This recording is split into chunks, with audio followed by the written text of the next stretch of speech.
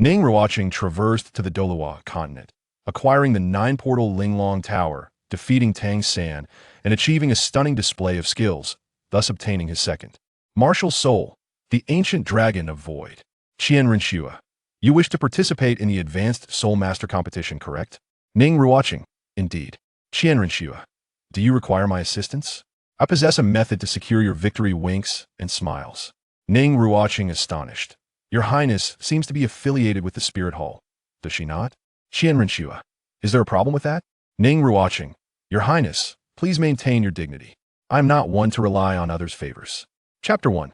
What? Do you fear the blue silver bind? In a courtyard of the seven-treasure glazed tile sect, a young boy clad in white reclined on a rocking chair, perusing a report, while a middle-aged man bowed respectfully aside. Shrek Academy? Does my father wish for me to retrieve my sister? Ning Ruochen's lips curled into a slight smile. The young master, the sect master, intends for Miss Ruocheng to glean some knowledge from Shrek Academy, the cautious middle-aged man replied. Do you truly believe Shrek Academy has anything of merit to teach? Ning Ruochen remarked calmly as he examined the documentation in his hands. Among the materials was a profile bearing the image of an unremarkable youth, labeled thus. Name: Tang San, martial soul, blue silver grass age, 12 soul power level, 31 soul skills, blue silver bind. The middle-aged man dared not retort. Although Shrek Academy lacked a grand reputation, the caliber of their instructors was not to be underestimated, predominantly comprising of 6-ring and 7-ring soul masters, barring one individual who could not surpass 3 rings. Then I shall personally visit Shrek Academy to ascertain the capabilities of their other students. Ning Ruochen languidly rose from his rocking chair. Young master, this may be unwise. Might I suggest selecting a few young talents from the branch sect to accompany you? The middle-aged man's countenance reflected hesitation. Though the young master was exceptionally gifted, being a few years senior to the students of Shrek Academy, he remained a support-type soul master.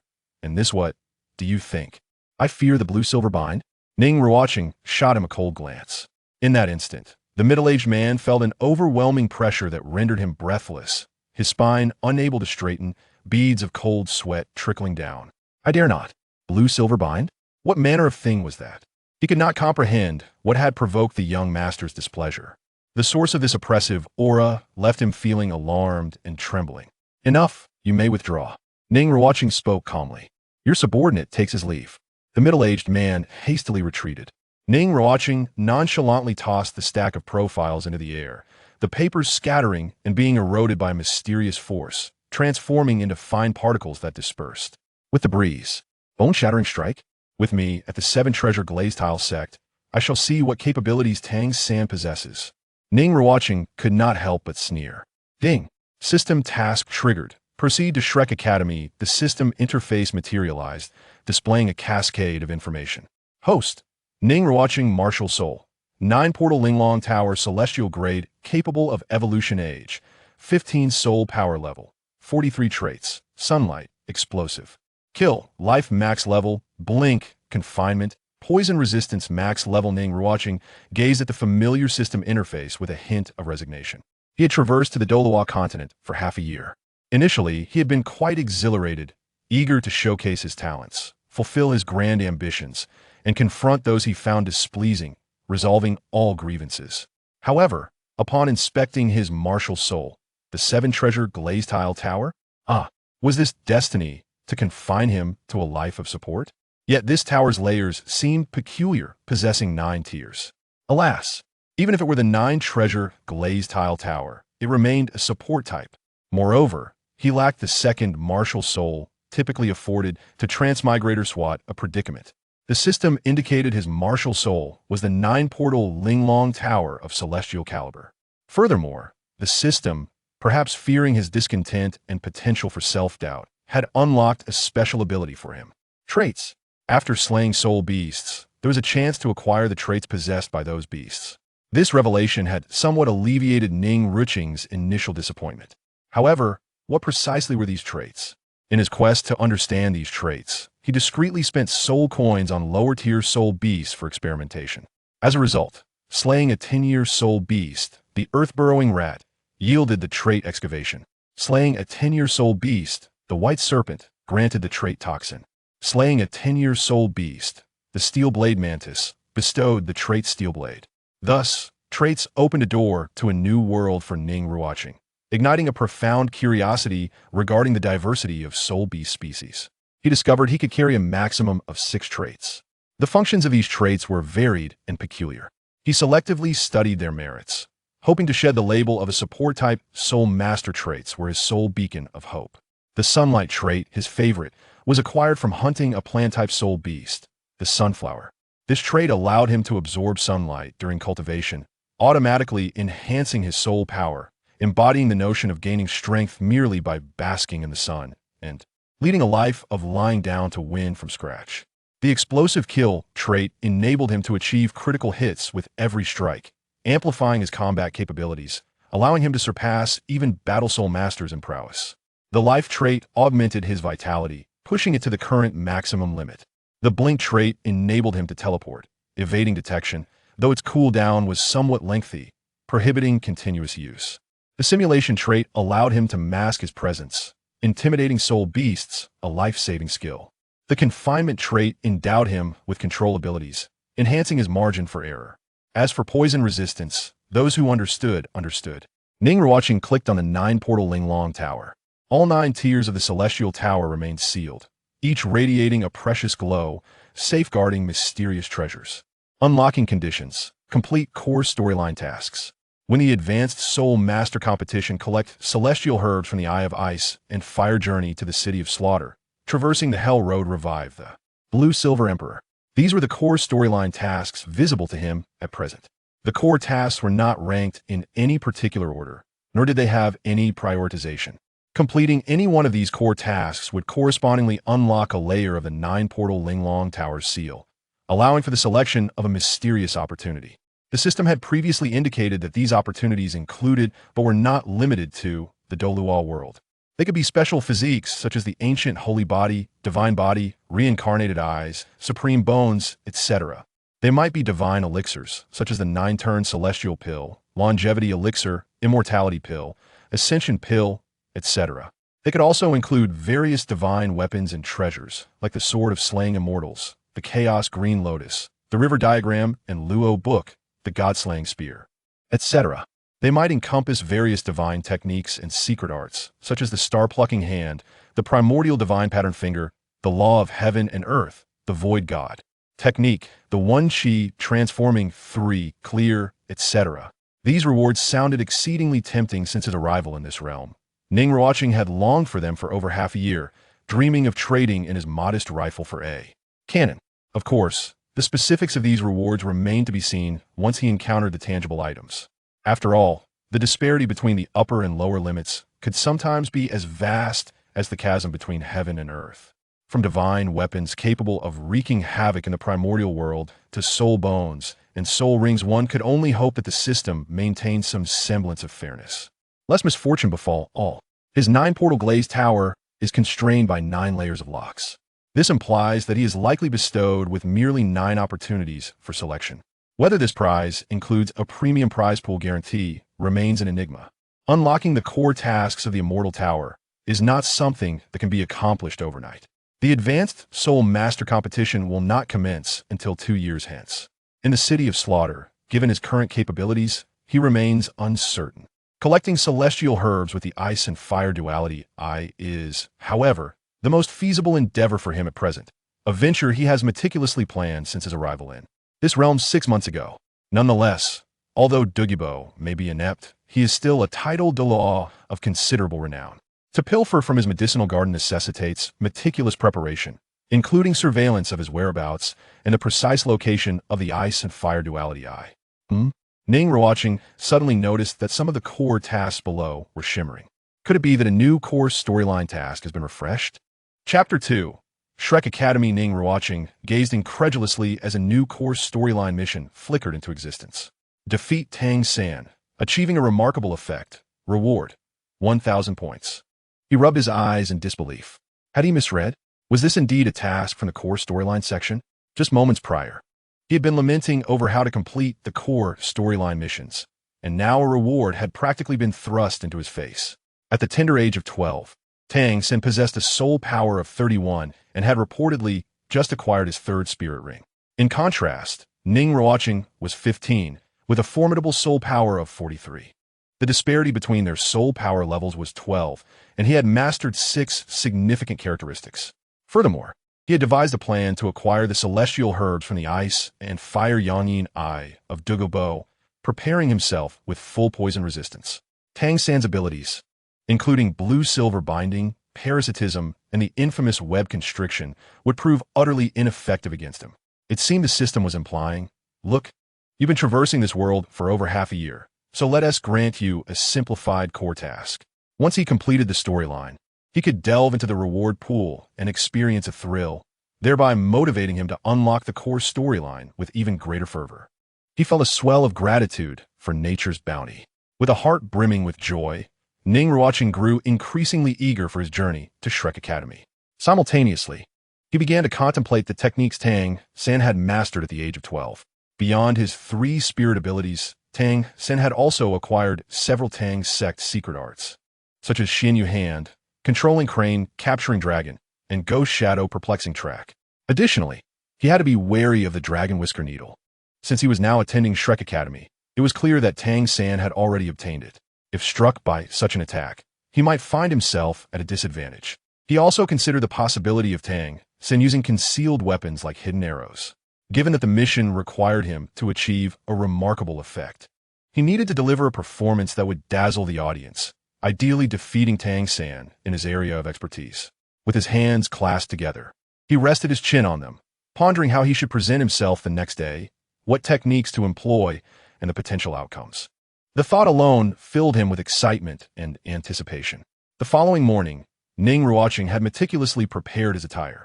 Clad in a resplendent blue outfit, he replaced his white garments, believing it to be a more fitting choice. He then donned the protective gear his father had specially arranged for him, aided by the middle-aged man who had previously conducted investigations on his behalf. Uncle Zhong, a 7-ring soul saint, accompanied Ning Ruochen as he strode confidently along the main path of the courtyard, feeling as though he were preparing to confront Xiao family to annul an engagement. "Tang San, are you ready to accept my challenge?" he thought with a mischievous grin. Uncle Zhong, however, wore an expression of concern and hesitated as they approached the carriage. "Young master, are you truly not bringing a few talented disciples from the outer sect along?" The middle-aged man could not refrain from voicing his worry. The young master clearly intended to stir trouble at Shrek Academy. Despite possessing overwhelming soul power, he was still a support-type soul master, while the outer sect's talented disciples were all formidable fighters. "What do you know?" Ning Ruochen shot him a glance before stepping into the carriage. Allowing others to take the lead would diminish his own glory and undermine the objective of astonishing the audience. With a resigned expression, Uncle Zhong followed him into the carriage. The 7-treasure glazed tile school was situated near Heaven Do City, while Shrek Academy lay outside a small village in the Ballot Kingdom, making the distance considerable. Ning Ruochen dozed off in the carriage, succumbing to fatigue from the previous day's excitement and thoughts of how to impress the crowd. It was only when Uncle Zhong roused him that he awoke, stepping out of the carriage to find it was already noon. As he surveyed his surroundings, he indeed found himself in a village. A wooden gate bore the prominent inscription Shrek, and beside the gate was a small wooden house with a window, where an elderly man dressed plainly dozed. Ning Ruochen approached the window with purpose, and Uncle Zhong hurriedly followed. "Excuse me, Elder, is this Shrek Academy?" he inquired politely. The elderly man stirred, glancing at Ning Ruochen and then at Uncle Zhong, noticing the family crest emblazoned on their carriage. "Are you here to enroll?" "The tuition fee is 100 gold soul coins," he replied. Ning Ruochen smiled and replied, "I will find someone." The elder handed him a registration book. With a flourish, Ning Ruochen inscribed his name. Uncle Zhong sighed in relief. After all, the sect master had instilled in the young master a sense of decorum and upbringing, even when intending to cause a stir. He could discern that the seemingly ordinary gatekeeper was, in fact, a 6-ring soul emperor, indicating that Shrek Academy had substantial depth in its faculty. As the gatekeeper opened the door, Ning Ruochen entered Shrek Academy, only to hear a vendor's call nearby. "Sausages for sale. Get your sausages here." His expression darkened, and he clenched his fists. Uncle Zhong raised an eyebrow, sensing the young master's displeasure. At that moment, a bearded man pushing a hot dog cart approached with a smirk. "Gentlemen, would you like a delicious sausage?" Excellent quality. Only 5 copper soul coins each. Oscar, the vendor, attempted to flatter them, thinking they were wealthy patrons. Ning Ruochen fought the urge to overturn the vendor's cart. No, go away. Oscar persisted, but sir, they're sweet and savory. You won't regret it. Believe me, I can easily topple your stand without paying. Ning Ruochen treatene darkly. Just then, a teasing voice echoed nearby. Oscar, still peddling your sausages, I see. A tall, handsome youth with golden hair and mismatched eyes approached, flanked by several 12 or 13-year-olds. Sister, Ning Ruochen exclaimed, her eyes sparkling as she dashed into Ning Ruocheng's embrace. He affectionately ruffled her hair. Ruochen, have you been bullied here? The onlookers were taken aback, and Oscar stood frozen, astonished. Was this the brother she spoke of so often? Tang San and Xiao Wu exchanged glances, equally surprised. Hello, brother-in-law, I am Oscar. Oscar, having regained his composure, introduced himself. Ning Ruocheng's expression darkened. Who is your brother-in-law? Table flip. Believe me, I have 100 ways to ensure you won't last at Shrek Academy. Ning Ruochen turned to glare at Oscar. If you don't want your tongue, you can donate it to someone else. Oscar quickly covered his mouth. It became evident that one's murderous intent could not be concealed. Ning Ruochen's eyes flashed with warning. Then she turned back to her brother, her face lighting up. Brother, what brings you here? Are you here to see how I'm doing? Are these your friends? Ning Ruochen smiled as he gently ruffled his sister's hair, his gaze drifting towards a group of individuals, swiftly locking onto the boy beside the girl with the snake braid. It was Tang San. Chapter 3. Brother wishes to spar with them. Are these your friends? Ning Ruochen inquired, his eyes fixed on the group, not far off, particularly on the ordinary yet composed boy next to the snake braid girl. Ning Ruochen nodded affirmatively, rising from her brother's embrace and pulling him forward to greet them. This is our leader Dai Mubai, of similar age to you. She introduced her brother.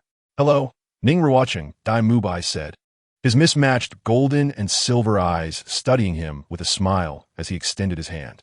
Ning Ruochen, he replied, offering a polite handshake, instantly sensing that Dai Mubai was gauging his soul power level. Intriguing, he thought. Ning Ruochen merely chuckled, while Dai Mubai's brows subtly lifted as they naturally released their grasp. This is my third brother, Tang San, our strategist. During the entrance exam, even teacher Zhao suffered a setback at his hands, Ning Ruochen said, pointing out the ordinary-looking Tang San beside her with a smile. Hello, I have heard about you from Ruochen, Tang San said, extending his hand, his clear eyes fixed on him with a smile. Ning Ruochen nodded as they shook hands. This is Xiao Wu, my good sister. Ning Ruochen introduced the delicate and fair-skinned girl with the snake braid, her pride evident in her smile. Ning Ruochen smiled at Xiao Wu, giving a slight nod. A strange thought crossed his mind, reminiscent of a joke about spicy rabbit heads from 10,000 years ago, which he quickly dismissed. As long as the hoe is wielded well, no corner remains unturned. This is Zhu Zhuqing, the youngest among us, Ning Ruochen continued. Ning Ruochen's gaze followed hers to a petite girl with long black hair, her demeanor somewhat aloof. As he looked at her, a pair of delicate cat ears suddenly appeared atop her head, stirring something within him. Yet, when he glanced again, they had vanished. Zhu Zhuqing appeared startled by his gaze, instinctively retreating slightly behind others. Ning Ruochen snapped back to reality. What was I thinking? That is inappropriate. He quickly discarded the errant thoughts from his mind, flashing a harmless smile and nodding. He scanned the crowd, noticing the absence of the chubby boy with the evil fire martial soul. Perhaps he was off somewhere listening to music? Ning Ruochen's expression faltered as she pulled her brother into a corner, evidently intending to share some sibling secrets, while Uncle Zhong wisely stayed back. What's the matter? Ning Ruochen inquired, observing his sister's peculiar expression. She gestured for him to lean closer. Brother, be honest with me. Is father angry? Ning Ruochen fidgeted with her hands, anxiety evident. Having snuck out to join the Shrek Academy and not returning home for so long, she feared her father would be furious and might even sever their father-daughter relationship. You are aware of your misdeeds. Wouldn't it be better to go back to the Tendo Royal Academy? At least you would have some support there. Ning Ruochen teased with a smile. I don't want a shadow trailing me. I wish to make friends on my own, without constantly being reminded of my identity, Ning Ruochen replied, biting her lip and looking down. I will train diligently here. Though some of them are rather unpleasant, I genuinely enjoy this environment. She was determined not to follow a set path. She was no fool. Her brother's presence likely meant their father had sent him to bring her home. However, she was reluctant to leave. Thus, she sought her brother's intercession. Ning Ruochen felt a twinge of sentiment. What's so appealing about this? You are merely indulging in play, unmonitored here. He sighed, seemingly resigned. If you wish to remain here, you must achieve results. Upon hearing this, Ning Ruocheng's eyes sparkled with hope. I will train hard. Yes, diligently. Ning Ruochen shook his head, bemused. Merely stating one's intentions is insufficient. How will you prove it? Ning Ruocheng queried, adopting a compliant demeanor. He glanced towards Tang San and his group. Since they were students of Shrek Academy, they could represent the academy's teaching standards. If any of them could spar and defeat him, he would assist her. Ning Ruocheng paused, looking up at her brother as if she had misheard him. You wish to spar with them? Is there a problem? Ning Ruochen replied, playfully ruffling her hair. Ning Ruocheng shook her head eagerly, gazing at him with serious eyes. You must not deceive me. Let's make a pact. She extended her pinky. Agreed. Ning Ruochen smiled, linking his pinky with hers. I will go discuss this with them, Ning Ruocheng said, promptly jogging over to Dai Mubai and the others. The group gathered, whispering amongst themselves while occasionally glancing back at him. Ning Ruochen strolled back from the corner, a gentle smile gracing his face. My brother's martial soul, like mine, is the 7-treasure glazed tile, but his soul power level has already surpassed the 4th ring, around level 42. Ning Ruocheng divulged without hesitation, her conscience clear. Before this, you did not inform him of our soul power levels? Dai Mubai asked, somewhat surprised as he glanced at Ning Ruochen. No, Ning Ruocheng replied, shaking her head. Your brother treats you exceptionally well. We must be gentle. Xiao Wu chuckled, clearly amused by Ning Ruochen's indulgence towards his sister. Tang San and Dai Mubai nodded in agreement, recognizing the sentiment. An auxiliary soul master wishes to spar, especially one from the 7-treasure glazed tile, which lacks offensive soul skills. This is almost a gift. Ruocheng's brother truly dotes on her. Who will face him? Xiao San or Dai Mubai? Xiao Wu suggested, while Dai Mubai possessed the highest soul power. In terms of technique and strategy, it was evident that Tang San held the advantage. I shall take the lead, Tang San asserted, and the others nodded in approval. Dai Mubai's approach could be too forceful. Injuring him would be undesirable. Tang San's control over the battlefield and mastery of power made him more suitable for a spar. Third brother, no hidden weapons, all right? Ning Ruocheng cautioned, concerned about potential mishaps. Tang San nodded, fully aware of the limits. Do not underestimate him. After all, there is a suppression of soul power, Dai Mubai reminded. Even when dealing with a rabbit, one must use full strength, Tang San acknowledged, stepping forward from the crowd.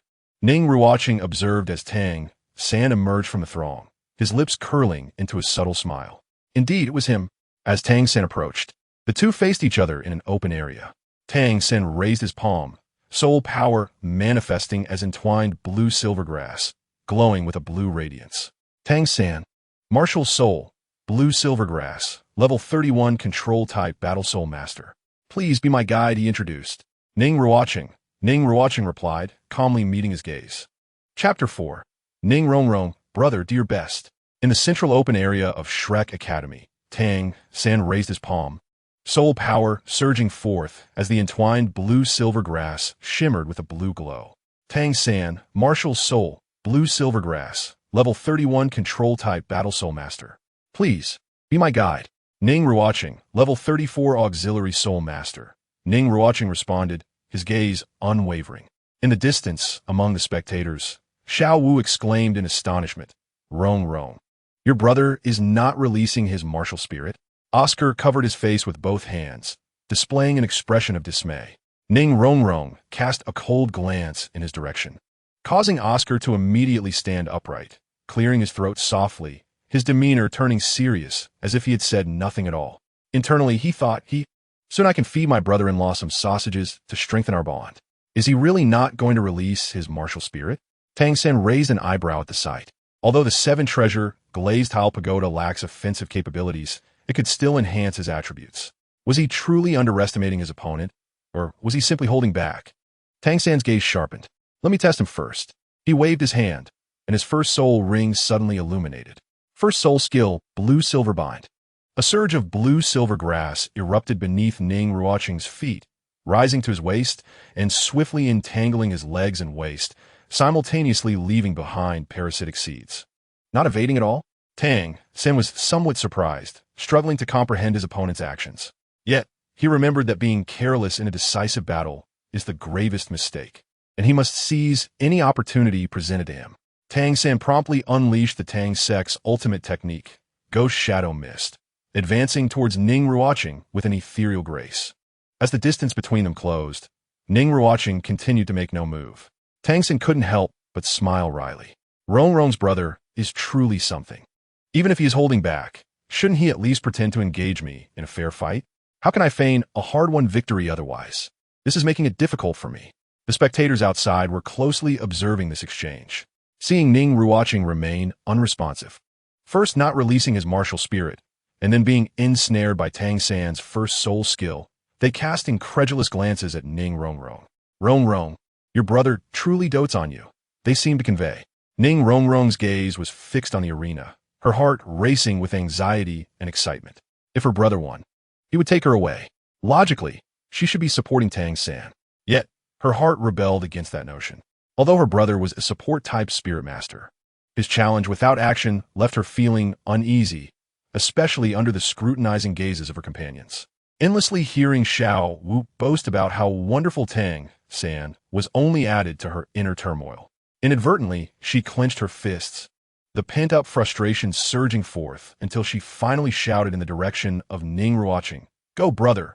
At that moment, Tang San was merely half a meter away from Ning Ruochen, his palm radiating a jade-like glow. Suddenly, the cheerful cry of "Go, brother!" reached Ning Ruochen's ears, and a faint smile appeared on his lips. "Looks like my brother didn't dote on you in vain." With a wave of his hand, the blue-silver grass that had ensnared him shattered like delicate threads. Ning Ruochen then swung a fist towards Tang San. Unlike the fantastical descriptions often found in novels, it was just a plain, unembellished punch. For some reason, an unsettling sensation crept into Tang San's heart, causing him to instinctively cross his arms over his forehead in defense. As Ning Ruochen's fist descended, the crystalline sheen surrounding Tang San's mystic jade hand shattered instantly, his palm contorting, and his expression stiffened in shock. Upon impact, a powerful wave of soul energy erupted, sending Tang San hurtling backward like a cannonball. The ground beneath him erupted with blue-silver grass, which cushioned his fall and helped him regain his balance. His expression turned extremely grim. The onlookers were left dumbfounded, mouths agape. Ning Ruochen, in a state of disbelief, thought, "Is this really my brother, who has always found various excuses to ask for pocket money?" Watching her brother repel Tang San with a single punch ignited a surge of excitement within her. "Brother, you are amazing." Her delicate face flushed slightly. However, a troubling thought crossed her mind. Quickly, she masked her excitement, stealing glances at her companions to ensure they hadn't noticed her earlier enthusiasm, which brought her a sense of relief. Meanwhile, Uncle Zhong, observing from the sidelines, was somewhat dazed. Is this really the young master? That punch was explosive. How could such a simple strike yield such results? Or are they perhaps conspiring to play me?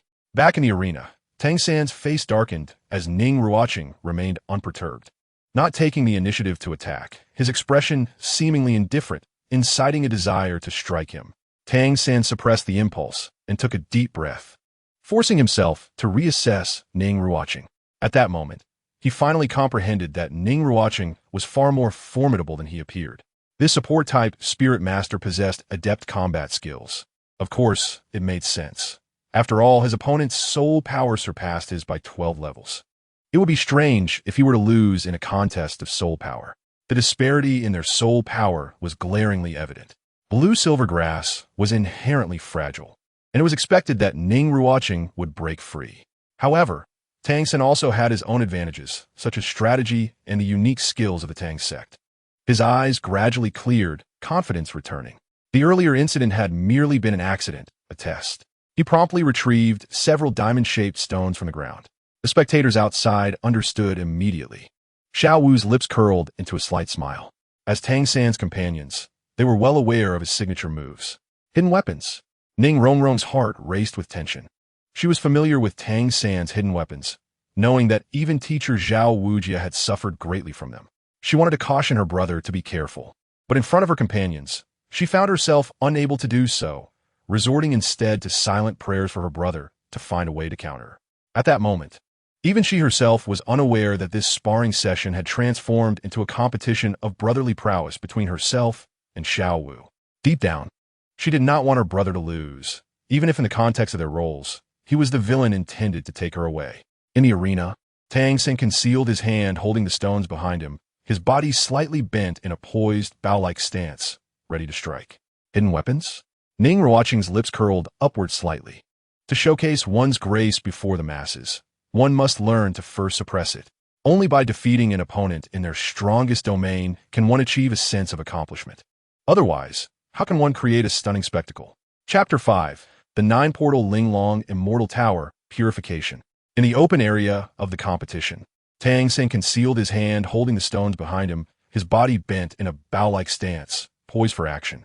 Ning Ruochen regarded him with an air of indifference. The spectators outside were roused into excitement.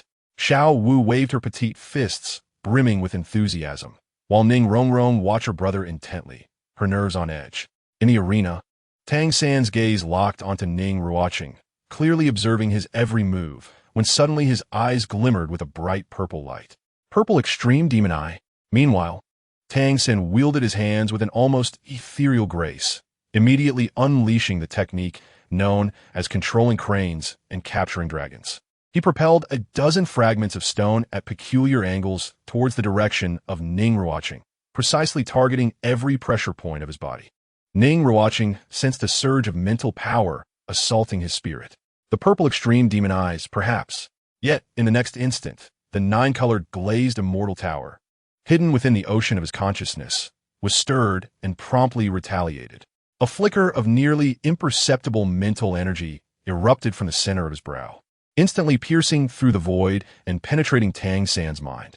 His gaze instantly dulled, his expression becoming vacant. Ning Ruochen perceived the stones approaching from all directions and promptly stomped his foot, causing the fragments on the ground to be launched into the air. With impeccable precision, he deflected the incoming projectiles, ensuring that not a single one grazed him.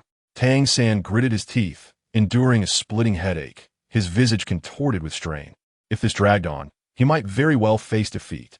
Determined, Tang San made a resolute decision, transforming his palm into a jade hue as he withdrew a poisoned hidden weapon from the 24 bridges on a bright moonlit night coiled at his waist. Sudden change registered in Ning Ruocheng's eyes. Hadn't they agreed not to use hidden weapons? At this moment, Xiao Wu's expression turned grave. The shapes of these hidden weapons were faintly reminiscent of poison. Tang San had never employed such weapons in sparring with others. Only in this manner could he hope to prevail. He reasoned that as long as he could detoxify in time, all would be well. To protect his companions, he could not afford to lose.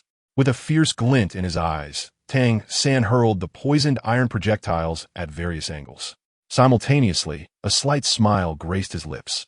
The parasitic seeds left behind by the initial blue-silver vine entanglement were finally set to take effect. His second spirit suddenly illuminated, invoking the second spirit skill, parasitism. Instantly, a multitude of blue-silver grass sprouted from Ning Ruochen, ensnaring him and restricting his movements.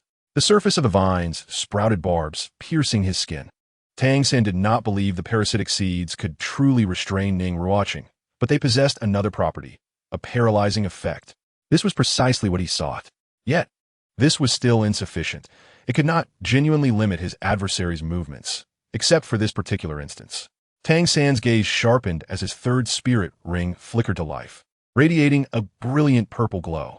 Suddenly, a colossal web woven from blue-silver grass manifested high above, unfurling to span an impressive 15 meters, descending from an angle towards Ning Ruochen and obstructing his escape. The onlookers gasped in unison, their expressions shifting dramatically. Even Dai Mubai felt the chilling weight of Tang San's strategy. The initial hidden weapon had sealed the needle. The parasitic seed had been planted from the very beginning. Tang San understood that the subsequent blue-silver entanglement could not ensnare Ning Ruochen, but it was accompanied by a paralyzing effect. Finally, he unleashed his third spirit skill, the web of binding. This series of maneuvers was nearly a guaranteed kill, especially against a non-fire tribute soul master. It was virtually insurmountable. Such meticulous scheming was terrifying. Ning Ruochen clenched her fists, anxiously watching her brother, hoping he could successfully navigate the current crisis. Ning Ruochen effortlessly extricated himself from the blue silvergrass and looked up at the descending web of binding, sensing the poison projectiles whirling in the air. Breaking the deadlock was simple. He could simply utilize his teleportation ability to appear behind Tang San and deliver a decisive blow, thus concluding the battle. However, such a stunning display would diminish in impact, appearing as though he was merely relying on his advantages. In an instant, the answer crystallized within Ning Ruochen's mind. Facing the onslaught of poison projectiles and the impending web of binding, he stood resolute and unmoving. The crowd was left in a state of bewilderment. Oscar wore a perplexed expression. Had this older brother given up the struggle? Xiao Wu was utterly astonished. Was it possible that Ruocheng's brother had lost his mind? Ning Ruochen, witnessing her brother's nonchalance in a moment of peril, was consumed by rage, her fury emanating like a tempest. Can you take this seriously?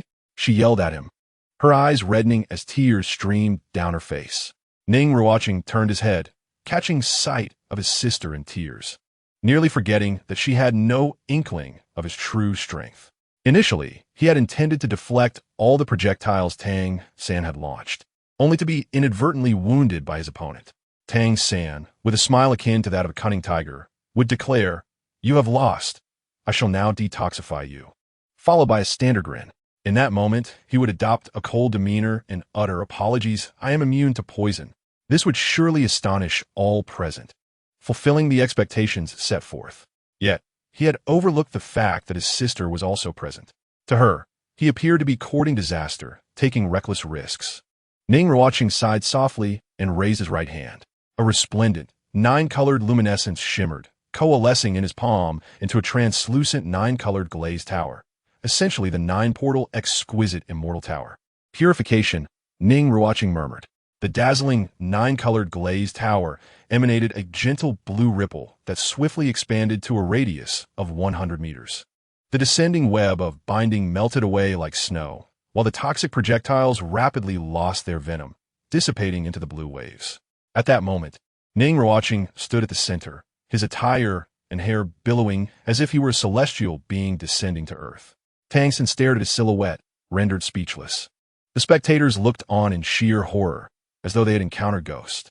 Ning Ruochen, her tears forgotten, rushed towards her brother, darting into his embrace while sobbing uncontrollably. "I'm going back with you. How could you act so foolishly?" she wailed, her fists pounding against his chest in frustration. Ning Ruochen held his sister in his arms, a hint of remorse in his expression. Alas, it seems that human plans are no match for the designs of fate. Striking unexpectedly, Tang San, meanwhile, wore a grimace. Continuing this sparring match served no purpose. The stakes had slipped away. As the old adage goes, one might win the bet, but lose the person. Moreover, he was nearing exhaustion, having exhausted all his cards, only to see them effortlessly neutralized. Chapter 6. The Big Bad Brother, Pay Up. "I lost," Tang San admitted with a wry smile, conceding defeat. In Ning Ruochen's mind, a system notification chimed. Ding.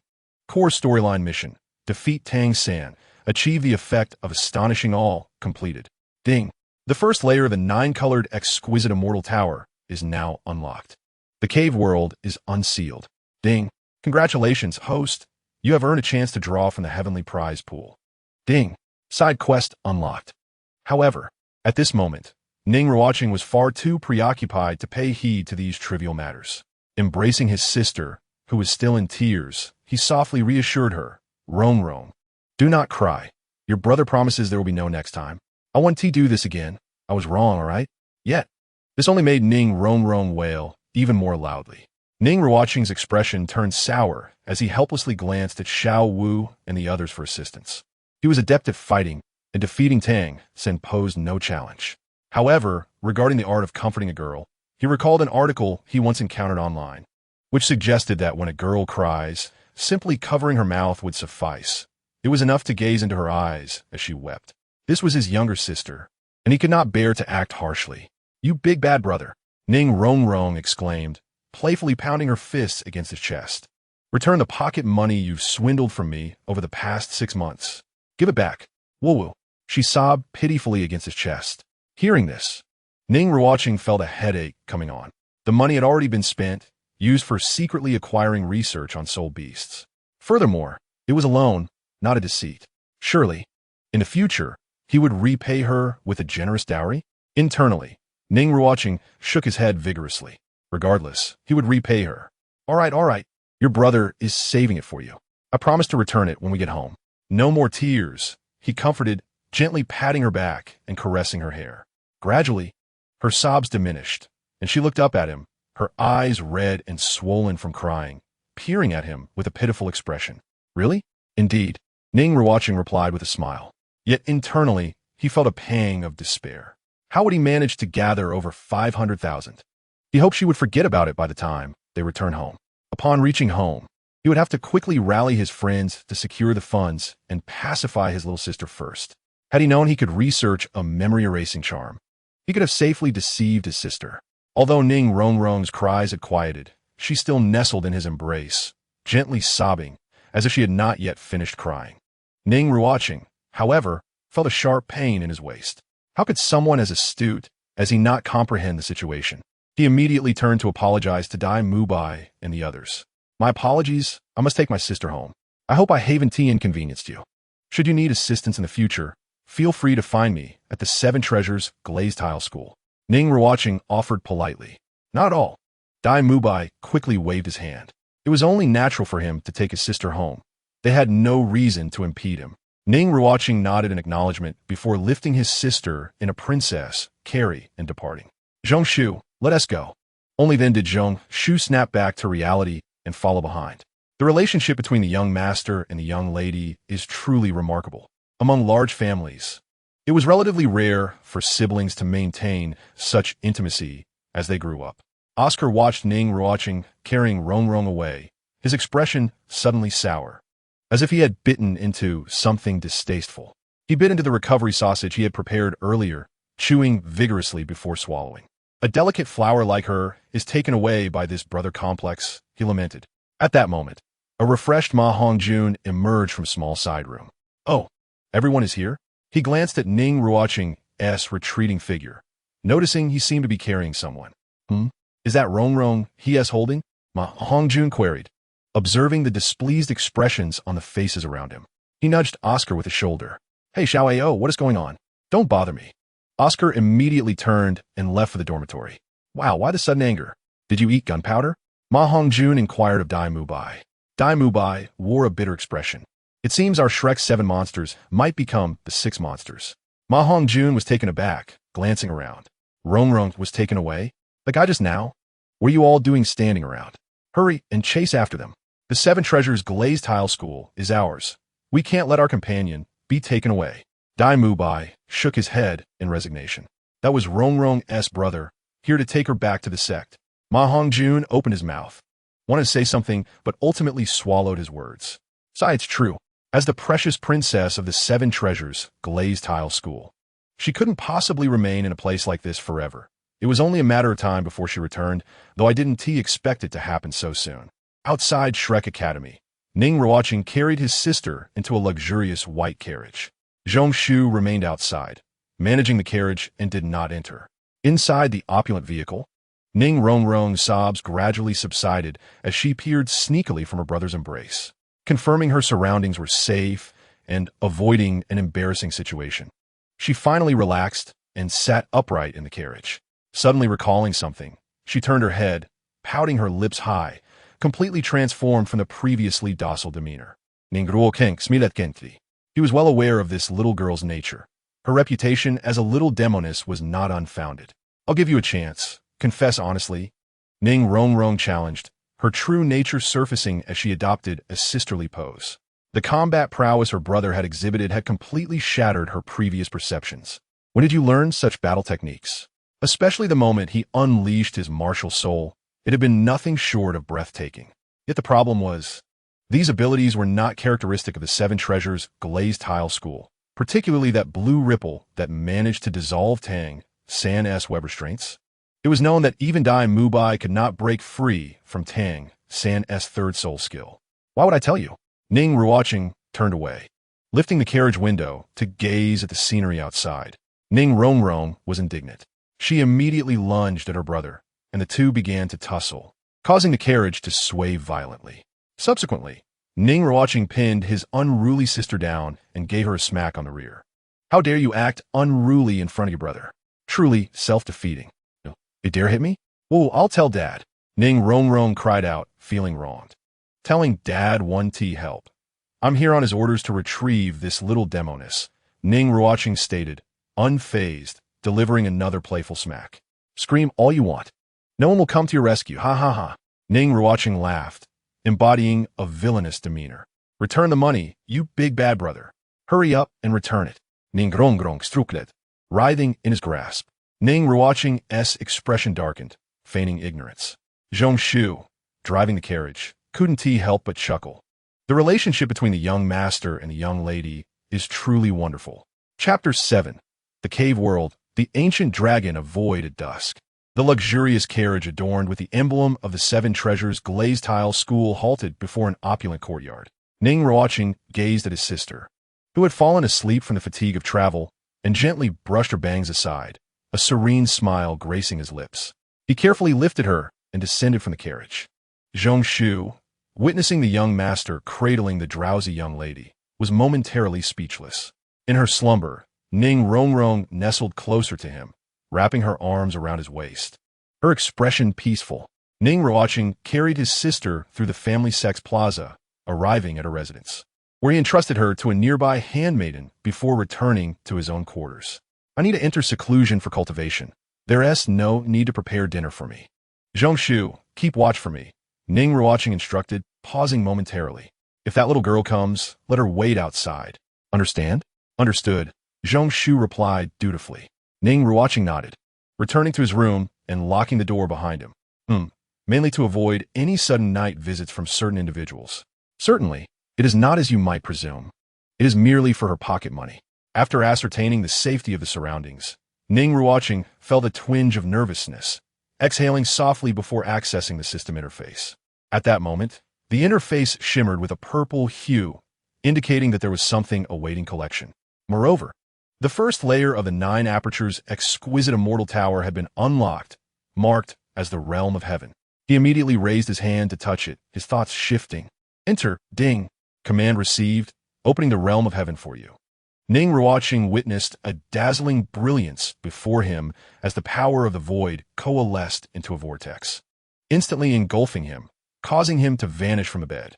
In a mysterious location, the void vortex materialized on the surface, and Ning Ruochen appeared, his hair and clothes billowing in this enigmatic realm. He gazed at the scene before him, utterly astonished. It was an expansive world, the sky above filled with drifting clouds, and a serene blue circular halo manifested in the heavens, reminiscent of an otherworldly tale. He found himself on a colossal island, descending onto a vast, flat meadow, and as he surveyed his surroundings, all he could see were the boundaries of the void. This appeared to be a floating island, expansive beyond measure, with a diameter surpassing 100 miles, 50,000 meters. This was merely the first layer of the Nine-Aperture's Exquisite Immortal Tower, directly unlocking the Realm of Heaven. In that moment, Ning Ruochen finally comprehended the benevolence of the system. It was akin to carrying a miniature world with him, possessing immense strategic significance. The difficulty and rewards of the core mission issued by the system were utterly disproportionate. If the difficulty were not increased, he would feel embarrassed to accept the rewards. He suggested amplifying the challenge and increasing the number of core missions. The more, the merrier. Ding! The system shop has been unlocked. Once again, the system's amiable prompt echoed in Ning Ruochen's mind. He promptly opened the system shop, eager to discover the treasures it held. Then, he was taken aback. Displayed were an array of peculiar items, not the usual artifacts, but rather tomes resembling manuals. He casually selected one. Title: Mastery of Culinary Arts. Exchange requires 500 points. Another: Mastery of Melody. Exchange requires 500 points. Yet another: Mastery of Driving. Exchange requires 500 points. And one even more outrageous: Fusion of Yin and Yang. 48 techniques. Exchange requires 50 points. What on earth? System, have you confused the urban shop with my Douluo shop? What is all this nonsense? Shouldn't I be presented with a plethora of 10,000-year soul rings and soul bones, with an annotation of their soul skill effects? Ning Ruochen gazed at the 1,000 points displayed in the upper right corner, seemingly earned from defeating Tang San and completing a mission. He suspected that the system shop had glitched and would likely be fixed in due time. Ding. Remaining points, 950. What a nuisance. Ning Ruochen was nearly driven to fury by the system. However, this wasn't a live streaming system, so why be shy? He immediately got down to business. Following the system interface's prompt to enter the celestial prize pool, suddenly, his vision was transported to a golden cloud, the essence of Tao floating ethereally. Quite elegant. It resembled an auction. Ning Ruochen muset.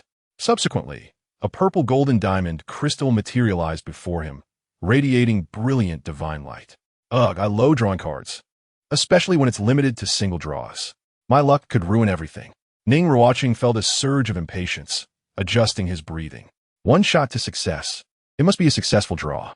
He didn't dare to hope for an ancient relic of chaos, but at the very least, he wished for something unobtainable in the Douluo continent. Please, no soul rings or soul bones. Ning Ruochen brayet silently. Additionally, could a tune play? Something like good fortune comes would suffice. The system seemed to have heard the host's plea, and soon, a celebratory melody resonated. However, in this celestial realm of golden clouds, it felt somewhat out of place. Ning Ruochen activated the purple golden crystal in his hand, which transformed into a streak of light shooting skyward. He promptly closed his eyes, hands clasped in prayer. Grant me a golden legend. Golden light, golden light. Show some respect. I am willing to sacrifice a decade of my singlehood for a golden legend. The ascending crystal instantly morphed into a vibrant purple golden stream of light. Subsequently, Ning Ruochen was enveloped by a rich, noble purple gold cloud pattern, and even with closed eyes, he could sense the dazzling purple glow. Purple? Ning Ruochen abruptly opened his eyes. A massive purple entity manifested in the void. It was a purple divine dragon coiling amidst the golden clouds, its form resembling a serpent, straddling the line between the ethereal and the tangible, blurring the boundaries of the void. Its coral-like purple horns and flowing whiskers danced, with 4 sturdy claws growing from its abdomen. Its eyes shimmered with chaotic purple energy, now locking gazes with him. Ding! Celestial Prize Pool Reward. Ancient Void Dragon Soul. Quality. Purple. Premium. Source. The ancient Void Dragon belongs to one of the most elite beast clans in the continent of Qi. Innately wielding the power of the void, and in adulthood, can naturally ascend to the 7th-tier beast hierarchy. Ning Ruochen stared in astonishment at the plethora of data before him. The ancient Void Dragon of the continent of Qi. The most vivid memory he had was of that gifted individual who effortlessly traversed through array restrictions and frequently pilfered from the medicinal garden of the elders at the Jianan Academy.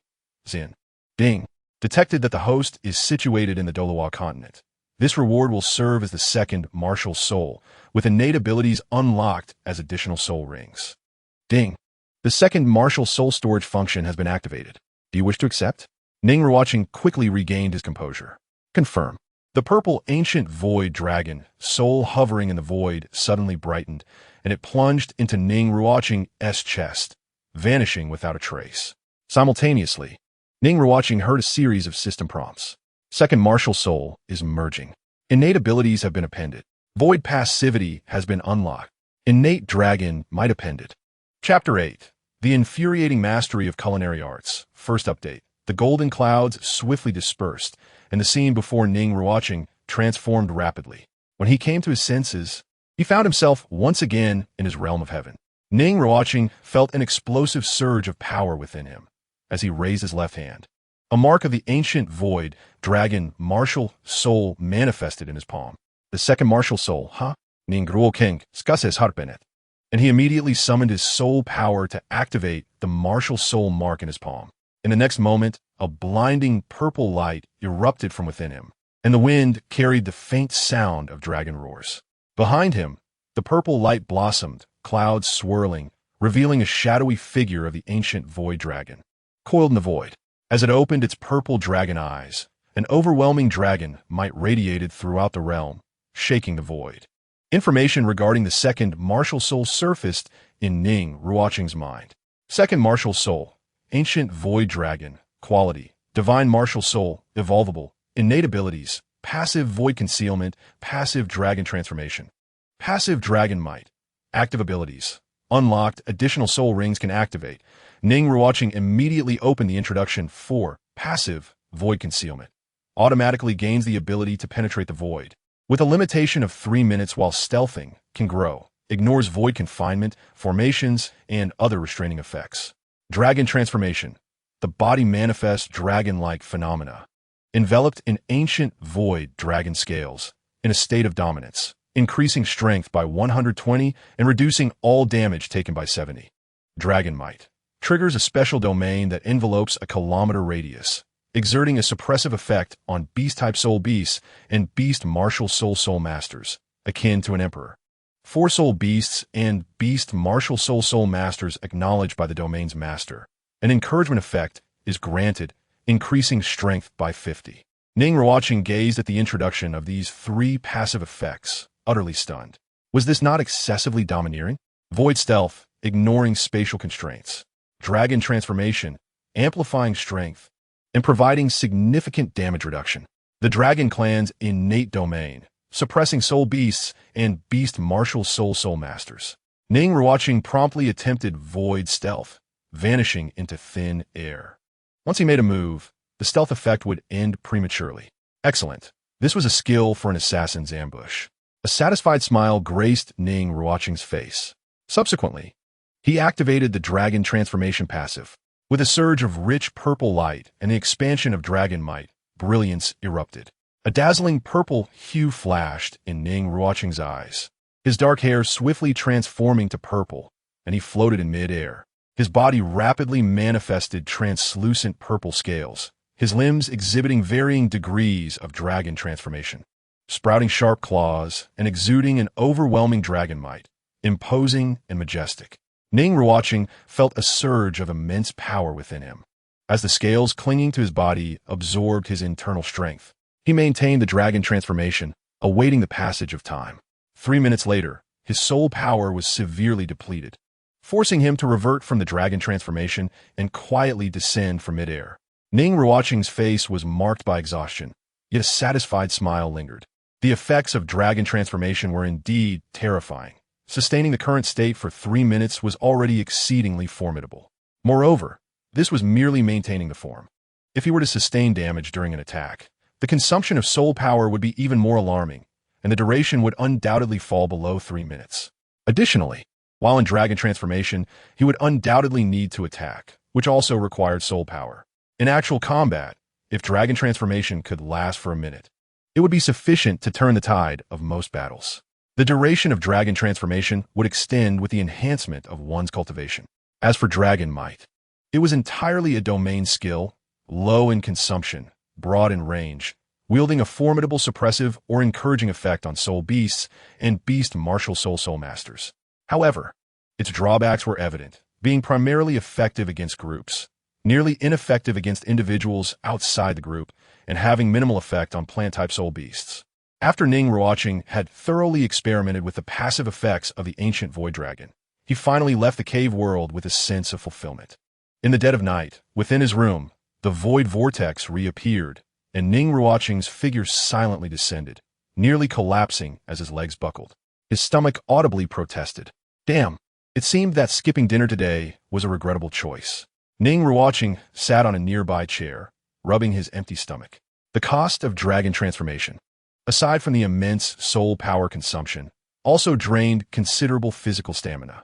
He promptly opened the door, noticing it was indeed late at night. Moonlight poured in, illuminating the surroundings. He made his way toward the kitchen, hoping to find some ready-made food, as his appetite had grown tremendously. However, upon arriving at the kitchen, he discovered nothing but raw ingredients. Ning Ruochen glanced at the quarters where the maid resided, ultimately sighing. It seemed he would have to fend for himself. Furthermore, he finally understood why the system store featured culinary mastery. It was evidently to prevent him from starving. He certainly did not wish for his sister to find him deceased in the kitchen when she came looking for pocket money the next day. Moreover, he was far too hungry to sleep, feeling weak and discomfort. 500 points exchanged for culinary mastery. Ding. Remaining points, 450 instantly. A plethora of cooking techniques flooded Ning Ruochen's mind, making him eager to chop and toss anything into a pot. He immediately boiled water in a pot, retrieved 2 plates of noodles, cracked an egg, and diced a tomato to toss in. Moments later, the esteemed young master of the 7 treasures glazed tile school squatted in the corner of the kitchen, slurping up tomato, scrambled egg noodles. Tears of gratitude streaming down his face. Damn, the exhaustion of a high-level chef is real. When hungry, one hardly has the inclination for elaborate meals. Curse culinary mastery. Refund me. He longed for a savior chef to burst in, discovering his pitiful state and preparing a feast for him. However, truth be told, the noodles he cooked were quite delicious. After finishing a large bowl of noodle soup, Ning Ruochen burped, yet his stomach still grumbled in hunger. As he contemplated whether to make another portion while holding the spatula, a sudden knock echoed from outside the door. Ning Ruochen, with the spatula in hand, turned to see his sister, Ning Ruochen, rubbing her belly. Awakened by hunger in the middle of the night, she had come to the kitchen, searching for food. Upon seeing her brother in a defeated posture, holding the spatula hesitantly, she froze. She suspected her method of opening the door was incorrect, silently retreating to try again. Upon reopening the door and seeing her brother still inside, spatula in hand, Ning Ruochen wrinkled her nose. "What are you doing?" Indeed, she even hesitated to call him brother. "Are you hungry?" Ning Ruochen paid no heed to these details. "Is there no ready food? I'll ask the maid to cook," Ning Ruochen said, preparing to leave. "Wait," Ning Ruochen called out to her. Ning Ruochen turned back in confusion. "Let me cook for you, it's so late." Ning Ruochen then turned to gather meat and prepare the ingredients. He could make do, but he could not let his sister suffer. Chapter 9. Your pocket money is gone. Second update. No matter how difficult it was, he could not let his sister suffer, Ning Ruochen thought. As he began preparing the ingredients. Ding. Task triggered. Prepare a sumptuous feast that brings tears of joy. Reward. 50 points. Ning Ruochen paused momentarily. "No. I'm simply indulging my sister. Does this task make me seem mercenary? What's wrong?" Ning Ruochen asked, noticing her brother's sudden stiffness. Ning Ruochen shook his head and said, "It's nothing." He then began washing vegetables and cutting meat, his knife skills sharp and decisive. Ning Ruochen watched in astonishment. Brother can cook? When did he learn this? Observing her brother bustling about, she contemplated whether to assist in washing the vegetables. But then she thought better of it. It was likely he would prefer to handle it alone, as her efforts might be more of a hindrance.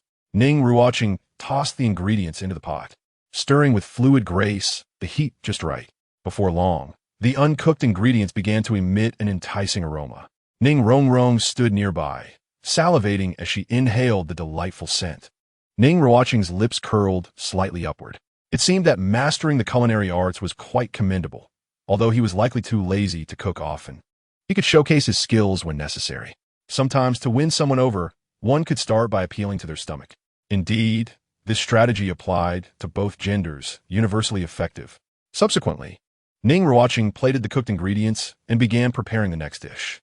Ning Ruochen gazed at the delectable meal before her stomach growling with hunger. She turned her head to observe her brother, busy in the kitchen, and felt that since he was working so hard, it would be best to wait for him to eat together. As time passed, she found her hand subtly reaching for the chopsticks. After all, her brother was not a stranger. Why bother with formalities? Just as Ning Ruochen returned with a freshly cooked dish, he caught sight of his sister with grease smeared across her mouth. At that moment, Ning Ruochen looked up, their eyes meeting, and she noticed his expression gradually stiffen. Sensing an almost palpable tension in the air, she nonchalantly set down her chopsticks, donning an innocent smile. "Brother, your cooking is truly delightful." With an impassive demeanor, Ning Ruochen placed the dish on the table and began to eat without a word. Indeed, the system was full of traps. The ideal scenario was that once all the dishes were served, the siblings would sit together at the table, with his sister moved to tears by the delicious meal, showering him with compliments and eager inquiries about his culinary techniques, thus winning over a devoted admirer. The reality, however, was that by the time he served the dishes, his sister had already indulged to near satiety. Was the food delicious? Absolutely. But something seemed amiss. Were the tears? Even crocodile tears would suffice. Ning Ruochen felt a sense of despair internally, while maintaining an outward calm as he elegantly dined at the table. Ning Ruochen cautiously stole glances at him, sensing that he was upset. It was perplexing. What was the big deal about sneaking a bite? "Brother," Ning Ruochen called out in a delicate tone. Ning Ruochen remained unmoved. even feeling that his sister was somewhat manipulative. Don't be mad. Ruocheng was wrong. She feigned innocence. Your pocket money is gone. Ning Ruochen continued to eat with a stoic expression. What do you mean gone? Ning Ruocheng stammered. Your pocket money is gone. This meal is compensation. Ning Ruochen calmly continued with his meal. Over 500,000. Brother, don't scare me. You're joking, right? The expression on Ning Ruocheng's face resembled that of a remorseful puppy, desperately tugging at her brother's sleeve for confirmation, her eyes beginning to glisten with tears. In simple terms, she was on the verge of tears, yet still held onto a sliver of hope. Your pocket money is gone. Ning Ruochen delivered the fatal blow while remaining indifferent. Ning Ruocheng immediately burst into tears, burying her face on the table. She then lifted her tear-streaked face to glance at her brother, only to find him unfazed, continuing his meal with no intention of comforting her. This only made her weep louder. You're lying to me. You're lying to me. I don't care. You must return my pocket money. This meal is your compensation. I had intended to tell you before we started eating, but since you've begun, consider it accepted. Ning Ruochen replied coldly. Ning Ruocheng's eyes widened in shock. So this was the true nature of her brother. He had set a trap for her all along. No wonder no one had called her for dinner. Keep your voice down. You wouldn't want to wake the kitchen staff and have them witness your embarrassment, would you? Ning Ruochen added calmly. Ning Ruocheng let out a soft sob as she buried her head in her arms, attempting to suppress her cries. This was the most expensive meal she had ever had, with over 500,000 in pocket money vanished. Her brother was nothing short of a villain, a heartless scoundrel. Ning Ruochen glanced at his sister, who was crying pitifully, and felt a pang of guilt, though he was uncertain if it was justified. Ding. Task completed. Reward. 50 points, points remaining. 500. Ning Ruochen felt a sense of satisfaction, even experiencing a thrill of double victory. There was no need to ponder how to raise funds anymore. After all, his sister's substantial allowance was of little use. He could simply buy whatever she desired for her. Once he had finished eating, Ning Ruocheng's sobs had quieted significantly, though she still sniffled softly. Ning Ruochen wiped his mouth and patted her back with a serious expression. Don't touch me. Ning Ruocheng immediately found her breaking point, flaring up like a startled cat. I was going to compensate you with 10,000 gold soul coins. But it seems that 1 TB necessary, Ning Ruochen remarked casually. Ning Ruocheng's eyes brightened, her gaze now wary. Really? She had already accepted the loss of over 500,000 in pocket money as a sunk cost, and now she simply wished to recover some of her losses. Provided you behave, refrain from crying or causing a scene, Ning Ruochen stated calmly. All right, Ning Ruocheng replied, wiping her tears, her eyes red as she looked at her brother. No longer sniffling. Ning Ruochen nodded in satisfaction. Would you prefer it now or tomorrow? Now. Ning Ruocheng exclaimed eagerly.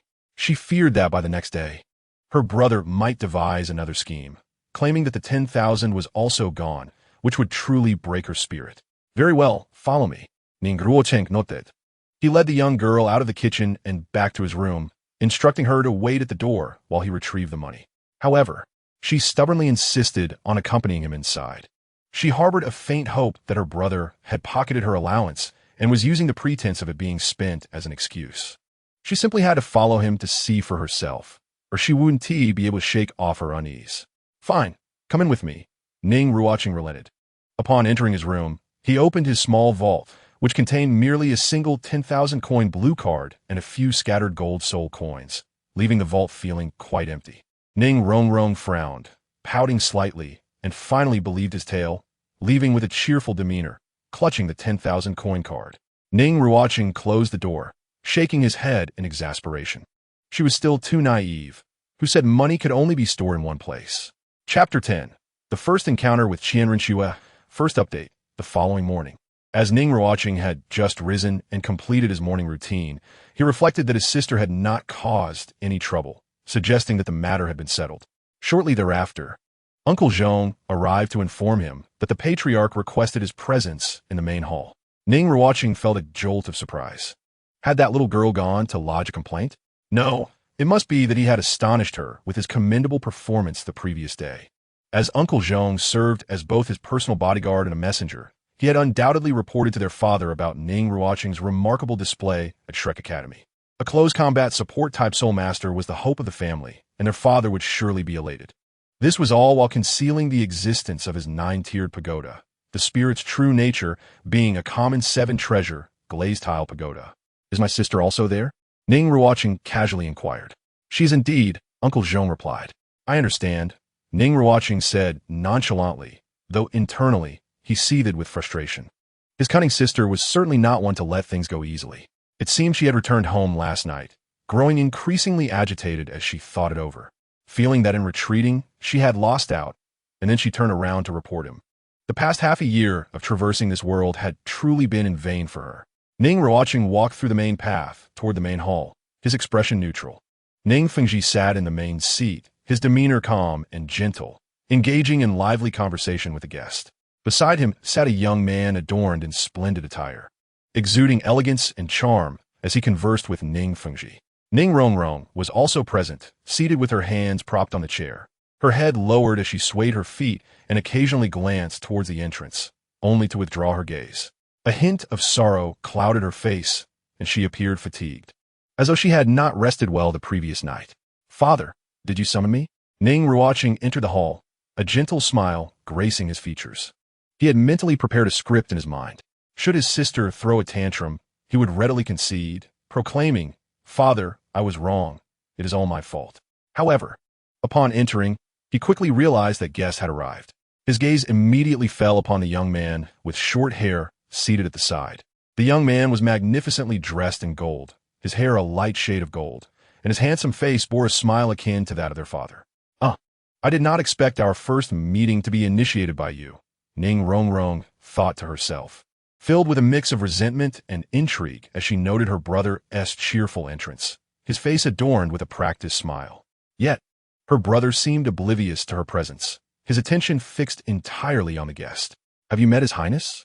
Ning Ruochen inquired with a polite smile. Junior Ruocheng, you are too courteous. Here, I am merely a student of the teacher, Ruocheng replied with a smile. Ning Ruochen observed the two exchanging pleasantries, both wearing expressions that were almost infuriatingly smug, and she turned her gaze toward her father, realizing they appeared to be a family united in camaraderie, leaving her feeling like an outsider. Goodness, it seems you three are the true family here, while I am the intruder, she thought, slightly miffed as she adjusted her chair. Ning Ruochen then took a seat beside his sister, looking at Ruocheng. To be precise, it should be His Highness Qian Renxue. The true Ruocheng has been eradicated, and this form appears to be a disguise using a soul bone. Ruocheng was 9 years older than Tang San, and 3 years older than Ning Ruochen, placing his apparent age at around 21. Of course, this was merely the age associated with Ruocheng's identity. The true age of Qian Renxue was likely even younger. Ning Ruochen quietly turned his head, noticing the small hand twisting at his waist, and then glancing at its owner, his gaze hardened. Ning Ruochen, you're courting death. Ning Ruochen's eyes flashed with warning. Ning Ruochen defiantly returned his glare. You're using my allowance, and you think you have a right to complain? Do you want me to tell father?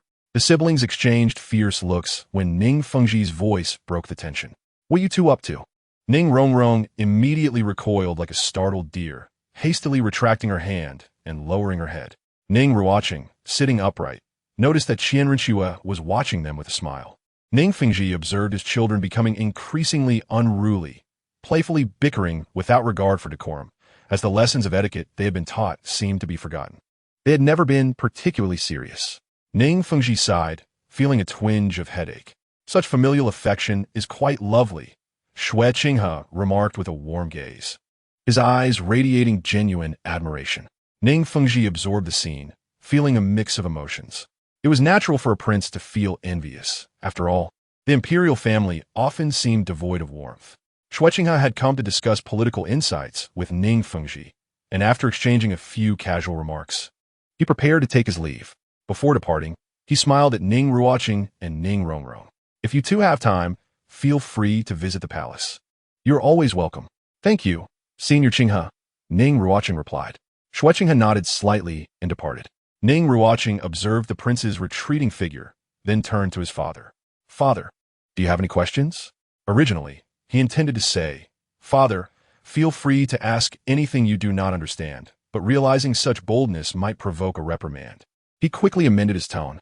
At that moment, Ning Ruochen sprang from her chair, exhibiting a manner of someone who had suffered a great injustice, and hurried towards their father. Ning Ruochen felt a pang of alarm, sensing that his sister was about to create trouble for him. He knew he had to act preemptively. "Father, I have successfully retrieved my mischievous sister. Today, I will take her to register at the Tendo Royal Academy." Ning Ruochen's expression stiffened, her pace slowing as she turned to glance at her brother, her anger boiling beneath the surface. She wished fervently to rid herself of this conniving brother. "Ruochen, what is wrong? Have you been wronged?" Ning Fengji inquired, his affection for his daughter evident as he momentarily disregarded his son. "Nothing at all," Ning Ruochen mumbled, casting a resentful glance at her brother. "What have you learned at Shrek Academy?" Ning Fengji asked. "Is there anything else? Just carrying sandbags for weight training, huh?" Ning Ruochen interjected. Ning Ruochen immediately attempted to defend herself, but found herself at a loss for words. Ning Fengji raised an eyebrow, his expression darkening. "Is there anything more?" "There are some medicinal baths and theoretical knowledge related to soul masters," Ning Ruochen replied first. Ning Ruochen regarded her brother with surprise. How did he know so much? Was he following her? Was there anything particularly special or memorable? Ning Fengti inquired calmly. Ning Ruochen fell silent. In truth, she cherished the companionship of her friends. As for the theoretical knowledge imparted by the master, it had never held much significance for her. I recall the master saying that the highest age limit for a soul master's first soul ring is 430 years. Ning Ruochen remarked with a cold smile. Ning Ruochen's eyes lit up with recognition, and she affirmed, "I remember that." Ning Fengji's expression grew increasingly stern. There are disparities between individuals. There are upper and lower limits, and systems cannot be generalized. To assert authority based on precise age limits is a grave error.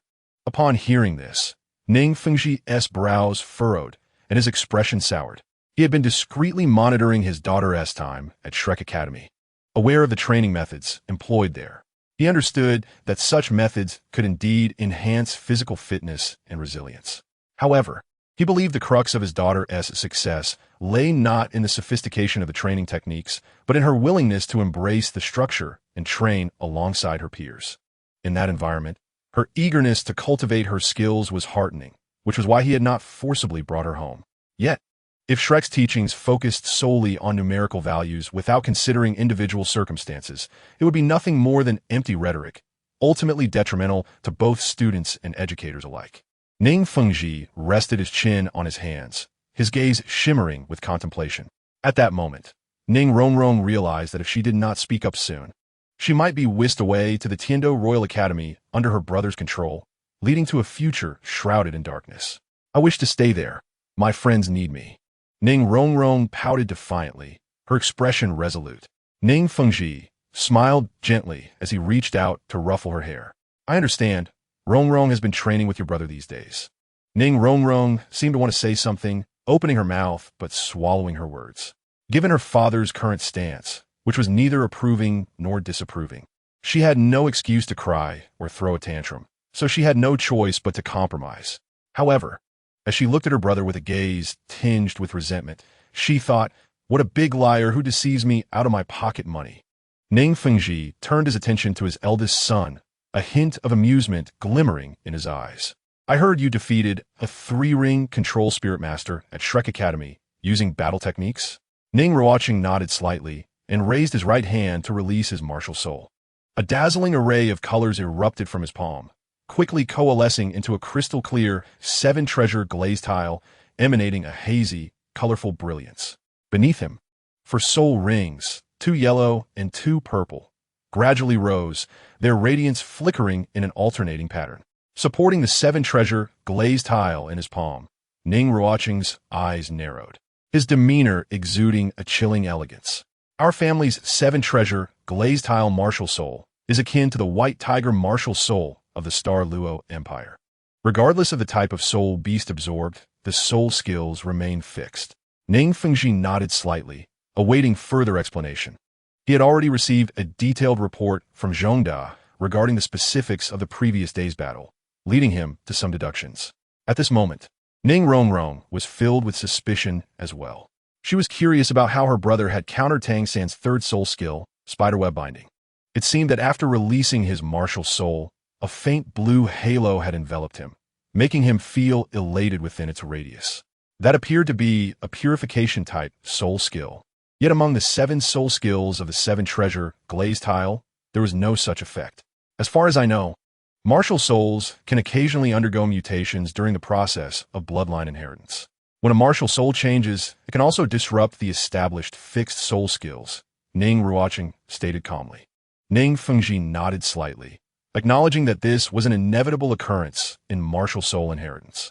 Both the Blue Lightning Tyrant Dragon clan and the Haoyan sect had experienced cases of slight mutations in their direct bloodlines.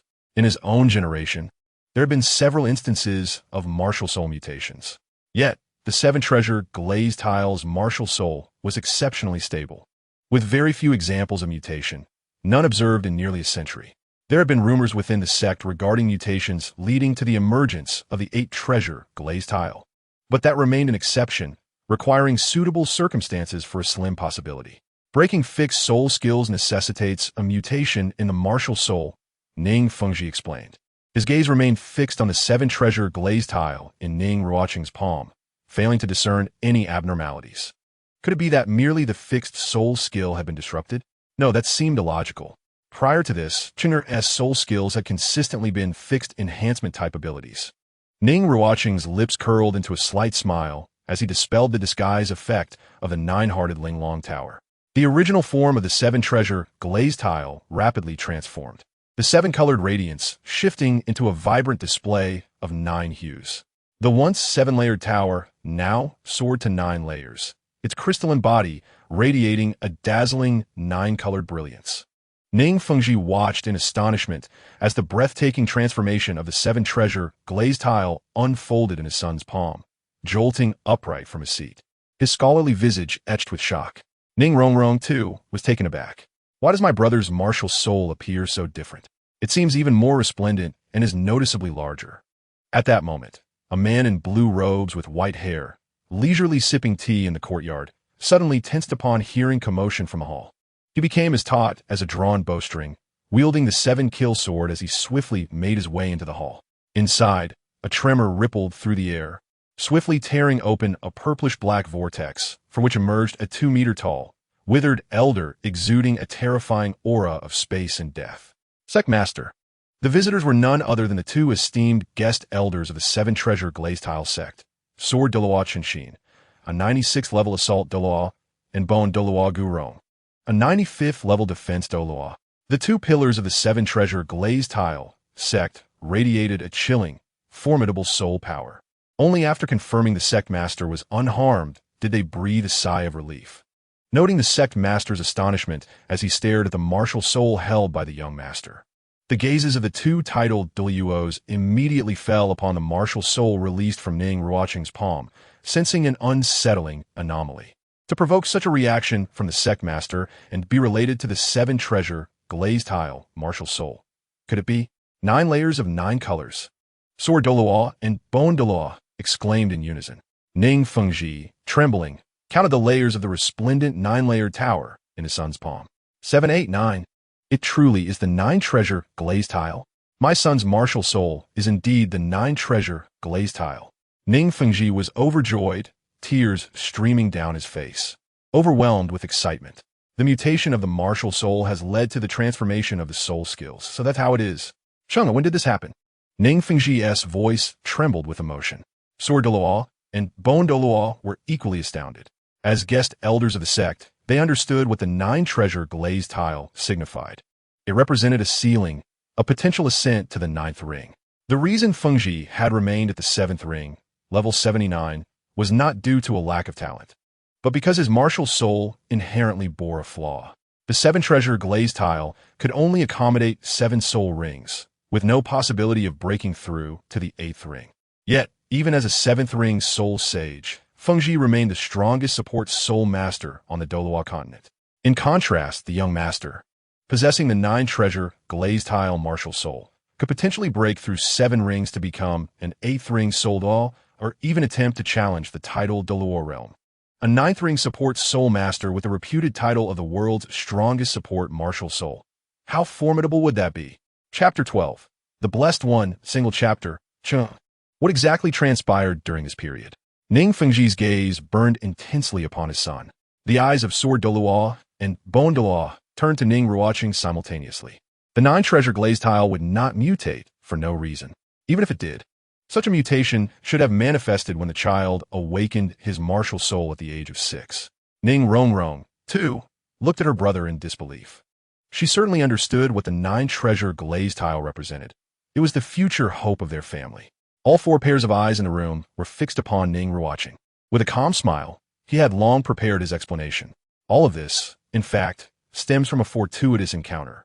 Ning Ruochen recounted that half a year prior, he had encountered a breathtaking goddess clad in colorful garments in a peculiar dreamscape. He had felt a deep reverence and bowed before her. The goddess, recognizing his exceptional talent, had bestowed upon him a miraculous herb.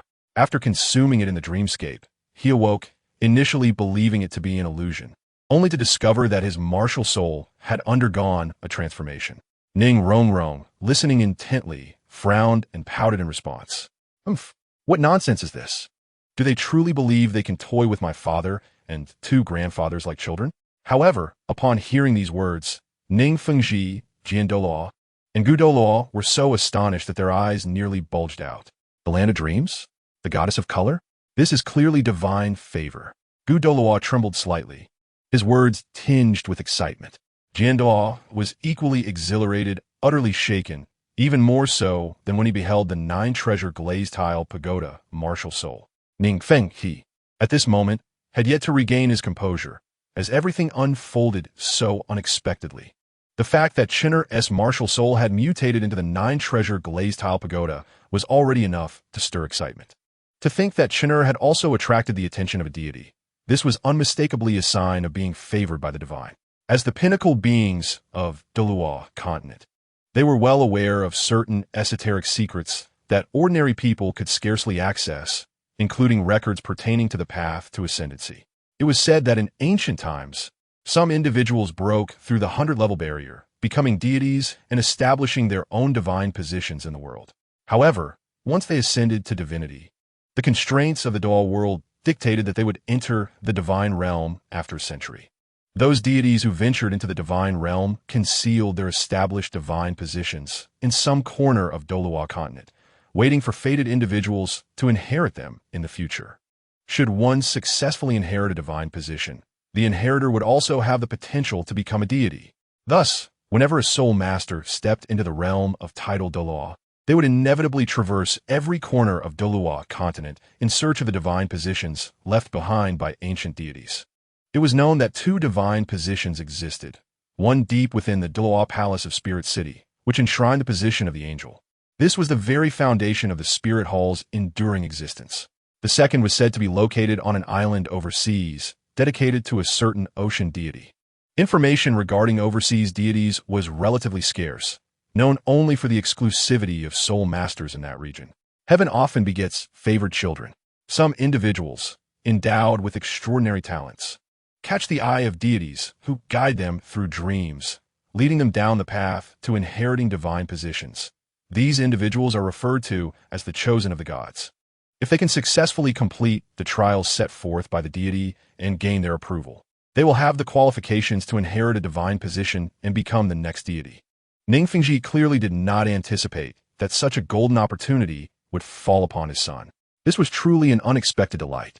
Suddenly, a thought struck Ning Fengji, and his expression changed dramatically. Was there anyone else aware of this matter? Qian Douluo and Gu Douluo also recognized the gravity of the situation, their gazes shifting to Ning Ruochen. This was a chosen of the gods. If others from different sects were to learn that the 7-treasure glazed tile sect had produced a chosen, it could very well provoke ill intentions from outsiders, seeking to eliminate him before he could grow. Such instances were not uncommon. Ning Ruochen shook his head slightly. No, my sister the goddess is aware that premature exposure could invite trouble. So the disguise she added to my martial soul allows it to shift into the form of the 7-treasure glazed tile pagoda. As he spoke, Ning Ruochen raised his hand and gestured to the 9-treasure glazed tile pagoda floating in his palm. The original 9-colored glazed pagoda dimmed, and its form slightly shrank, reducing to 7 layers. At first glance, Its appearance was indistinguishable from that of an ordinary seven-treasure, glazed tile, pagoda, martial soul. Ning Fengji's eyes lit up immediately. Excellent. Remember, in front of outsiders, you must never reveal the truth of the nine-treasure glazed tile pagoda. Ning Fengji said earnestly. If it weren't for father asking about this, I could have continued to conceal it. Ning Ruochen replied with a smile. They instructed you not to reveal it. They didn't mean for you to hide it from your own father. Ning Fengji retorted, feigning anger. You are right, father. Ning Ruochen replied obediently, nodding in acknowledgement, which left Ning Fengji with no temper to spare. In truth, the nine-treasure glazed tile pagoda was not the true form of Ning Ruochen's martial soul. His genuine martial soul was the Nine-Aperture's Exquisite Immortal Pagoda, which had yet to be activated. Furthermore, he continued to fabricate the narrative of the goddess's dream, primarily to lay the groundwork for future developments. Otherwise, he would be at a loss to explain the emergence of his second martial soul. However, the existence of his second martial soul must remain concealed to avoid unnecessary troubles and potential interference with his plans. His current role was that of a special auxiliary soul master capable of breaking the inherent soul skills of martial souls. By the way, what changes have occurred with the 4 soul skills you possess? Ning Fengji inquired. The transformation from a 7-treasure glazed tile pagoda to the 9-treasure glazed tile pagoda should elevate the auxiliary capabilities of the soul skills. The only one he was aware of was the purification type control-releasing soul skill. In battles, ensuring that teammates remain uncontested and can exert their full strength is crucial. Duelu and Douluo were also intrigued. After evolving into the 9-treasure glazed tile pagoda, what distinctions exist in its auxiliary soul skills compared to the 7-treasure glazed tile pagoda? Ning Ruochen, too, was filled with curiosity, her eyes sparkling as she gazed at her brother, a question that had long lingered in her heart. Ning Ruochen nodded. This indeed does not require concealment. It will eventually be revealed. His first soul ring glowed, and the 7-treasure glazed tile pagoda he held in his palm immediately radiated a layer of light blue energy aura, enveloping the entire hall. Douluo felt his thoughts rapidly calm. Douluo was also surprised, lightly touching the void as blue ripples flowed from his palm. This ripple can even influence one's spirit. Your soul skill must be capable of dispelling the confusion caused by mental attacks, right? Ning Ruochen nodded, explaining, this is my first soul skill, purification. Its effect is to eliminate all negative effects, including mental shocks, freezing, burns, confusion, berserk states, poison gas, and so forth. Its coverage extends up to 100 meters and lasts for 10 seconds. Ning Fengji felt an inner tranquility. If he could cultivate in such an environment, it would undoubtedly be of immense benefit. Is your purification soul skill demanding in terms of soul power consumption? Ning Fengji asked. Not particularly. It only requires a longer cooldown period of half an hour. Unless released at the start of a match, it can be used only once at most, Ning Ruochen explained. This soul skill's effect was already quite formidable. Being a first soul skill and a group control releasing skill, expectations cannot be too high. Indeed, Ning Fengji nodded nonchalantly. It seemed that the idea of having Chun'er release his soul skill to create a training environment was dashed. If Ning Ruochen knew his father's intentions, he would have already drawn his blade. Unfortunately, he did not possess the ability to read minds. Ning Ruochen dissipated his first soul skill and then activated his second soul ring, causing the 7-treasure glazed tile pagoda in his palm to shimmer once more. Before him, a colorful energy square mirror quickly materialized, measuring about 1 meter in length and half a meter in width, its surface reflecting dazzling 7-colored light. What is this? Ning Fengji rose from his seat and approached to examine the splendid mirror. Ning Ruochen also hopped down from her seat, eagerly leaning forward to take a look, her eyes wide with curiosity. Douluo and Douluo observed as well. Is this a defensive soul skill? Douluo inquired, turning his gaze toward Ning Ruochen. Being the strongest defensive title Douluo, his Dragonbone defense was nearly the pinnacle of defensive soul masters.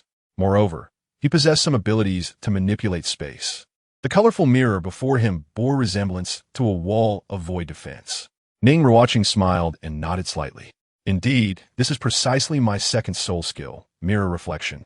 Grandfather Gu Rong may attempt to strike that luminous mirror, though it would be prudent to temper the force exerted, Ning Ruochen suggested subtly. If we were to discuss assaults, it is evident that Grandfather Jian is far more adept at it. Ning Ruochen retorted with dissatisfaction. Ning Ruocheng's expression darkened immediately. Jian Duel Chunxin burst into hearty laughter, affirming Ruocheng's point. Gu Rong, the Bon Douluo, shot him an exasperated glance. What is there to be so pleased about? However, there truly is little contention here. Chunxin's martial soul is the 7 killing sword, inherently skilled in fierce offense, while my strengths lie in space and defense, naturally making my attacking prowess inferior. Gu Rong lifted his gnarled, withered arm, the tips of his fingers enveloped in a purplish-black aura of soul power, gently prodding the resplendent mirror. This was not a soul skill, but rather his most fundamental display of soul power, and he was cautious to restrain his strength. After all, he feared inadvertently puncturing the second soul skill of a 4-ring support-type soul master. Thus, he suppressed his power, merely attempting a tentative probe. Yet, the instant Gu Rong's fingertip made contact with the mirror, the purplish-black energy was swiftly absorbed by the surface, which then shimmered with a magnificent array of colors. Shortly thereafter, a beam of purplish-black soul power erupted from the mirror, hurtling toward Gu Rong. Suddenly, a swirling vortex of purplish-black energy materialized before Gu Rong, devouring the incoming soul power. Ning Ruochen gazed at the vortex, momentarily entranced. My goodness! The vortex of soul power conjured by old man Gu Rong bears an uncanny resemblance to Emperor Tian's compressed soul power technique.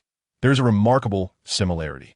It seems I must find a moment to engage in a discussion with old man Gu Rong regarding insights.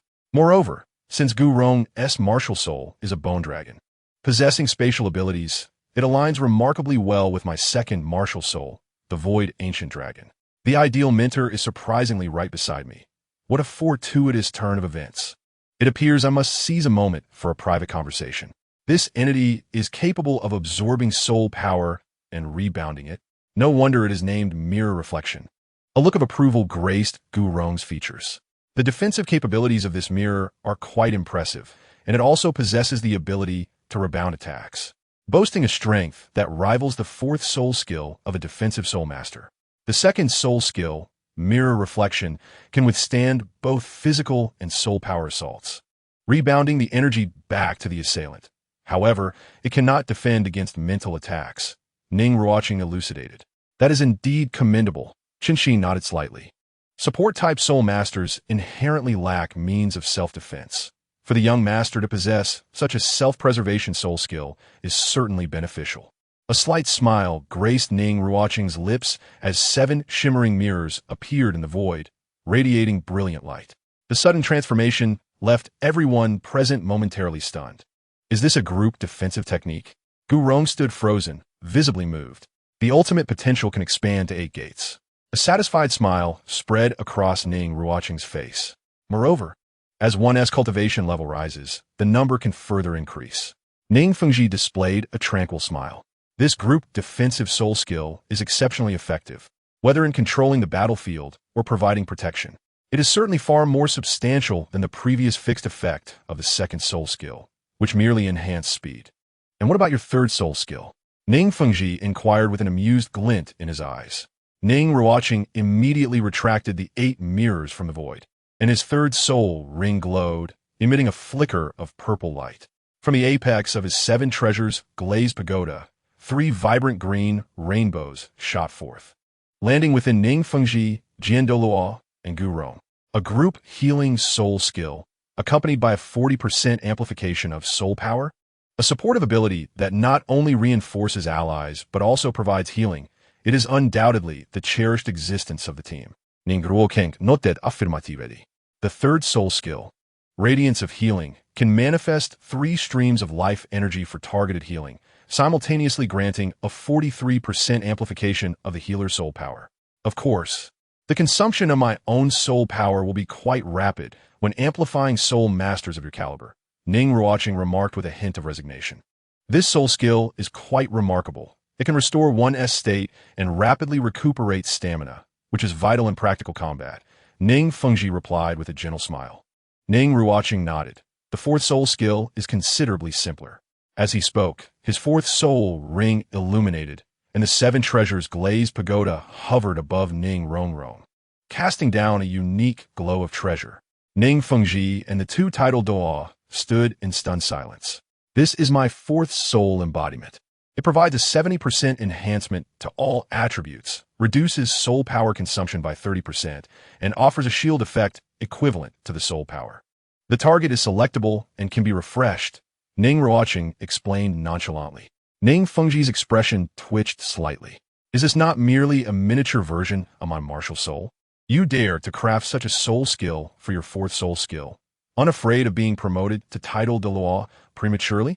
Ning Ruochen gazed up in wonder at the 7 treasures glazed pagoda hovering above her, then cast a glance at the diminutive pagoda in her palm, feeling somewhat disheartened, even on the verge of tears. Brother, can we exchange our martial souls? Chapter 13. Shrek? I think it is rather unimpressive. Ning Ruochen's flamboyant new soul skills were a significant blow to Ning Ruochen. In contrast, her own soul skills. First, strength, power amplification. Second, speed amplification. Now, with her paltry 27-level soul power and lacking a 3rd soul ring, even if she were to attain a 3rd soul ring, it would likely be as follows. Third, soul power amplification. Such rigid and uninspired soul skills utterly extinguished her desire for cultivation. As Ning Ruochen concluded his demonstration and observed his sister's low spirits, he approached and affectionately ruffled her hair. Slap! Ning Ruochen swatted his hand away, huffing softly before turning to run off. Ning Ruochen watched her retreating figure, bid farewell to his father and the 2 elders, then set off in pursuit. Seeing this scene, Ning Fengji felt a twinge of concern. With Ruocheng around, Ruochen's pressure might be somewhat alleviated, Jian Douluo commented. We have placed too many expectations on that girl. Immersing herself in rigorous training under such pressure is not wise, Gu Rong added. Ning Fengji nodded in agreement, though non-committally. His youngest daughter possesses the greatest training aptitude among her siblings, with innate soul power at level 9, although she exhibits a degree of lethargy in her cultivation. Achieving level 27 by the age of 12 is already quite commendable. With Ruocheng's rise, her burdens may be correspondingly lessened. Uncle Gu and Uncle Jian pondered. How is Ruocheng faring at Shrek Academy? Ning Fengji inquired with a smile. Although the teaching methods can be arduous, they do hone a student's character, which will greatly benefit future cultivation, Jian Douluo mused. I, however, have my reservations, Gu Rong shook his head.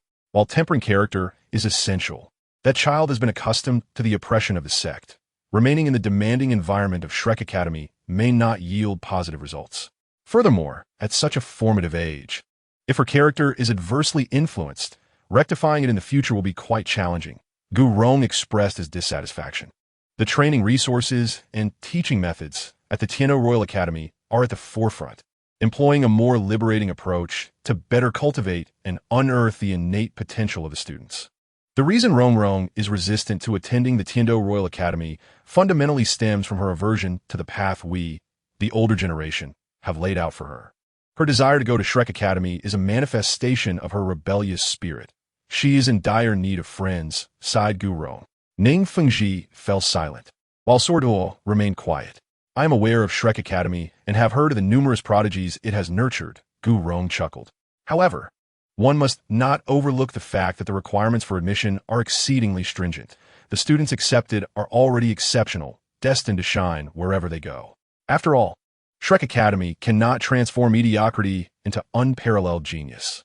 If tempering one's character relies solely on arduous practice and provocation, well, Gu Rong chuckled lightly. Ruocheng's affection for Shrek Academy does not imply its superiority. The root of her attachment lies in her lack of friends and companions. She is profoundly lonely, is she not? Gu Rong sighed. Sword Douluo sank into contemplation, unable to utter a word. Ning Fengji let out a slight sigh. He was indeed taken aback when his daughter secretly slipped away from home to join Shrek Academy. He thought perhaps he had placed too much pressure on her, and a brief escape might do her good. Maybe once she faced challenges at Shrek Academy, she would return. As for the teaching resources and faculty, he did not place much importance on that. Isn't that child Ruocheng at the Tendo Royal Academy? Recently, he could take Ruocheng there to meet new friends and see how she chooses thereafter, Gu Rong suggested. Ning Fengji and Sword Douluo nodded slightly in agreement. It made sense. Meanwhile, Ning Ruochen sought out his sister, who seemed to be in a less than cheerful mood, thinking that her time at Shrek Academy must have been stifling. He decided to take her for a stroll in Tendo City. Are you planning to take me to Tendo City and then sneak me into the Tendo Royal Academy to enroll? Ruocheng's wariness was palpable as she glared at her brother. Where would you like to go? I will accompany you anywhere, Ruochen said affectionately, ruffling her hair, only to have it swatted away. Ruocheng scrunched her nose, insisting that if they were headed to Tendo City, there was no way she would be taken to the Tendo Royal Academy. All right, I will do as you wish, Ruochen replied with a smile, playfully ruffling her hair again. Surprisingly, this time she did not resist fiercely, but accepted her brother's playful antics quietly. Ruochen, smiling to himself, pondered. His sister was so innocent and easily influenced. If she remained at Shrek Academy, wouldn't she be swayed by Oscar's sweet talk? Wasn't that how it happened in the original story? The principle of proximity to water's edge yielding the first catch is not mere talk. Yes, Ruocheng nodded slightly. Primarily, the Seven Treasure Glazed Tile School is quite close to Tendo City, and she was somewhat familiar with it, ensuring she wouldn't be easily led astray by her brother. Furthermore, life at Shrek Academy during her training had been exceedingly austere, leaving her feeling somewhat oppressed. However, at that time, her companions had not complained, and she felt it inappropriate to exhibit any airs of a young lady. Now, accompanying her brother to Tendo City for a bit of relaxation sounded delightful, and after a few days, she could sneak back when her brother was busy. Yes, that's the plan. Ruocheng's mind was racing with thoughts. The siblings harbored their own thoughts, but left them unspoken. Ruochen first instructed Uncle Zhong to prepare a carriage, and then told his sister to get ready and dress nicely for their outing. Ruocheng thought to herself that after the grueling training at Shrek Academy, her complexion had suffered, so a little adornment would do her good, and she obediently returned to her room. Ruochen first notified their father, intending to take his sister to Tendo City for some fun, assuring him they would return before dark. Ning Fengji nodded in agreement. Tendo City, being the capital of the Tendo Empire, had a certain level of security. Additionally, all high-ranking nobles were aware of their identities. While waiting, Ruochen reflected on a few matters. Knowing his sister's temperament, a trip to Tendo City would certainly involve some shopping. Her allowance had been nearly depleted by his earlier indulgences, and as her brother, he felt obliged to buy her a few gifts to nurture their sibling bond. Besides, this outing might trigger some kind of system task. Being out and about without money was not an option. Thus, Ruochen emptied his small treasury, with several high-limit cards and a few hundred gold soul coins. He estimated he still had around 100,000 left. Most of this money had been acquired through various schemes involving his sister, as he had spent quite a bit researching soul beast characteristics. Furthermore, there were certain expenses at the Tendo Royal Academy, and he inevitably found himself gallivanting with a few noble young men. His father was relentless in enforcing the notion of raising sons in poverty while nurturing daughters in luxury. His own meager allowance was indeed quite strained, heavily reliant on his sister's support. With a deep sigh, Ruochen resolved to take along around 100,000, while also contemplating ways to earn some pocket money, for this frugal lifestyle was becoming untenable. He then penned 2 letters, instructing the household servants to deliver them to Tendo City, detailing their destination for early delivery. Chapter 14. Ye Lingling, Brother Ruochen, Second Update. After packing his belongings, Ruochen waited for his sister, who took a bit of time. Fortunately, being still young, she did not take long to prepare. When Ruocheng emerged, she had merely changed into a lovely princess dress, her hair tied back with a purple satin ribbon in a bow, her delicate face having received a touch of makeup. She appeared exquisite and elegant, with the tips of her hair adorned with a blue-purple floral hairpiece, adding a vibrant touch to her bright, clear eyes. At that moment, she truly resembled a young lady of stature, though she indeed was one. Ruochen nodded in satisfaction. Quite lovely. Humph. Ruocheng dismissed his compliment, climbing into the carriage first. Only then did Ruochen follow her in, thinking to himself about his sister's demeanor. Uncle Zhong was in charge of driving, with several adept guardians discreetly following for protection. The young master and the little witch's outing required utmost security. Upon arriving in Tendo City, the 2 attendants from the Seven Treasure Glazed Tile School split up to carry out their tasks. At the Tendo Royal Academy, the attendants, guided by a student, reached the simulated forest training area, locating a cool, black-clad youth to deliver the letter. After reading the contents of the letter, he fell into a contemplative silence. I understand. Meanwhile, at the top level of the Moon Pavilion on the other side of Tendo City, a noble and elegant beauty received news from her maid about a letter from the Seven Treasure glazed tile school. The refined lady took the envelope from the purple-clad maid and, upon opening it to read, couldn't help but raise an eyebrow before quickly relaxing. I understand. Additionally, how are preparations coming along? Everything has been arranged in advance. The purple-clad maid replied respectfully. Very well, you may leave, the elegant lady said calmly. The maid complied and withdrew. The elegant lady gazed at the letter in her hand, somewhat vexed. She had initially thought this young man had forgotten that matter. It seemed he had not. However, this issue could not simply be brushed aside. At the very least, he must be brought in for the upcoming ceremony. The elegant lady immediately took up her pen at the writing desk and inscribed the name Ning Ruochen onto an exquisite invitation. She handed the invitation to the maid beside her, instructing her to deliver it to the Tendo Royal Academy, stating that if no one appeared before the ceremony commenced, they should be brought to her. The elegant lady spoke in a cool tone. Understood, replied the maid in purple attire, accepting the invitation. The elegant lady gazed out the window, her expression a mix of complexity. At that moment, the sun blazed overhead in Tendo City. A carriage adorned with the emblem of the Seven Treasures glazed tile school slowly entered the city. Ning Ruochen, peering at the bustling street scenery outside, felt rather pleased. But her demeanor stiffened as she noticed her brother's attention upon her. Ning Ruochen merely smiled, thinking to himself how this little girl held grudges quite well. Uncle Zhong drove the carriage into a high-end hotel and settled it.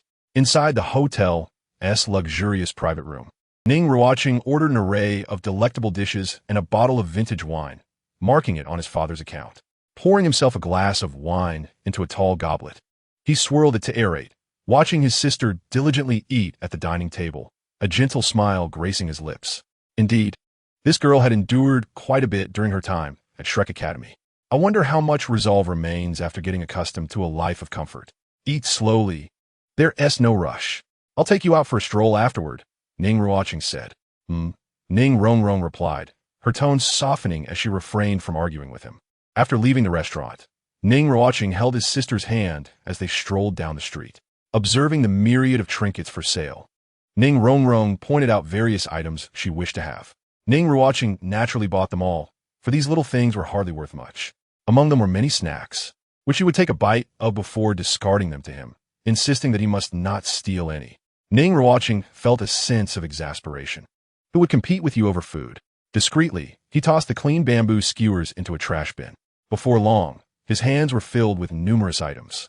Initially, he held his sister's hand, worried she might get lost, but soon it transformed into her bouncing ahead while he trailed behind, laden with bags.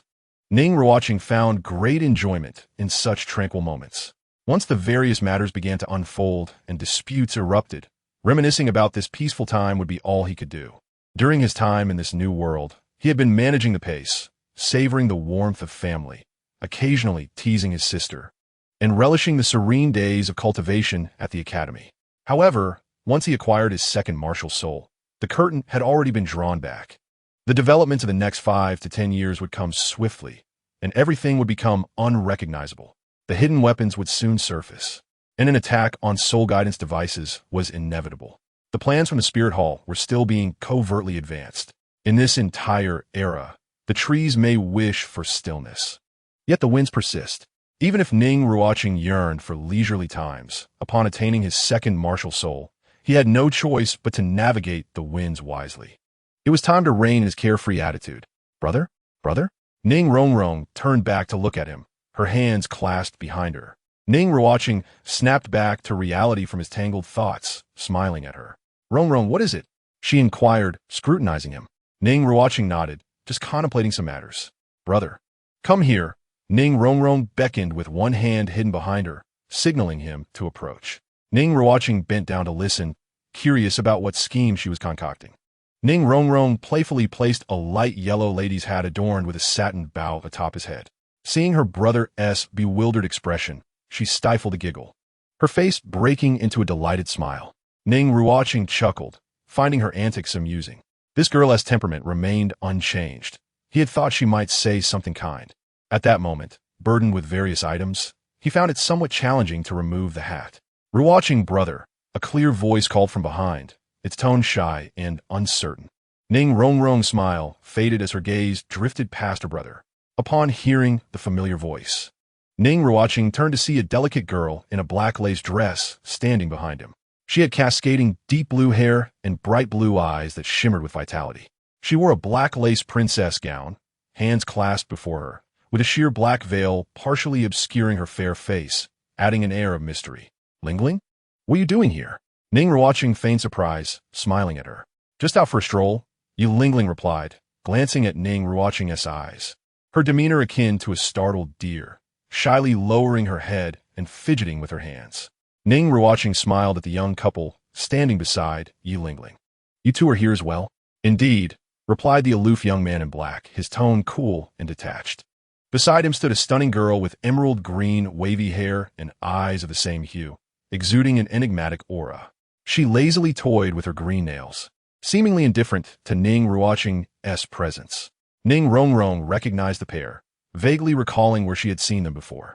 The aloof older brother seemed to belong to the Blue Lightning Tyrant Dragon clan. However, she could not recall the details about the languid and enchanting older sister. Brother, are these your friends? Ning Ruocheng asked. Ning Ruocheng nodded, slightly bowing towards Ye Lingling. Ye Lingling's cheeks flushed beneath the veil, yet she cautiously extended her hand.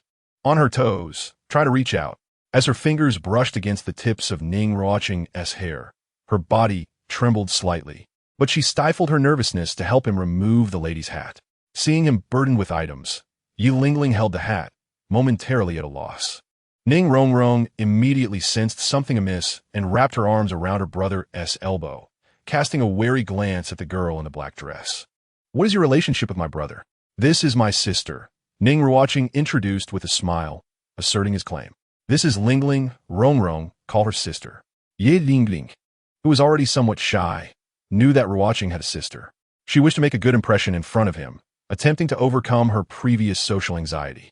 Looking at Ning Ruocheng, she spoke with a quiver in her voice. Hello, I'm Ye Lingling. Ruocheng brother often speaks of you. Without a hint of politeness, Ning Ruocheng remained silent, merely pinching her brother's side gently. Ruocheng brother? Calling her sister? Brother, I suggest you organize your words. Otherwise, in a private room of a certain establishment in Tendo City, Ning Ruocheng and his sister sat side by side on a sofa, while Yu Qianheng and Dugu Bo occupied the opposite seats. Ye Lingling, for some reason, felt a bit downcast as she chose to sit in an inconspicuous corner, her head lowered, lost in thought. In truth, during his time in this new world, Ning Ruocheng had not merely been idle. At least while cultivating at the Tendo Royal Academy, he had formed a small team to prepare for the upcoming Advanced Soul Master competition 2 years hence. Tang San was not the first Soul Master he had dealt with. Yu Qianheng had preceded him in line. In the beginning, he sought out Yu Qianheng, expressing his intention to form a team with the ambition of clinching victory in the upcoming high-level Soul Master competition 2 years hence. Yu Qianheng agreed, but Ning Ruocheng interjected, suggesting that he might not fully grasp the implications.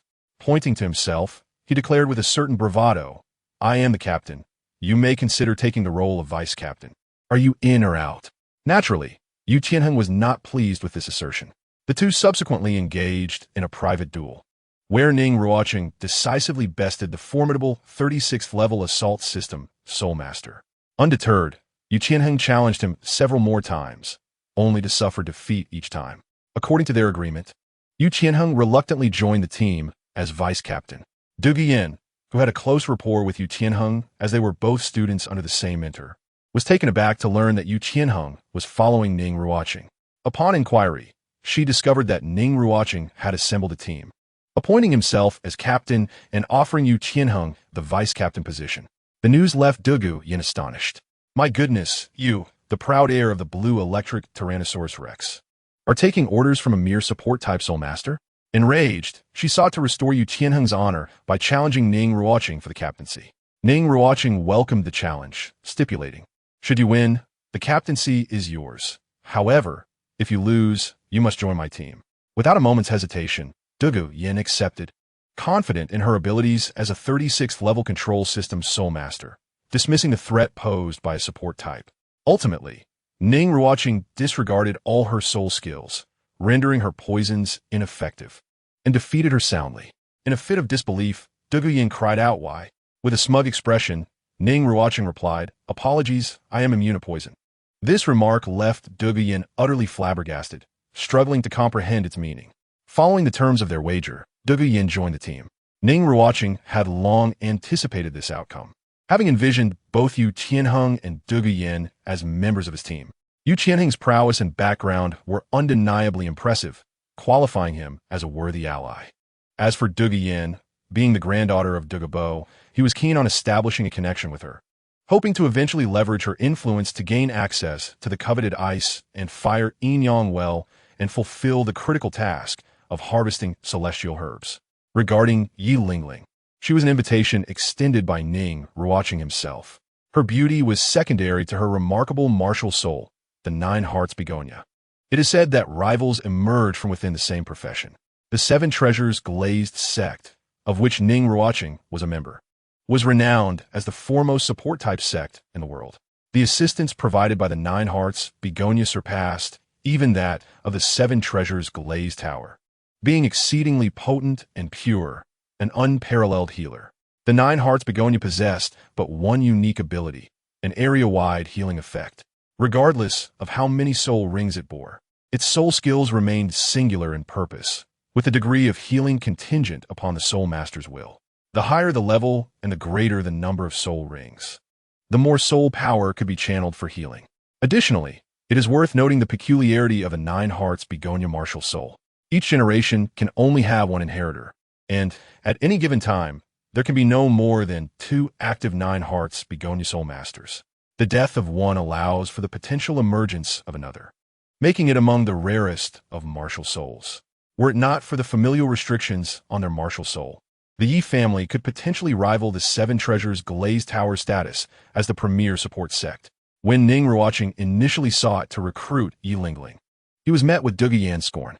Dugu Yan remarked that she was an icy beauty, often veiled and difficult to approach, especially for someone from the Seven Treasures Glazed sect. This remark irked Ning Ruochen. What of the Seven Treasures Glazed sect? Are we somehow beneath your notice? He was undeterred, believing that if Yu Qianheng could enlist her, Ning Ruochen could certainly do the same. Ning Ruochen approached Ye Lingling, articulating his desire to have her join his ranks. To his surprise, she stammered, indicating that she needed time to consider. Initially, he took this as a rejection and prepared to make a second attempt. However, the following day, Ye Lingling approached him, and even through her black veil, he could discern her flushed cheeks. She stipulated only one condition: she could join his team, but her father must remain oblivious to this arrangement. Ning Ruochen was taken aback, pondering the relevance of her father's opinion in this matter, yet he acquiesced. Upon her joining the team, Ning Ruochen discovered that Ye Lingling was, in fact, a profound introvert. Her veiling was a deliberate choice to cultivate an aura of aloofness, as she was utterly inexperienced in social interactions. Returning to the topic at hand, Ning Ruochen introduced his sister to the team he had assembled, while internally considering 3 additional candidates: Feng Xiaotian and 2 Phoenix girls from the Heavenly Water Academy, known for their martial soul fusion techniques. With their inclusion, the 7-member team would be complete. However, recruiting these individuals from other institutions, especially those of such high caliber, would prove to be a daunting task, requiring careful strategy and planning. Yu Qianheng, whom you might recall, is a direct descendant of the blue electric Tyrannosaurus Rex family, his martial soul requiring no further introduction. Ning Ruochen stated with a smile. Yu Qianheng regarded Ning Ruochen with a cool nod, his demeanor exuding the essence of aloofness, as if adorned with a sign proclaiming, "The aloof male deity has no time for pleasantries." In truth, he was simply not one to engage in idle conversation, harboring no animosity towards Ning Ruochen's sister. Ning Ruochen recognized Yu Qianheng, her memory faintly recalling his identity. The blue electric Tyrannosaurus Rex family and the Seven Treasures Glazed sect were both esteemed sects, maintaining some level of interaction. Even if they were not closely acquainted, their names were known among peers.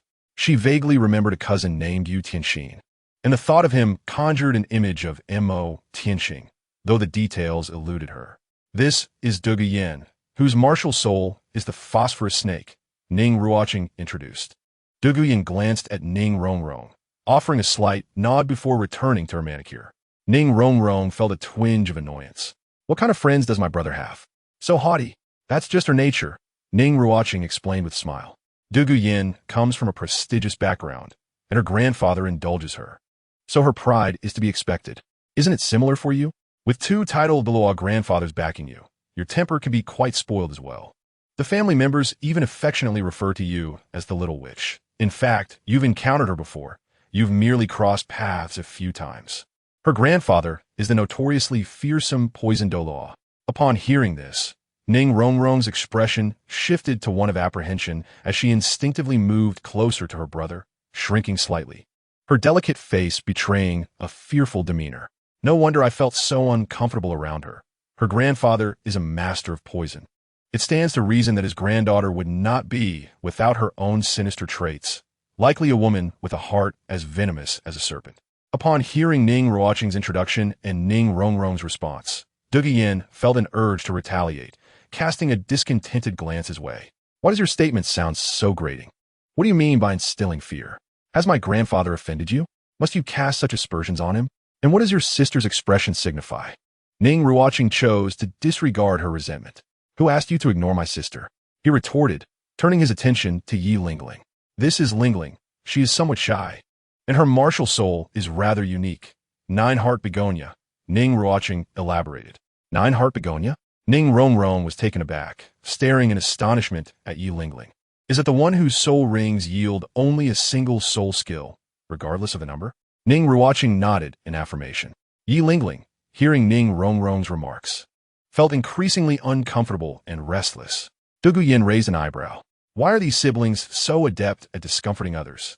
Suddenly, Ning Ruochen leaned in closer to Ning Ruochen and whispered, Brother, does father know about this? Ning Ruochen appeared puzzled. What have I done? I'm merely forming a team. He continued, moreover, the Seven Treasure, Glazed Tile School, and the Nine-Heart Begonia lineage don't seem to have any long-standing enmity, do they? Why are you both so wary of our father? How is teacher Qian Ming doing? Ning Ruochen inquired. He's well.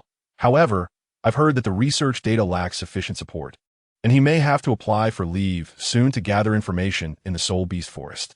By the way, how long do you plan to be on vacation? Dugu Yin remarked. I believe this is only my second day of leave, Ning Ruochen replied, bemused. Taking leave just to accompany your sister on a shopping spree? Dugu Yin rolled her eyes and turned away. You little sister con, it's disgusting. Ning Ruochen, holding a cup of coffee, remained silent. By the way, I remember that teacher Qian Ming hails from Shrek Academy, right? Ning Ruochen casually mentioned. Ning Ruocheng's ears perked up immediately. Shrek? Yu Tianheng pondered briefly. I believe so. Why? Qian Ming was indeed their lead instructor, and he was aware of the instructor's information. He vaguely recalled the name of Shrek Academy, but since it was relatively obscure, he hadn't paid much attention to it, not understanding why Ning Ruochen brought it up. Does your academy have teachers from Shrek Academy? Ning Ruochen was evidently intrigued by this statement. Yes, I plan to return to the academy shortly to meet teacher Qian Ming, Ning Ruochen replied. Turning his gaze to his sister, he asked, should I send you back to the hotel to wait for me, or would you prefer I take you home directly? Ning Ruochen was taken aback. She had expected her brother to ask if she wanted to join him, and she was prepared to shake her head. She thought her brother must be attempting to trick her into enrolling. No way. I would never attend the Heaven Do Royal Academy. To her surprise, her brother intended to abandon her to socialize with his friends. Didn't Tiu promise to take me out to clear my mind before we left? Ning Ruochen shot her brother a resentful look, then suddenly seized his arm and bit down hard. Ning Ruochen let out a yelp of pain, struggling to free himself. What are you doing? Ning Ruochen intensified her assault, filled with resentment. This is what you get for spending my allowance, for complaining to father, for calling me sister, for leaving me to hang out with your friends. Ning Ruochen gasped in pain, trying to shake off his sister's grasp. Let go, let go. Yet, she clung on stubbornly, even grinding her teeth. The scene descended into chaos, and Ning Ruochen felt as though he might lose his composure. He had intended to prepare a surprise for her, and this was how she repaid him? Yu Qianheng and Dugu Yin remained unfazed, seemingly oblivious to the commotion. Ye Lingling, witnessing Ning Ruochen being bullied, wished to help but lacked the courage to intervene, especially since it was his sister causing the trouble. They were merely playfully squabbling. making it inappropriate for her to step in. Thus, she secretly cast a healing spell on Ning Ruochen. Unfortunately, Ning Ruochen's plicht worsenet. Ning Ruochen had bitten him hard enough to draw blood, but the rapid healing created an illusion of toughness, as if he were impervious to her attacks. Ning Ruochen was determined to draw blood, yet was frustrated to find she could not pierce his skin. I was wrong. I will take you to the academy. Ning Ruochen grimaced, his face pale. Ning Ruochen blinked in surprise. Really? Indeed. Just let go. Ning Ruochen struggled, close to tears.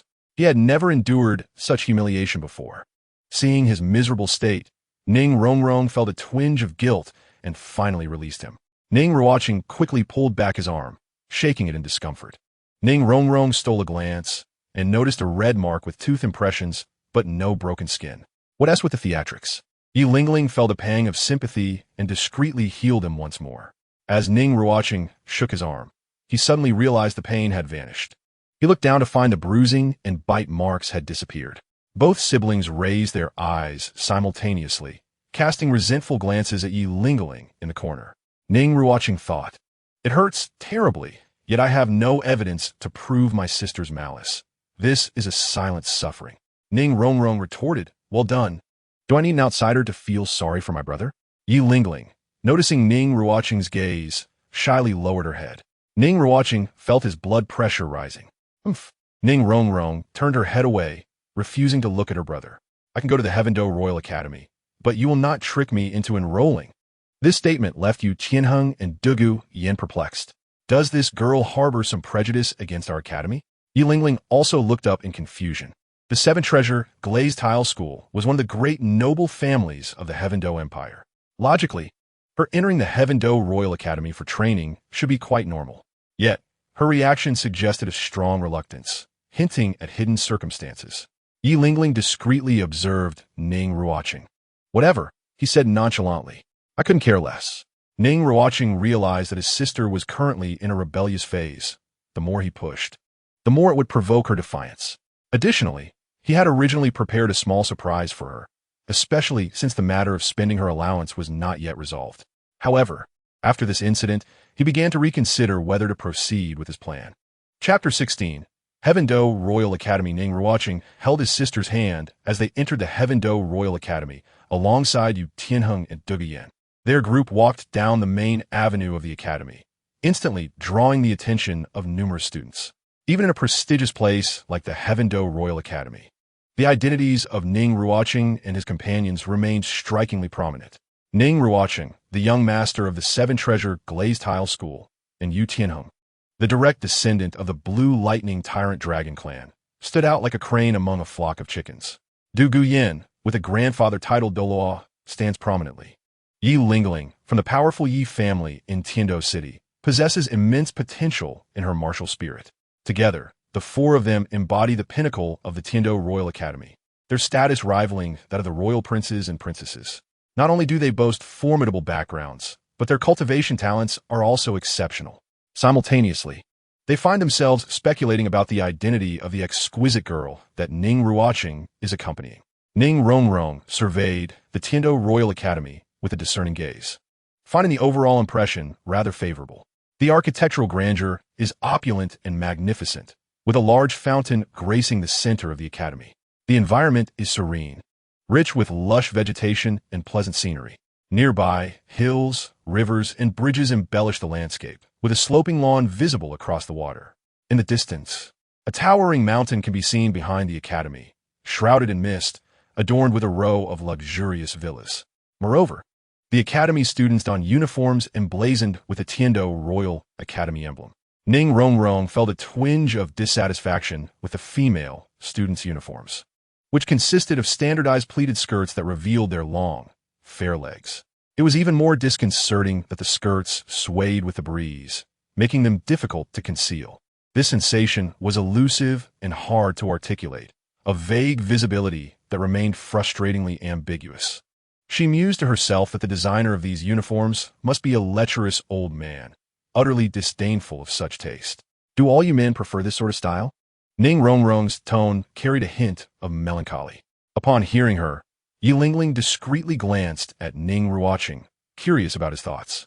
She pondered whether she should acquiesce if the captain expressed such a desire. In a private moment, perhaps it could be considered. Ning Ruochen, without hesitation, playfully rapped his sister on the head. Is there anyone as dark as you in this family?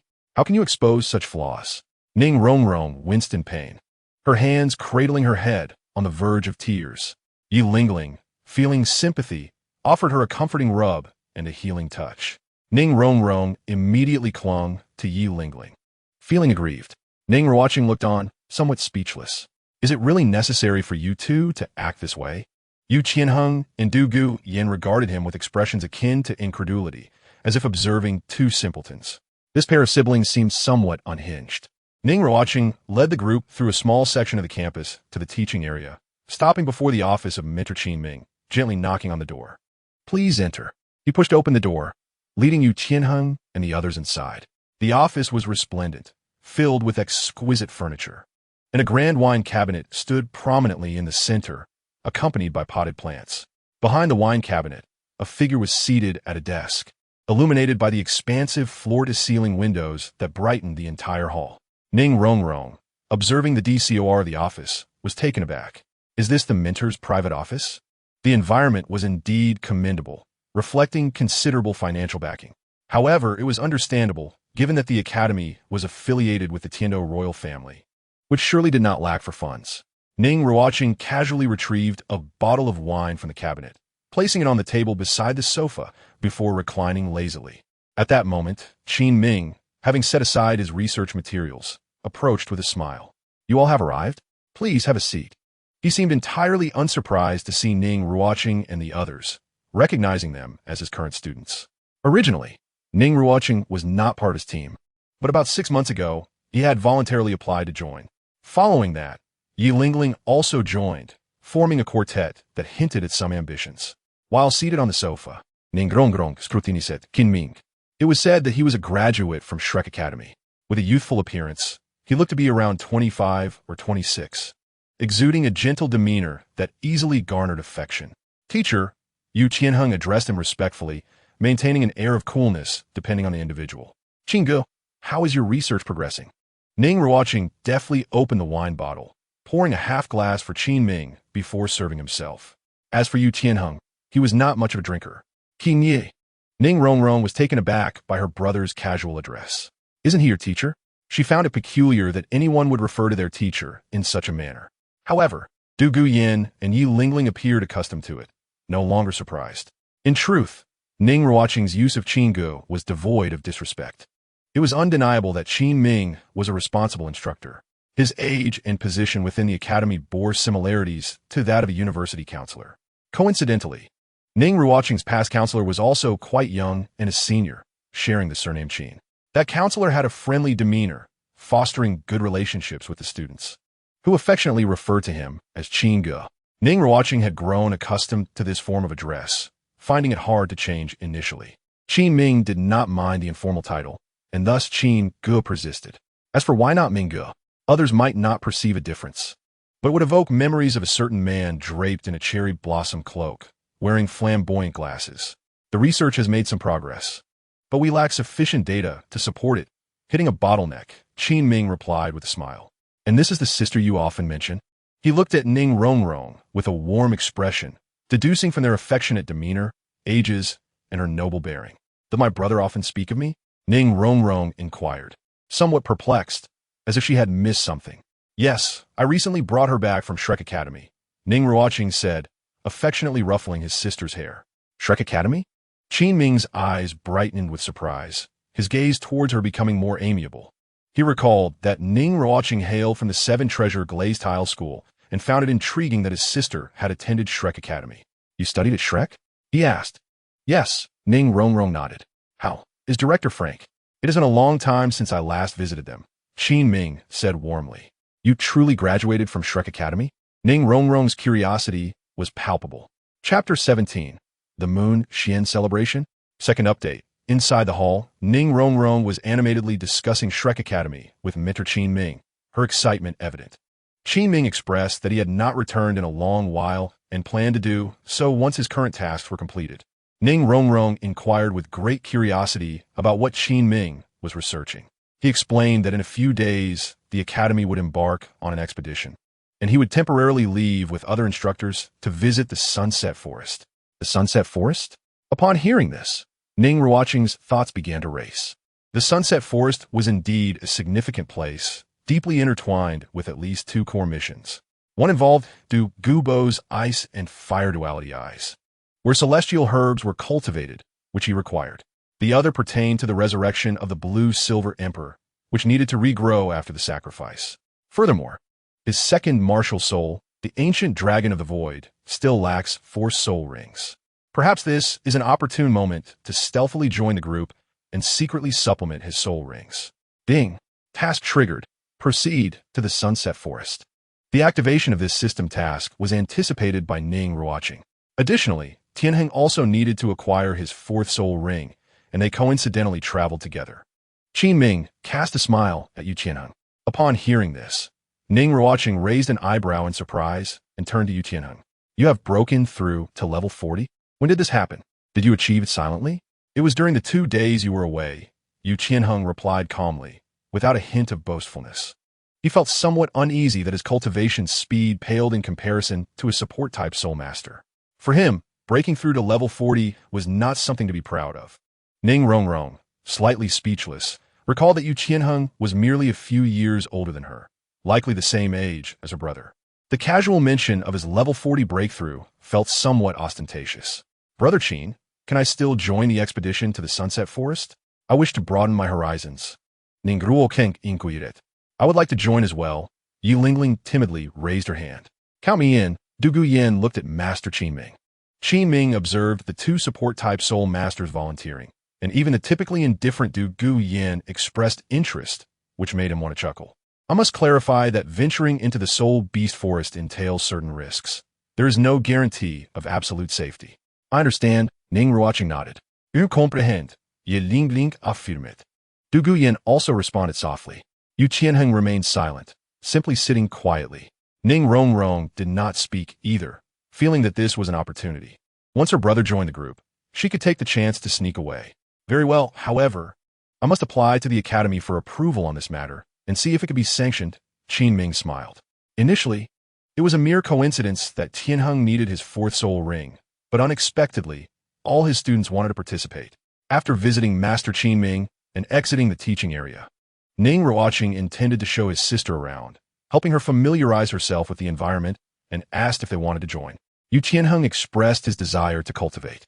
Dugu Yen remained silent, but standing beside Yu Tianheng spoke volumes about her stance. Ye Lingling initially wished to follow along, but seeing that both Yu Tianheng and Dugu Yen had no intention of joining, she felt awkward going alone and also claimed she needed to cultivate to reach level 40 sooner. As they dispersed, Ning Ruocheng wandered the academy with his sister, introducing various aspects. Some hills simulated natural forests, serving as training grounds for animal or plant-type martial souls. The food-type training area was located in the kitchen. The weapon martial souls had designated combat arenas where students occasionally sparred. Control-type soul masters had less demanding requirements for their training grounds, generally practicing their ability to multitask and control the entire arena. Throughout their journey, Ning Ruocheng occasionally encountered students who greeted him, mostly female students. He acknowledged their advances politely, without delving into them further. His primary goal in introducing so much to his sister was to alter her preconceived notions about the Tendo Royal Academy.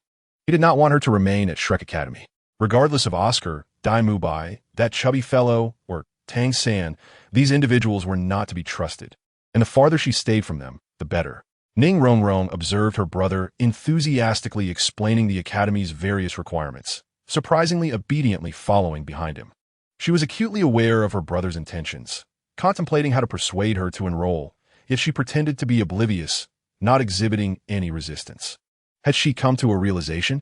No, she was merely feigning obedience. She knew her brother would be heading to the Sunset Forest soon, during which he would have no time to monitor her.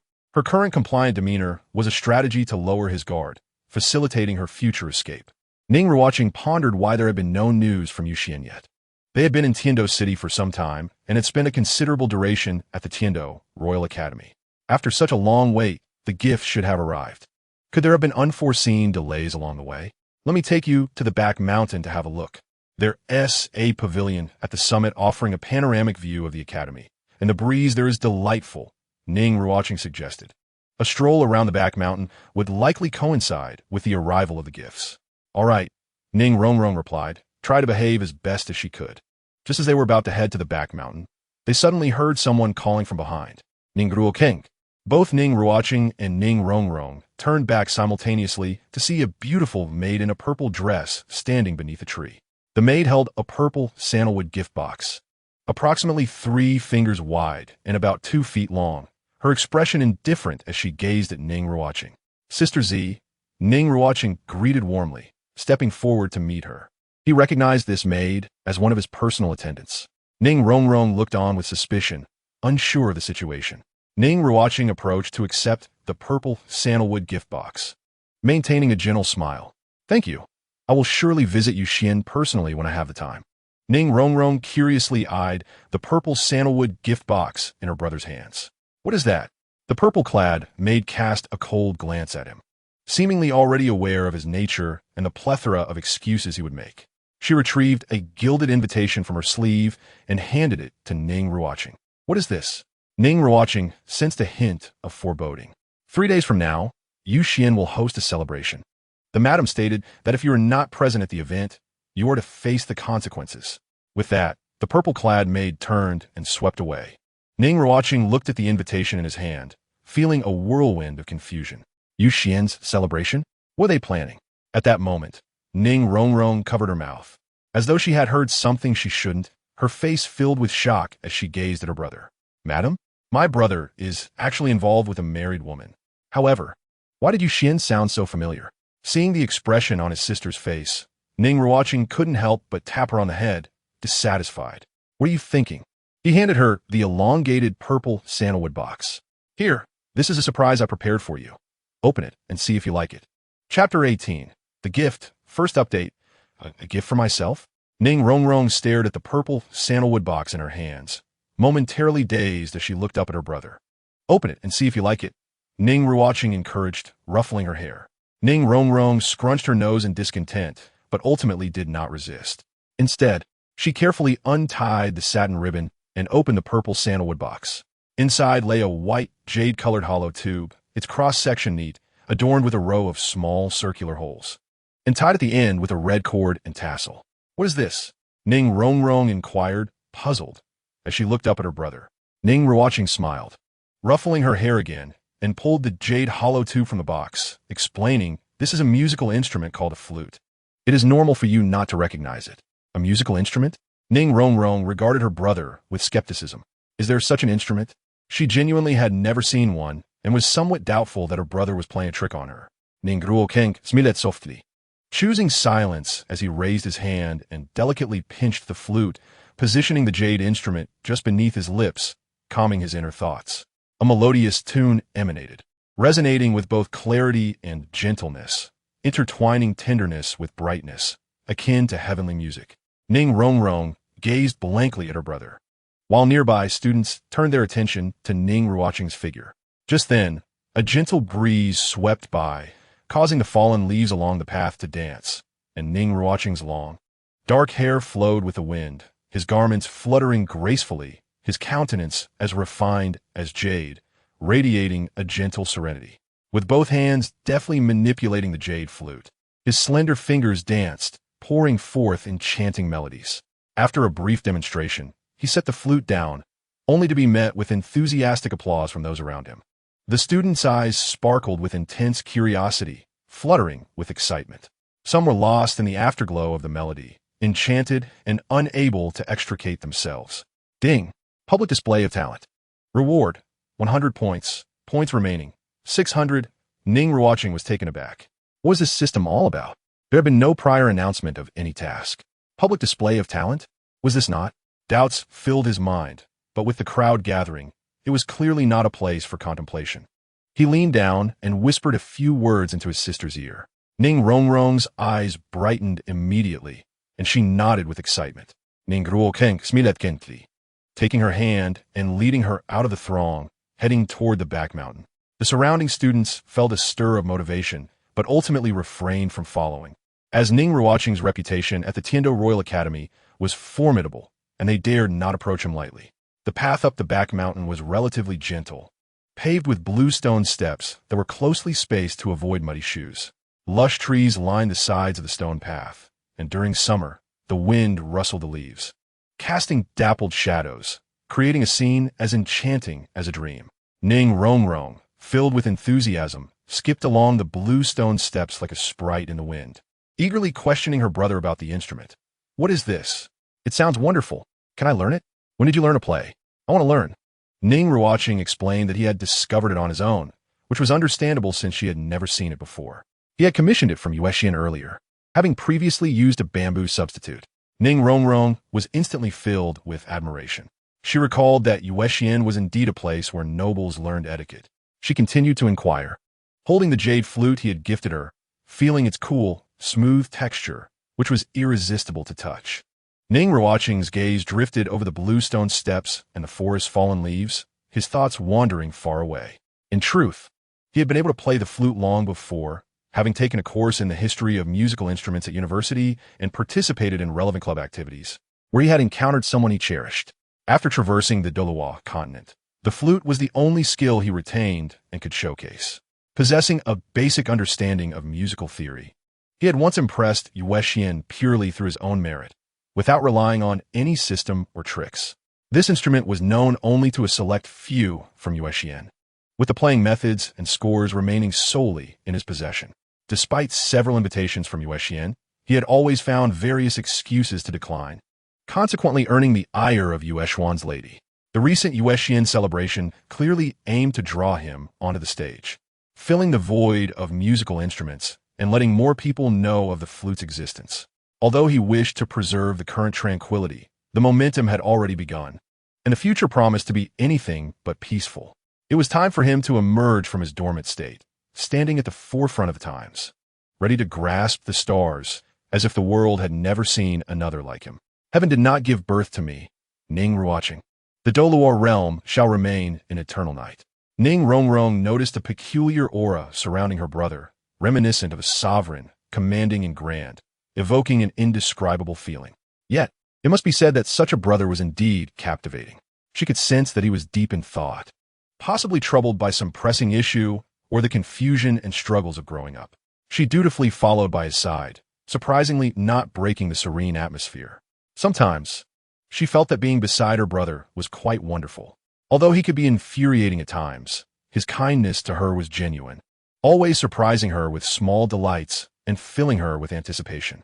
She pondered what kind of person would be by her brother's side in the future, feeling a pang of reluctance as she tightened her grip on his sleeve.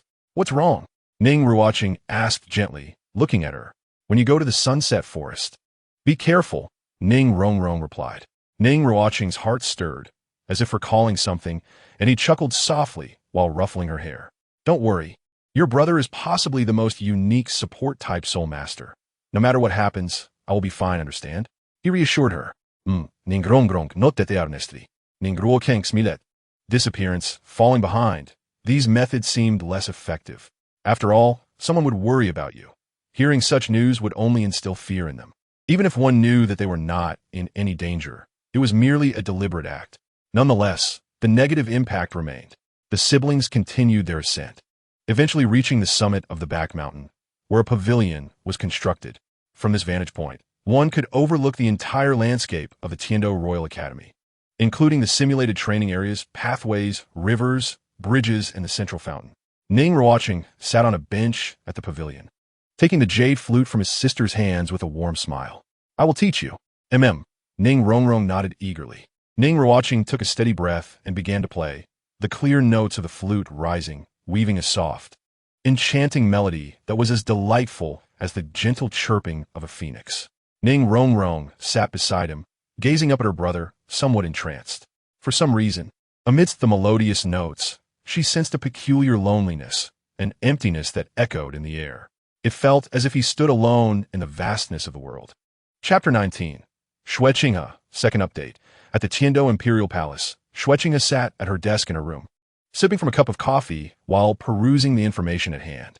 The spirit hall's infiltration of the Tendo Empire and the spies planted across various regions were all under her control. In just a few years, when Emperor Shui passed away, she, the crown prince, would ascend to the throne legitimately and seize control of the entire empire without bloodshed. In truth, she was not Ruocheng. The real Ruocheng had long since died, replaced by her. Just a few more years to wait soon. What attitude would she adopt by then? Perhaps she could attempt to win over the Seven Treasure Glazed Tile School, making them a valuable ally and a bargaining chip against that woman.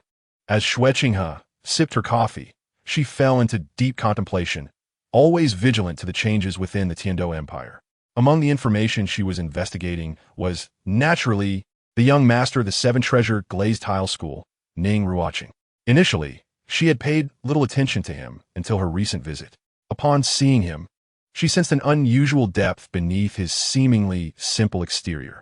Over the past 6 months, his cultivation speed had evidently accelerated, and he had now broken through to the 4th ring. Achieving the 4th ring at the age of 15 was indeed impressive and worthy of attention. He assembled a small team at the Royal Academy of Tendo, comprising Yu Qianheng, Dugu Yin, and a young lady of the Yi family, who possesses the 9 Hearts Begonia martial soul. It appears he is preparing to participate in the Advanced Soul Master competition 2 years hence. These individuals, of considerable status, are willing to let him, a support-type Soul Master, take the lead. She cannot help but suspect there is some ulterior motive at play. Additionally, his ambiguous relationship with Yu Xian complicates matters, making it difficult to ascertain the truth. Ning Ruochen likely harbors hidden facets yet to be revealed. It remains uncertain whether she can leverage this to her advantage. Ruocheng gently tapped his fingers on the table while holding a coffee cup. At that moment, a bright knock echoed from outside the door. "Brother, may I come in?" came a cheerful voice from beyond. "Shueku." Ruocheng recognized the voice immediately, albeit with curiosity about her purpose for visiting. He promptly locked away the investigative materials in the cabinet. "The door is open. Please come in," he replied. With a soft click, the door swung open, revealing a charming girl with short hair peeking in. She surveyed the room, noticing her brother seated alone at the desk, sipping coffee while perusing a document. She stepped inside, gracefully closing the door behind her. "Brother, can we discuss something?" Shueku asked as she settled at his desk, her eyes sparkling with hope. Ruocheng could not help but smile gently. "Are you in trouble again, or is your allowance insufficient?" Although she was not Ruocheng himself and bore no blood relation to the girl before him, he found himself somewhat moved by their interactions, despite the facade of affection meant to conceal his true identity. Furthermore, he was not a prince, thus absolved of the need for any form of purification. "Not at all, it's this." Shueku pouted slightly, retrieving a gilded invitation from her storage soul guide and sliding it across the table. Ruocheng set aside the document in his hand and accepted the invitation to examine it. "The Yu Xian celebration?" he inquired. "Yes."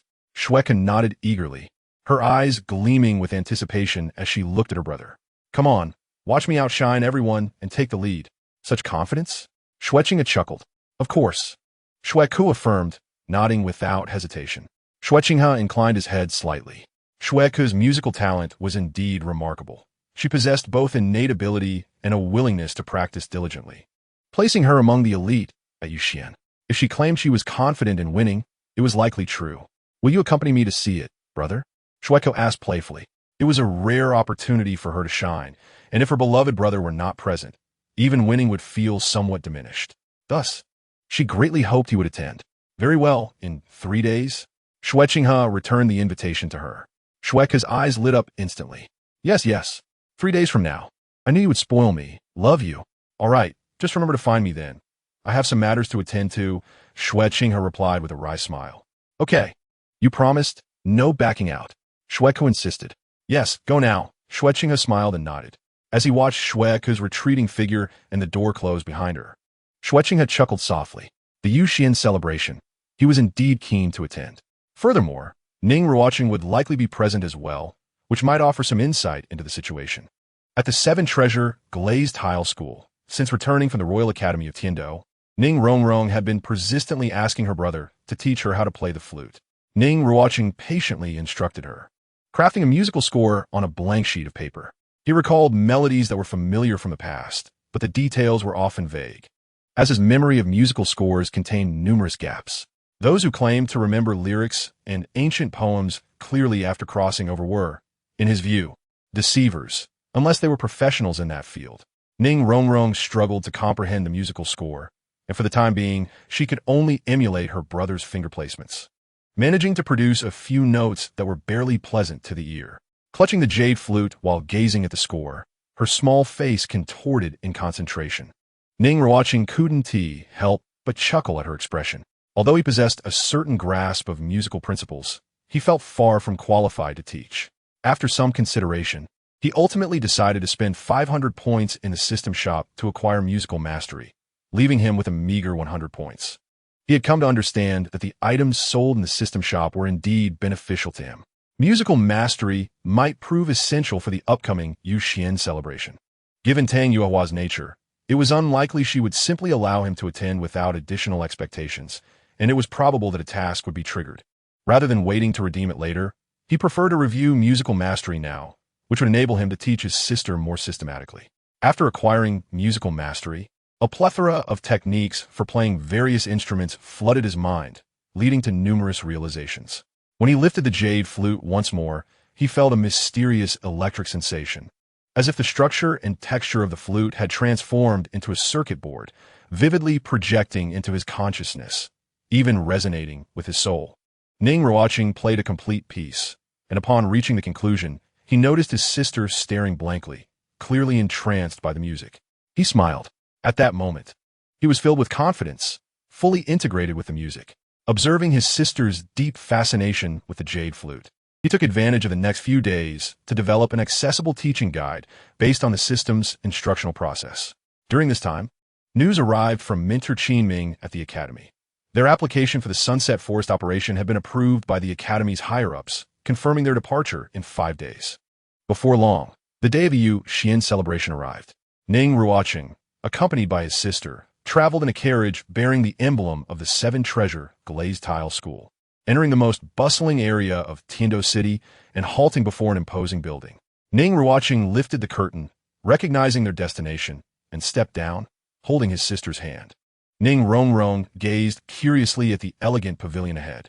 It was a 5-story structure, exuding an air of sophistication through its refined exterior. The overall architectural style was somewhat antiquated, with a simple plaque inscribed with the words, Yuxian. The flow of people entering and exiting was not overwhelming, yet their attire revealed a distinctiveness. Many were dressed in luxurious garments or exuded an elegant demeanor, indicative of the upper class. As Ning Ruochen disembarked from the carriage, he immediately spotted a familiar face outside the entrance of Yuxian. Sister Az.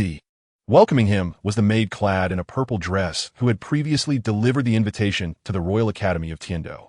She had evidently anticipated Ning Ruochen's arrival and had been waiting there. A slight nod accompanied her acknowledgement of him. "Follow me," she instructed, turning to enter the small building of Yuxian. Ning Ruochen, with his sister in tow, followed closely behind as they entered Yuxian. Upon stepping inside, Ning Ruochen was greeted by a delicate fragrance wafting through the air. She glanced up at her brother, observing that he navigated the space with ease. Following the purple-clad maid's lead, they bypassed the outer shadow wall and arrived at a spacious hall, where the floor was laid with gray bricks and the furnishings crafted from various expensive woods.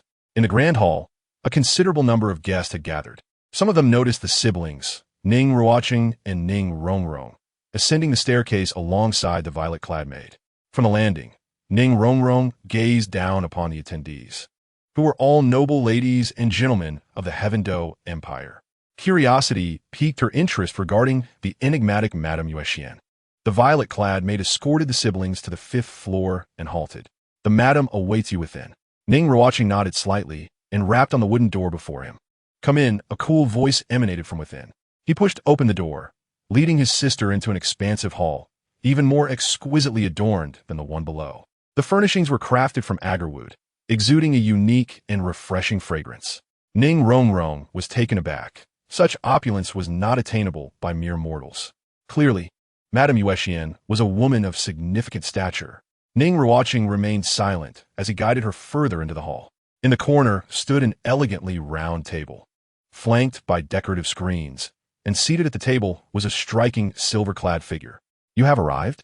The woman raised her gaze to Ning Ruochen. Her beauty breathtaking, yet her demeanor decidedly aloof.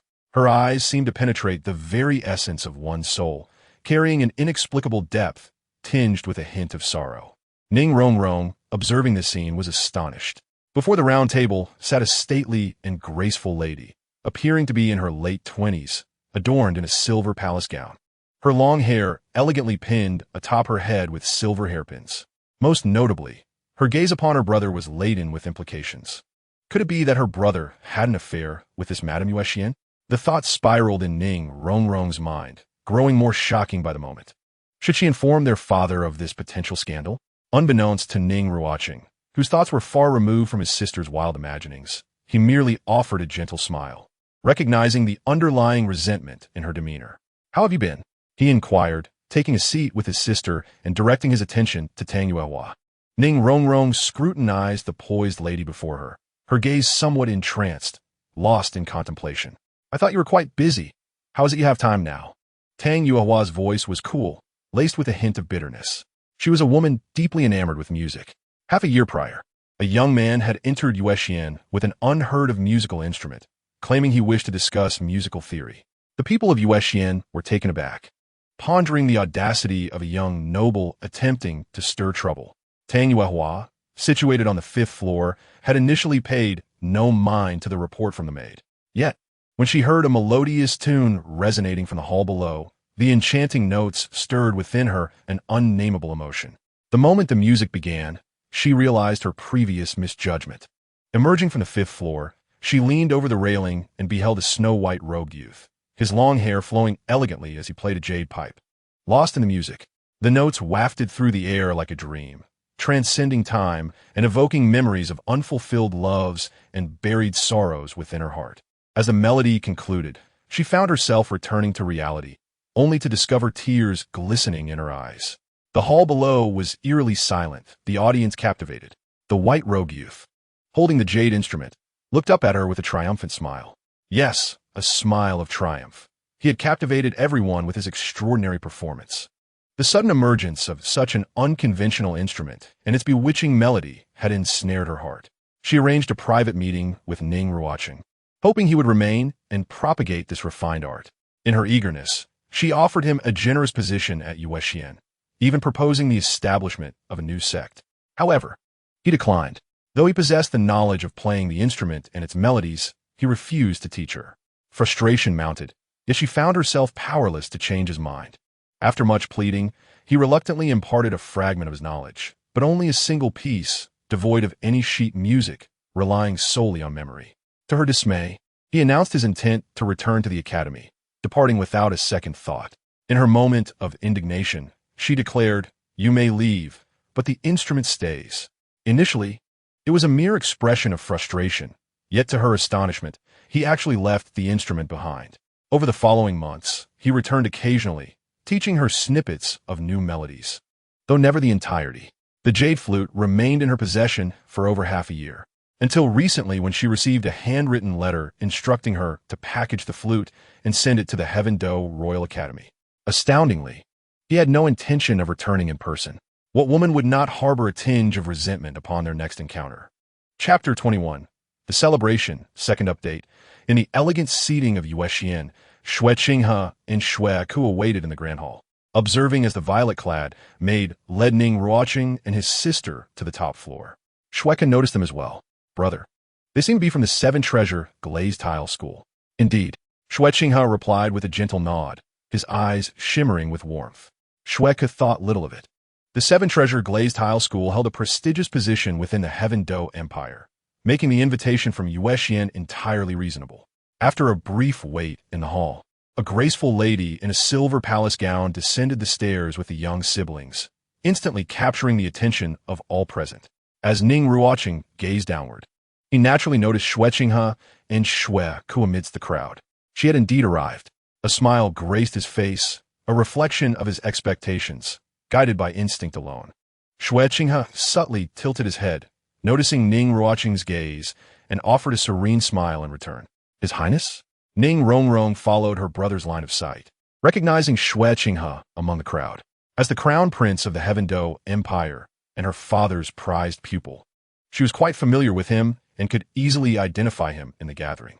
As Tang Yuehua accompanied the siblings from the staircase into the hall, the assembled guests offered the customary noble greeting. Madam of Yuexian, the noble elite acknowledged her presence with respect. Teacher, the students studying etiquette at Yuexian greeted, including Shui Ku among them. The celebration at Yuexian invited only the elite of the Heaven Do Empire, all impeccably dressed, exuding grace and elegance, their manners impeccable and dignified. Tang Yuehua graciously returned the greeting, her gaze swiftly settling upon Shui Qinghe, her face adorned with a serene smile. Your Highness, the Crown Prince, Princess Shui Ku, Madam. She acknowledged politely. Shui Qinghe responded with a courteous nod and a smile. Teacher. Princess Shui Ku beamed brightly as she stepped forward, linking her arm affectionately with Tang Yuehua's. Your Highness, what a coincidence. Ning Ruochen greeted Shui Qinghe with a smile. Junior, you all have arrived as well, Shui Qinghe responded cheerfully. Ning Ruochen offered a non-committal smile, having noticed Shui Ku's presence and surmising the situation. There also lingered the possibility that he had caught her attention, perhaps even piqued her interest. As the master of the Moon Pavilion, Tang Yuehua was entangled with Princess Shui Ku while also needing to preside over the ceremonial opening. Seizing the opportunity to escape her clutches, Ning Ruochen exchanged glances with Shui Qinghe, and they tacitly retreated to a corner of the hall. In the grand space, attendants carried silver trays laden with self-serve beverages. Ning Ruochen and Shui Qinghe each took a cup of drink from a silver platter. Ning Ruochen lingered beside her brother, her brow furrowed in distress. This is hardly entertaining, she remarked. Without looking at her, Ning Ruochen casually handed her a glass of juice. The two observed the center of the hall, engaging in light conversation. At that moment, a stage had been cleared in the center, featuring a harp, destined for a solo performance. The proceedings commenced in an orderly fashion as soon-to-graduate students took turns stepping up to play enchanting melodies, filling the hall with melodious strains.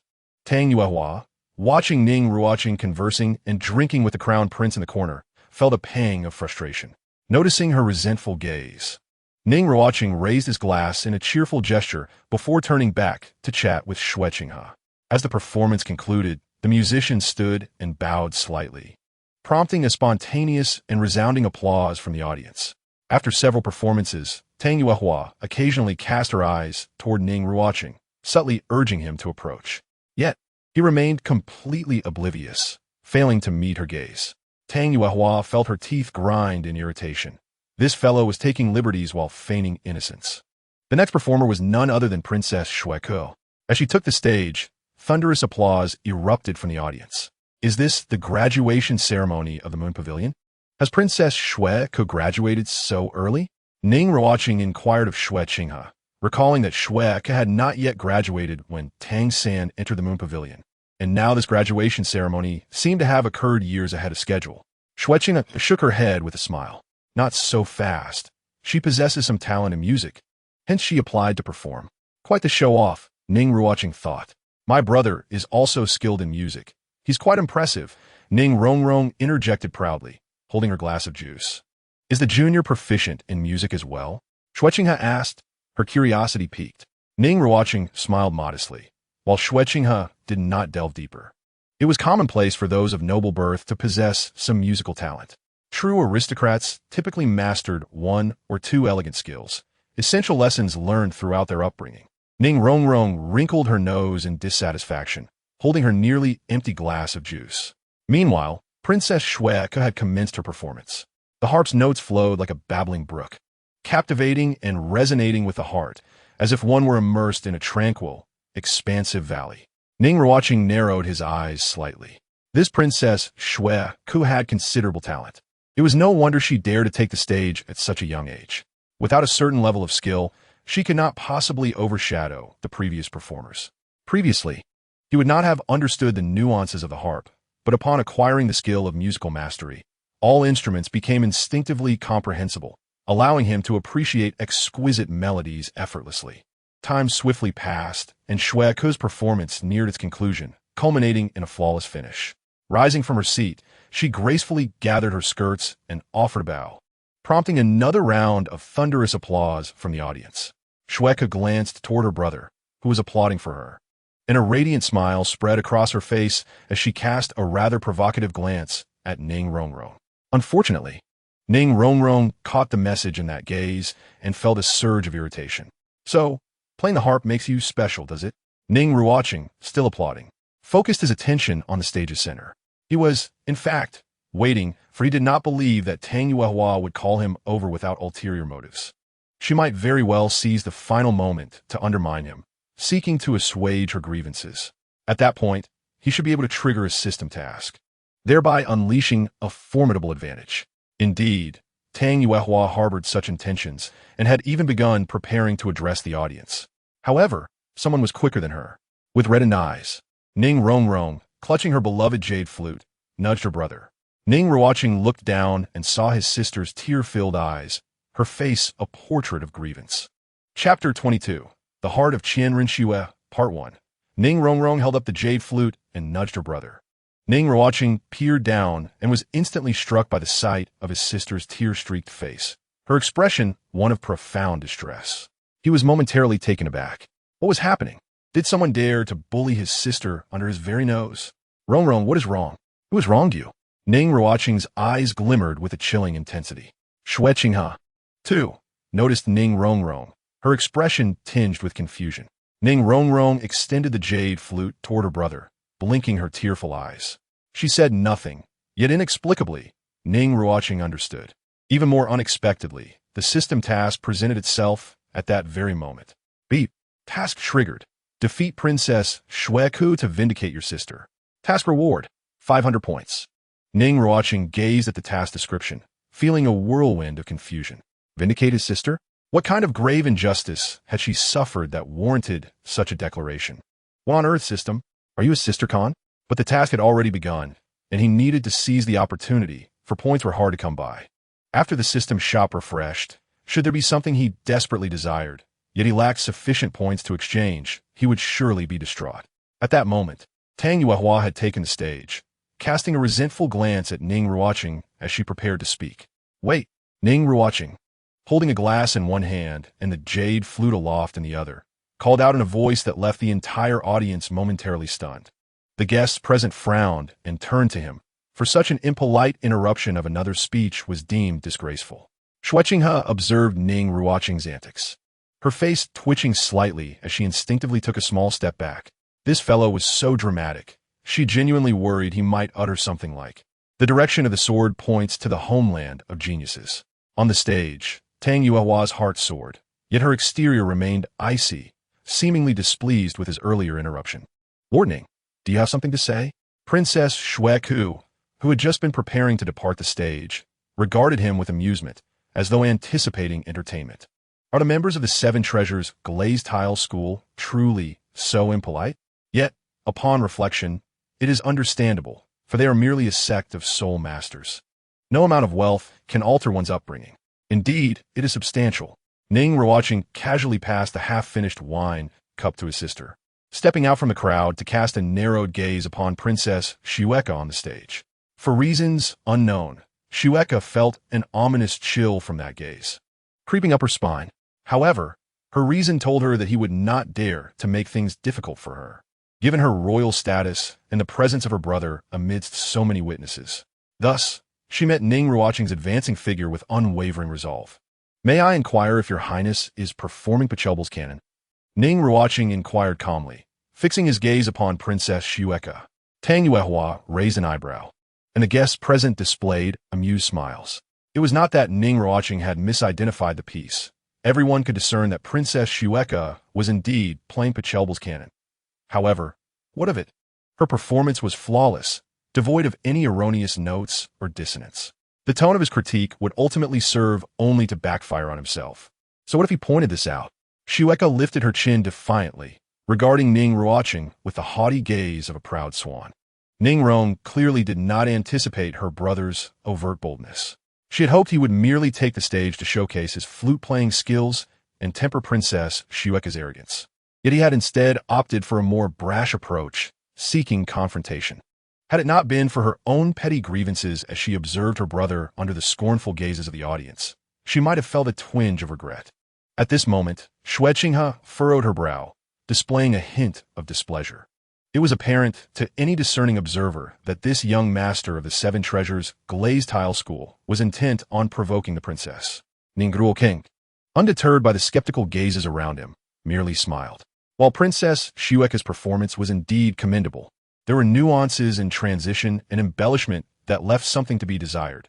Pointing these out would serve little purpose and only incite animosity. He strode confidently onto the stage, offering a smile to Princess Shueka. By chance, I have been practicing Pachelbel's canon for a few days, and seeing your highness's remarkable skill has left me somewhat eager to join in. The audience exchanged knowing glances, shaking their heads. They held no doubts about Ning Ruocheng's capability with this renowned piece, yet the phrase practiced for a few days rang rather discordantly, dripping with sarcasm. Should his skill surpass that of Princess Shueka, no one would question him. However, should he fall short, the ensuing spectacle would be quite intriguing. Tang Yuehua's brow furrowed further. Ning Ruocheng's actions were far too ostentatious. Regardless of the outcome, one party would inevitably find themselves in a precarious position. Yet Ning Ruocheng paid no mind to the murmurs and ascended the stage. As he passed Tang Yuehua, he handed her the jade flute. "Sister Yu, could you hold this for me?" The address startled the gathered guests. Tang Yuehua, taken aback by his request, regarded him with a questioning gaze. She believed that if he were to perform with the jade flute, he could undoubtedly overshadow Princess Shueka. However, if he relinquished the flute, it would indeed become a contest of harp skills. Ning Ruocheng, having noticed her inquisitive expression, nodded confidently and seated himself before the harp, his fingers delicately testing the strings for a few notes. The initial tuning sent a ripple of tension through the audience, their expressions shifting. Among the gathered elite, true talent would reveal itself through performance. The tones he had just adjusted served as a captivating prelude. Soon, Ning Ruocheng's fingers danced gracefully over the harp, producing enchanting notes that flowed like a crystal spring, reverberating through the tranquil hall. It was an entirely different atmosphere from that of Princess Shueka's performance. The serene melody cascaded down like a waterfall, illuminating the space with a radiant warmth, enveloping the audience in a sunlit embrace, melting them into a part of the brilliance. Tang Yuehua was left in awe, as were the other guests, their expressions reflecting shock. Ruocheng appeared visibly shaken, her eyes glimmering with a striking golden hue. The flowing melody liberated her spirit from the confines of her body, transcending boundaries, allowing her to gaze upon the stars above and the earth below. The intricate harmonies enveloped her, and upon closing her eyes, she envisioned dreamlike landscapes of long-forgotten desires.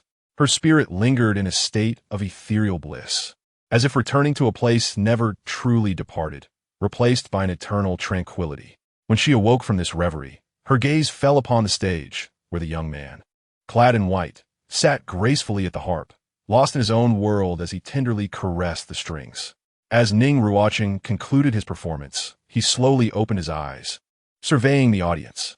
Princess Shueka stood frozen, her pupils dilated, seemingly entranced. Tang Yuehua, her demeanor dazed, had tears glistening in her eyes, as if once more struck at her heart. The guests remained entranced, still lost in the realm of exquisite music. Among them, Ruocheng stood out, her gaze fixed intently on him, even offering a smile. Ning Ruocheng, taken aback, pondered the peculiarity of the situation. Ding! Hidden task completed. Ethereal echoes of Qian Renxue. Reward, 1,000 points. Current points, 1,100. Ning Ruocheng was momentarily stunned by the system's notification. What was this? Hidden tasks? And why did ethereal echoes of Qian Renxue sound so much like a quest? Meanwhile, the audience gradually emerged from their reverie, their eyes filled with astonishment, erupting into thunderous applause. Princess Shueka, too, was awakened, joining in the clapping, genuinely impressed by Ning Ruocheng's talent. Ding! Task justification for sister completed. Reward, 500 points. Remaining points, 1,600. Ning Ruocheng felt a surge of warmth as he looked towards his sister, a gentle smile gracing his face. He understood that today's events would surely reverberate throughout the aristocratic society of the Tendo Empire, especially after his earlier confrontation with Princess Shueka. Reflecting on his entrance, he felt a twinge of embarrassment. How overly dramatic it had been. As he approached Tang Yuehua to reclaim the jade flute, he caught her reproachful glare, accompanied by a familiar voice. "Find me after the celebration." Ning Ruochen imperceptibly nodded, accepting the flute and descending the stage. Below, Ning Ruochen awaited eagerly, rushing to embrace his elbow with a beaming smile. Brother, you were amazing. Ning Ruochen nodded appreciatively, while Xue Qinghe, with a smile, gazed at him. I did not expect such exceptional skill from my junior. Truly impressive. Thank you for your kind words, Ning Ruochen replied with a smile. My brother possesses even greater talents, Ning Ruochen declared with pride. At this moment, Princess Shrek had descended from the stage and returned to Xue Qinghe's side, casting a smile towards Ning Ruochen. Brother Ning, you're quite impressive. I admire your skills. If you have time in the future, might you consider offering your guidance to me? As she spoke, it seemed she had entirely forgotten the earlier confrontation between them on stage. This unexpected demeanor surprised Ning Ruochen, who nodded slightly in acknowledgement. You are always welcome. He had anticipated her to harbor resentment, displaying malice and a look that suggested their conflict was far from over. Yet, her composed behavior was commendable. As expected of a princess, few could match her poise. Ning Ruochen, hiding behind her brother, made a face at Xue Ke. Just let you have your moment. And now you realize you are outmatched? Humph, my brother is still the best. Ning Ruochen gently pressed down on his sister's head, attempting to temper her exuberance. This girl is quite naive. I hope you can forgive her. Xue Ke shook her head lightly in response. Eventually, the Moon Pavilion celebration concluded successfully, and the guests began to disperse. At the entrance of the Moon Pavilion, the Ning siblings bid farewell to the Xue siblings, watching them board their carriage and vanish down the street. Why are you still quarreling with her? Ning Ruochen asked with a smile. She provoked me first, Ning Ruochen bolted, turning her head in defiance. All right, I won't mention it again. Ning Ruochen affectionately ruffled her hair and turned to glance back. The purple-clad maid stood respectfully at the entrance of the Moon Pavilion, her gaze fixed on Ning Ruochen without uttering a word or showing any intention of leaving. Ning Ruochen led his sister inside, instructing her to wait for him in the main hall on the first floor, promising to join her shortly. Ning Ruochen held her jade flute, a bit displeased but unable to voice it, as she watched her brother follow the purple-clad maid upstairs. In the upper hall of the Moon Pavilion, 2 cups of fragrant tea sat on a pearwood table, and Tang Yuehua, clad in a silver palace gown, regarded Ning Ruochen with a cool demeanor. You conceal your depths well. I cannot gauge your true nature, she remarked. Ning Ruochen kalimdi sipet histea. This behavior is uncharacteristic of you, Tang Yuehua continued. Ning Ruochen glanced at her. Considering this is only our 4th meeting, why would you harbor the illusion that you understand me? Indeed, knowing we have met only thrice before, you still dare to send me a letter as a married woman. Are you not concerned about the rumors that might arise? Tang Yuehua's expression grew noticeably cold. Ning Ruochen's countenance fell at her words. Sister Yu, I apologize. Although I understand your reference to being a married woman is misleading, I cannot reveal the truth, as I am theoretically unaware of such information about you. It seemed that Tang Yuehua was quite unwilling to concede any ground. Tang Yuehua let out a soft huff, choosing not to respond. I will send you the teaching scores for the jade flute in a few days. I must accompany my mentor to the Soul Beast Forest soon, so I need to prepare, Ning Ruochen stated. Tang Yuehua remained silent, sipping her tea. Noticing her impassive demeanor, Ning Ruochen quickly amended his tone. I will make the scores ready and send them right away. Realizing she still showed no reaction, he tentatively asked, shall I come personally to deliver them? Have I shared any jokes with you? Tang Yuehua's indifferent gaze met Ning Ruochen's eyes. Share a joke? Ning Ruochen's interest piqued. When had she become so humorous? Young Master Ning's promise, Tang Yuehua replied, her gaze still devoid of warmth. If you are sincere, now would be the time, Tang Yuehua stated calmly. Oz.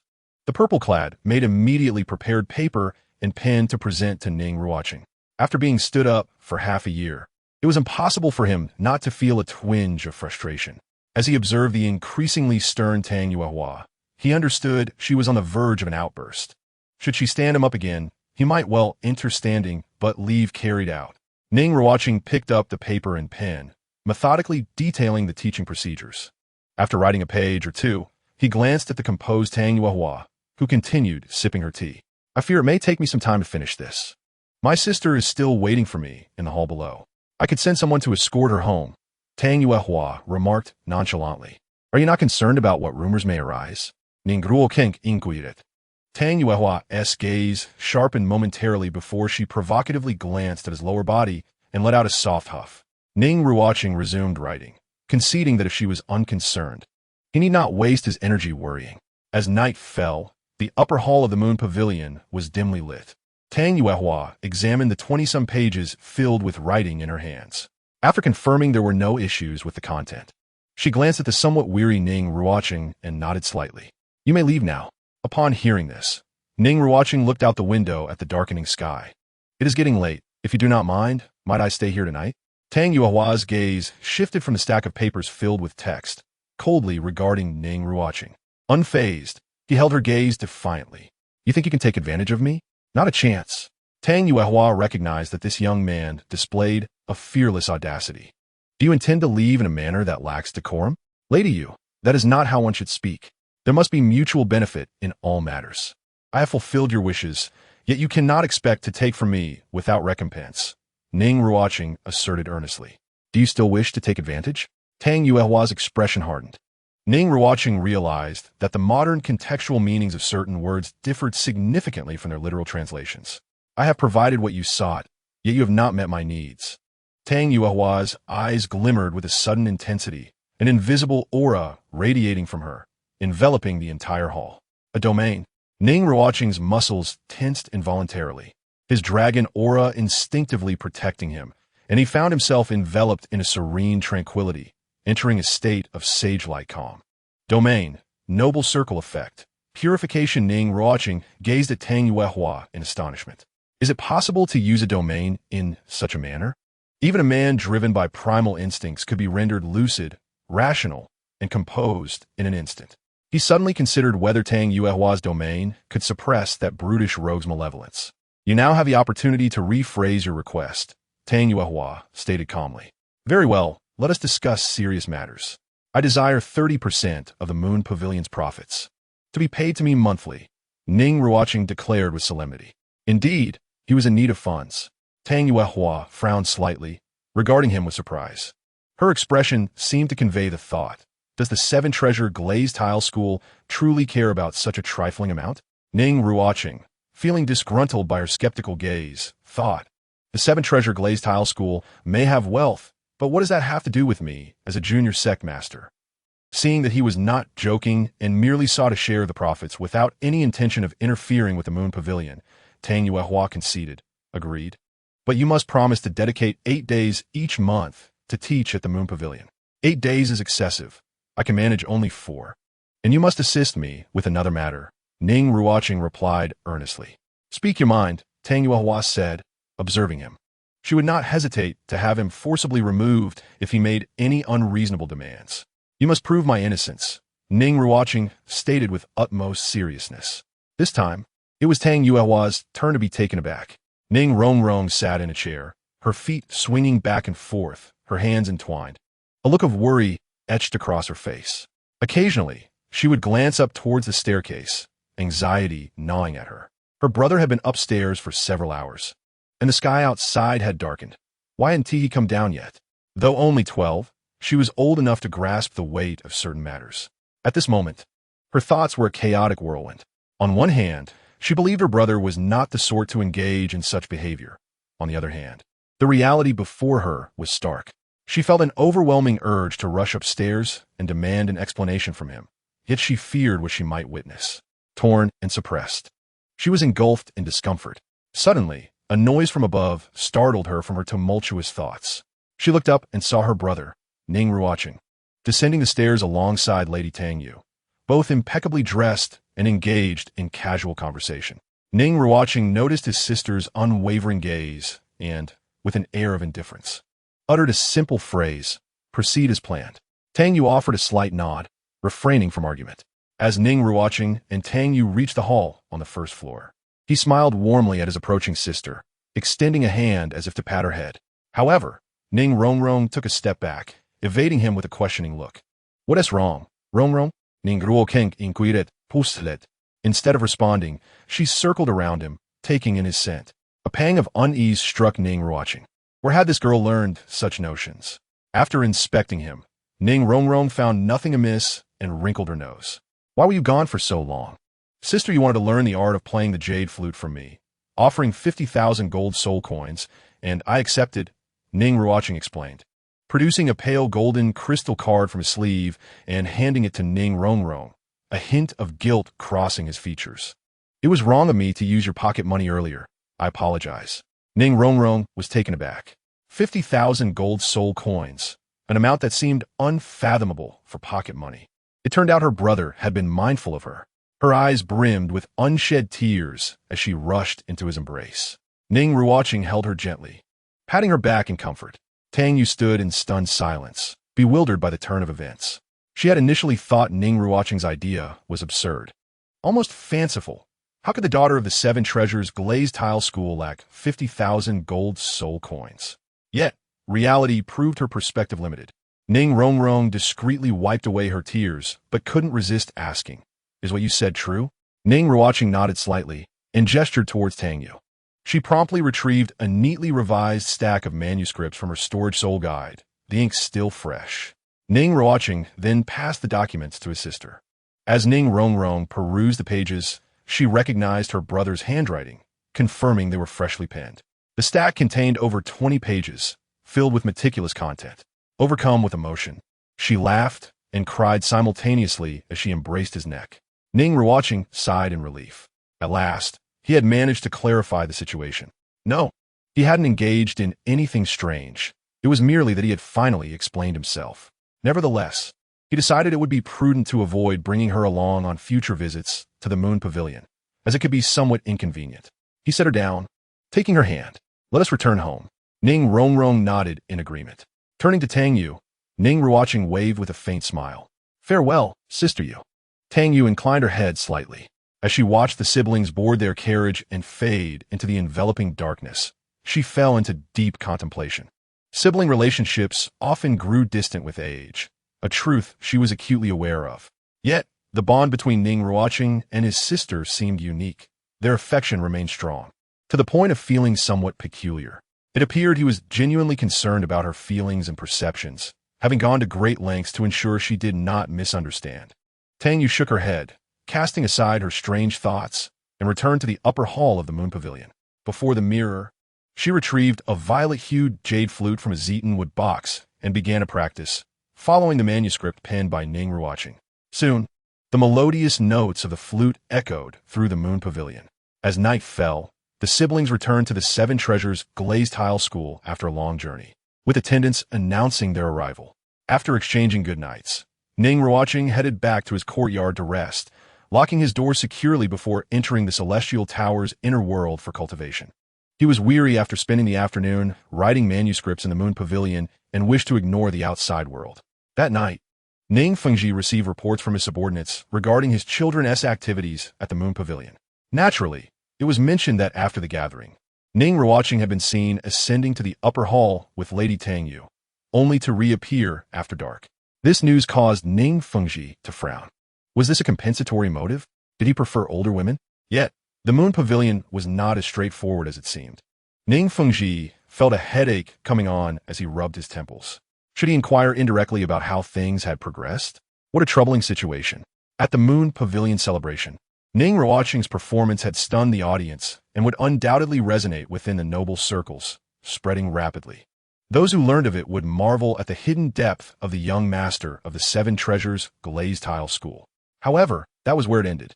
After all, this was a world where power reigned supreme among soul masters, no matter how exquisite one's musical talent. It paled in comparison to the stature of a formidable soul master. This incident had quietly registered in Ruocheng's mind. The melody Ning Ruochen played was indeed delightful. As for the event's central figure, he found himself grappling with a dilemma within the celestial world. The reason was simple. The system shop had refreshed, and the rewards had returned to their normal state, consisting solely of items applicable to the Douluo continent. However, the issue lay in his insufficient points. Item: Compendium of Materia Medica Grade. Purple Extreme Description. An ancient practitioner of the Li clan from the Great Xia, having traversed myriad realms. Compiled a collection of celestial herbs and spiritual medicines. Exchange: 1,000 points. Item: Basic Soul Guide Engraving Technique Grade. Purple Description. Mastery over the creation of 1 to 3 tier soul guide formation diagrams and engraving techniques. Exchange: 1,000 points. Item: Characteristic Simulation Grade. Purple description. Originating from the lineage of the extreme North Ice silkworm. Slaying these silkworms may yield a chance of acquisition. Effect. Alters one's form and aura. Exchange. 1,000 points. Item. Soul Ring Age Enhancement Scroll Grade. Yellow description. Can be applied to any soul ring. Enhancing the age of a single soul ring by 500 years. Exchange. 500 points. Item. Beast Taming Pill Grade. Yellow description. Administering this pill to a soul beast will allow it to recognize its master and obey commands. Note. Can only control soul beasts of under 10,000 years of cultivation. The higher the age of the soul beast, the greater the chance of failure. Redemption. 500 points. Ning Ruochen gazed longingly at the newly listed items in the system store. In a few days, he would accompany his academy mentor and companions to the Sunset Forest. The emergence of the Compendium of Materia Medica seemed to imply something significant. This item was undoubtedly essential. The elementary soul guiding device engraving technique held great importance for him. Mastering it would allow him to swiftly enhance the self-defense capabilities of the Seven Treasures Glazed Sect. This was a necessity, yet his current points were insufficient to purchase both purple-grade treasures, compelling him to forbear and wait until he accrued more points to make the purchase. The characteristic simulation was also an excellent option, as it provided considerable operational flexibility. In a few days, while traversing the Sunset Forest with his mentor and companions, this feature could easily conceal his presence. Had he sufficient points, Ning Ruochen would certainly redeem it. The Soul Ring Duration Enhancement Scroll was decent, yet not urgently needed, so its redemption could be postponed.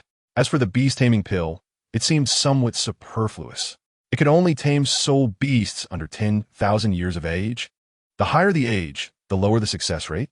Was he playing with a Pokeball? Who would casually tame soul beasts to bring home? Unless it was a divine beast, he had no interest. After much contemplation, Ning Ruochen ultimately decided to redeem the Compendium of Materia Medica. He was determined to obtain the celestial herb from the Ice and Fire Yin-Yang Eyes. This might be an opportunity, a hidden quest. Much like the connection between mastery of melody and the subsequent Moon Pavilion celebration, intertwined with the shadowy subquest of Qian Renxue. Ding! Successfully redeemed Compendium of Materia Medica.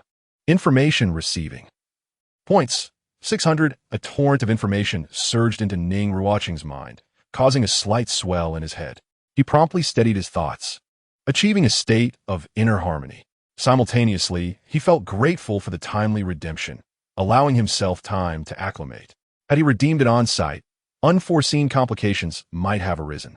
Ning Ruochen organized the influx of information in his mind, categorizing and sorting it according to specific rules. Slowly, he opened his eyes, which gleamed with an extraordinary light. He immediately searched for the fragrant, enigmatic celestial product in his mind. Soon, a large, pale pink flower materialized in his thoughts. The flower had no leaves. Its stem 3 feet long, with an enormous bloom, measuring nearly a foot in diameter, each petal appearing crystal clear and translucent. The flower's center was a soft purple, resembling a cluster of purple diamonds embedded within. Its effect, a nemesis to all poisons, capable of neutralizing toxins, though it did not detoxify itself. Ning Ruochen continued his mental search for the enigmatic tulip. This celestial herb was critical for guiding and transforming the 7 Treasures Glazed Tower's martial soul into the 9 Treasures Glazed Tower. Thus, he was particularly invested in acquiring it. If he could obtain this herb, he could assist that girl in her martial soul's evolution. Soon, the visual model of the enigmatic tulip appeared in his mind, accompanied by detailed information and descriptions of its uses and effects. He experimented with several other celestial herbs, all of which he found in the Compendium of Materia Medica, along with their visual models and specific introductions. Finally, Ning Ruochen breathed a sigh of relief. With this, he felt reassured. He glanced at his remaining 600 points. It was too little. He needed to amass a substantial amount of points. Otherwise, when the system store refreshed again, if his points were insufficient, no matter how enticing the items appeared, he would be left with nothing but longing. Fortunately, he had begun to discern some methods for triggering quests. If he could adeptly utilize the rules, he should be able to earn more points efficiently. Simultaneously, he looked forward to the journey to the Sunset Forest in a few days. If he could smoothly complete the core plot task of collecting celestial herbs for the Ice and Fire Yin-Yang Eyes, he would earn an opportunity to draw from the celestial prize pool. The first draw was the ancient Void Dragon from the Dopa continent, serving as his second martial soul. He wondered what splendid item the second draw would yield. The purple rewards were already delightful. What wonders might a golden legend bring? Supreme Bones? Chaos Blue Lotus? The Three Lives Bronze Coffin? Just thinking about it filled him with exhilaration and anticipation. Although the future remained uncertain, it did not hinder his daydreaming. No, it was already evening. Chapter 25. Entering the Sunset Forest. First update. Days later, at the entrance of the Seven Treasures Glazed Sect, Ning Ruochen bid farewell to his sister, preparing to meet with the teachers and companions at the Tendo Royal Academy. Before departing, he advised his sister to stay home and practice diligently during his absence. Should he return to find her missing, Ning Ruochen cast a cold smile, snorting softly, giving her a look that spoke volumes. Ning Ruochen nodded vigorously, displaying a thoroughly obedient demeanor as she reminded him to stay safe and cautious while away. Ning Ruochen affectionately ruffled her hair, uttering a farewell before boarding the carriage. "Brother, wait for your return." Ning Ruochen waved at the entrance of the Seven Treasures Glazed Sect, feeling a pang of reluctance. Ning Ruochen leaned out of the carriage window, nodding slightly, then lowered the curtain, as she watched the carriage gradually fade into the distance. A hint of hesitation flickered in her eyes. Should she take the opportunity to sneak away during this time? Would her brother be angry upon discovering it? At the Tendo Royal Academy, the carriage carrying Ning Ruochen arrived at the academy gate, and he disembarked. Yu Tianheng, Dugu Yin, and Ye Lingling awaited him at the entrance, along with Mentor Qin Ming.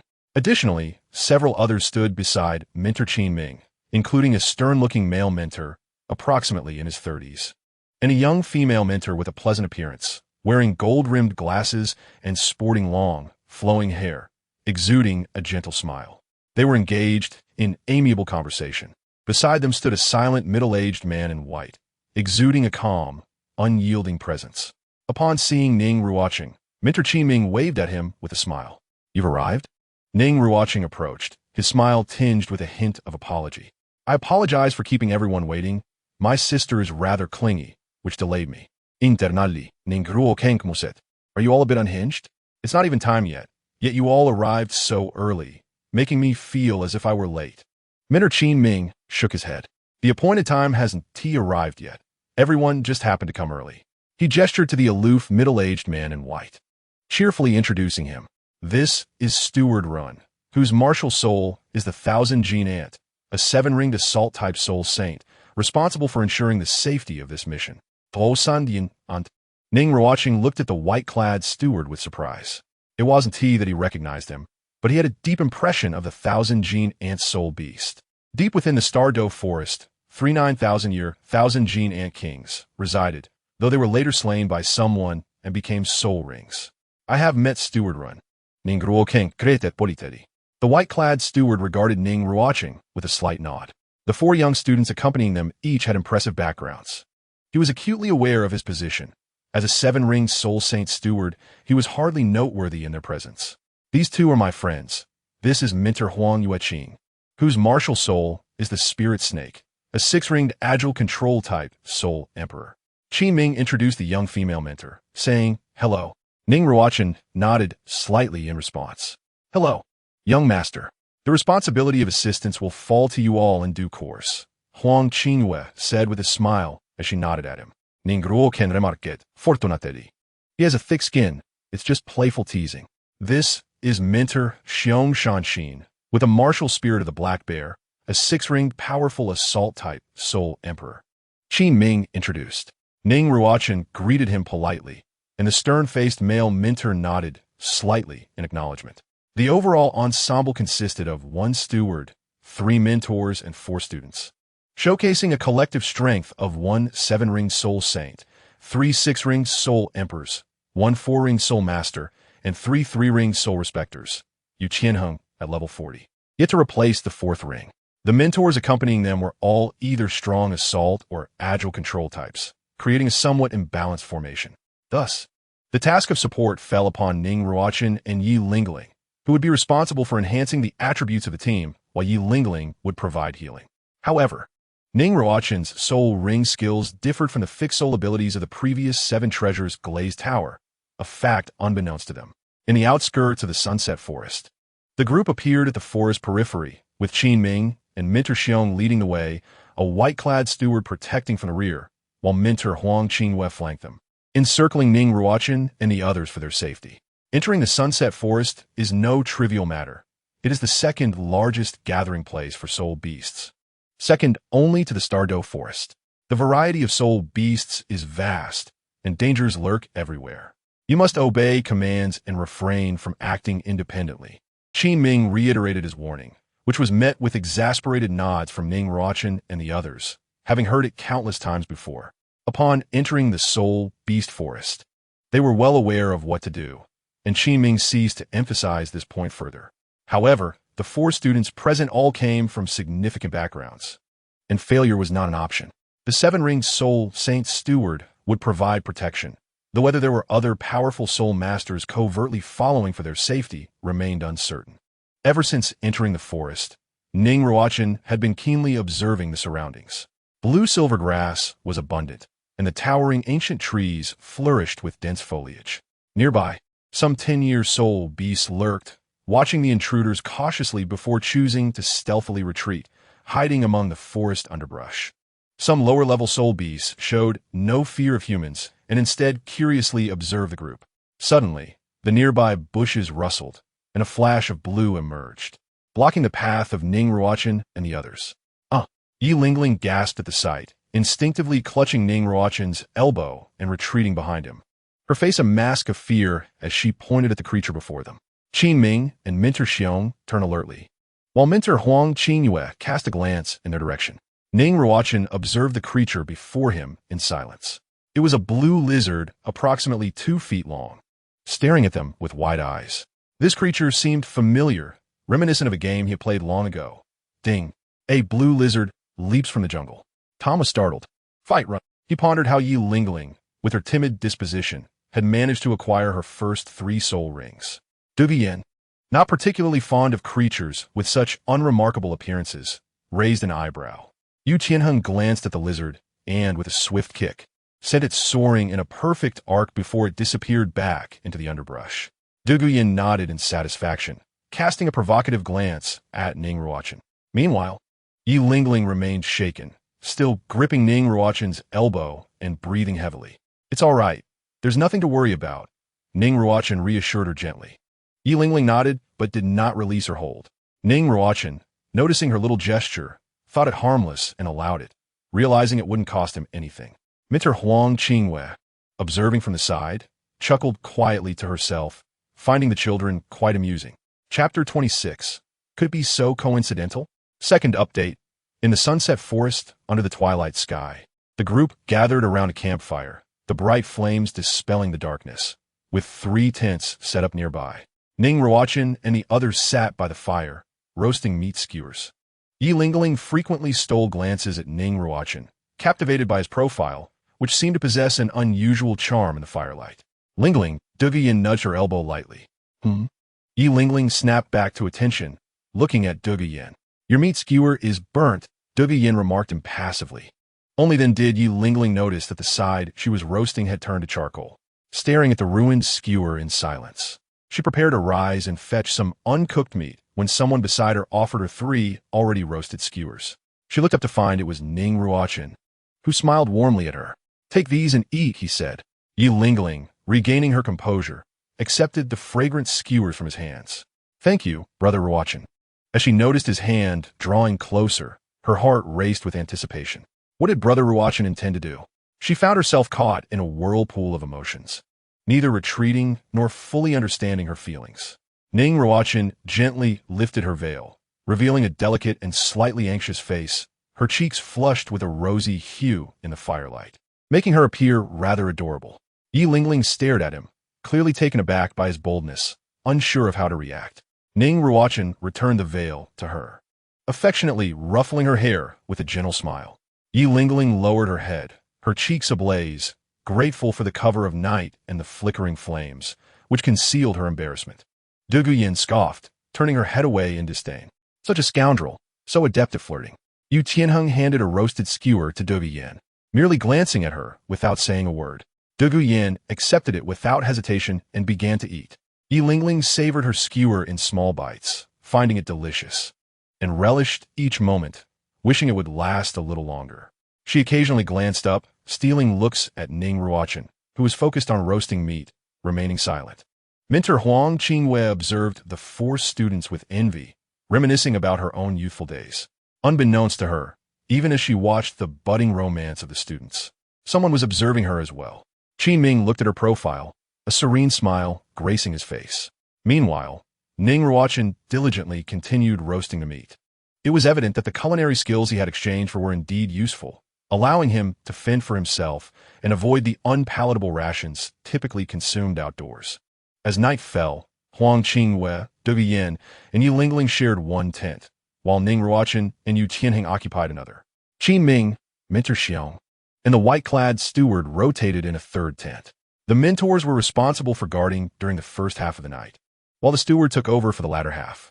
Deep into the night, Ning Ruochen slowly opened his eyes. After confirming that Yu Tianheng was asleep beside him, he immediately activated the passive ability of his second martial soul, Void Concealment.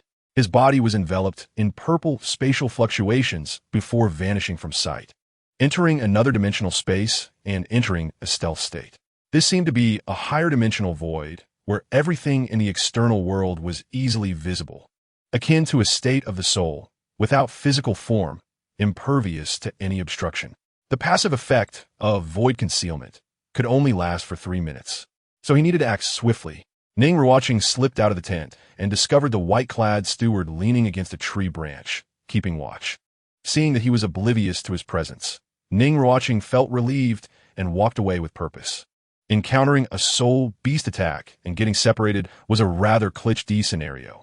Moreover, he was no ordinary person. He bore the identity of the young master of the 7 Treasures Glazed Sect. If something were to happen, such as a soul beast assault leading to the disappearance of the young master of the 7 Treasures Glazed Sect, the stewards and mentors of the academy would surely go into a frenzy. Additionally, he was concerned that news of such an event might reach his sister's ears, which would lead to further complications for him. Furthermore, Ning Ruochen had a vague suspicion that there were individuals secretly protecting them during this expedition into the Soul Beast Forest, though they had not yet revealed themselves. After all, the identities of the 4 young individuals present were far too special. Any mishap involving any one of them would have dire consequences. Unless the young masters of the Blue Lightning Tyrant Dragon clan were also present, they would surely arrange for protection.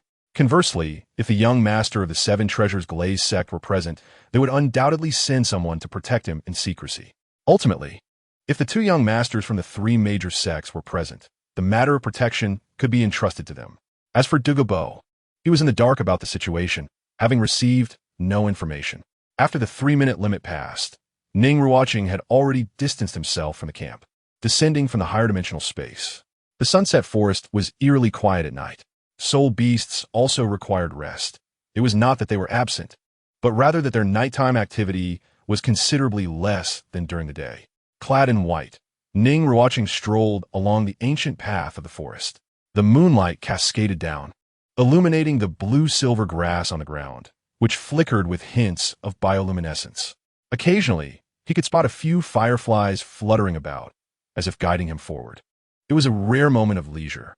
Following the fireflies, Ning Ruochen ventured deeper into the forest, sifting through information in his mind. He was only aware that Dugu Bo was at the Ice and Fire Yin-Yang located within the Sunset Forest, characterized by a valley basin shrouded in toxic gas and mist, though he was uncertain of its precise location. He vaguely recalled that there was a plant called the 7 Absolute Poison Fogflower in that vicinity, though he could not be certain if he remembered correctly. This plant exuded toxic gas, creating a miasma outside the valley. However, he was not afraid of the toxins. His toxic immunity was maxed out. Additionally, the passive ability of the ancient Void Dragon, Void Concealment, allowed him to easily traverse the terrain. As long as he could locate the 7 Absolute Poison Fogflower, he would likely be able to approach the Ice and Fire Yin-Yang Eye. Nonetheless, the Sunset Forest, as the second largest gathering place for soul beasts, spanned a considerable area, making it a matter of chance. Regarding the location of the Blue-Silver Emperor, it was related to Tang Hao. Tang San had practiced the chaotic cloak hammer technique beneath a waterfall, and the blue-silver emperor had been planted in a nearby cave. Currently, Tang Hao is secretly protecting his precious son near Shrek Academy, so the blue-silver emperor should be in a dormant state. Clue: near the river and waterfall. He would search along the river for the waterfall's terrain. However, the Sunset Forest had more than one river and waterfall, and he had at most a few nights, leaving him with little time for a thorough search. Ultimately, it came down to insufficient strength. Following the fireflies, Ning Ruochen emerged from the thicket, suddenly entering an open area by the river, where fireflies danced in the air, competing with the moonlight. Additionally, he faintly heard the sound of rushing water upstream. Ning Ruochen was momentarily stunned. Could it be this coincidental? Chapter 27, Subduing the Blue-Silver Emperor. First update. In the depths of the Sunset Forest, under the veil of night, the hazy moonlight and the glow of fireflies illuminated the path. Ning Ruochen walked alone alongside the river, making his way toward the sound of the waterfall upstream. After traversing several hundred paces, he found himself in a wide clearing, where the sound of rushing water roared ahead. Before him stood a cliff approximately 20 to 30 meters high, with torrents cascading down, reflecting the moonlight, resembling the Milky Way descending from the heavens. The pool below, shrouded in darkness, shimmered with layers of silver ripples, akin to scattered fragments of the moon. At the base of the waterfall, several massive, flat boulders lay arranged like a platform. Ning Ruochen gazed at the scene before him, his eyes fixed on the midsection of the waterfall. He immediately activated the passive ability of the ancient Void Dragon, entering the state of void concealment and slipping into the higher dimensional space. As he peered through the torrent, he suddenly noticed a man-made cave in the midsection of the waterfall, within which grew a plant emanating a golden blue glow, the blue-silver emperor. Ning Ruochen's pupils constricted. He quickly scanned the surroundings and confirmed that Tang Hao was nowhere in sight. Without hesitation, he stepped into the cave while still cloaked in void concealment, advancing cautiously. His gaze fell upon the unique blue-silver grass planted deep within the cave. The leaves of this blue-silver grass were broader than those outside and adorned with faint golden patterns, exuding a peculiar and ethereal blue-golden luminescence. The blue-silver emperor. Ning Ruochen's eyes sparkled with fervor. Only by intercepting it in advance could he prepare for the subsequent core storyline task, reviving the blue-silver emperor.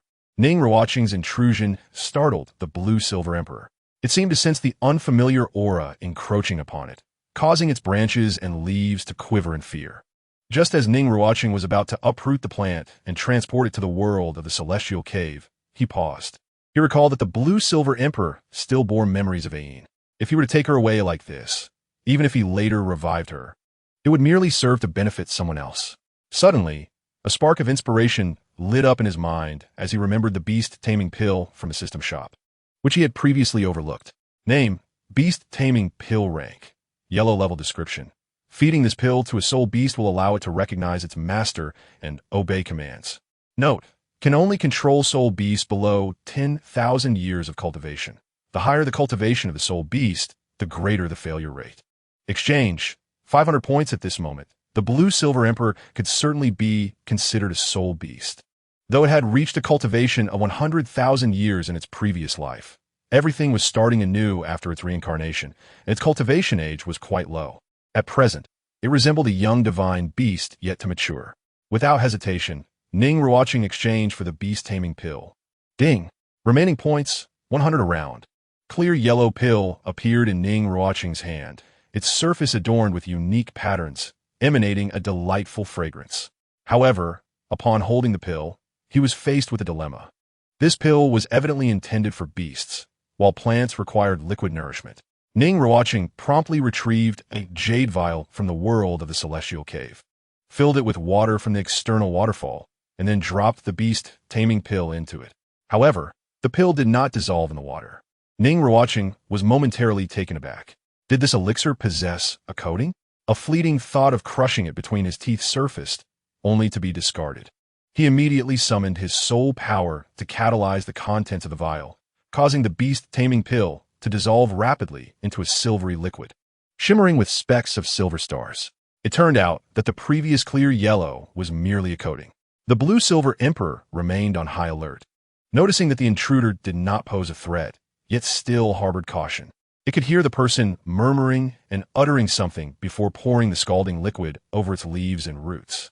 Instinctively resistant at first, it soon discovered that the liquid contained the essential nutrients it desperately craved, and it began to instinctively absorb more. Ning Ruochen observed as the blue-silver emperor eagerly snatched the jade vial from his hand, consuming every drop of the precious liquid within, appearing insatiable. After discarding the drained vial, it entwined Ning Ruochen's fingers with its leaves, emitting a powerful mental wave, demanding more. Evidently, the beast-taming pill was a highly enticing substance for soul beasts. However, could it truly follow commands and be obedient? Ain? The blue-silver emperor slightly swayed its branches, radiating a rich blue-golden glow, appearing sturdier than before. Can you understand my words? That is splendid. Now, can you rise from the ground? Ning Ruochen inquired. Upon hearing this, the blue-silver emperor retracted its roots from the soil and emerged, its roots trailing behind. Ning Ruochen found himself both amused and bewildered by the sight, reminiscent of the old trope of a tree making a hasty escape. Clearly, once a plant-type soul beast reached a certain stage of growth, it could autonomously relocate. I shall take you to a place that will become your future home, Ning Ruochen said gently as he crouched and opened his palm. The blue-silver emperor immediately wriggled its roots and leaped onto his hand. Ning Ruochen then activated the hidden realm, transporting the blue-silver emperor within. In the hidden realm, Ning Ruochen chose a location near a lake and set the blue-silver emperor down. It instinctively rooted itself, revitalizing anew. He gazed at the blue-silver emperor, a serene smile gracing his face. Preparations for its revival could begin. Newly rooted, the blue-silver emperor extended its branches, entwining its leaves around his hand, expressing its desires. Ning Ruochen mused, have I been single for too long? Even a plant can evoke such strange thoughts. He gently caressed its tender new leaves, causing the blue-silver emperor to tremble slightly before releasing its grip, sending forth a strong mental wave. Ning Ruochen reassured it to remain patient. He would find a way to revive it. He then exited the hidden realm and returned to the depths of the cave, observing the site devoid of any excavation marks. Only the remnants where the blue-silver emperor had once rooted. He couldn't help but chuckle. He was curious about what Tang Hao would think upon witnessing this scene, for it appeared as though the blue-silver emperor had fled on its own accord.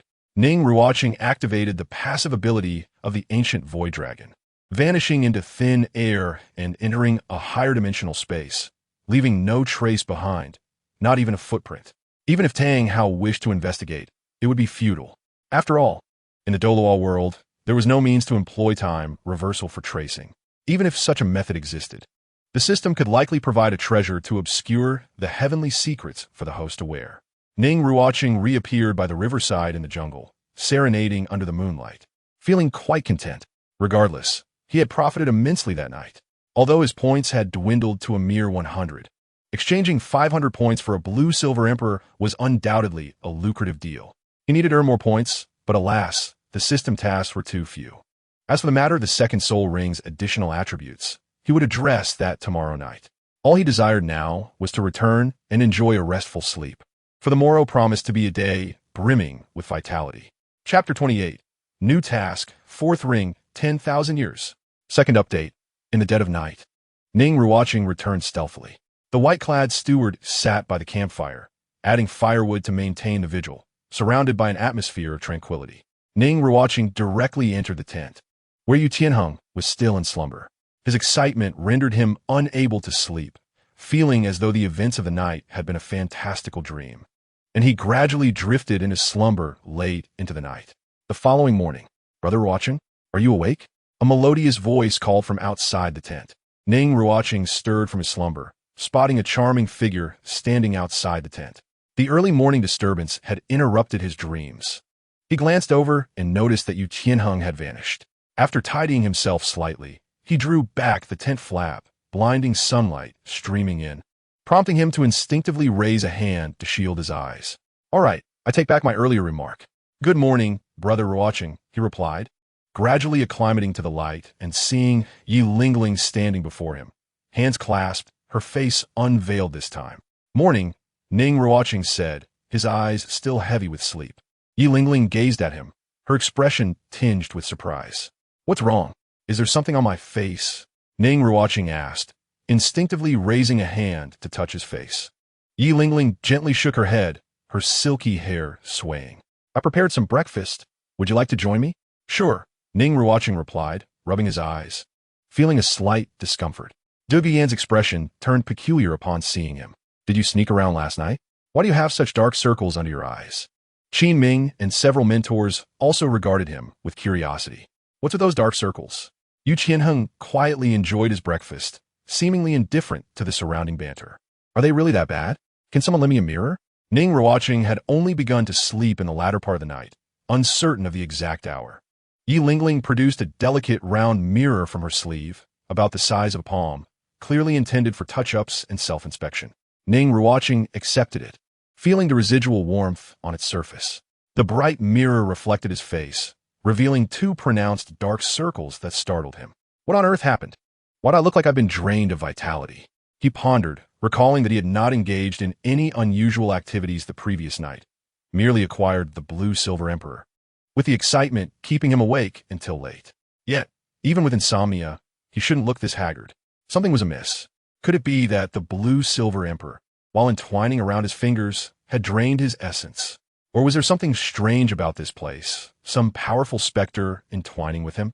Ning Ruochen returned the mirror to Ye Lingling, who carefully stowed it away and thoughtfully presented him with a bowl of lean meat porridge. Thank you. Ning Ruochen expressed his gratitude. Ye Lingling slightly shook her head, quietly sipping her own portion.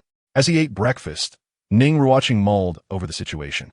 Upon finishing his share, he realized he was still hungry. The ancient Void Dragon required substantial nourishment to sustain its energy. It suddenly dawned on him. If he had done anything extraordinary the previous night, it would indeed be the multiple instances of activating the ancient Void Dragon's passive ability, Veil of the Void. Could it be that using this ability drained his essence? Ning Ruochen's eyes widened in realization. Such a significant cost, yet it was not detailed in the skill description. Brother Ning, if you find it insufficient, you may have some of mine. Ye Lingling offered her bowl of porridge with both hands, presenting it to him. Ning Ruochen was both amused and exasperated. No need, I have had enough, and besides, we can forage for some wild fruits along the way. Very well. Ye Lingling replied quickly, loged in hergaze. Foraging for wild fruits is not without its risks, Dugu Yan interjected, unable to resist the urge to comment. Once she spoke, she regretted it. If he were truly concerned about poison, he would not have been defeated before. With Lingling around, even if something goes awry with the food, we can rectify it. Ning Ruochen chuckled. Indeed, Ye Lingling nodded silently, her eyes bright with hope. All right, let us tidy up and prepare to set off. Qin Ming said with a smile. We are about to enter the central region of the Sunset Forest, where the soul beasts are likely to be at the juncture of 1,000 to 10,000 years in cultivation, requiring special caution. He then turned his gaze towards Yu Qianheng. The optimal age for acquiring a fourth soul ring is generally between 3,000 to 5,000 years. Tianheng, your physical constitution is significantly stronger than that of an average soul master, so you might consider selecting a soul beast around 6,000 years of age. But it is best not to exceed 7,000. Yu Qianheng nodded slightly. If he encountered a suitable soul beast, he could certainly assess it. For an average soul master, 5,000 years is nearly the limit for the fourth ring. With Qin Ming suggesting 6 to 7,000 years, he was inclined to attempt the 7,000-year mark. Ning Ruochen listened quietly, reflecting on Tang San's fourth soul ring, which was 10,000 years. Should he consider refreshing the theoretical limits of soul ring absorption within the soul master community and perhaps challenge you? Just as this thought crossed his mind, a system task appeared as expected. Ding! Task updated. Break the theoretical limit of soul ring absorption and create a soul master with a fourth soul ring of 10,000 years. Task reward, 1,000 points. A serene smile graced Ning Ruochen's face. He had gradually begun to understand the tasks issued by the system, which seemed to align with his inner aspirations. As he possessed dual martial souls and could withstand 4 10,000-year soul rings upon reaching the fourth ring. Accomplishing this task appeared to be a mere formality. However, he noted a crucial point. To break the theory, exposure was required. He had no desire to reveal his second martial soul, especially one of the dragon lineage capable of accommodating 4 10,000-year soul rings. For the sake of 1,000 points, he would not place himself in such a precarious position. The system task did not specify that the sole master with the fourth ring of 10,000 years had to be himself. Yu Qianheng was evidently the most suitable candidate. Judging by the task rewards, the 1,000 points also indicated a level of difficulty. Thus, from a subjective standpoint, he deduced 2 points. First, it was unlikely that Yu Qianheng would risk absorbing a 10,000-year soul ring at the fourth ring. Second, Yu Qianheng's current physical condition might not yet be sufficient to absorb a 10,000-year soul ring. He needed to explore breakthroughs around these 2 points, especially ensuring that you could withstand the 10,000-year soul ring before guiding him to absorb it. With only 100 points left, he could hardly rely on the system shop. Thus, this task indeed posed a challenge. Ning Ruochen fell into contemplation. His first thought was of celestial herbs. Utilizing celestial herbs to enhance his physique before absorbing the fourth soul ring seemed a viable approach. Yet, this again led him back to the celestial herb task. Each task issued by the system appeared deliberate. The current task, breaking the soul ring absorption theory, seemed like a branch of the main task of collecting celestial herbs. Chapter 29. Selection. First update. Qin Ming led the group into the Sunset Forest, mainly to gauge the interest of soul beasts and substantiate his viewpoints. Additionally, he sought suitable soul beasts for Yu Qianheng to attach a fourth soul ring. The journey thus far had encountered no significant issues, as they were still within the mixed region of the center. Here, the soul beasts range from 1,000 to 30,000 years at most. With 3 soul emperor instructors and a soul sage caretaker, they were well equipped to handle any encounters. Along the way, they came across a 6,000-year-old little thief dragon, a subspecies of dragon. It had some avian feathers and measured just over 3 meters in length, making it relatively small among soul beasts of similar age. However, its speed and explosive power were commendable. Note, the soul rings from the blue lightning tyrant dragon family must contain dragon bloodlines. Qin Ming turned to Yu Qianheng, seeking his opinion. Let me assess. The fourth soul skill acquired from it would likely be an agility-boosting skill, enhancing speed and attack with a touch of explosive power. Before he could finish, Yu Qianheng shook his head. He desired a purely powerful explosive soul skill for his fourth soul ring, one capable of determining the outcome of battles. The little thief dragon, despite its potential, did not meet his expectations.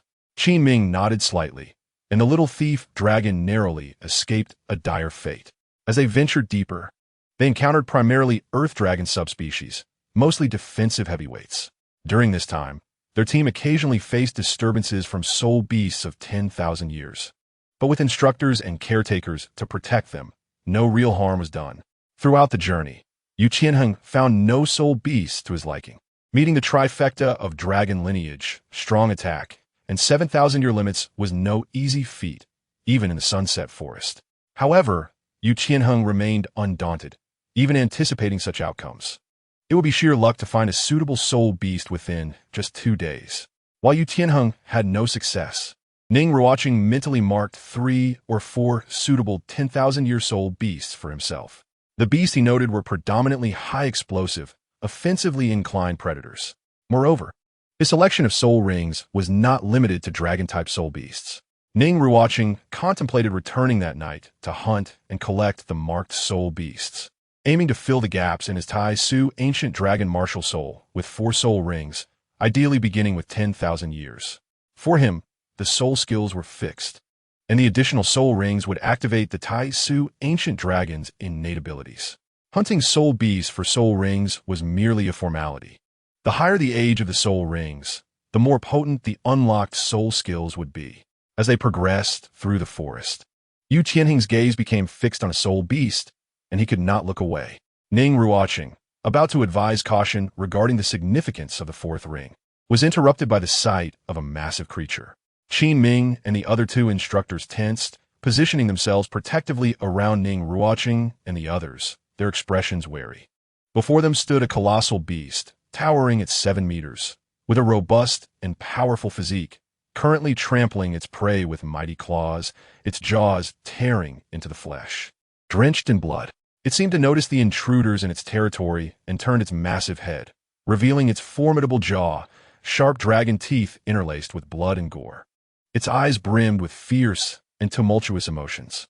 Upon spotting Ning Ruochen and the others, it immediately let out a roar of expulsion. Ye Lingling's complexion turned pale as she felt her legs weaken. Ning Ruochen promptly grasped her hand, pulling her back.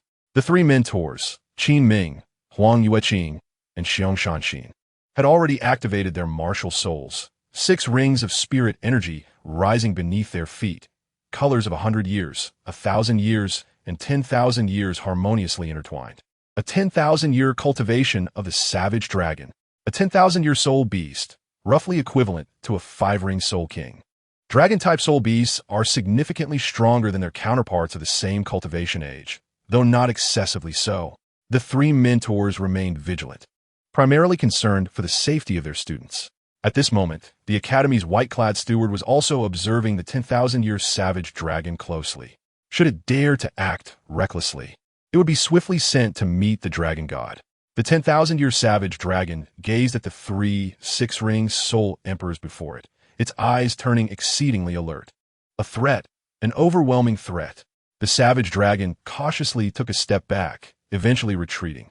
Qin Ming exhaled in relief as he watched the dragon withdraw, noticing Yu Tianheng's unwavering gaze and feeling a pang of regret. If he needed to add a 5th ring, that savage dragon would undoubtedly be an ideal match. The lifespan of a 5th ring soul ring is typically around 12,000 years, judging by the size of the previous savage dragon. Its cultivation age should be between 10 and 12,000 years. Ning Ruochen gently patted Yu Tianheng's shoulder, Shrek. Alright, that's a 10,000-year soul beast. Are you really hoping to set a precedent in the Soul Master world by acquiring a 10,000-year 4th soul ring? A 10,000-year 4th ring? Setting a precedent in the Soul Master realm? A fiery yearning suddenly ignited in Yu Tianheng's eyes. Yet he knew that if he forcibly absorbed a 10,000-year soul ring in his current state, the outcome would be fatal. His body would explode. Yu Tianheng's expression dimmed as he fell into silence. Don't lose heart. There is still hope, Ning Ruochen reassured him. Do you have a plan? Yu Tianheng asked, almost on a whim. He immediately felt it was a fanciful thought. If he had a plan, he wouldn't still be here. Some ideas just require a bit of fortune, Ning Ruochen replied with a mysterious smile. Yu Tianheng dismissed his words as jest, but the phrase 10,000-year 4th ring, setting a precedent in the Soul Master world, lingered temptingly in his mind. I must ask, how long will you two continue holding hands? Dugu Yin interjected with an untimely remark. Huh? Ning Ruochen finally realized, looking down at his hand, only to find he was still holding Ye Lingling's hand. Her face flushed crimson as she trailed behind him, her head lowered, silent. Upon hearing Dugu Yan's comment, Ye Lingling immediately lifted her gaze, casting an annoyed glance in her direction. That glance seemed to convey, I advise you not to meddle. After being reminded by another, Ning Ruochen did not immediately release her hand. Instead, he looked at Ye Lingling, inquiring if she had been frightened and if she was all right. Ye Lingling, her cheek still flushed, shook her head slightly. Ning Ruochen smiled gently, naturally withdrawing his hand to help her smooth out her slightly disheveled hair. Ye Lingling gazed at him with a hint of daze.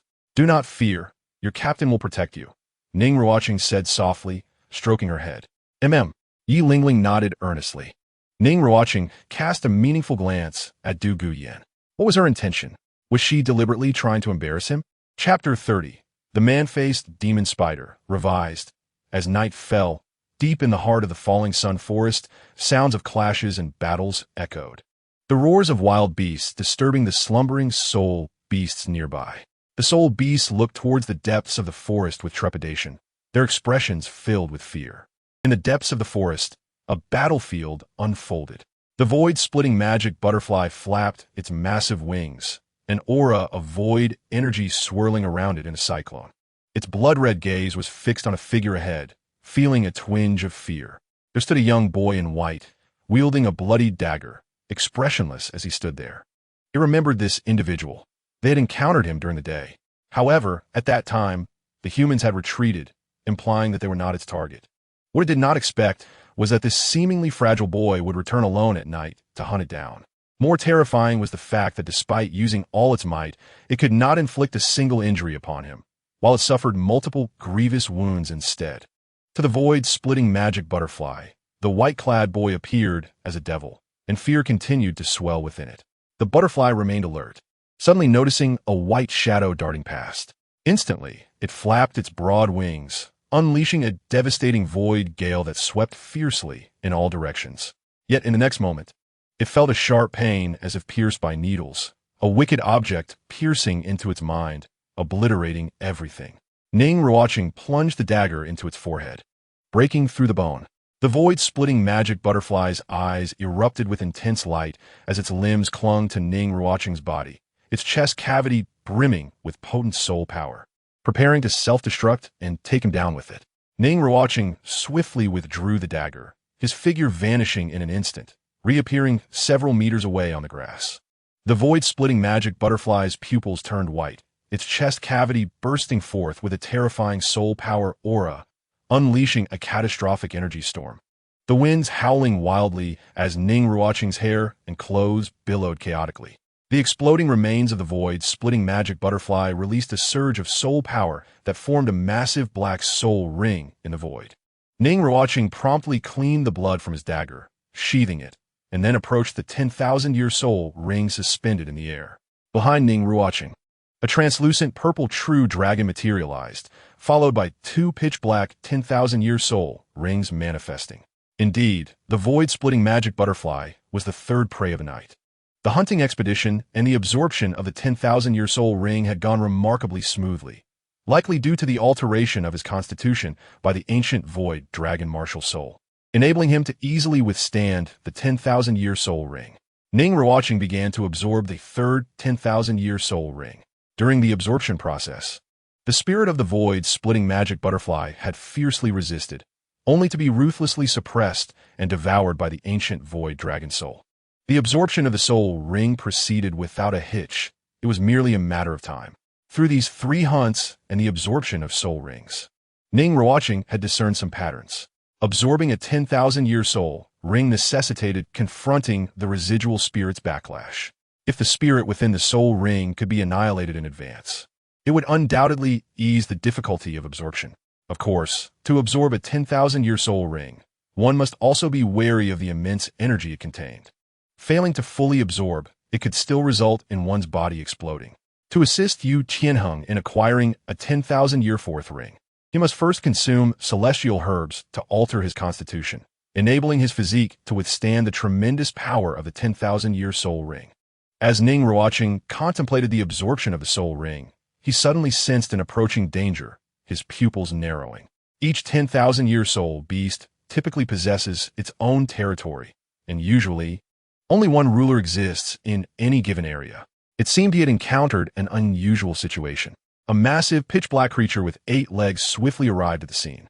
As Ning Ruocheng absorbed the void-splitting magic butterfly's soul ring, he lifted his gaze to see a shadow emerging from the jungle. It was a bizarre, giant spider, its main body exceeding 5 meters in diameter, with 8 long, spear-like legs stretching over 10 meters. The creature, entirely clad in ebony armor, gleamed with a polished sheen. Its slender legs pierced the ground silently with each step, a testament to their sharpness. Beneath its abdomen lay intricate white patterns that starkly contrasted with its dark body. These white markings formed a grotesque visage of a human face, adorned with 8 small eyes emitting a faint purple glow, nestled at its underbelly. A human-faced demon spider? Ning Ruocheng was evidently taken aback.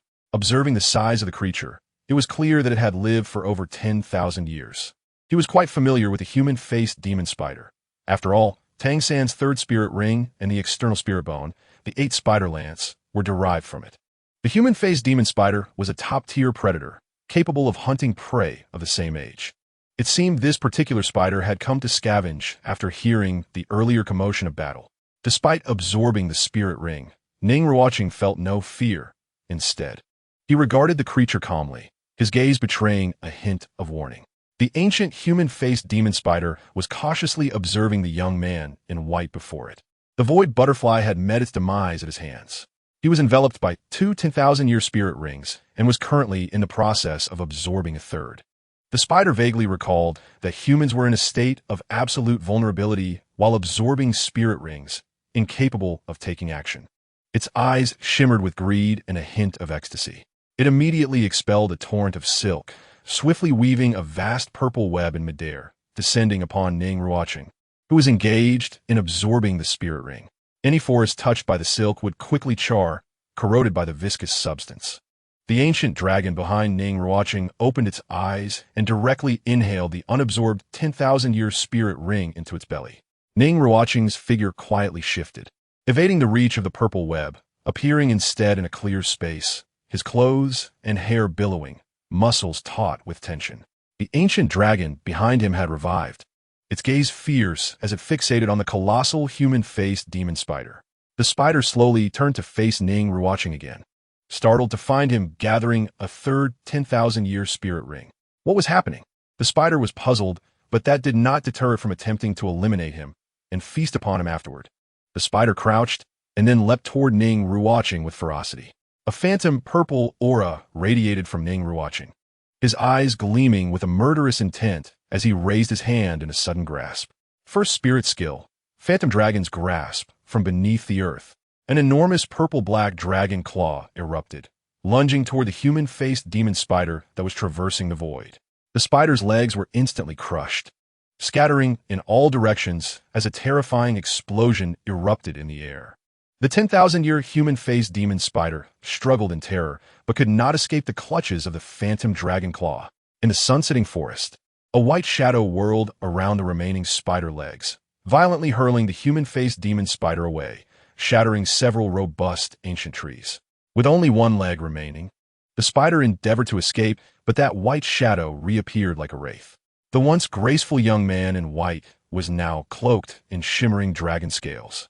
His arms transformed with webbed draconian features, and his eyes sparkled with diamond-shaped purple pupils, ablaze with fierce fury. He seized the remnants of the spider's leg and slammed it down upon the ground repeatedly. Did it think it could show such insolence?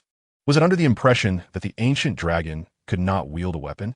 In his dragon form, Ning Ruochen was utterly ferocious, smashing the spider with such force that each blow left deep craters. The human-faced demon spider's pupils dilated with despair, anger, and unwillingness. Soon after, its remaining leg shattered, and its entire body was sent flying. The human-faced demon spider fell silent, gradually coalescing into a pitch-black 10,000-year spirit ring. Is it dead? Just like that?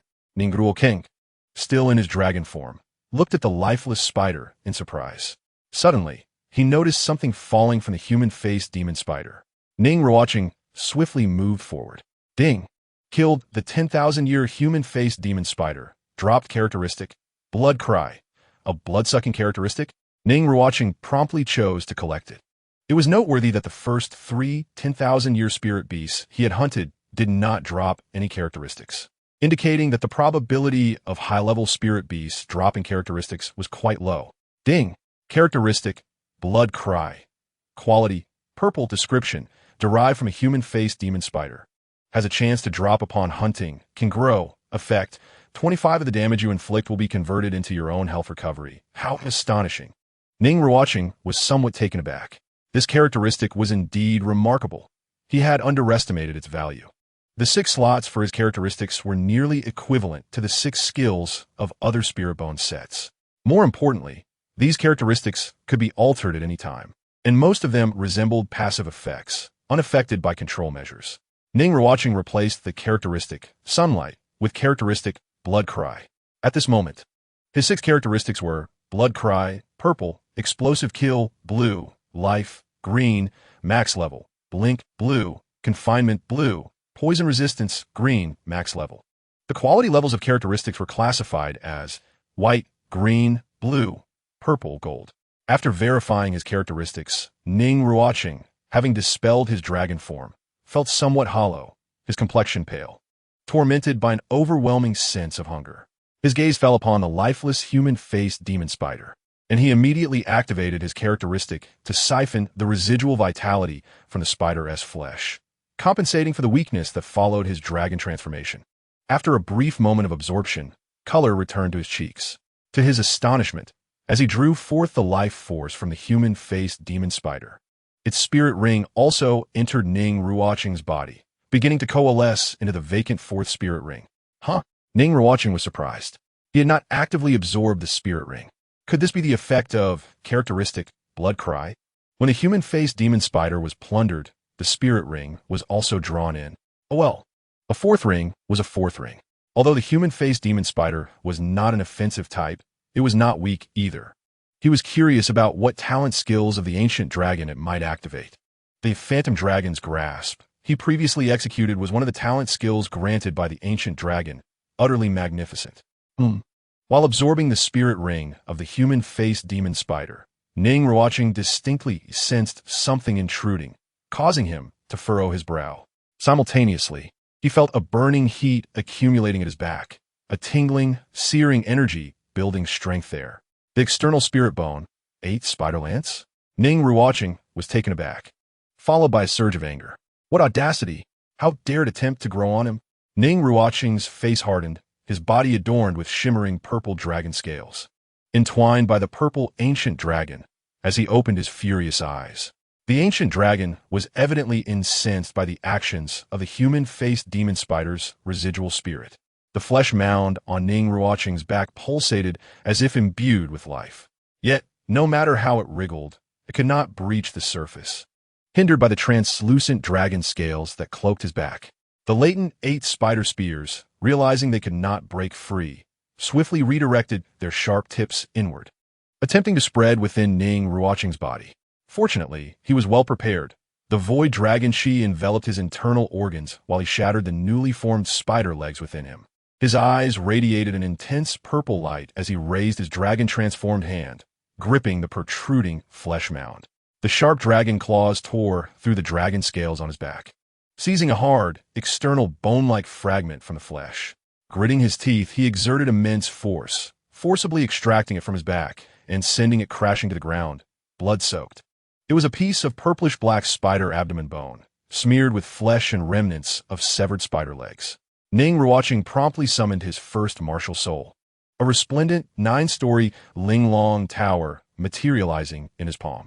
The first soul ring suddenly ignited, and a cerulean ripple emanated from him, purifying the paralyzing effects of the toxins and expelling the toxins from his body.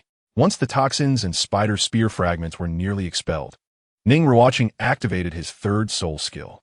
3 strands of dark green life energy surged from the tower's pinnacle, entering his body and rapidly clotting the gory wound on his back. Upon completing these actions, Ning Ruochen let out a sigh of relief. Thankfully, his innate poison resistance was exceptionally high, coupled with numerous life-saving skills, allowing him to avert this crisis. He bent down to retrieve the external soul bone of the 8 spider spears, holding it in his palm. Though he harbored no fondness for it, he could not deny that the external soul bone dropped from the 10,000-year-old man-faced demon spider was indeed a valuable item, suitable for trade. Ning Ruochen transported the body of the 10,000-year-old ghost leopard to the realm of the cave, preparing a grand feast to replenish his energy. In the cave world, with his hunger satiated, he changed into clean attire and began to prepare for the adjustment and cultivation of his aura. As he surveyed the empty cave world, he suddenly realized his folly. Why not establish a home here, even if manually?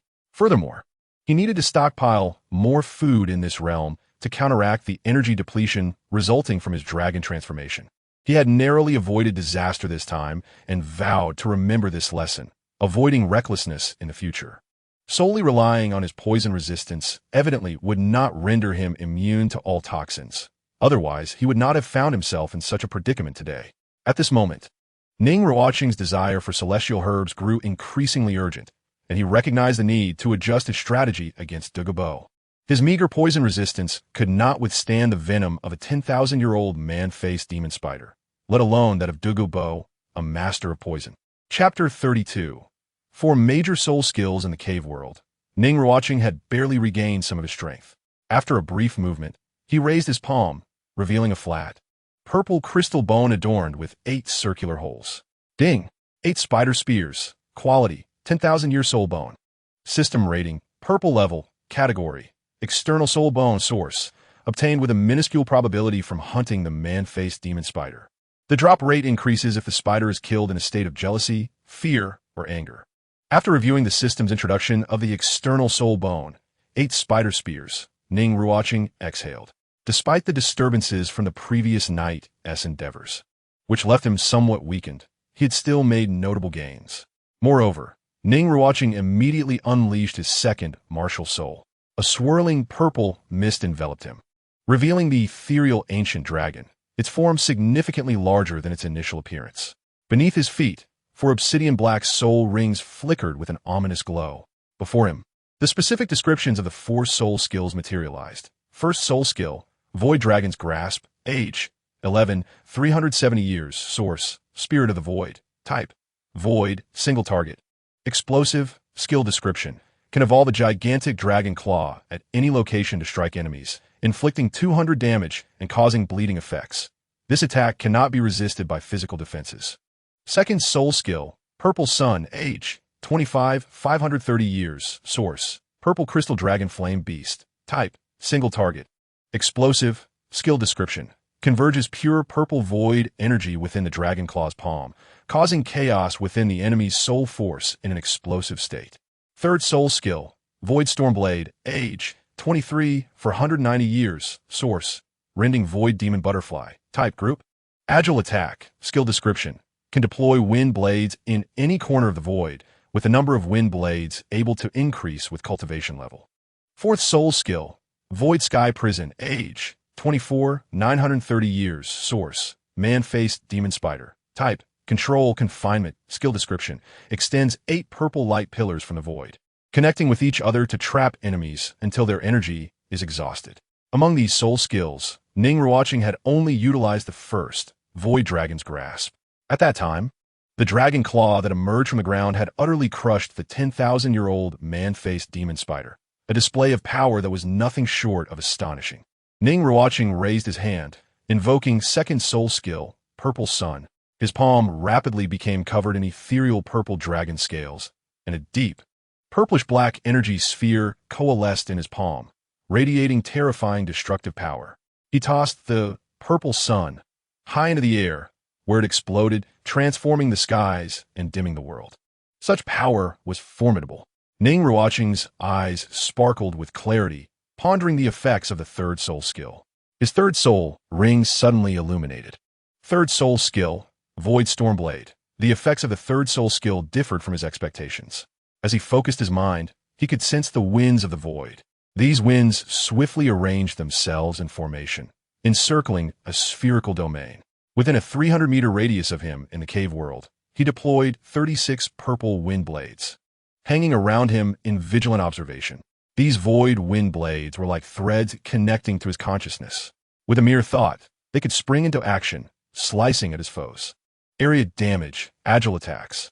Although the individual power of these wind blades did not rival the explosive might of the first two skills, the cumulative potential of their coordinated strikes was evidently greater. Ning Ruochen snapped his fingers, retracting the 36 wind blades encircling him. What would the fourth soul skill entail? The fourth soul ring on Ning Ruochen's body suddenly illuminated, targeting himself. The void around him thickened and solidified, with 8 purple crystal pillars adorned with flowing runes emerging from each direction of the void, interconnecting to form a purple prison. Ning Ruochen immediately activated characteristic Flash. Yet, to his astonishment, the reliable Flash failed to trigger. This ability even restricted spatial movement? No, that wasn't right. It was that the spatial rules employed by his Flash were not as potent as those of the Void Sky Prison, rendering it ineffective. Just how resilient was this prison? Ning Ruochen immediately unleashed his first soul skill, the Grip of the Void Dragon. A massive purple dragon claw coalesced in the void outside the cage, ruthlessly grasping at the Void Sky Prison, resulting in a terrifying explosion. Once the tempest subsided, Ning Ruochen discovered that the crystalline structure of the Void Sky Prison, inscribed with runes, bore minute cracks. He then activated his second soul skill from within the cage, the Purple Daylight. A dreadful force of destructive soul energy erupted from within, further widening the fissures in the Void Sky Prison, yet remained unbroken. How remarkably resilient!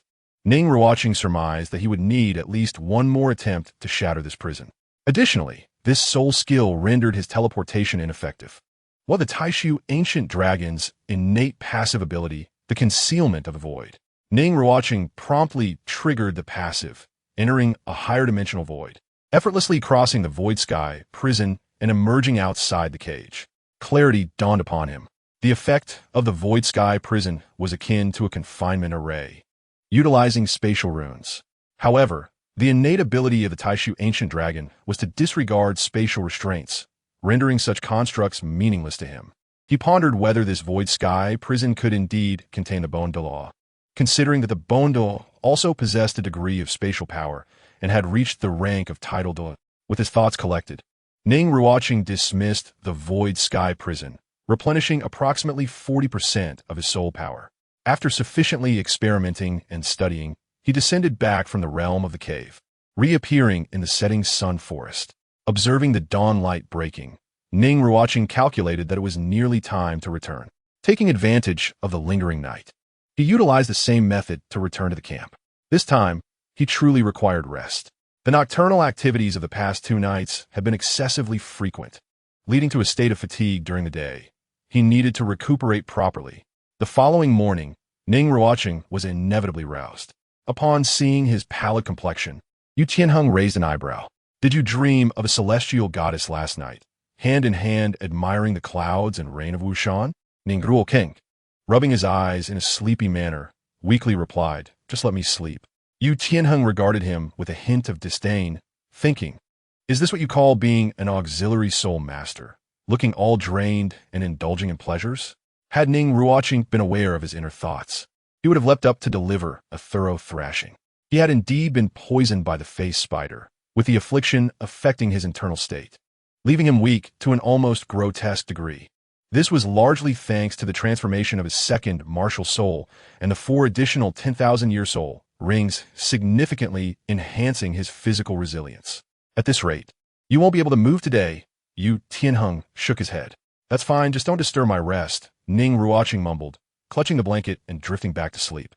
In Chapter 33, A Chaotic Battle, single chapter, Yu Tianheng briefly reported to teacher Qin Ming, stating that Ning Ruochen's physical condition was quite abnormal, extremely weak and drained.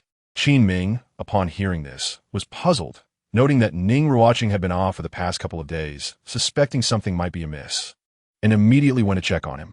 Finding him in a state of deep slumber, even upon waking, he appeared exceedingly drowsy, his eyes barely open, as if he could collapse at any moment. After a brief examination of his energy channels, Qin Ming discerned that his energy was feeble, akin to someone recovering from a grave illness. He inquired if Ning Ruochen had encountered any issues, but Ning Ruochen merely claimed he had been suffering from insomnia and needed to catch up on sleep. The white-clad steward also came to investigate, determining that Ning Ruochen was simply lacking rest and experiencing energy depletion.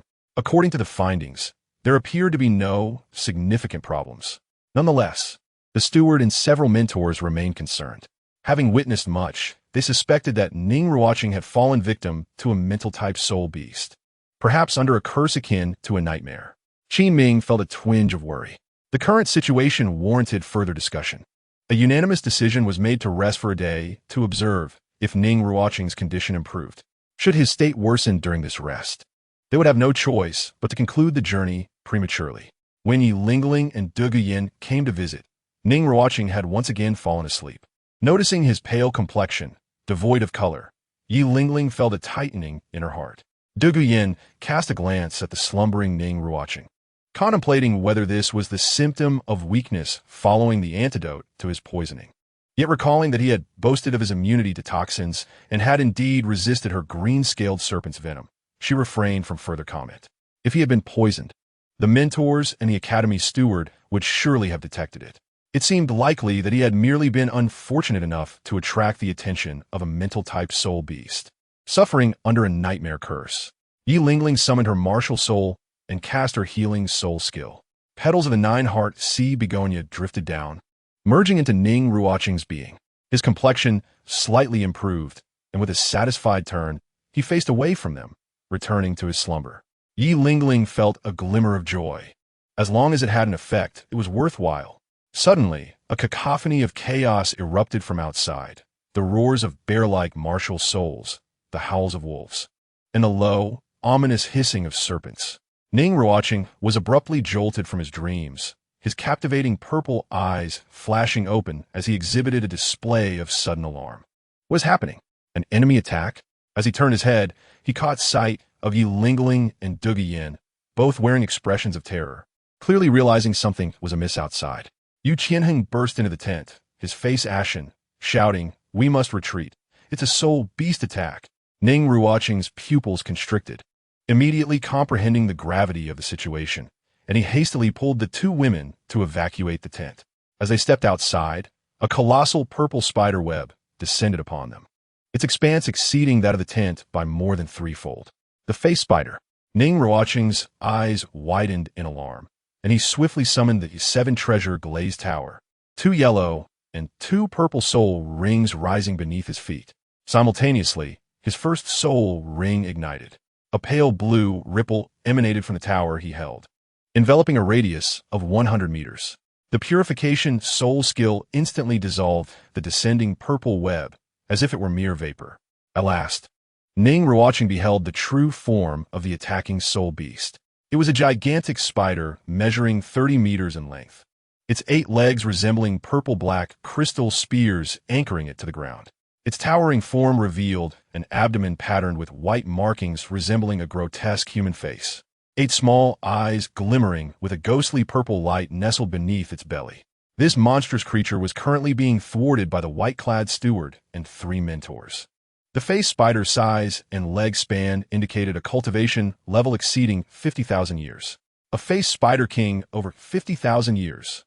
Soul beasts exceeding 50,000 years are deemed soul beast kings.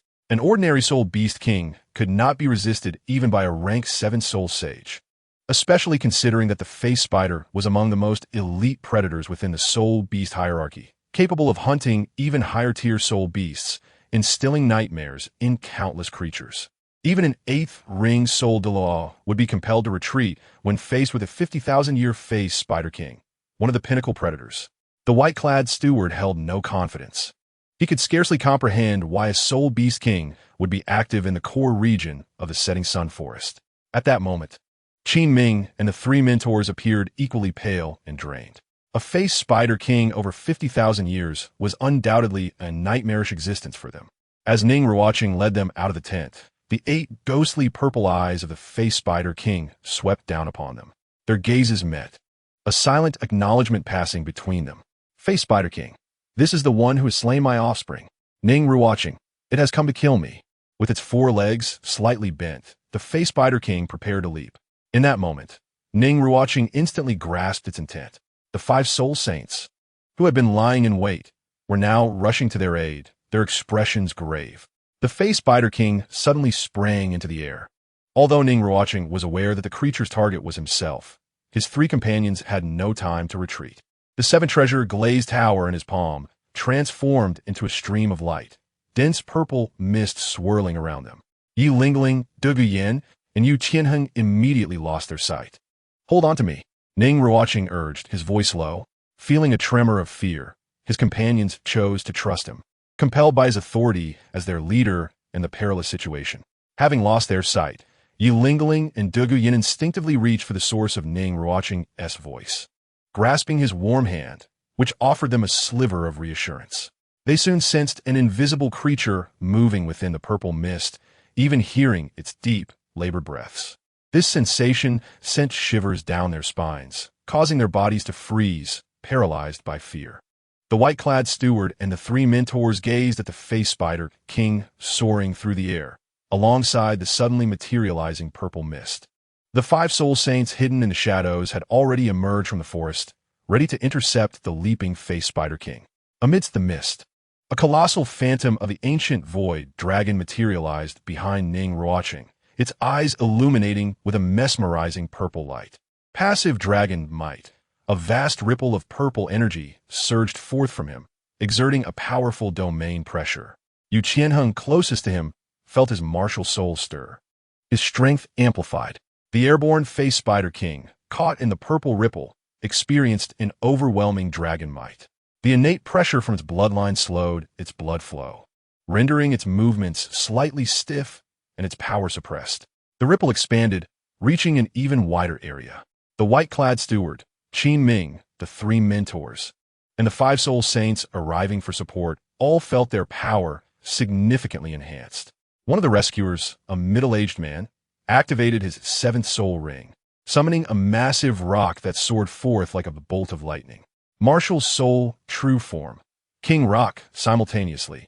Ning Ruocheng's fourth soul ring ignited within the layers of purple mist.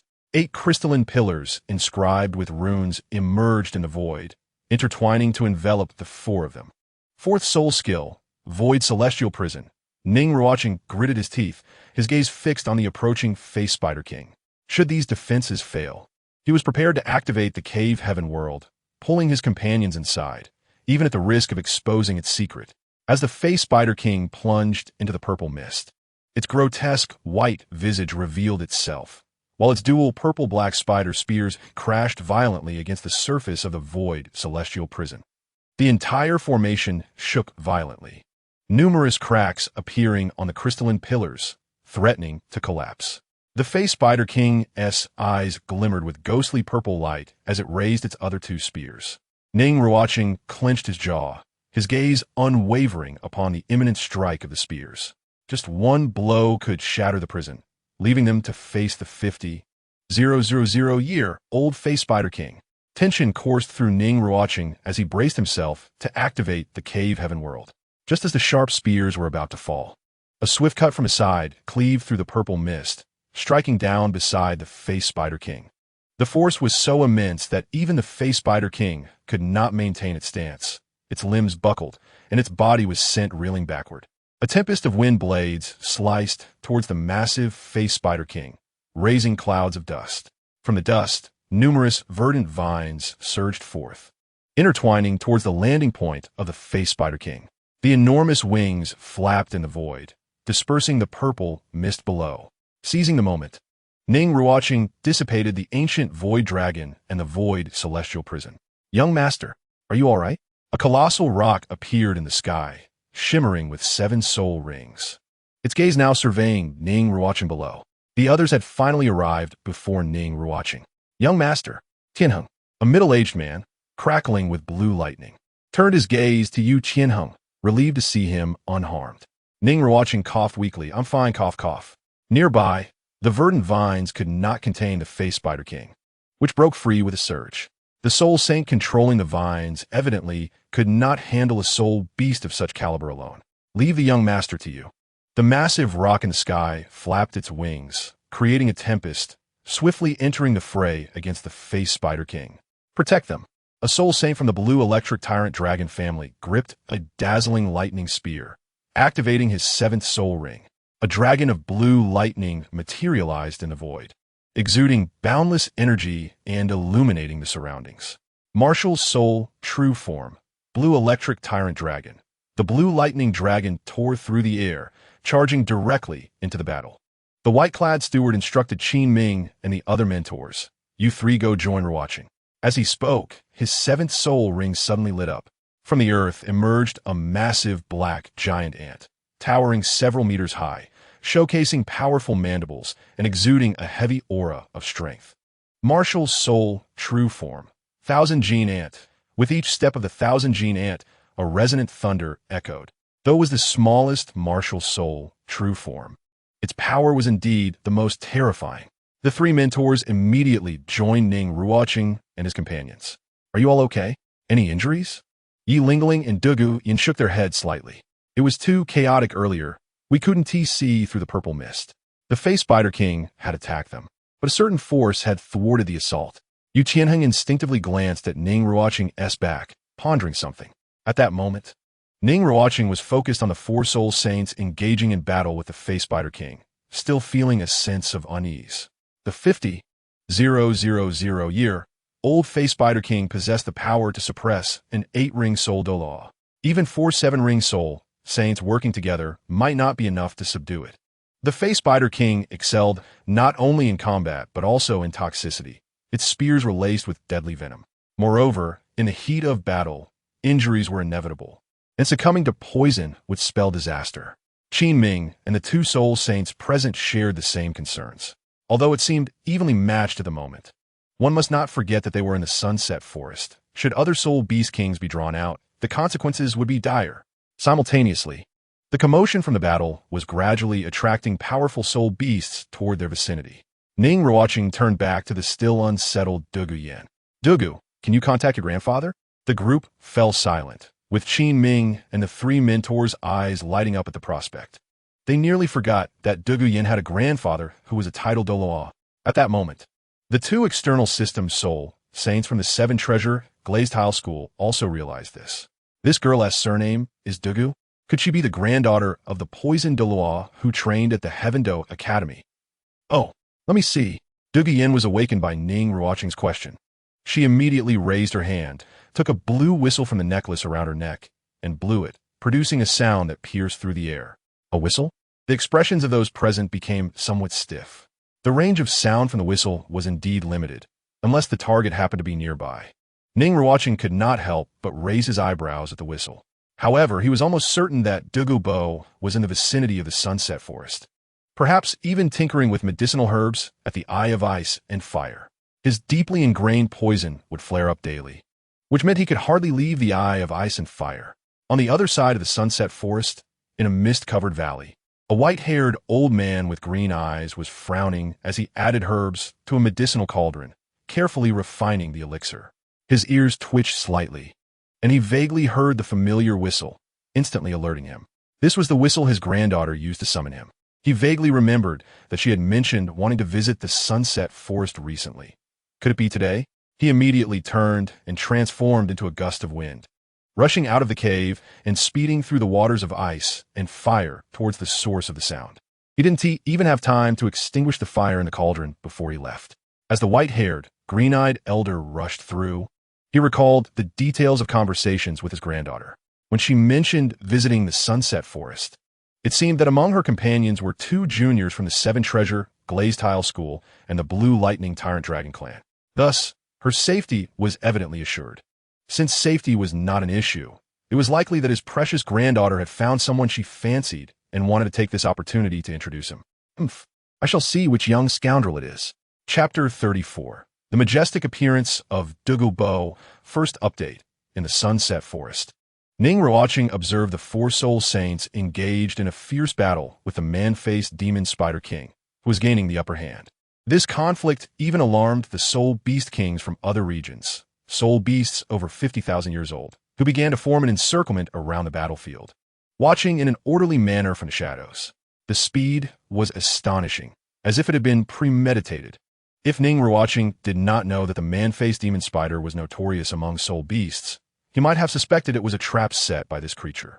It now appeared that the man-faced demon spider king's whereabouts had been exposed, leading to retaliation from its enemies, specifically coming to besiege them. They found themselves in a perilous situation, unable to extricate themselves quickly, and retreating was proving to be a challenge. Ning Ruochen meticulously observed the surrounding movements, his expression growing grave. Ye Lingling and Dugu Yin were both anxious, holding hands and sheltered in the center. It will be fine, Qi Ming reassured them. Although he too felt that escape was difficult, he offered words of comfort and encouragement. The encircling movement of these soul beasts was extraordinarily abnormal, resembling a man-made trap. Yet the question remained, who could command several soul beast kings over 50,000 years old in the Sunset Forest? Ning Ruochen could not fathom it. Currently, there was still a chance to retreat unscathed. The cave world could resolve this issue. However, doing so would expose him, as it was his trump card. Unless absolutely necessary, he preferred to avoid using it. For now, he would await Dugu Bo's rescue, hoping he was not the type to arrive only at the last moment. Just as this thought crossed his mind, a commotion erupted in the distant sky, accompanied by a terrifying roar that drew his attention. The crowd was also captivated by the commotion, turning to look. What was that? Those present were rendered speechless by the sight. Even the seven-ring soul, saint guarding them, was left dumbfounded. Yu Qianheng was also somewhat shocked, his pupils narrowing as they reflected the distant scene. In the sky above the valley, an enormous green serpent glided through the air as if traversing the surface of water. Perched atop the serpent's head was a figure adorned with 9 massive soul rings, long black-green hair billowing behind him, clad in a flowing green robe, exuding a terrifying aura. His gaze was sharp as he commanded the Emerald Spirit Serpent Emperor across the void, exuding an overwhelming presence. The Emerald Spirit Serpent Emperor, its grandfather. Grandfather has come to rescue us. We are saved. Dugu Yin was overwhelmingly excited, joyfully hugging Ye Lingling and shouting. Yes, Ye Lingling sighed in relief, her face breaking into a delighted smile. Incredible. Ning Ruochen gazed at the dashing elder atop the Emerald Spirit Serpent Emperor, silently applauding in his heart. As the Emerald Spirit Serpent Emperor drew near, it opened its massive jaws and emitted a deep roar, causing the forest soul beast to instinctively flee in terror. Scattering in a panic, the soul beast kings that had previously surrounded Ning Ruochen and the others looked up at the approaching Emerald Spirit Serpent Emperor and saw the elder atop it, radiating an impressive aura, adorned with 9 gigantic soul rings. The title Douluo, the soul beast kings had already developed intelligence. Such a formidable figure was beyond their capability to confront. The soul beast kings that had initially surrounded Ning Ruochen and his companions swiftly retreated, leading the higher-level soul beasts away. The man-faced demon spider king, engaged in battle with the 4 soul saints, also sensed an immense threat, fear surging within it. Though powerful, it was no match for a title Douluo. Without hesitation, the man-faced demon spider king turned to flee. Before departing, it cast a deliberate glance at Ning Ruochen, filled with murderous intent. The grudge of killing its offspring would not end until one of them was dead. That glance was rife with malice. Ning Ruochen naturally noticed it, but felt no fear.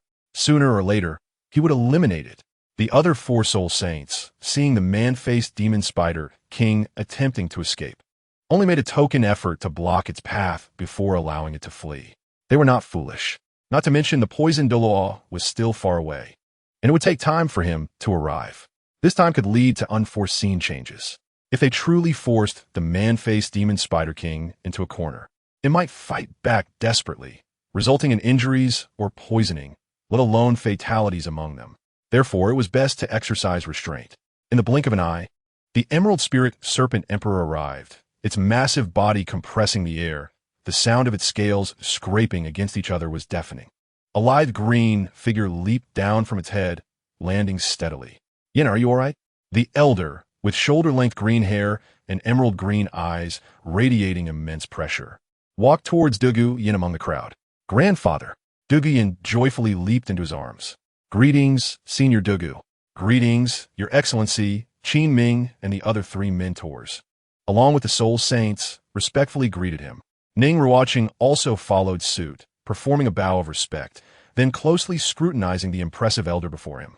So this was Dugu Bo, truly a sight to behold as he came to the rescue, though he remembered his appearance from the memories of the original host.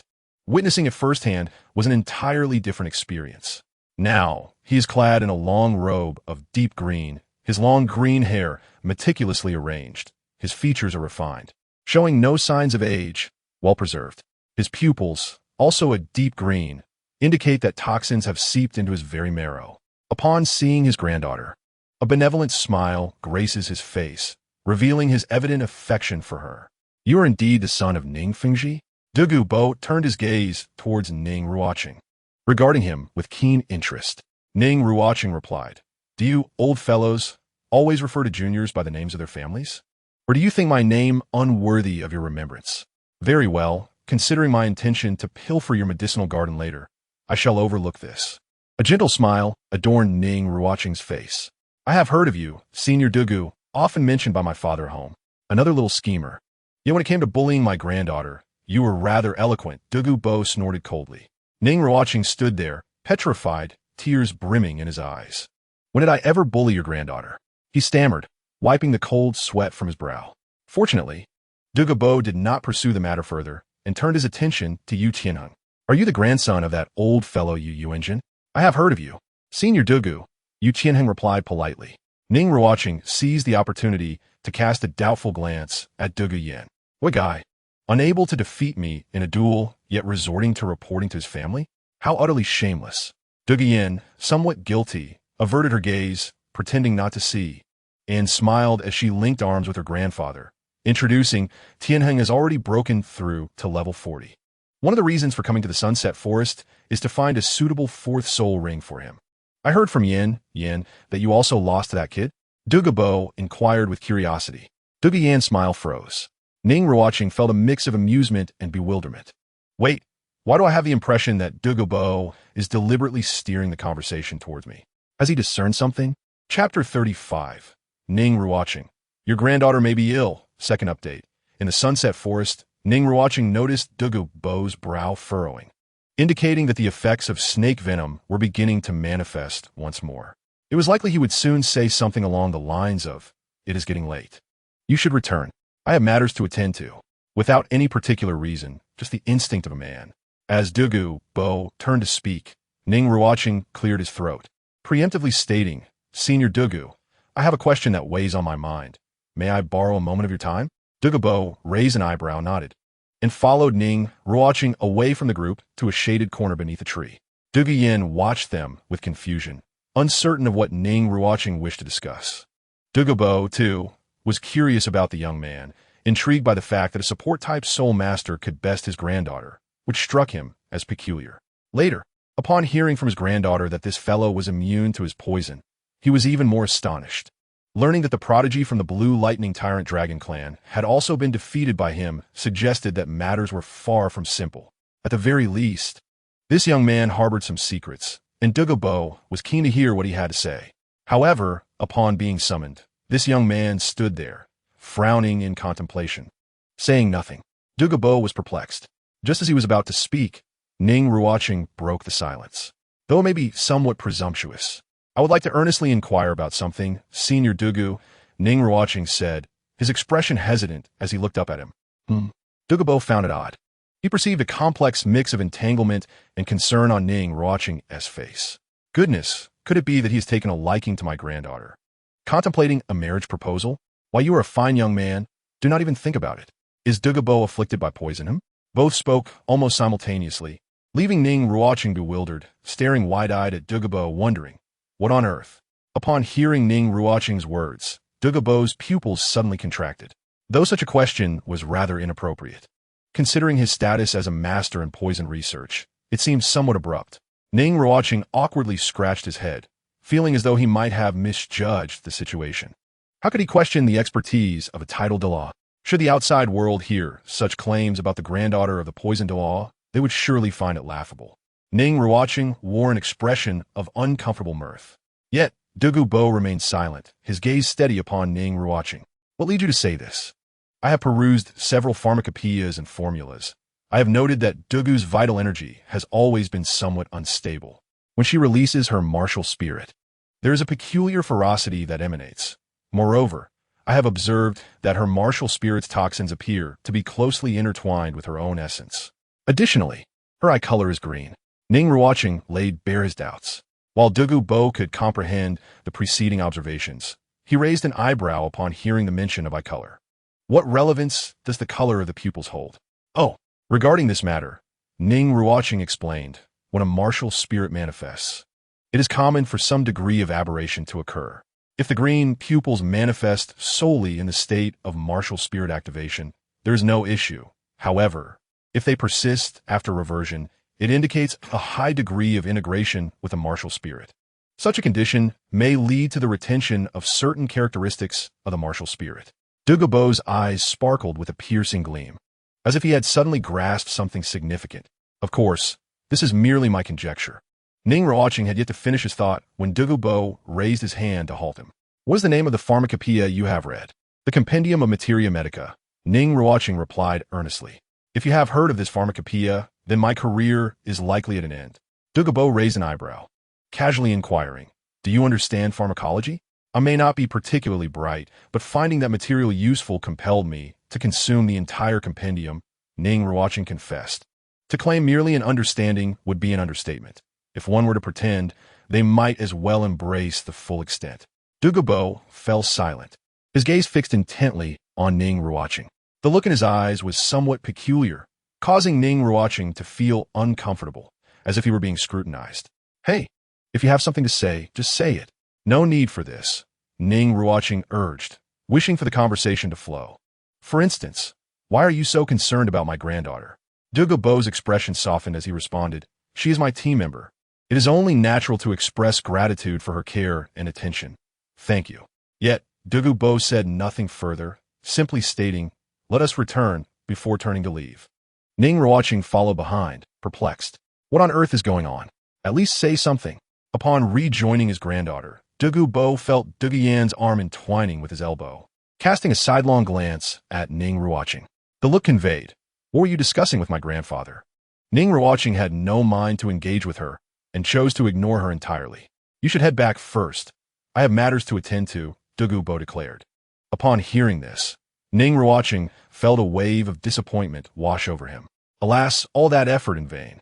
He had hoped to accompany them to the ice and fire Yin-Yang Eye, but it seemed he would have to resort to stealth. Now that he had pinpointed the location, it would be easier to find. No way. After finally meeting my grandfather, now he is leaving, Dugu Yin complained, her expression one of grievance. The sight of the little lady throwing a tantrum was quite the scene. Ning Ruochen found himself unable to withstand it. A shiver ran down his spine. Dugu Bo hesitated for a moment, then turned his gaze towards Ning Ruochen. Do you wish to accompany me? Ning Ruochen's heart soared with joy. Just as he was about to respond, Dugu Yan's expression fell, her face hardening. Why bring him along? No. Raise an eyebrow.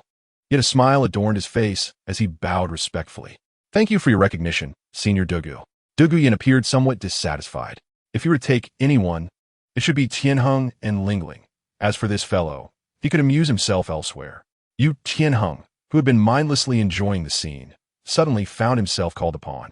Looking somewhat bewildered, Ye Lingling was equally startled, feeling somewhat at a loss. After all, that was a titled Douluo senior.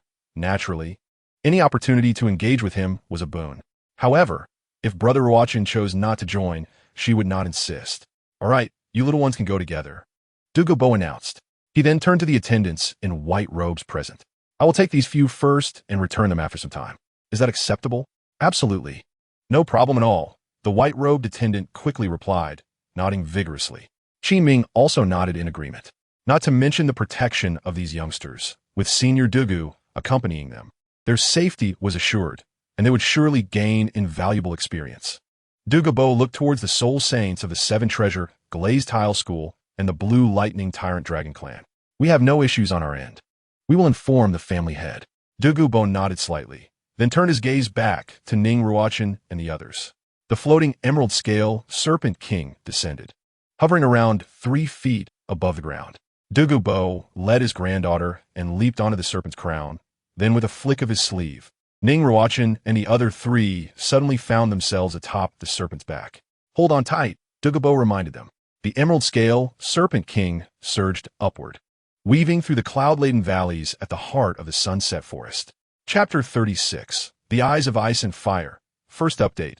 In the core area of the Sunset Forest, the emerald scale Serpent King soared through the expansive forest, traversing numerous peaks and valleys. Ning Ruochen, seated on the serpent's back, gazed at the winding terrain below, feeling somewhat embarrassed. Merely knowing the general direction, accurately locating the eyes of ice and fire within the core of the Sunset Forest proved to be quite the challenge.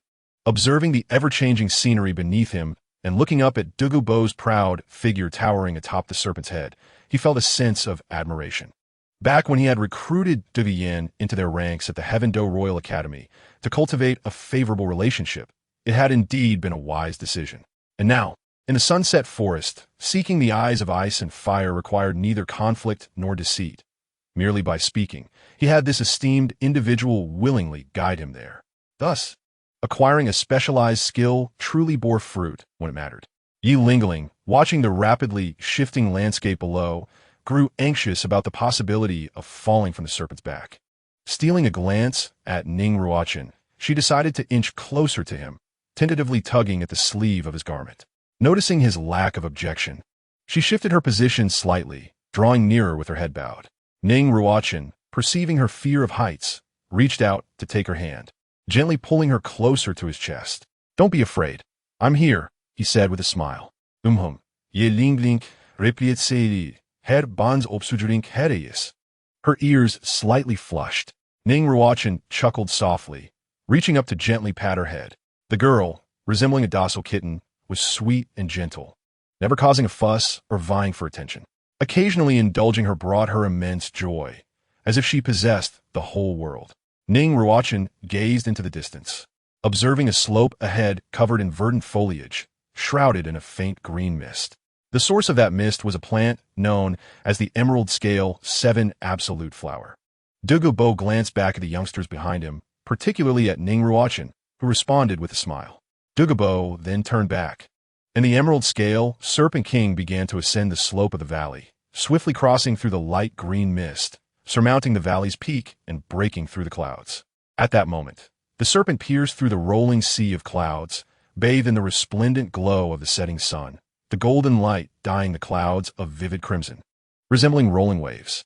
The onlookers were instantly captivated by the majestic panorama unfolding before them. "How beautiful!" exclaimed Yu Tianheng. "No wonder it's called the Sunset Forest. This is simply breathtaking." Ye Lingling, filled with excitement, clung to Ning Ruochen's elbow, secretly admiring his profile, noticing his calm and content demeanor. The golden-red rays of the setting sun illuminated him, making him appear radiant, his lustrous dark hair shimmering with a mystical glow, accentuating his handsome features. Ye Lingling was entranced. Suddenly, the emerald scale Serpent King dove downwards. The abrupt shift caused Ye Lingling to lose her footing, nearly tumbling off. Fortunately, Ning Ruochen reacted swiftly, wrapping an arm around her waist and pulling her back to safety. "Be careful," he reminded her. Ye Lingling nodded slightly. Dugu Bo shot them an exasperated glance. "These two? I really don't know what to say." The emerald scale Serpent King soon descended into a shallow valley basin, with Dugu Bo guiding everyone to a steady landing. Ning Ruochen meticulously surveyed the surrounding environment, lush with an array of exotic herbs. In the distance, he spotted an oval-shaped pond at the center. It was peculiar.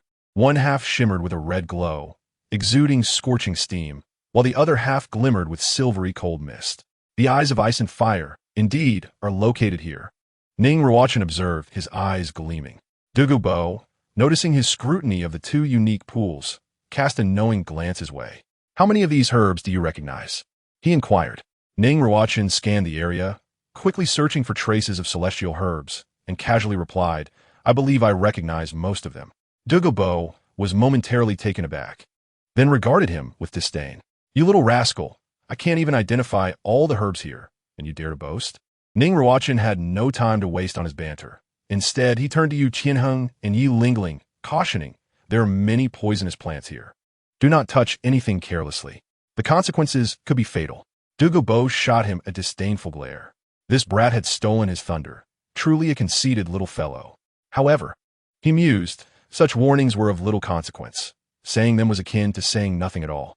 Ning Ruochen then turned to Dugu Bo. "Senior Dugu," he began. But suddenly he seemed to notice something. He swiftly passed by Dugu Bo and approached a large pink flower, astonished as he examined it closely, seemingly confirming something.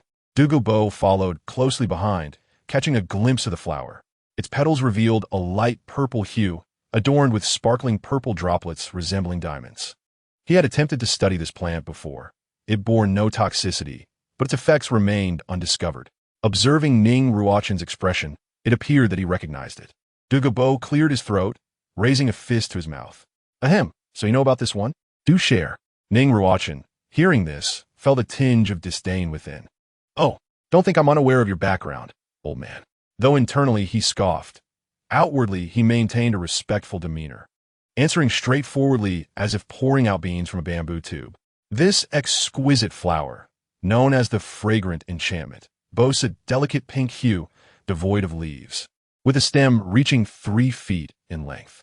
Its blossoms are enormous, measuring nearly a foot in diameter, with petals that are crystal clear and a stamen that shines in a soft lavender, reminiscent of diamonds.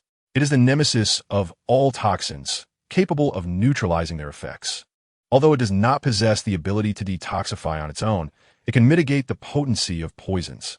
Senior Dugu, am I correct?" Ning Ruochen gazes at Dugu Bo with a smile. Dugu Bo is momentarily taken aback by his words, though he conceals his surprise.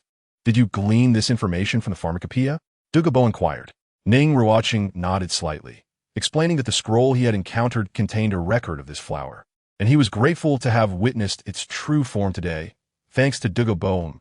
Dugu Bo replied nonchalantly, not pursuing the conversation further. It must surely be mere coincidence that he stumbled upon a dead rat. While the others spoke confidently, Dugu Bo remained skeptical, deciding to observe further. He resolved to procure several herbs to test the young man's understanding of pharmacology. "Please follow me," Dugu Bo instructed. Ning Ruochen nodded slightly, trailing behind him. Although he harbored a strong desire to seize the moment, he restrained himself. "Patience, patience. What is yours will eventually be yours." Chapter 37. Ning Ruochen and Dugu Bo, second update. In the sunset forest at the Eye of Ice and Fire, Dugu Bo guided Ning Ruochen in identifying several herbs. These were primary ingredients he had selected to counteract snake venom, and he had become quite familiar with their effects and properties. Observing the herbs, Ning Ruochen began to articulate his insights. Dugu Bo realized that this young man possessed genuine knowledge of pharmacology. Furthermore, he mentioned certain effects and side effects that even Dugu Bo was unaware of. Raising an eyebrow in surprise, Dugu Bo could not resist asking, "Did you also find this in the pharmacopoeia?" "Indeed, there are detailed records," Ning Ruochen affirmed. Most of these herbs were potent and heat-inducing, capable of suppressing the cold venom of snakes. However, their excessive vigor could be harmful to the body. It was best to blend them with some warming herbs to achieve a balance. "You discern this?" Dugu Bo's eyebrow shot up, clearly astonished. Ning Ruochen nodded slightly. "Presumably, you have previously used these herbs as primary ingredients to mitigate the snake venom within you." Dugu Bo did not confirm nor deny this. Ning Ruochen, choosing to be forthright, suggested several auxiliary herbs for warming and harmonizing, some of which Dugu Bo was indeed using, while others surprised him. "Did you learn all of this from that pharmacopoeia?" Dugu Bo inquired. Upon receiving a nod from Ning Ruochen, he contemplated the necessity of searching for the compendium of materia medica to deepen his understanding. Recognizing that knowledge is never detrimental, Dugu Bo collected some spiritual herbs, while Ning Ruochen's gaze wandered within the Eye of Ice and Fire, spotting various corresponding celestial herbs thriving in their natural habitat. Clearly, Dugu Bo had refrained from recklessly using the local herbs until he thoroughly understood their properties. A moment's inattention could lead to dire consequences. Such caution was not unwarranted. For instance, nearby was the snow-colored swan's kiss. Although this plant was non-toxic in itself, it could amplify the effects of toxins 100-fold. For Dugu Bo, this herb could prove fatal. Additionally, if this plant were to appear in the Douluo world, it would also pose a lethal threat to Shao Yixian. Furthermore, Ning Ruochen noticed the enchanting tulip. This unique celestial herb features roots, stems, and leaves resembling a wisteria drapery, intricately arranged, culminating in a resplendent golden tulip. The enchanting tulip is known to enable the seven treasures glazed pagoda to transcend the limitations of martial souls, transforming into the nine treasures glazed pagoda, a liberation long sought by the seven treasures glazed sect. Ning Ruochen had been contemplating this for quite some time in preparation for his sister's ascension. Now, he suppressed his desires, keeping his thoughts concealed as he followed Dugu Bo in foraging for herbs. They arrived at the edge of an oval-shaped pond, where the water shimmered with a stark contrast of milky white and crimson. Although both colors coexisted within the same body of water, they remained distinctly separate, akin to the yin-yang symbol. This was indeed the Eye of Ice and Fire. The milky white represented the extreme cold of the yin spring, while the crimson denoted the fervent heat of the yang spring. At the focal point of the Eye of Ice and Fire, two circular patches of land emerged, each hosting a peculiar plant. In the center of the cold spring, a white herb flourished, resembling a large flower with an octagonal shape, its center sparkling like ice crystals. In contrast, the central patch of the hot spring showcased a plant resembling a cabbage, entirely enveloped in fiery red. Octagonal mysterious ice grass, and fiery apricot vegetable. Dugu Bo cast a glance at him. "If you wish to leave here unscathed, it is wise to avoid recklessness. This pond is quite peculiar." "Indeed," Ning Ruochen nodded slightly. "The herbs have been gathered. Please follow me," Dugu Bo instructed. Ning Ruochen trailed closely behind him like a diligent student following a mentor. Nearby, Dugu Yin observed Ning Ruochen closely accompanying her grandfather, foraging for herbs while occasionally whispering, leaving her, his own granddaughter, feeling neglected and dissatisfied. Does he truly understand pharmacology? Dugu Yin questioned Yu Tianheng, who glanced at Ye Lingling. Uncertain, Yu Tianheng shook his head slightly. Ye Lingling, perceiving Dugu Yan's puzzled expression, mirrored his gesture. She too was unsure and had never revealed her own knowledge. Dugu Yin fell into contemplation. She pondered whether this young man had been knowledgeable about pharmacology from the start, and if his cunning ran deep. Was it possible that he had been plotting against her, concocting an antidote for her snake venom from the beginning, rendering her soul skills ineffective? The more she considered it, the more plausible it became. Dugu Yin suddenly raised her head, her gaze fierce and filled with murderous intent as she fixed her eyes on Ning Ruochen's retreating figure. Ye Lingling flinched at the intensity of her stare. Meanwhile, Ning Ruochen, who had been following Dugu Bo into a cave to prepare potions, suddenly felt a chill run down his spine, as if being watched by some terrifying creature, evoking a sense of dread. He instinctively glanced around, questioning whether someone intended to harm him. Could it be that the faceless demon Spider King had followed him? Ning Ruochen shook his head in suspicion and continued into the cave with Dugu Bo.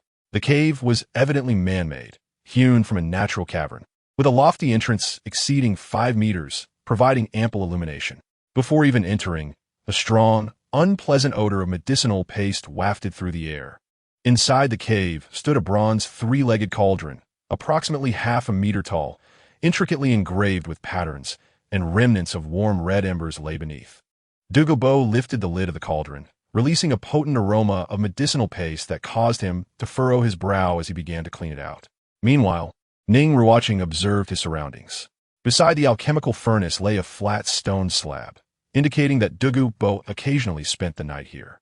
Presently, Dugu Bo was deeply envenomed, nearly dependent on the herbs from the Eye of Ice and Fire, suggesting he likely spent the majority of his time here. The notion of stealthily arriving at the Eye of Ice and Fire to plunder the celestial herbs is utterly unrealistic. The greater likelihood is being caught in the act. At this moment, Dugu Bo had already prepared the alchemy furnace, spreading the freshly picked herbs on a nearby stone bed, then turned his gaze toward Ning Ruochen. "Can you concoct potions?" he inquired. "You'll need to consult Xiao Yin," Ning Ruochen replied. "What?" Dugu Bo looked somewhat perplexed. "I know a bit, but you must first demonstrate," Ning Ruochen stated. "Your tongue certainly flows smoothly," Dugu Bo chuckled. In his view, it was entirely normal for Ning Ruochen to lack alchemical skills. If you were truly proficient in potion making, that would indeed be peculiar. After all, knowledge of pharmacology can be learned and memorized from reference texts. Yet alchemy requires the accumulation of experience and mastery over various factors, which is impossible without the passage of time. As the young master of the 7 Treasures glazed tile school, Dugu Bo's time for cultivation was already limited. He had no leisure to delve into such esoteric pursuits.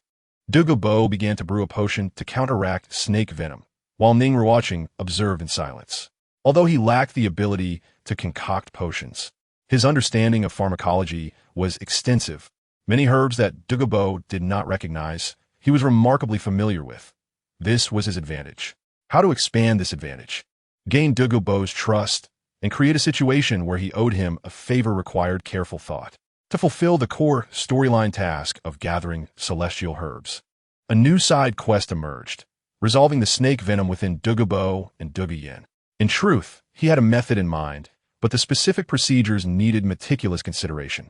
Ning Ruochen pondered, seeking the optimal solution. Over the past few days, he had been accompanying Dugu Bo at the Eye of Ice and Fire, attempting to research a new antidote. Through these days of interaction, he had grown more familiar with Dugu Bo, and their relationship had become less strained.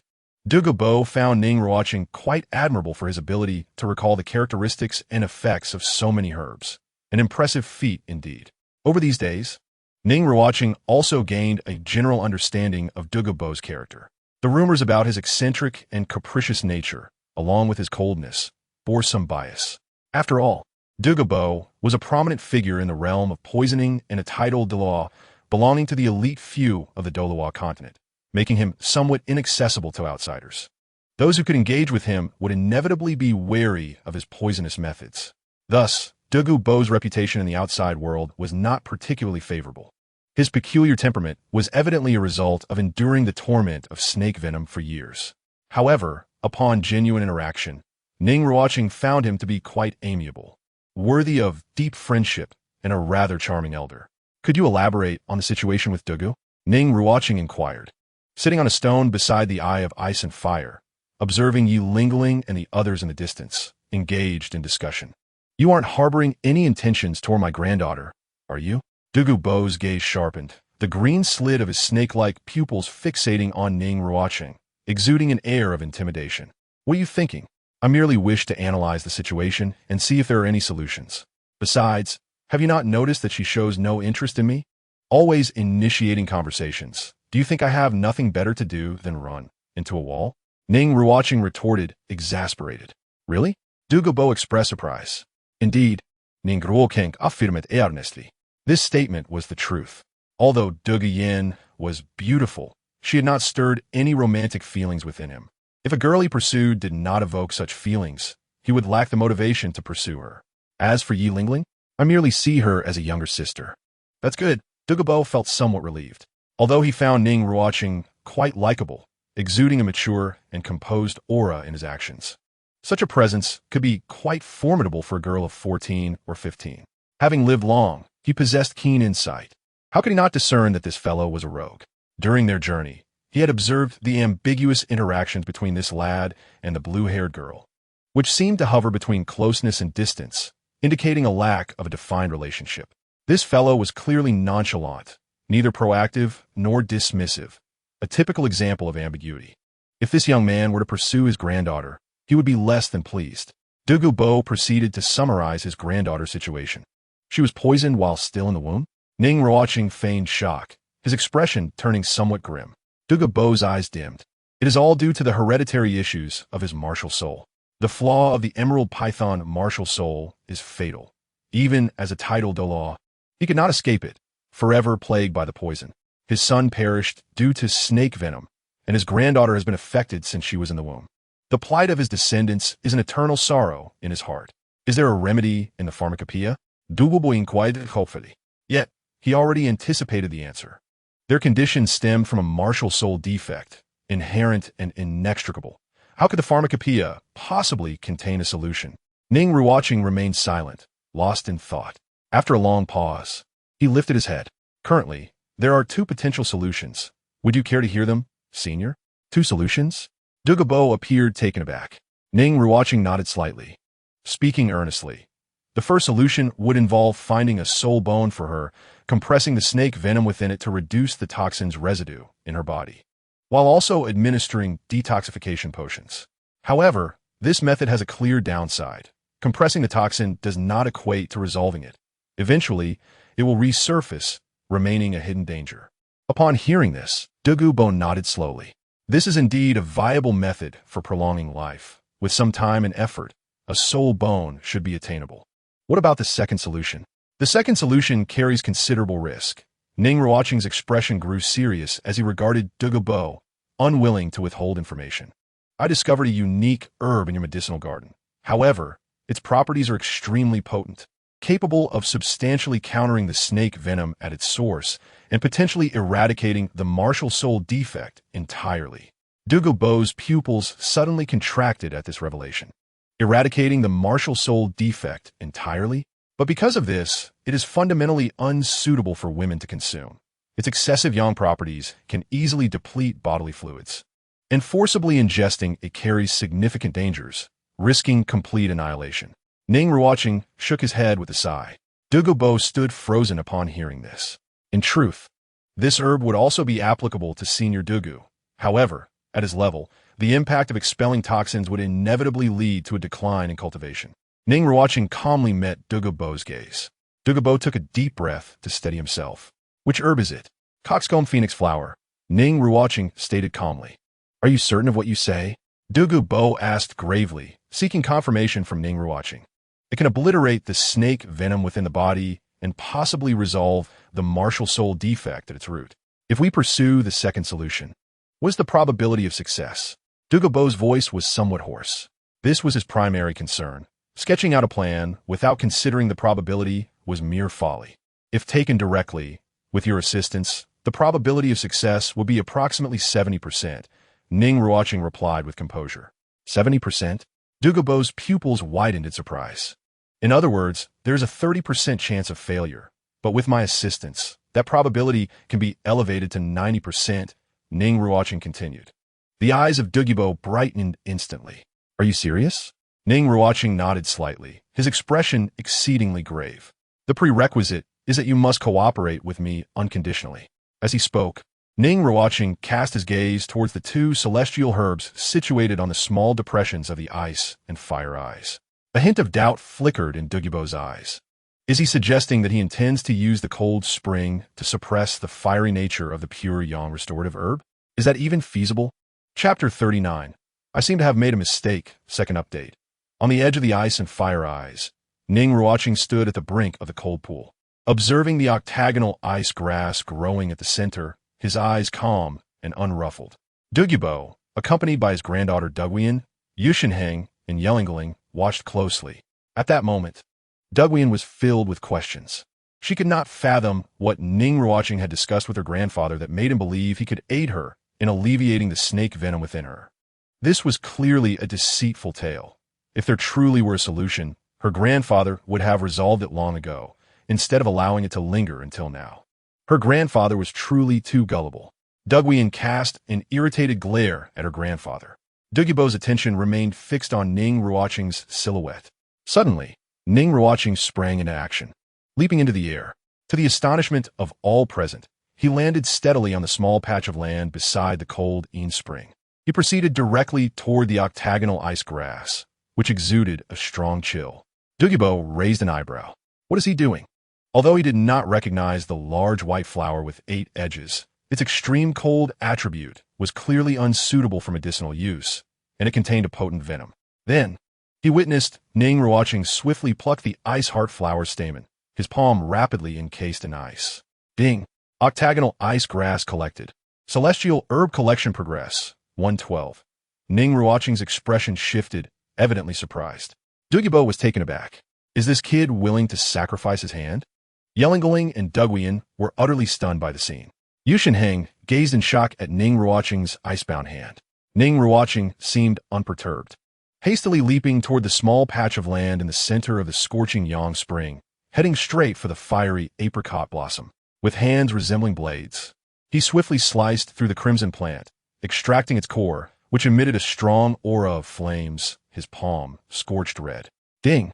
Fiery apricot blossom collected. Celestial herb collection task, 212. Ning Ruochen paid no heed to the consequences, directly layering the cores of the 2 celestial herbs, causing his ice-encased palm to rapidly melt. He then consumed both simultaneously. This scene left all onlookers at the edge of the pool in utter disbelief. Dugu Bo had clearly not anticipated that he would ingest both herbs. To simultaneously consume 2 herbs with extreme opposing attributes. Wasn't that akin to self-destruction? It was too late to intervene now.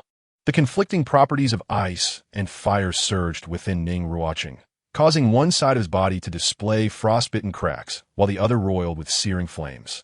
Exhibiting scorch patterns, Ning Ruochen appeared to be enduring immense agony, his face contorted in a grimace as he emitted an anguished roar. A sound so powerful it sent shivers down the spines of all present. Brother Ruocheng, Ye Lingling was utterly horrified. Dugu Bo rushed forward, intending to intervene. Ning Ruochen seemed unable to withstand the torment of this infernal trial, choosing instead to plunge into the icy fire spring, seeking to end his suffering. Dugu Bo was terrified.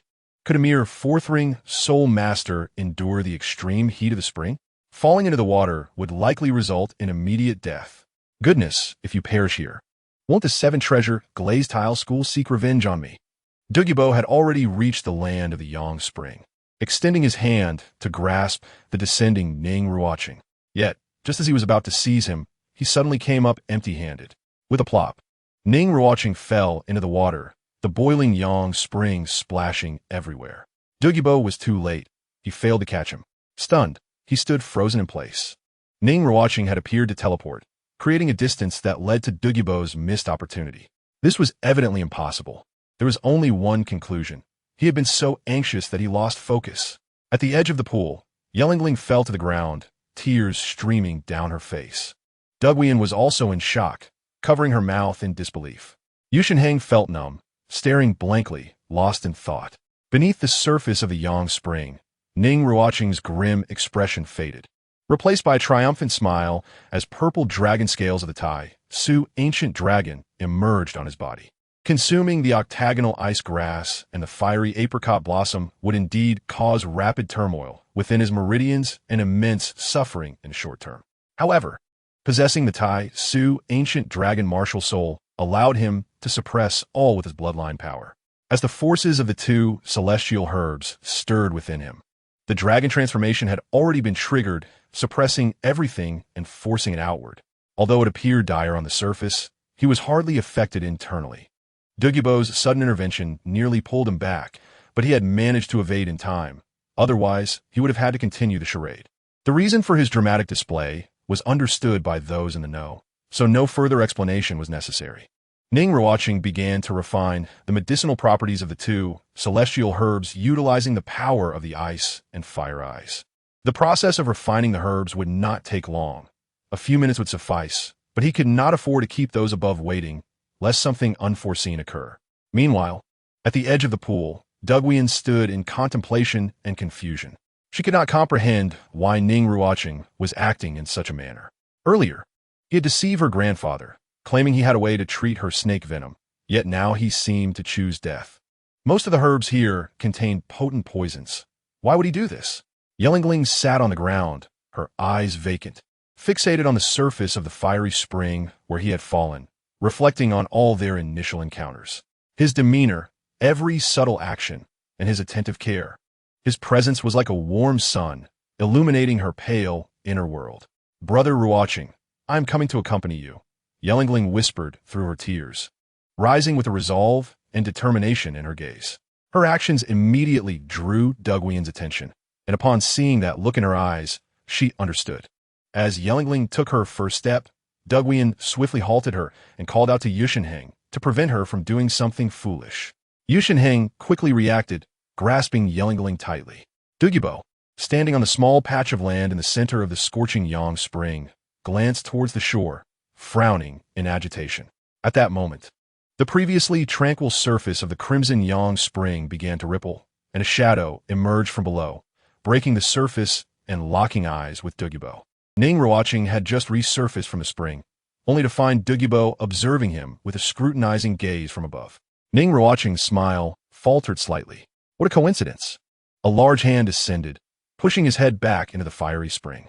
"Ugh, Senior Dugu Bo, it is I, Ning Ruochen, desperately attempting to surface again, only to be pressed back down by Dugu Bo.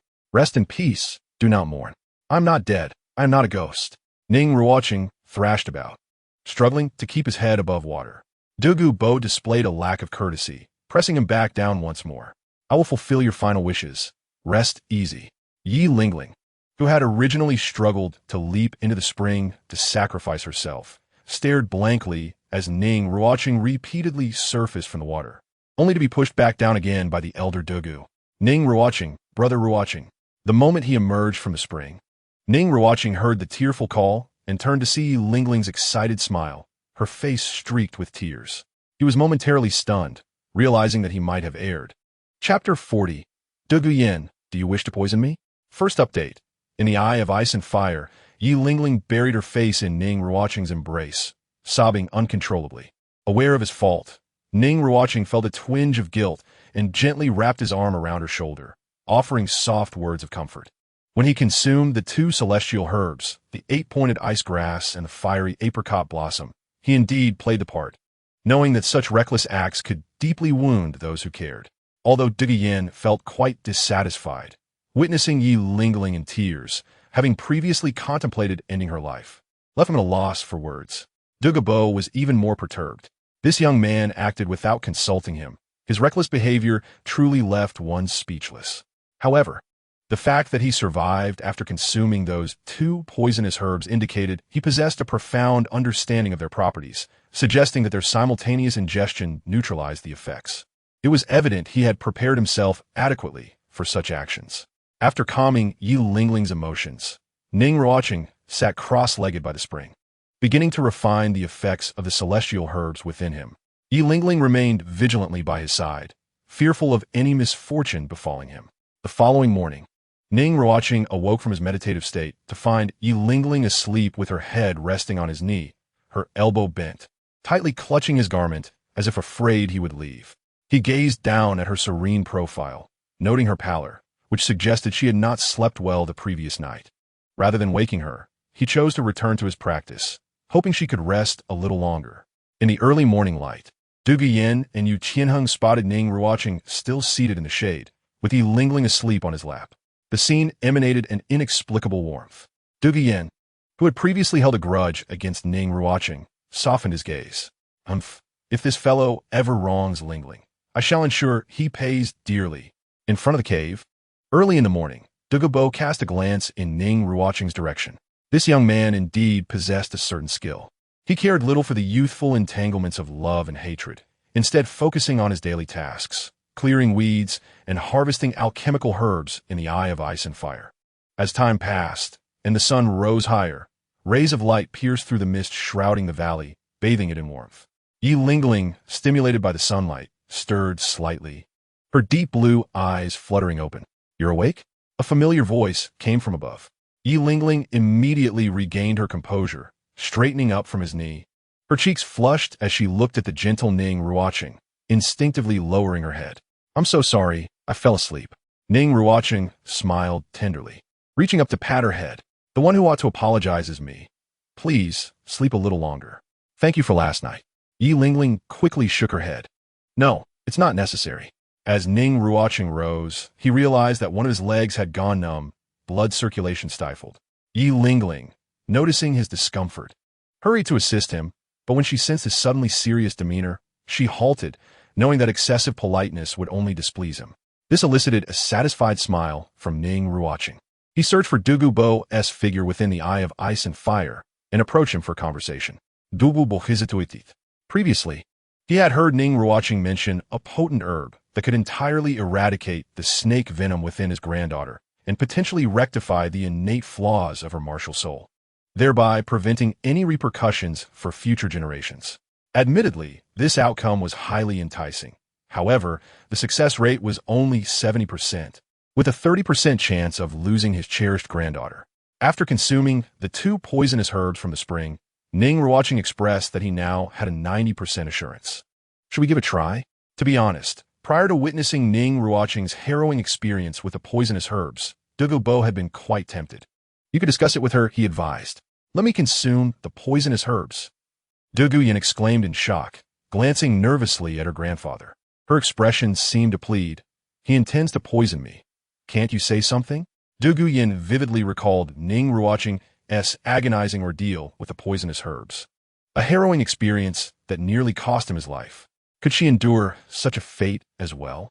What was more alarming was that her grandfather showed no opposition.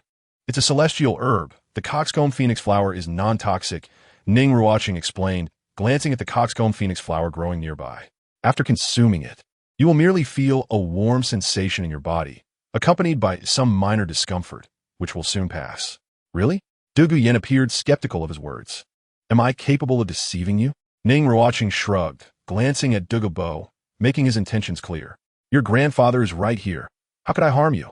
In essence, for an ordinary individual, consuming this potent celestial herb posed little danger. However, it was worth noting that such a nourishing substance was more suitable for men, as women could suffer adverse effects. Moreover, Dugu Yin had been poisoned since birth, the venom deeply embedded within her bones. After consuming the coxcomb phoenix flower, fierce flames would rapidly surge within her, incinerating the snake venom, although it might be accompanied by considerable pain. Ning Ruocheng's role would be to invoke the cold energy of the 8-pointed ice grass to help suppress the fiery heat within her.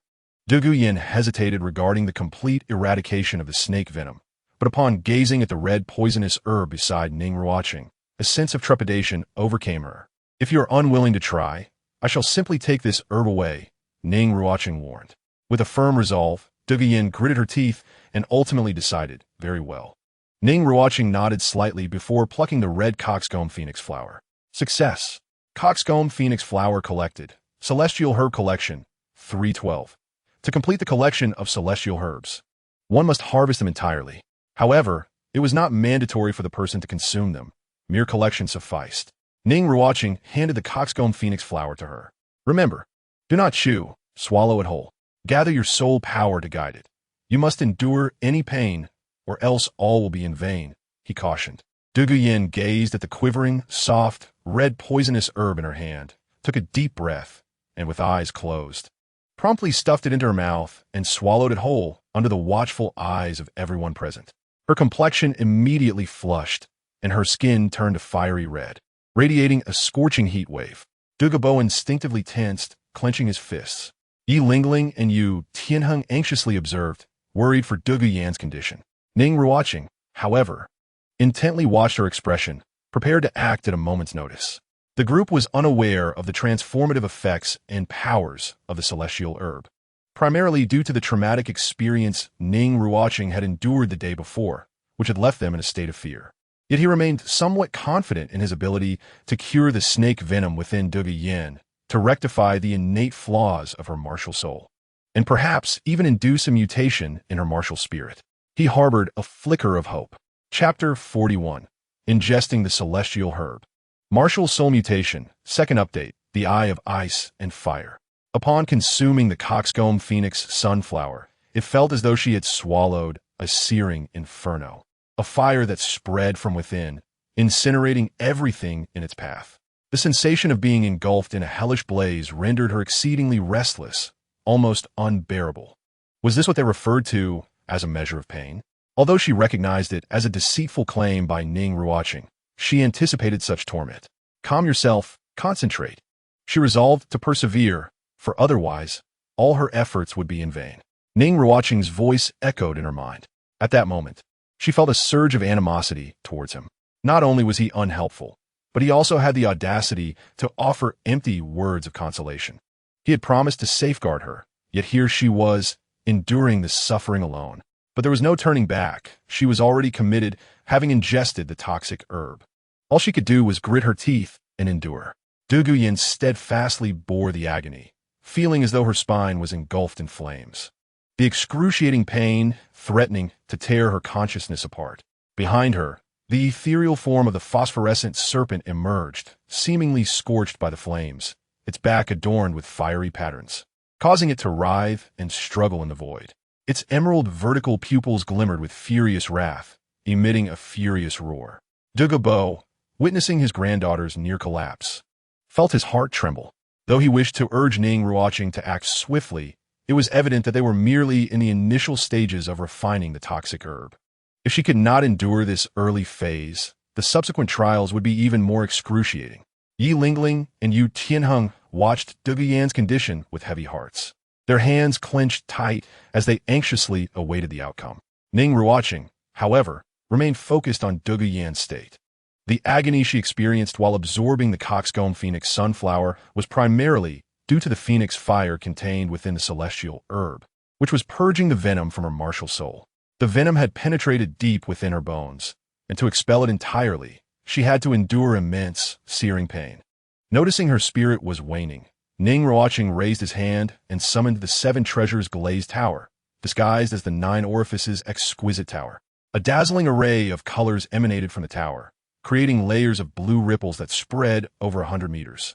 Under the soothing blue waves, Dugu, who had been struggling in agony, gradually regained her composure, returning to a state of tranquility.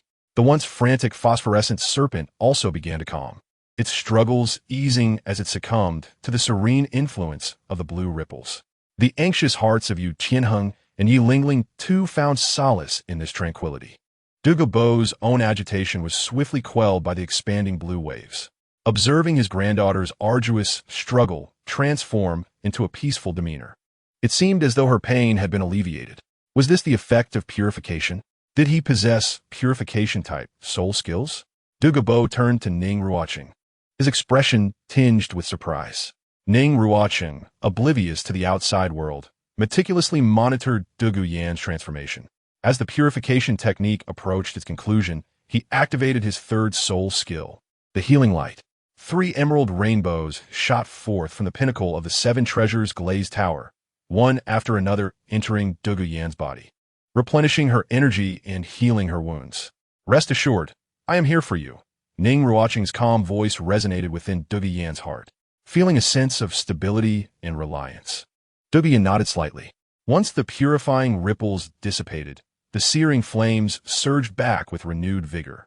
Dugu expression grew serious and contorted, yet she managed to maintain her composure better than before. The 3 beams of healing light restored her vitality and alleviated her pain, bringing her back to her peak condition. At that moment, Ye Lingling summoned her martial soul, revealing 3 soul rings of 2 yellow and 1 purple. Delicate purple petals of the 9-heart sea lavender drifted down, cascading into Dugu body, providing her with continuous healing. Don't be afraid, Yin, we are here for you, Ye Lingling assured her. Dugu felt warmth fill her heart, nodding earnestly. Dugu Bo observed the young companions with a mix of emotions, strange yet familiar. He felt reassured knowing that his granddaughter had such companions by her side. As time progressed, it became apparent that Dugu Yan's absorption of the celestial herb was a drawn-out struggle. With each passing moment, her condition grew weaker. Ning Ruochen, seated behind her, harnessed the chilling energy of the octagonal mysterious ice grass to help suppress the raging flames within her. Dugu Yan's breath steadied, finally subdued. Dugu Bo suddenly realized the gravity of the situation. No wonder this boy had recklessly consumed 2 toxic herbs. It all made sense now. As this thought crossed his mind, Dugu Bo's gaze softened towards Ning Ruochen. After all, the price for consuming those toxic herbs was steep. Dugu Yin could barely endure one, let alone 2 simultaneously. He had truly risked his life. To ensure Dugu Yin could safely absorb the coxcomb phoenix sunflower, he silently bore so much. If this wasn't true love, it was hard to explain. Regardless of whether this method proved effective against the snake venom within Dugu Yin, it was an immense act of kindness. Dugu Bo made a mental note to find an opportunity to repay him. As Dugu Yan's breath gradually stabilized, Ning Ruochen wearily withdrew his hand. His efforts to help her suppress the searing breath had depleted a significant amount of his soul power to convert it into chilling essence, leaving him fatigued. Ye Lingling stepped forward to support him. Dugu Yin slowly regained her composure, gradually opening her eyes. Dugu Bo anxiously observed, eager to ascertain whether the snake venom within his granddaughter had truly been eradicated. When Dugu Yin opened her pure blood-red eyes, Dugu Bo was taken aback. What was this situation? Yin Yan, how do you feel? Dugu Bo inquired impatiently. Dugu Yin stretched her body, as if reborn, yawning before turning to Ning Ruochen with a gentle smile. Thank you, Captain. Ning Ruochen merely waved his hand wearily, silent. Grandfather, I can no longer sense the snake venom. I feel warm all over, particularly comfortable. Dugu Yin beamed at her grandfather. Dugu Bo hastily grasped her wrist, probing with his soul power. His expression gradually brightened, and he was overjoyed. Indeed, there was not a trace of snake venom within her. His descendant would finally be free from the torment of venom. What's wrong, grandfather? Why are you crying? Dugu Yin asked, startled. It's tears of joy. Haha, Yin Yan, Dugu Bo said, tears streaming down his face as he smiled at his granddaughter, his eyes filled with hope. By the way, grandfather, I have broken through to level 40, Dugu Yin announced. Dugu Bo was taken aback. That's wonderful. Once your cultivation stabilizes, I'll help you find a suitable 4th soul ring. There is something else, Dugu Yin said, raising a finger to her lips, her expression turning hesitant. What is it? Dugu Bo felt a twinge of anxiety. Grandfather, look, Dugu Yin said as she summoned her martial soul. A massive crimson python, resembling a coiling dragon, loomed behind her. Its enormous head was adorned with a pair of scarlet phoenix wings, its entire form ablaze with fierce flames. Its blood-red, slit-like eyes gazed down upon the bewildered Dugu Bo, flicking its forked tongue. Dugu Bo was stunned, while Ye Lingling and Yu Tianheng were equally taken aback. Ning Ruochen, with his beady eyes, looked at her with disdain. Why aren't you surprised? Dugu Yin exclaimed, noticing Ning Ruochen's expression, clearly displeased. Ning Ruochen shrugged in response. I have no interest in a serpent with phoenix wings. In fact, I feel an urge to strike you. Dugu Yin was taken aback.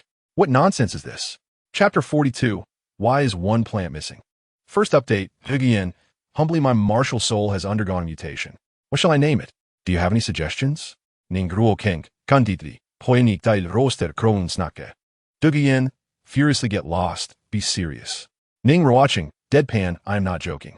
He tapped on an imaginary blackboard and explained with his beady eyes. Look, both have small wings, both possess a rooster crown and a phoenix tail. If you change its skin to that of spicy crayfish, the match would be perfect. Dugu Yin was nearly driven mad with anger. How could she tolerate her martial soul being called the phoenix tail rooster crown snake? She immediately turned to Yu Tianheng and Ye Lingling beside her, glaring fiercely. What do you say? It doesn't really resemble it, does it? Ye Lingling offered a somewhat forced smile, while Yu Tianheng nodded, feeling somewhat embarrassed. What authority did they have to comment on such matters? However, to be honest, after Ning Ruochen's offhand remark, they too felt that Dugu Yan's mutated martial soul indeed bore some resemblance to the phoenix tail rooster crown snake. If you truly dislike the name phoenix tail rooster crown snake, I have a more fitting suggestion, Ning Ruochen said nonchalantly. What name? Dugu Yin pouted, feigning indifference. Winged serpent, which translates to a serpent with wings, Ning Ruochen stated calmly. Of course, if you find it unsuitable, then so be it. If it's unsuitable, then forget it. The true winged serpent is beyond your reach. Ning Ruochen mused silently. Winged serpent? Upon hearing this name, Dugu Yin was momentarily stunned, her expression distant, as if she sensed a mysterious power emanating from it. Forget it, let's change it, Ning Ruochen said. He felt that naming it thus would do a disservice to the feathered serpent god.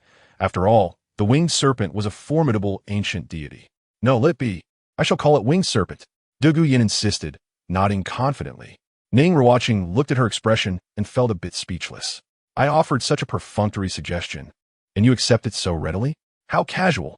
All right, as long as you're happy, Ning Ruochen waved dismissively.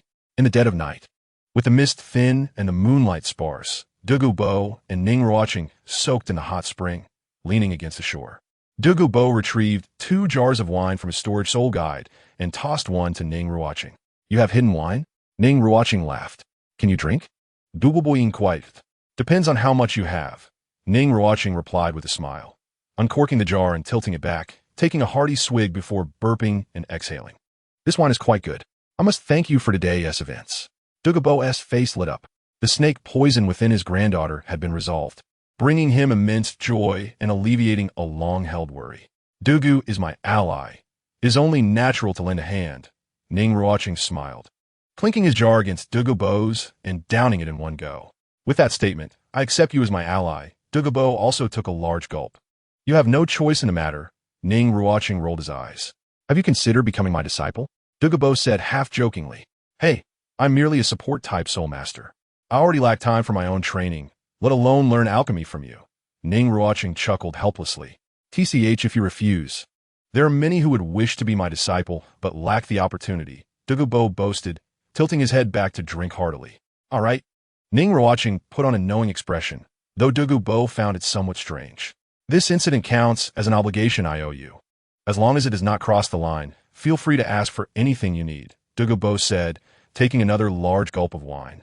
His gaze towards Ning Ruochen softening. Is that sincere? Ning Ruochen looked at Dugu Bo, his eyes gleaming with mischief. Would I deceive you? Dugu Bo scoffed. I wish to dig up a few medicinal herbs from your garden, Ning Ruochen stated. Medicinal herbs? Dig away. Take as much as you like. Dugu Bo waved his hand grandly. Upon hearing this, Ning Ruochen promptly climbed out of the hot spring, casually throwing on some clothes and hurrying towards the medicinal garden. No time to waste. I want them tonight.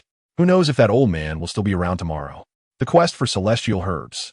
As long as he collected all 12 celestial herbs, he would complete this core plot task, unlocking the second level of the 9 apertures, Linglong Tower, and earning a chance to draw from the celestial prize pool.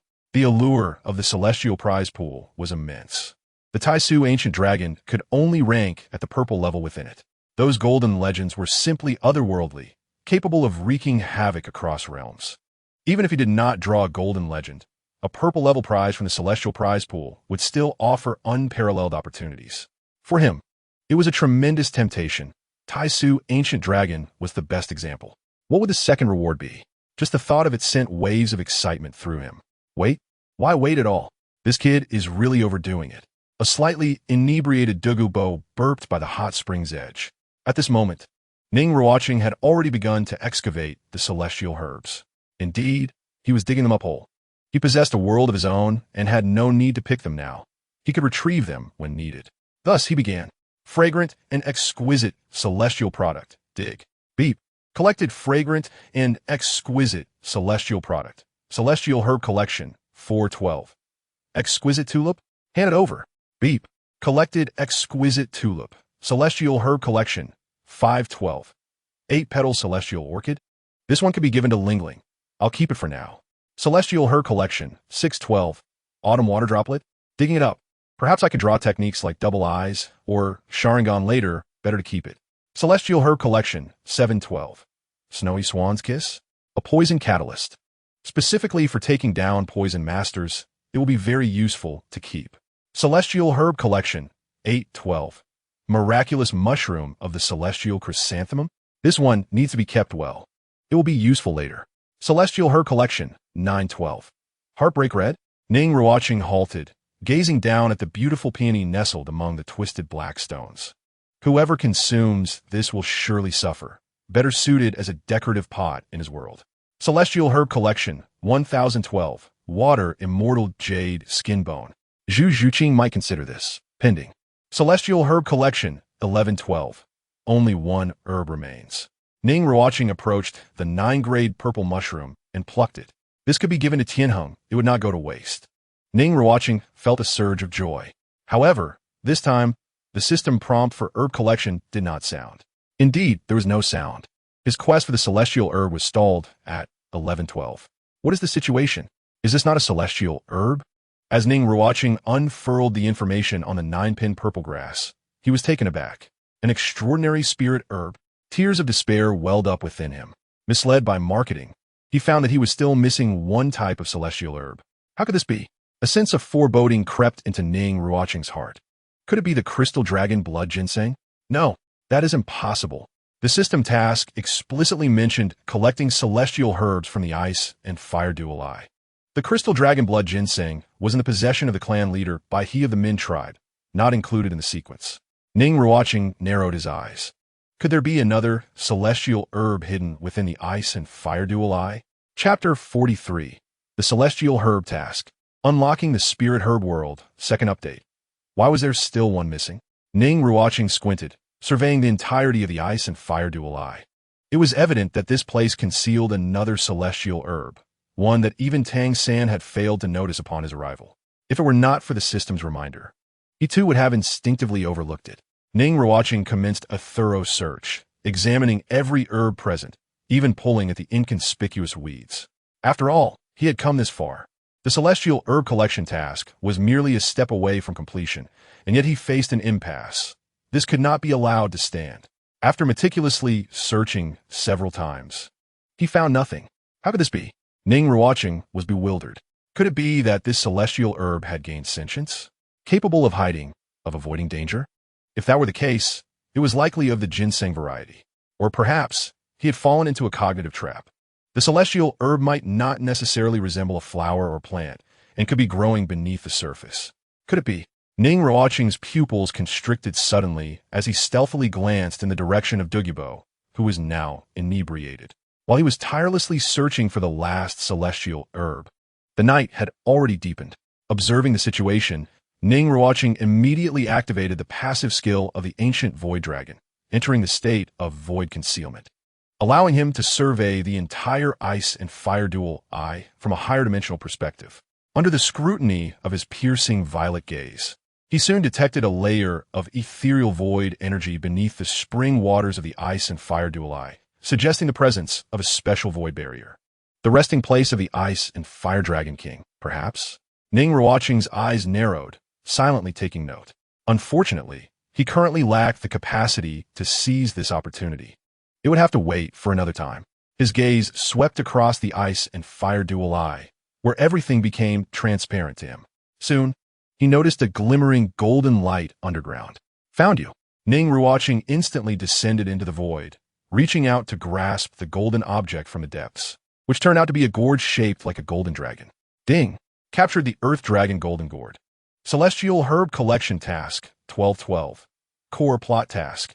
Ice and Fire Duel, Ice Celestial Herb Collection Task. Completed. Ding. Reward.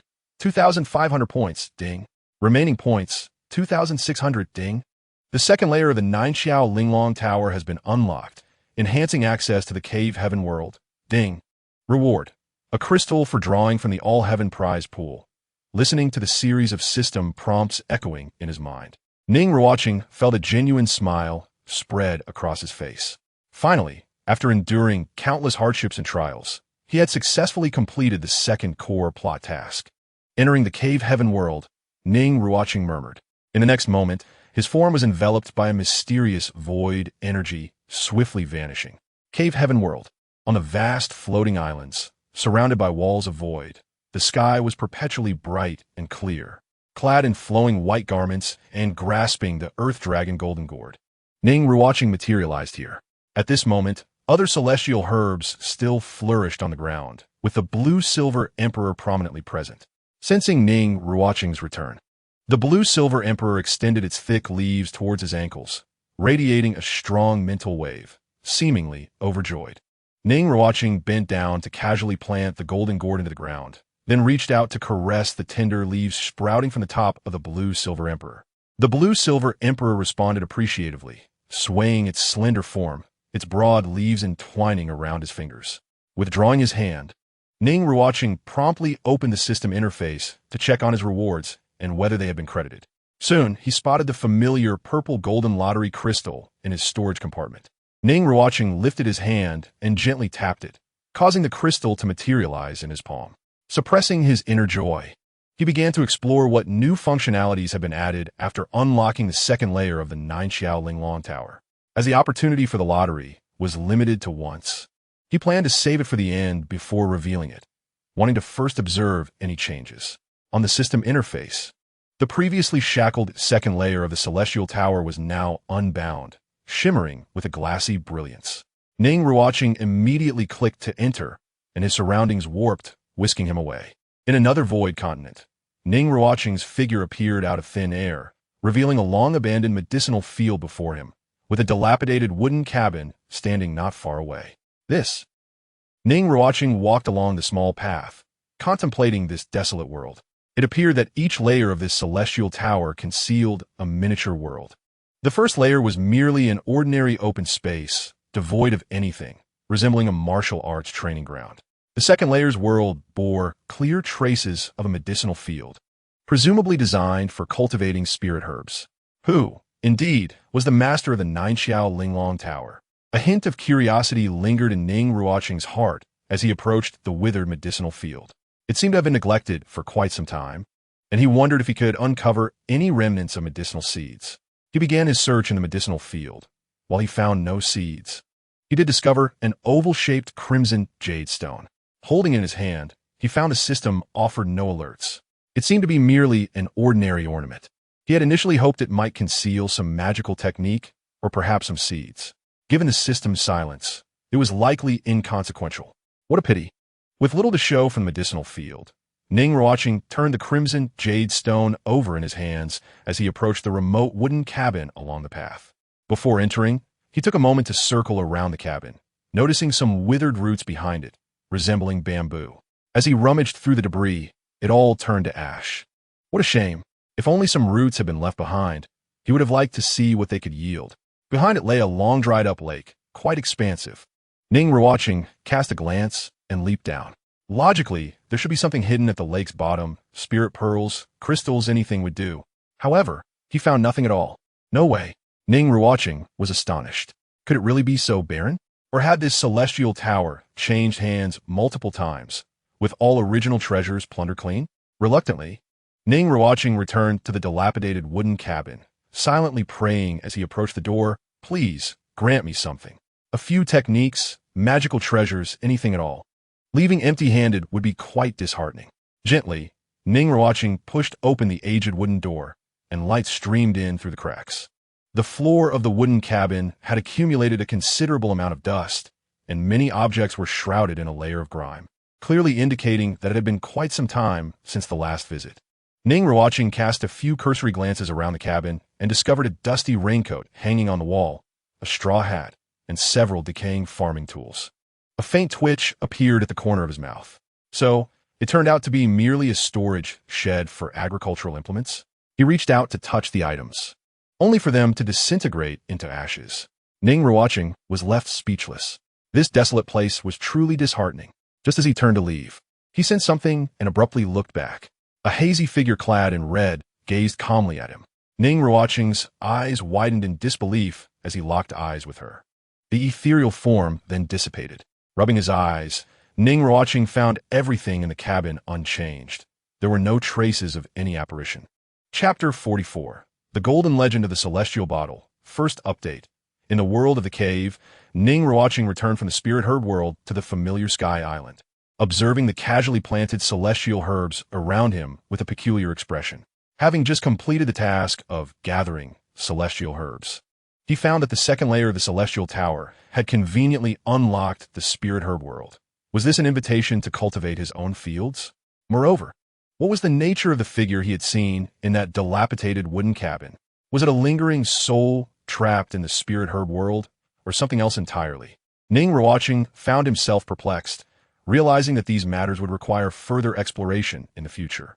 A purple golden diamond crystal emerged in the palm of his hand, radiating a dazzling divine light that enveloped him in a mysterious glow as he entered the celestial prize pool. Ning Ruochen reappeared on the golden cloud, gazing at the ethereal rhythms of the horizon. Behind him, layers of flowing clouds obscured the view, shimmering in golden brilliance. In the central area, golden light sparkled, resembling a golden chaotic cloud. This time, he was somewhat familiar with his surroundings, having visited once before. He silently prayed, hoping to draw a golden legend this time. Even if a golden legend was not in the cards, he wished for a commendable reward. Completing the core storyline task was no easy feat, and he implored for understanding. Ning Ruochen activated the purple golden crystal in his palm, watching as it transformed into a brilliant ray of light that merged into the central golden chaotic cloud. Subsequently, a radiant golden light burst forth, adorned with exquisite and noble golden borders that illustrated the celestial realms. Ning Ruochen was momentarily taken aback, feeling an overwhelming surprise. Had he truly drawn a golden legend? Could it be that his fortunes had turned? His heart brimmed with anticipation. The treasure pool of the golden legend was exceptionally rich. What could it possibly contain? His expectations were modest. He would be content with merely a chaotic treasure. As the golden light faded, a treasure materialized. It was a delicate, small, dark green jade bottle, exuding a robust aura of life. Name: Celestial Bottle, lacking spirit. Grade: Golden Legend. Source: a mysterious small green bottle from a mortal's journey to immortality, consisting of the bottle body and the spirit. Originally accompanying the emergence of the heavenly Tao, it is the first primordial object born from chaos, encompassing the laws of the heavenly Tao and containing remnants of chaos, possessing the incredible ability to alter the fabric of existence. Function: the celestial bottle's body can absorb moonlight to condense green liquid, possessing the ability to hasten the ripening of spirit herbs and assist in cultivation. Ning Ruochen stared blankly at the dark green jade bottle before him. The celestial bottle could only absorb moonlight, condense green liquid, hasten the ripening of spirit herbs, and assist in cultivation. What a letdown. After all the effort to draw a golden legend, he was presented with a mere small green bottle, and without a spirit, it could only condense green liquid. Ning Ruochen took a heavy breath, grasped the celestial bottle that hovered before him, and angrily turned away, departing from the celestial prize pool, returning to the Sky Island. Damn prize pool, curse system. There had to be some hidden agenda at play. Was the system and prize pool conspiring to undermine his resolve? It was clear they intended for him to diligently cultivate spirit herbs. Suddenly, Ning Ruochen felt something encircling his ankle. He looked down to find the blue-silver emperor entwined around him, seemingly trying to console his emotions. Observing the young sprout of blue-silver emperor beside him, surrounded by a haphazard array of celestial herbs, Ning Ruochen sighed softly while gazing at the small green bottle in his palm. Alas, such is fate. He gently bent down to touch the tender shoots of the blue-silver emperor. I shall take you to a different place, somewhere maybe more suitable for your growth. Ning Ruochen spoke tenderly, extending his hand. The blue-silver emperor, as if understanding, nodded slightly and, extricating itself from the soil, revealed its roots and climbed onto Ning Ruochen's palm. With a warm smile, he collected the other celestial herbs planted nearby and set forth to the second layer of the spirit herb world. Within the desolate spirit herb world, Ning Ruochen placed the blue-silver emperor down, allowing it to choose the soil to take root. He then began to plant the celestial herbs while pondering. In truth, the celestial bottle was not as useless as he had initially thought. While it might not enable him to rampage with ease, its utility was undeniably significant. With the celestial bottle in his possession, as long as he retained the roots of these celestial herbs, he believed they would flourish anew in a short time. Furthermore, under the nurturing of the green liquid from the celestial bottle, the blue-silver emperor would surely recover its cultivation rapidly, potentially even transforming into human form in no time. This would allow him to successfully complete the core storyline task of reviving the blue-silver emperor. However, whether the revival of Ain would lead to some ethical dilemmas remained uncertain. But that was a matter for another day, at least several years down the line. After arranging the blue-silver emperor and the numerous celestial herbs, Ning Ruochen gazed at the spirit herb world, now tinged with a hint of vitality, and exhaled deeply. His gaze fell upon the arid lake bed behind the dilapidated wooden cabin. System, is it possible to draw river water from the outside to fill this lake? Without further ado, the system promptly siphoned river water from outside, filling the parched lake. The water flowed through the channels, nourishing the land.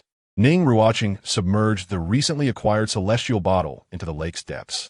The once pure lake water began to emanate a faint green halo, exuding threads of life as it flowed into the fields. The freshly planted celestial herbs instantly revived, and the blue-silver emperor swayed its broad leaves in delight. Ning Ruochen observed the spirit herb world with a serene smile. Although the future remained uncertain, at least the present was promising, and the future would surely be even brighter. After completing all these tasks, Ning Ruochen felt a wave of fatigue wash over him and returned to the real world. In the eye of ice and fire, Ning Ruochen returned silently. At that moment, Dugu Bo was still slumbering peacefully in the scorching spring. Ning Ruochen glanced at the celestial herb pits he had excavated and couldn't help but sigh. It would be best to leave the roots of the celestial herbs behind for posterity, allowing future generations the opportunity to cultivate. Even if the celestial herbs he had planted in the spirit herb world lost their root systems, they would regenerate under the nurturing of the celestial bottle. Ning Ruochen extracted Dugu Bo from the scorching spring, tidied himself up a bit, and then returned to the cave to rest. It dawned on him that during his days in the sunset forest, he had scarcely enjoyed a proper night's sleep, having mostly stayed up all night. Now that the celestial herb task had finally been completed, and having drawn from the celestial prize pool he had long yearned for, he felt an inexplicable emptiness within. The next pivotal storyline task is likely the championship of the Advanced Soul Master Tournament 2 years hence. Currently, his team comprises only 4 members, with 3 more needed. Upon returning, he plans to recruit from the Fengshan Academy. Additionally, the twin sisters from the Tianxue Academy can execute an Ice-Wind martial soul fusion technique, making them rare talents. Furthermore, he has already harvested celestial herbs. Before heading home, he intends to prepare the Chilwa tulip as a gift for that girl, ensuring her expenditure was not in vain. The 8-petal immortal orchid is to be given to Lingling, as it is particularly suitable for support-type soul masters. As for Tianheng, should he receive a 9th grade purple Ganoderma?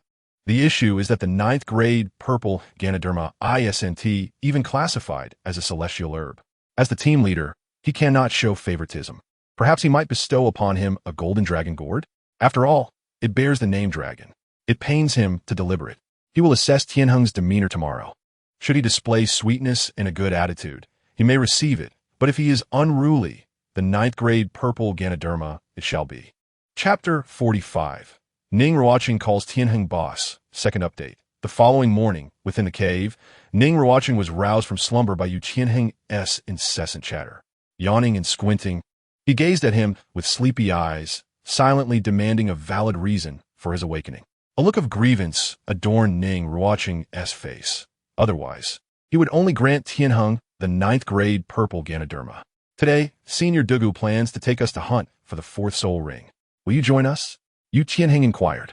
Ning Ruochen immediately sat up, scratching his disheveled long hair, and only then did he recall that both Dugu Yin and Tianheng had recently broken through to level 40. Conveniently, they were presently in the sunset forest, an opportune moment to hunt suitable soul beasts for the 4th soul ring. Ning Ruochen made an effort to invigorate his spirit. Fixing a serious gaze upon Tianheng. Call me captain, he commanded. Tianheng, noticing his peculiar expression, turned and departed. Ning Ruochen observed as Tianheng exited the cave, stepping out with his left foot first. Excellent. Left foot first. It appears you are destined to be estranged from the golden dragon gourd. Farewell. Ning Ruochen scratched his head and yawned. Speaking of which, Lingling had also reached level 35.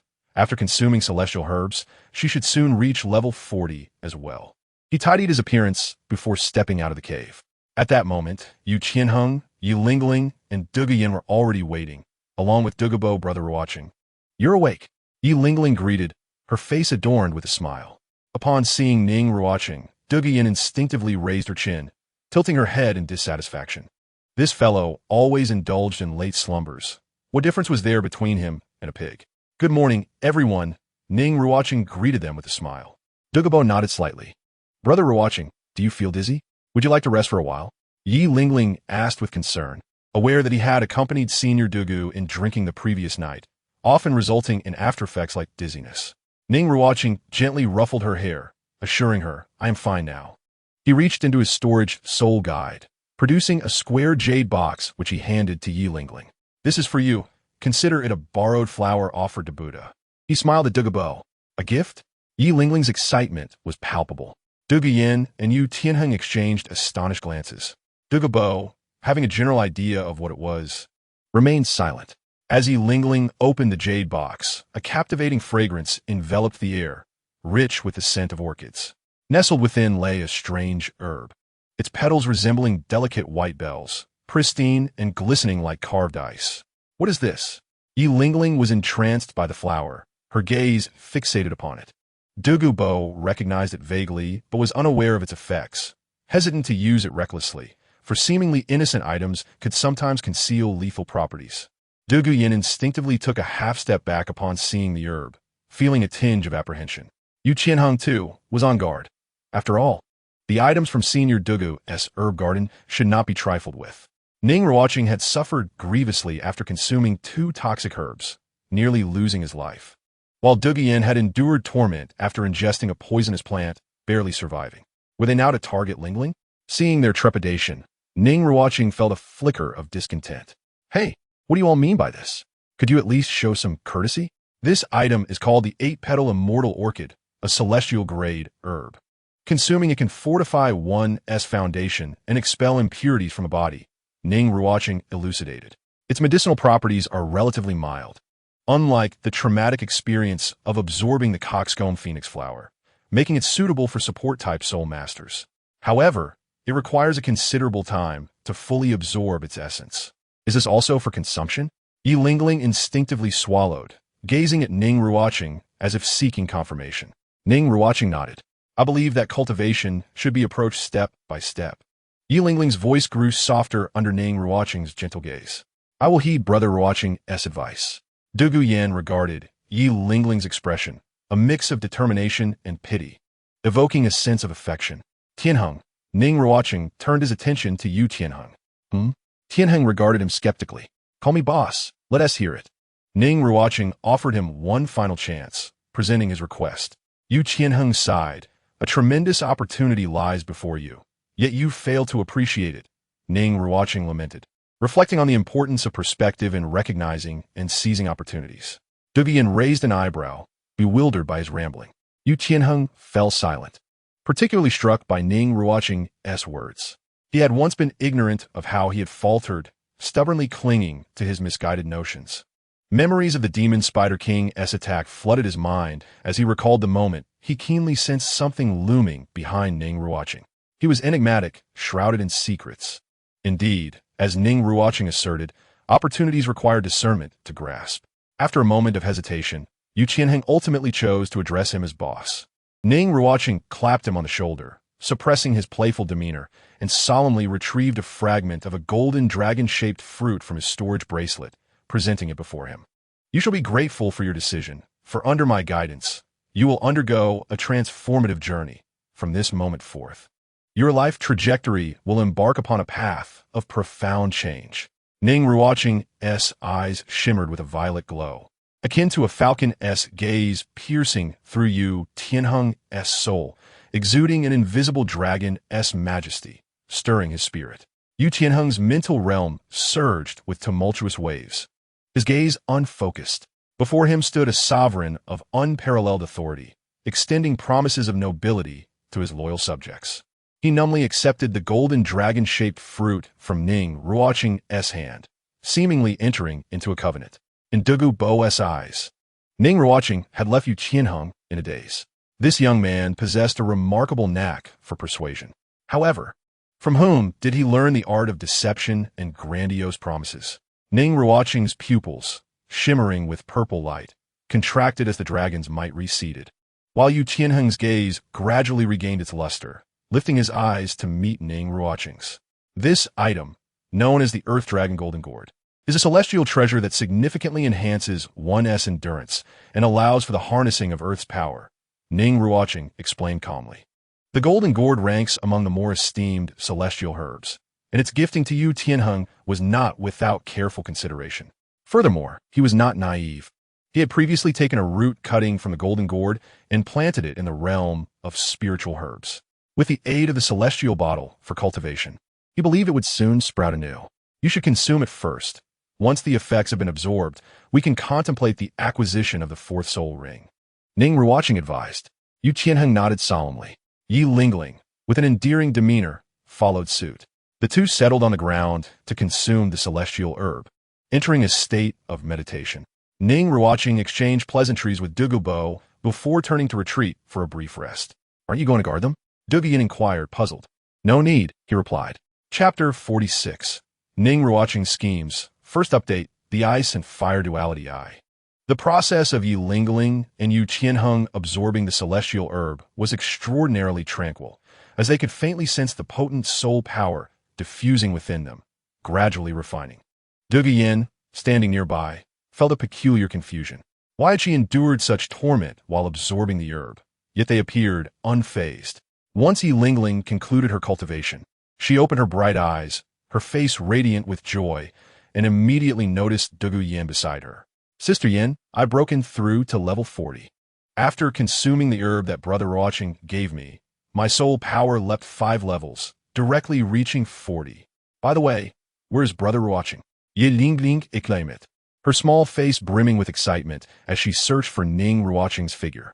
5 levels of soul power in a single leap. Dugu Yin nodded slightly, having anticipated this outcome.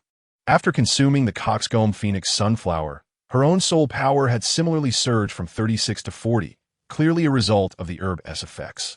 At that moment, Yu Tianheng also awakened from his meditative state, slowly opening his eyes, which now shimmered with a golden light, exuding a captivating and formidable aura. It seemed the effects of the herb had been well absorbed. Ning Ruocheng's voice resonated from a distance. The group turned their gaze towards the source of the sound. Ning Ruocheng approached, his expression stern, hair and attire billowing, emanating an indescribable aura of authority. Yu Tianheng, eyes wide with astonishment, reflected the swirling purple-black flames behind Ning Ruocheng, setting the sky ablaze, while his gaze radiated a terrifying purple light. Within that purple-black sky loomed a colossal and fearsome entity, looking down upon him through layers of shrouded darkness. The innate terror he felt was amplified beyond measure. The golden ferocity in Yu Tianheng's eyes shattered, replaced by an overwhelming dread. What troubles you? A familiar voice broke through, jolting Yu Tianheng back to reality. Ning Ruocheng stood before him, pressing a hand reassuringly on his shoulder, his gaze filled with gentle inquiry. I'm fine, Yu Tianheng stammered, shaking his head slightly, though his complexion remained pale, and his eyes reflected a complex array of emotions. Ning Ruocheng simply patted his shoulder, offering a silent smile. Maintaining an air of mystery serves as a potent means of intimidation. Ning Ruocheng engaged in conversation with Ye Lingling, who joyfully flitted around him, animatedly sharing her recent breakthrough to level 40. Her soul power had surged by 5 levels, all thanks to the herb gifted by Brother Ruocheng. Ning Ruocheng smiled, ruffling her hair and praising her remarkable achievement. Lingling, let us see if your martial spirit has undergone any changes, he suggested, glancing toward Yu Tianheng. Dugu Yin also caught on to the implication. After consuming her herb, her martial spirit had mutated, raising questions about whether Lingling and Tianheng might experience similar transformations. All right, Ye Lingling obediently summoned her martial spirit. Instantly, a large white and purple begonia flower blossomed in her palms, releasing a fragrant aroma. However, disappointment washed over her. Her martial spirit had not changed in the slightest. Dugu Yin furrowed her brow in contemplation. Was it possible that the herb she consumed was indeed unique? Ning Ruocheng gently patted her head in reassurance before turning his attention back to Yu Tianheng. Dugu Yin and Ye Lingling followed suit. Yu Tianheng felt a stirring within and, steeling himself, called forth his martial spirit. Accompanied by flashes of blue lightning, a robust blue electric dragon materialized behind him, coiling in an exhausted state. Casting a wary glance at Ning Ruocheng. No change? Dugu Yin pondered, perplexed. It seems Sister Yan's martial spirit mutation is an exception, Ye Lingling noted.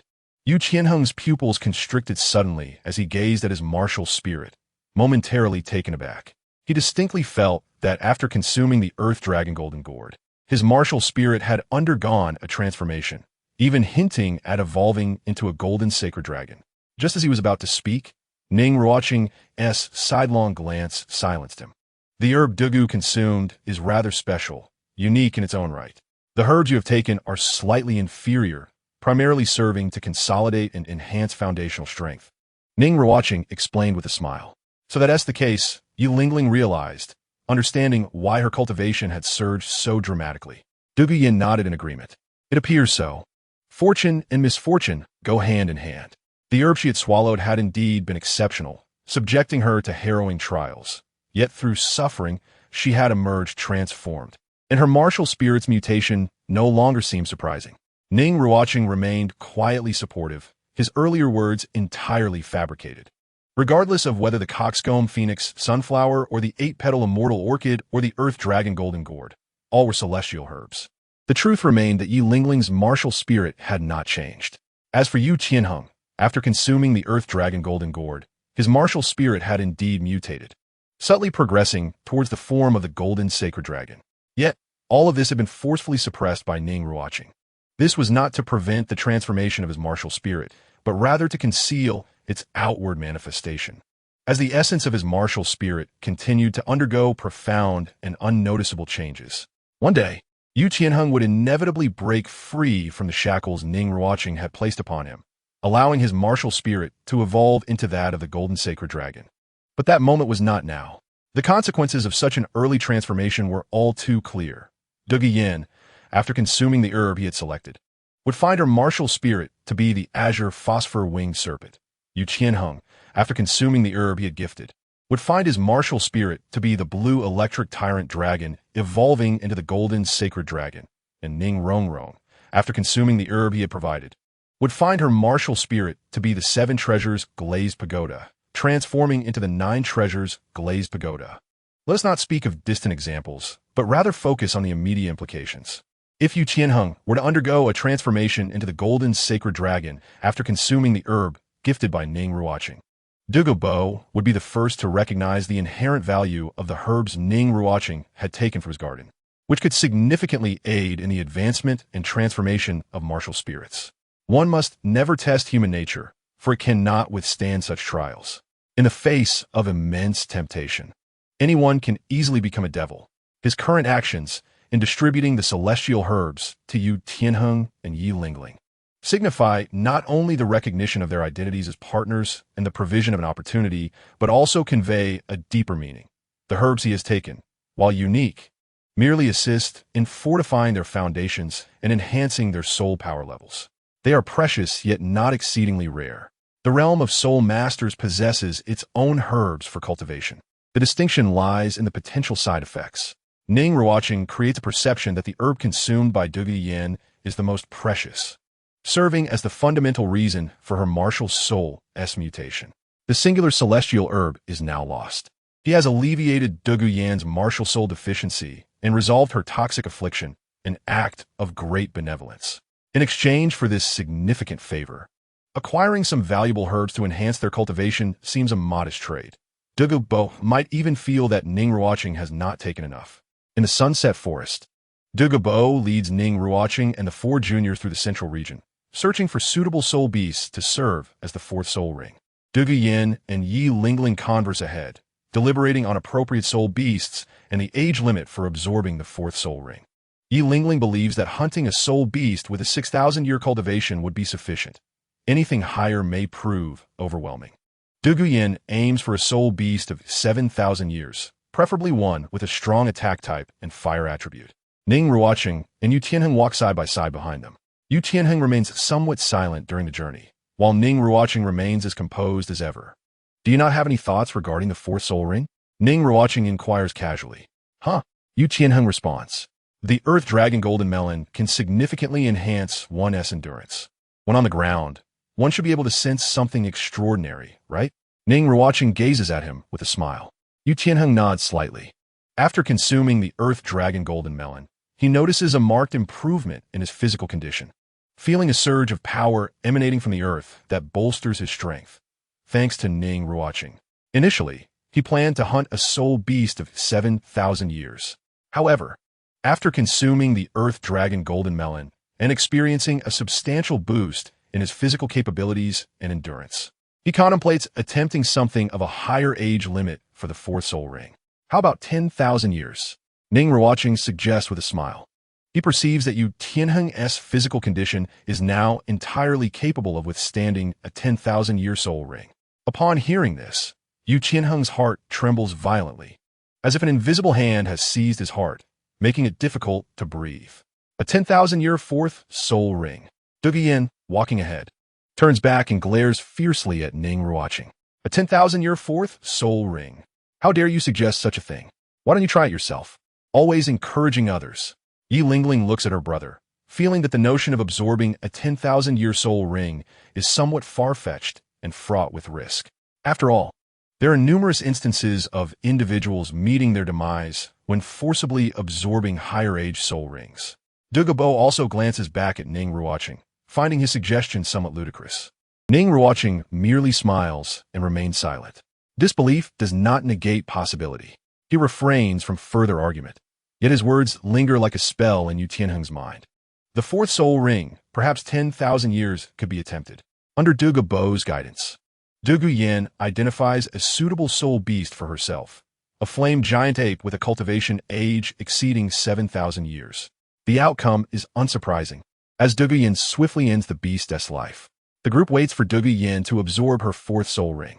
After a considerable time, Dugu Bo successfully absorbs the 7,000-year soul ring, yet her expression is one of disappointment.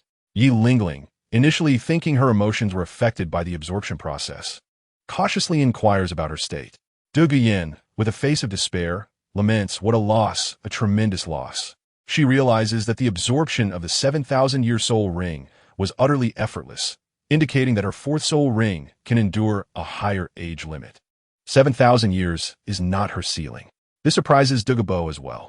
It seems that the effects from consuming the coxcomb phoenix sunflower greatly enhanced her endurance and resistance, allowing her to absorb a higher-aged soul ring. Lingling, do not make the same mistake I did, Dugu Bo cries, grasping Ye Lingling's hand. Can I set my sights on a 7,000-year limit? Ye Lingling asks, glancing up at Ning Ruochen for his opinion. Ning Ruochen nods slightly. After consuming the 8-petal celestial orchid, Ye Lingling's physical condition has significantly improved. Thus, absorbing a 7,000-year soul ring should pose no major issues. Ye Ling observes Dugu Bo and Ye Lingling, lost in thought. After consuming the herbs, Dugu Bo could effortlessly absorb a 7,000-year soul ring, implying that her fourth soul ring's limit has been elevated to 8,000 or even 9,000. If so, he might dare to attempt a 10,000-year soul ring for his fourth ring. Should he succeed, he would be the first of his kind throughout history. A flicker of golden light glimmers in his eyes, barely perceptible. Yet, now is not the time for hasty decisions. He must remain observant. The critical factor lies with Ye Lingling. Whether she can successfully absorb a 7,000-year soul ring is crucial. Ning Ruochen watches Ye Ling's every move, a serene smile gracing his face. Clearly, the allure has taken hold. A 10,000-year fourth soul ring. This is a temptation, an irresistibly captivating prospect. As the group continues their endeavors, Ye Lingling selects a plant-type soul beast, the azure sky vine, with a cultivation age of approximately 7,500 years. Such a soul beast is easily subdued by Dugu Bo. Ye Lingling delivers the final blow with her dagger, forming a circle of deep purple 1,000-year soul rings above its corpse. Ning Ruochen observes the dagger in Ye Lingling's hand, contemplating the risks involved.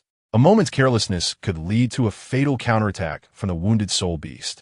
He currently possesses 2,600 points, suggesting that he can now exchange for the basic soul guidance device engraving technique. Once he crafts a finished product, he plans to gift her a complete set, one for each of them. Ye Lingling gazes at the floating deep purple soul ring, feeling somewhat anxious. After all, the age span of the absorbed soul ring is quite significant. Before absorbing the soul ring, she casts a final glance at her brother. Ning Ruochen nods slightly. Reassured, Ye Lingling begins to absorb the 7,000-year fourth soul ring. Although it is somewhat risky, she believes that with her brother by her side, she will be safe. Yu Qianheng also watches intently, filled with anticipation as Ye Lingling undergoes the soul ring absorption. The result is remarkably smooth. Ye Lingling surpasses the age threshold and absorbs a 7,500-year fourth soul ring. This solidifies Yu Qianheng's determination. This is a rare opportunity, perhaps a chance to soar to new heights. The first individual to absorb a 10,000-year soul ring for their fourth ring, unprecedented in history. Therefore, when Ning Ruochen and his companions encounter that 10,000-year savage dragon once more, the stakes are higher than ever. In that moment, all present turn their gazes back. The ancient Marlin, steeped in millennia of cultivation, followed suit, feeling the pressure of Dugu Bo's imposing aura, hesitant to retreat. It recalled the presence of Ning Ruochen and his companions. Marlin, what a narrow road for old foes. Is this never-ending? Duguyan, Ye Lingling, and Dugu Bo all regarded the speaking Yu Qianheng with a peculiar expression. I choose it, declared Yu Qianheng with utmost conviction, his eyes shimmering with a hint of golden light. What? Exclaimed Dugu Yin, astonished. That is a 1,000-year soul beast. Are you serious? The ancient Marlin stood frozen, incredulous. You must be kidding, young brother.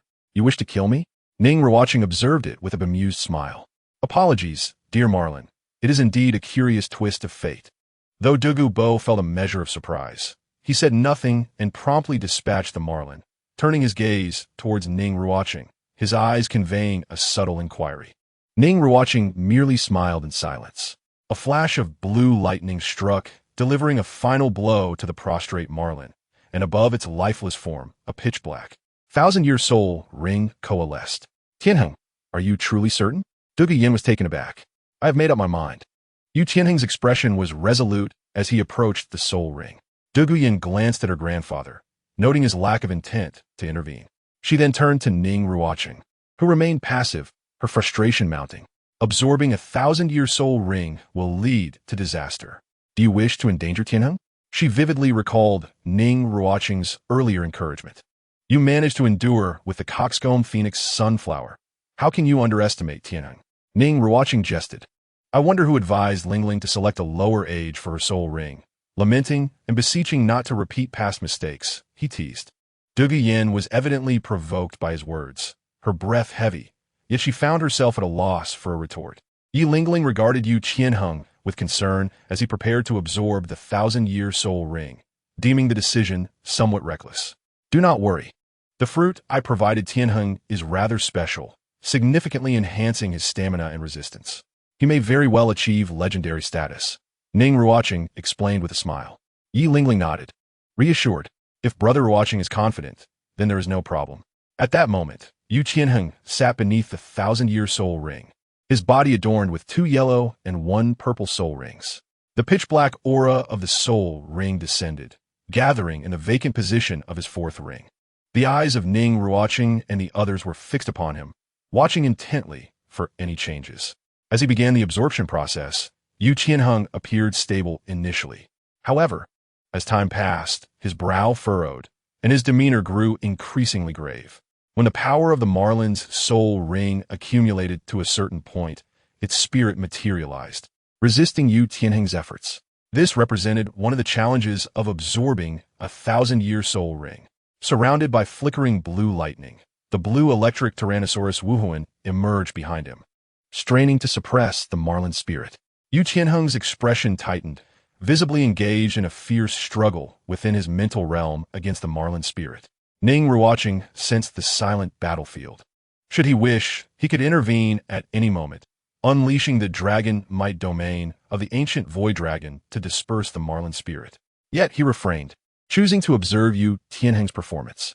If one with a golden sacred dragon Wuhuan could not overcome an ordinary 1,000-year soul beast spirit, it would be better to throw oneself against a wall to spare the humiliation of survival.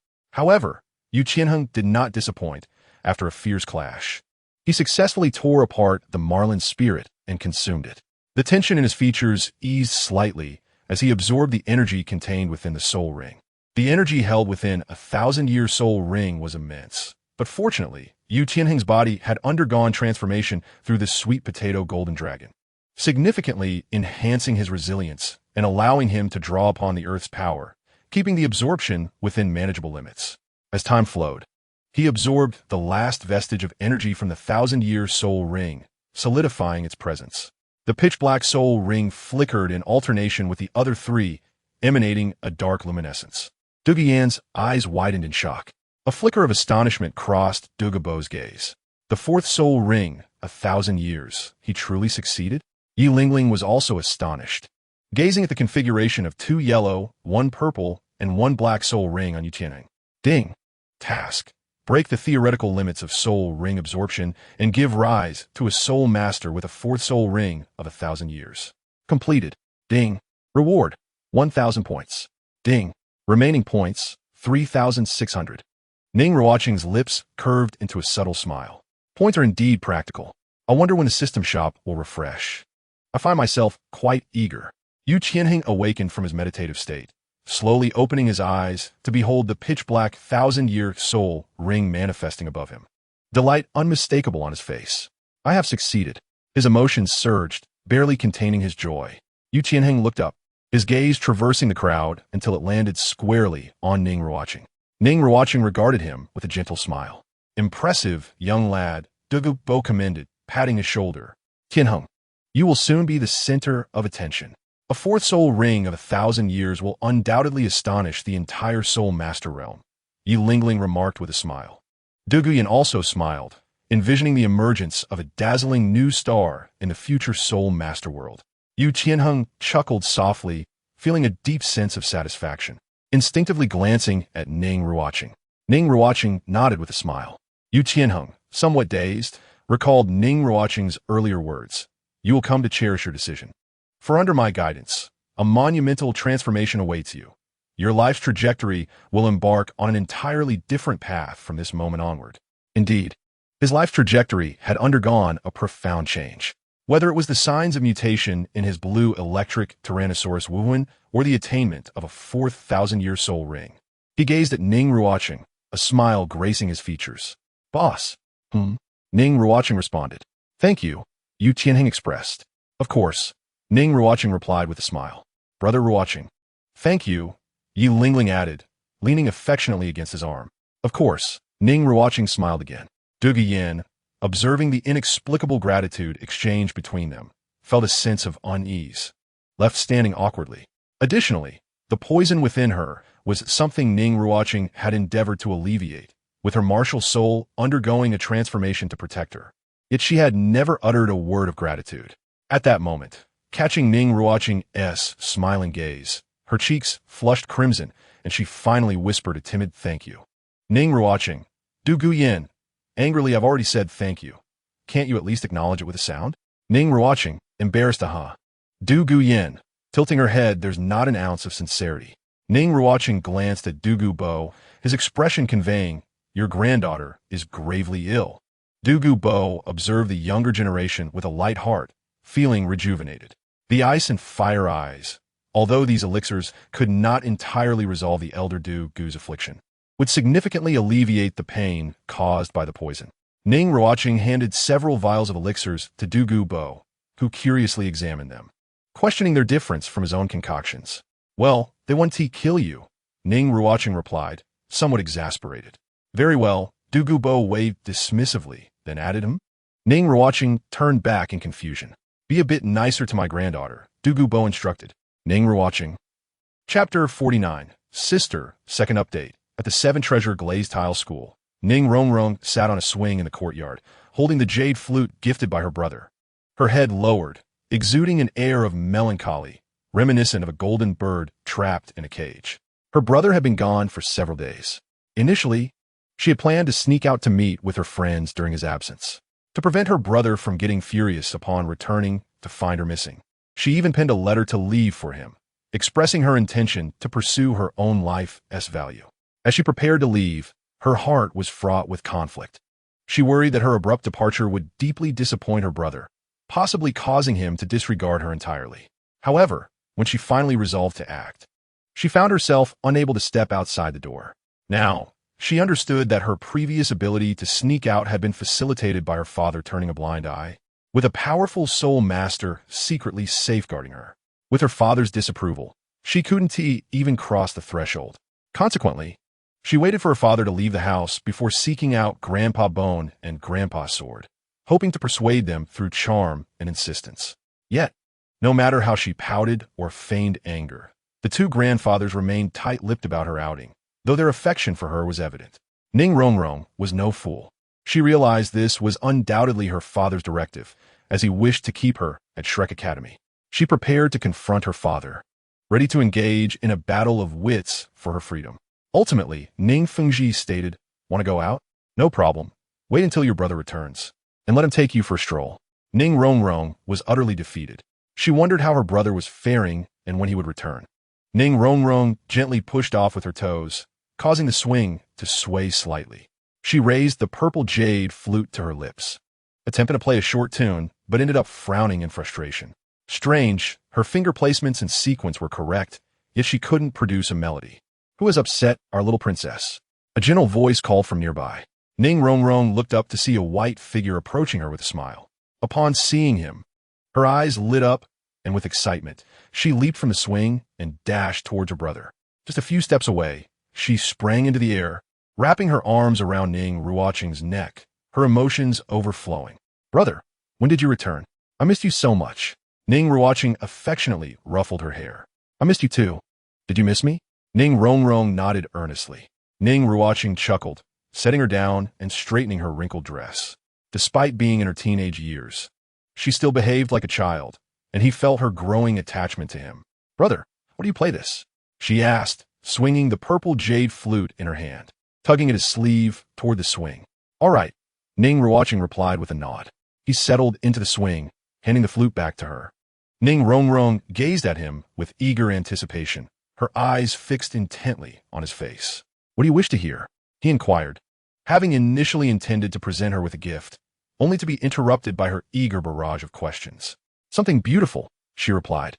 "Very well," Ning Ruochen said, positioning his hands on the flute, and the melodious notes began to flow. Ning Ruochen squatted before him, gazing up in rapt attention as she listened intently.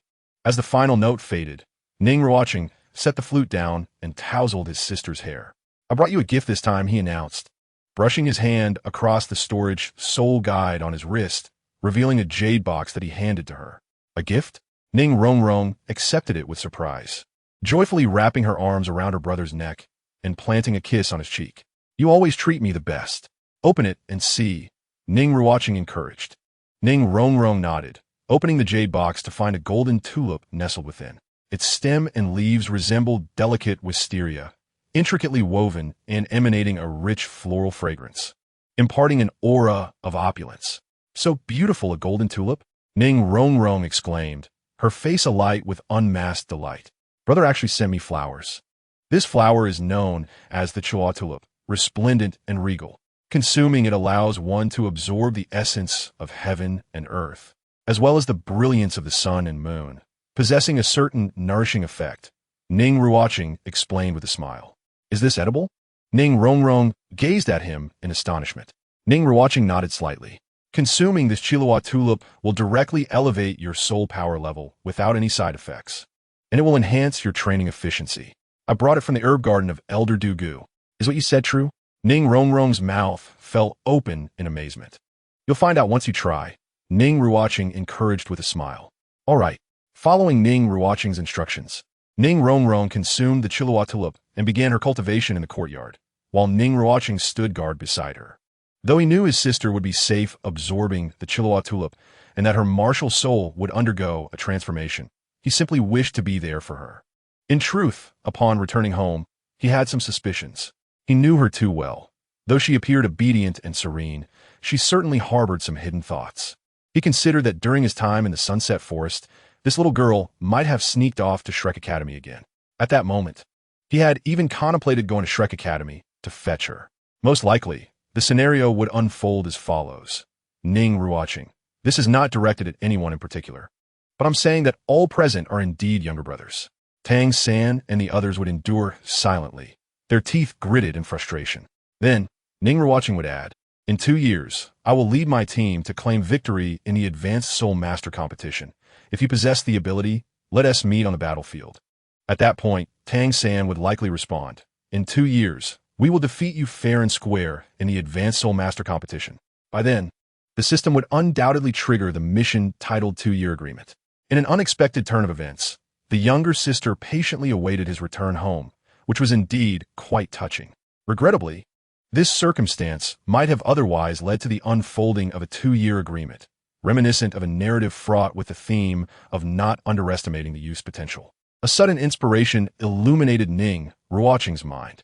It was indeed feasible for him to take the little girl to Shrek Academy under the pretense of bidding farewell to her companions, with the hope of triggering a narrative quest.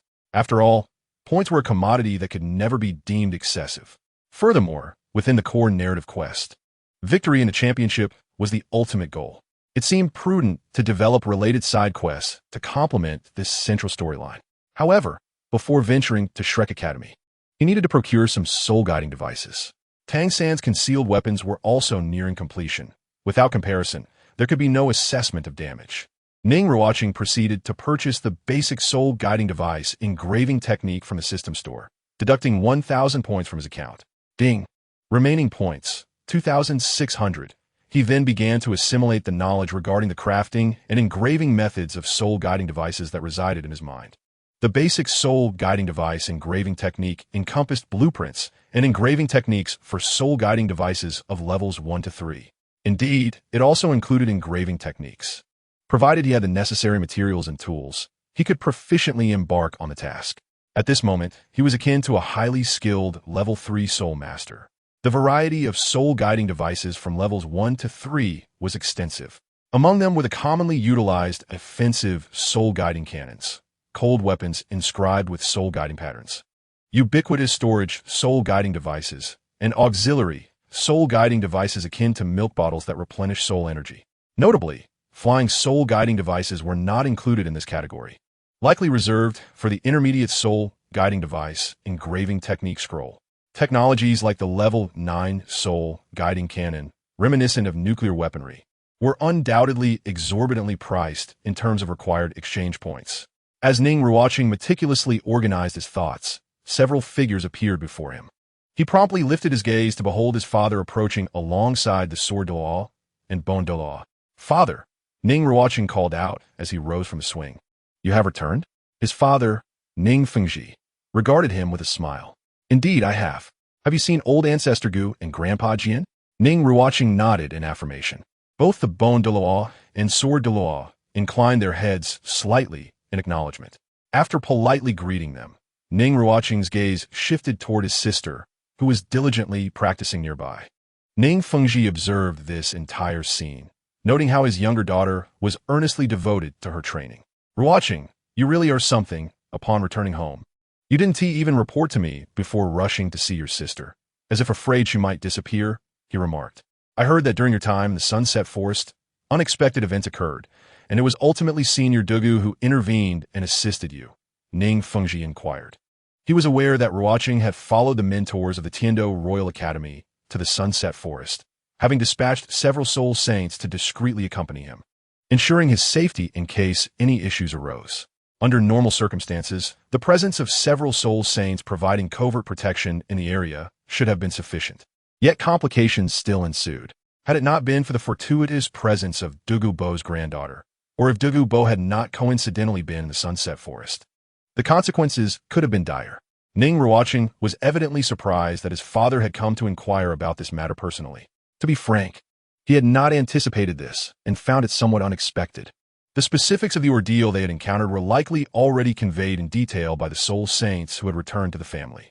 Nevertheless, he carefully recounted the general events to his father, omitting certain details, such as the nighttime solo excursion into the Water Curtain Cave and the abduction of the Blue Silver Emperor, as well as the solitary defeat of 4 10,000-year soul beasts, which resulted in 4 10,000-year soul rings for his second martial soul, along with the acquisition of a 10,000-year external soul bone.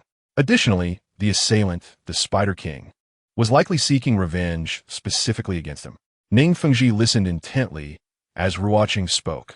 "Senior Dugu took us to a secret medicinal garden, where we cultivated for a time.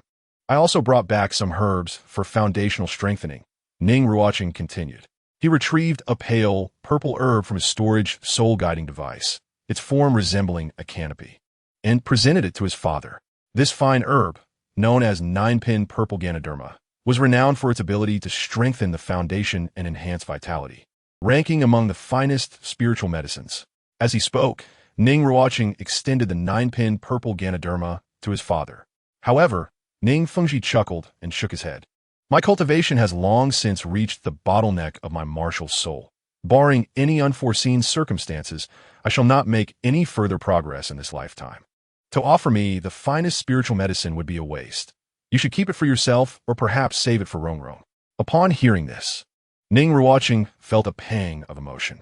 Both of us siblings have consumed it. Excessive intake of such herbs yields no benefits. Seeing his son's insistence, Ning Fengji relented and accepted the offering. A smile graced Ning Ruochen's face as he turned to address the two elders. Grandpa Bone, Grandpa Jian, I have also prepared gifts for you. These are herbs that invigorate the spirit and prolong life. With heartfelt sincerity, he presented them with aged spiritual herbs, causing their faces to bloom with joy. Father, please consume the nine-pin purple Ganoderma first, Ning Ruochen urged. Ning Fengji, unable to withstand his son's insistence, finally acquiesced. Grandpa Bone, may I inquire about some matters regarding spatial lockdown? Ning Ruochen asked. As he engaged in scholarly discussion with the Bone Duel, the Sword Duel observed, occasionally smiling or nodding in response, feeling a sense of nostalgia. Time passes swiftly. Just 6 months ago, the once unknown young master had undergone profound growth and acquired a wealth of knowledge. He believed that Ruocheng would bear the weight of the seven-treasure glazed tile school's future and venture even further.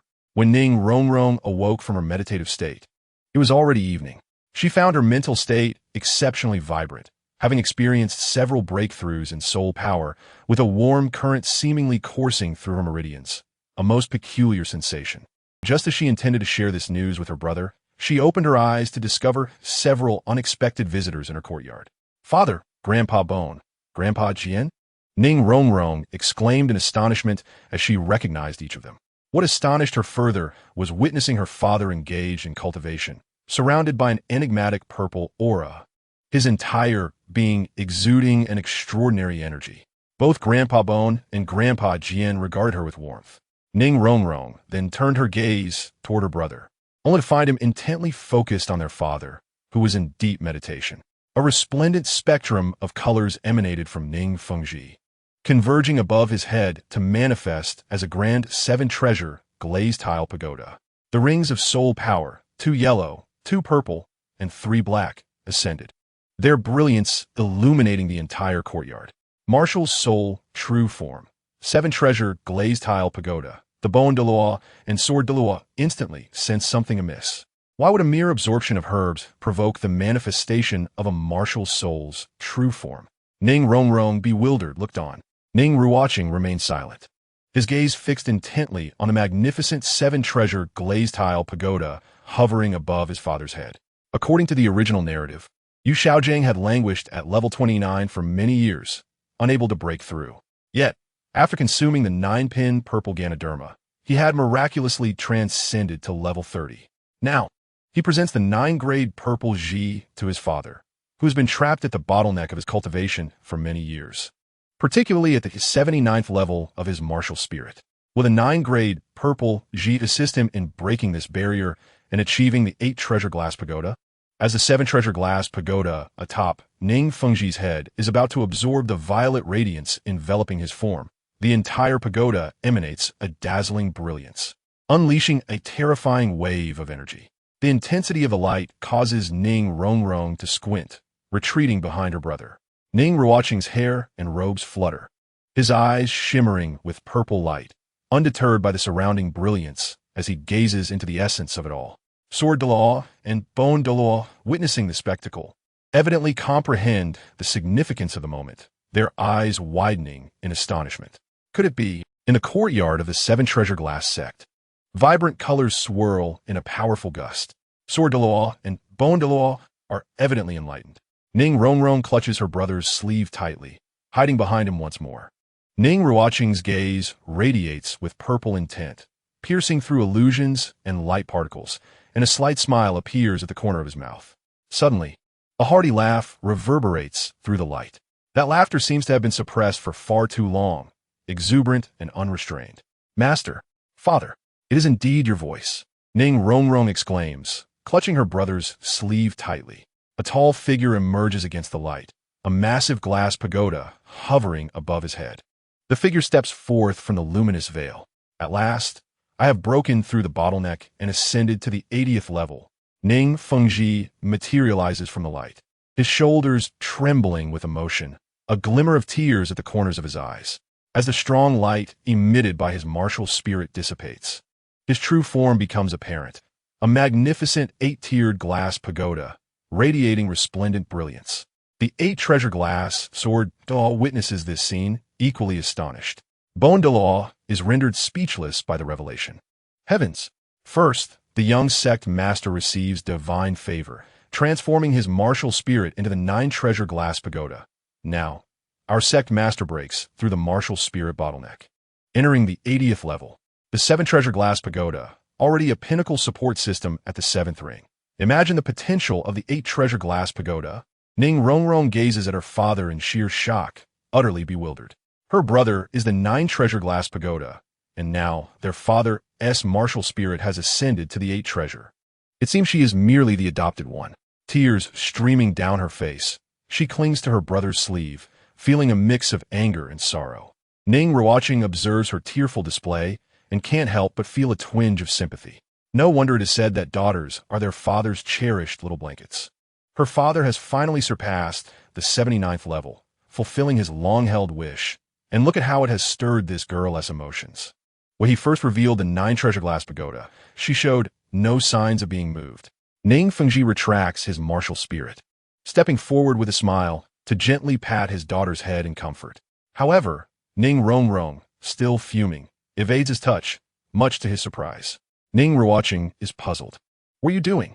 Ning Ruochen, wiping her tears, cries, your martial spirits are no longer the same. How can we still be a family? Woo. Upon hearing this, Ning Fengji chuckles at his daughter's logic, yet she requires consolation. Fear not, dear. I believe Ruochen will achieve greatness in her own right in the future. Indeed, Duel adds, leaning closer with a smile to comfort the little princess. Sword Duel also approaches, offering gentle reassurances. After all, she is still just a child. Initially, they were a unified family, all sharing the 7 treasure glass pagoda. But now, her brother has transformed into the 9 treasure glass pagoda, and her father has transcended the limits of his martial spirit to become the 8 treasure glass pagoda. It is only natural for her to feel disheartened with her own 7 treasure. Ning Ruochen casts a disdainful glance at the 3 leaders of the sect. Father, your comforting words are premature. Even if you have surpassed the 7 treasure glass pagoda and transformed into the 8 treasure glass pagoda, you remain the least impressive in our family. Grandfather Sword, Grandfather Bone, your perspectives are rather narrow. Amidst everyone's attempts to console her, Ning Ruochen cries even louder, primarily upset by her brother's inaction and his failure to comfort her. Ning Ruochen feigns a light cough. Ruochen, why not summon your martial spirit for us to see? Ning Fengji, Bone Duel, and Sword Duel cast disapproving glances at him. You want to comfort her, and now you wish to add to her distress? Letting Ruochen summon the 7 treasure glass pagoda, she will only cry harder. Ning Ruochen shrugs. Very well, you may continue to comfort her. He quietly prepares to slip away. As for the 9 treasure glass pagoda, that girl will inevitably discover the truth, perhaps even receiving a grand surprise. Just as Ning Ruochen attempts to retreat 10 meters away, Ning Fengji calls out, stop. His gaze is icy as it pierces through Ning Ruochen's back. Ning Ruochen stiffly turns around, sporting an innocent smile. Father, do you have any instructions? Is there any more of that purple herb? Ning Fengji's tone softens considerably. Bone Duel and Sword Duel, his eyes light up as they realize. The sect master's ability to break through to the 80th level may very well be linked to the purple herb that Ruocheng provided. If another could be produced, wouldn't all problems be resolved? Ning Ruochen looks bewildered, unable to grasp their conversation. Ning Ruochen feigns innocence, shaking his head. There's only one. The only one in Master Dugu's herb garden. Ning Fengji's expression hardens, falling silent for a moment, before finally sighing. If only I had known earlier, I would have saved that purple herb for Ruocheng. He rubs the top of Ruocheng's head with a hint of self-reproach. Ning Ruochen quips, Father, I hope you won't feel awkward in the future. Ning Ruocheng appears confused, sensing she is missing something crucial in the exchange between her brother and father. Ning Ruochen sighs and looks towards his sister. Sister, have you forgotten something important? What? Ning Ruocheng replies, perplexed. Your soul power level. Ning Ruochen reminds her helplessly. Oh, mentioning this, Ning Ruocheng suddenly perks up, nearly forgetting due to all the commotion surrounding her father. What's going on? Ning Fengji looks at his children, bewildered by their cryptic conversation. Father, I've broken through to the 30th level. Ning Ruocheng scrunches her nose, displaying a hint of discontent, seemingly still upset over earlier events. 30th level? Ning Fengji is taken aback. Wasn't Tia just 26? Brother gave me a golden tulip when he returned. After consuming it, my soul power leaped 4 levels, directly reaching 30, and I feel there's still more to come. As she speaks, Ning Ruocheng stands proudly, hands on her hips, her smile almost reaching the heavens. Ning Fengji hastily checks his daughter's condition, relieved to find no abnormalities, then turns his serious gaze towards his son. Chunga, what is going on? You'll understand once she summons her martial spirit. Ning Ruochen shrugs helplessly, reiterating his previous message. Ning Fengji regards his daughter with suspicion. Ning Ruocheng also looks puzzled. Why does my brother always speak of his martial soul? Ruocheng, behold your martial soul. At this moment, the sword Douluo has also acutely realized something. Could it be? Ning Ruocheng responded, raising her right palm, where the luminous brilliance converged swiftly to form a resplendent glazed pagoda. As Ning Ruocheng gazed upon her martial soul, it seemed to have undergone some transformation, appearing slightly enlarged. Ning Fengji, sword Douluo, and bone Douluo widened their eyes in astonishment. Can someone elucidate this situation to me? Chapter 52. If you are well, it is a sunny day, single chapter, the 7-treasure glazed tile school. The 9-color glazed tile. Ruocheng's martial soul has unexpectedly transformed into the 9-treasure glazed pagoda. Ning Fengji and the other two were utterly stunned. Ning Ruocheng was momentarily dazed. What is happening? In the next moment, all 4 of their gazes fell upon Ning Ruochen. Ning Ruochen smiled faintly, the corners of his mouth twitching slightly. Calm down, everyone. No need for excitement. Ning Ruochen gestured for them to remain composed, then turned to his sister. My dear, you two dreamt of the goddess sister last night. Did you not? Ning Ruocheng looked bewildered. No, I did not. Now you do. Ning Ruochen replied with a smile. Ning Fengji and the 2 titled Douluo immediately understood. Just a ruse. I have some matters to attend to, so I shall take my leave. Without looking back, Ning Ruochen turned and departed, leaving Ning Fengji, sword Douluo, and Bone Douluo exchanging glances. The herbs Ruocheng provided shattered the martial soul bottleneck of the 7-treasure glazed tile school. If this news were spread, that child would be in peril. Ruocheng's martial soul transformation into the 9-treasure glazed pagoda cannot be concealed for long, and it will inevitably come to light. How shall we explain this martial soul change? Perhaps the divine blessing could serve as the best excuse.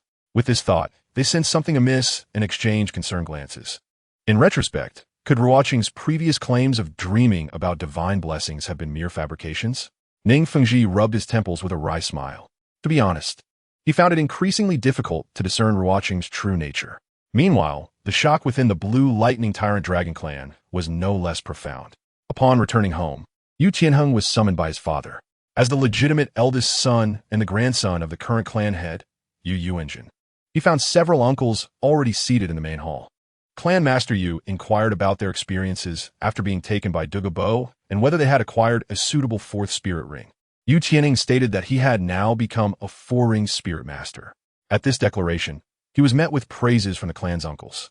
To break through to 4 rings at the age of 15 signifies exceptional talent, promising a bright future ahead. Clan Master Yu nodded appreciatively, feigning nonchalance, though inwardly he was elated and felt immense pride for his son. Tianheng's talent surpassed that of all the clan's prodigies. Even though his cousin Yu Tianxin was a few years older and had practiced longer, he was still a considerable distance from achieving 4 rings. Tianheng was undoubtedly the clan's foremost talent. How many years does your fourth spirit ring have? Do not be misled by the time limits prescribed in martial soul textbooks. Our clan possesses the world's premier beast martial soul, and the physical tolerance far exceeds the stipulated limit of 6,000 years for 4 rings.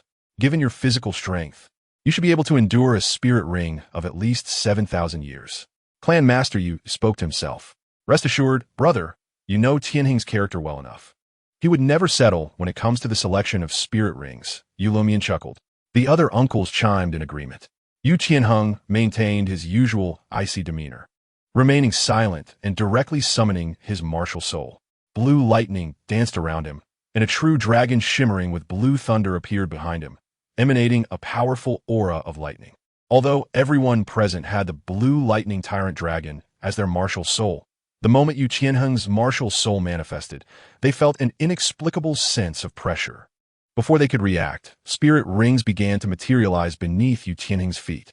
2 yellow spirit rings appeared first, signifying a 100-year spirit ring, followed by a 3rd spirit ring of 1,000 years. Truth be told, the sudden display of martial soul and spirit rings puzzled the onlookers. After all, they had no reason to doubt the authenticity of his claim regarding the 4th spirit ring. Perhaps he intended to showcase the newly acquired 4th spirit ability, they thought.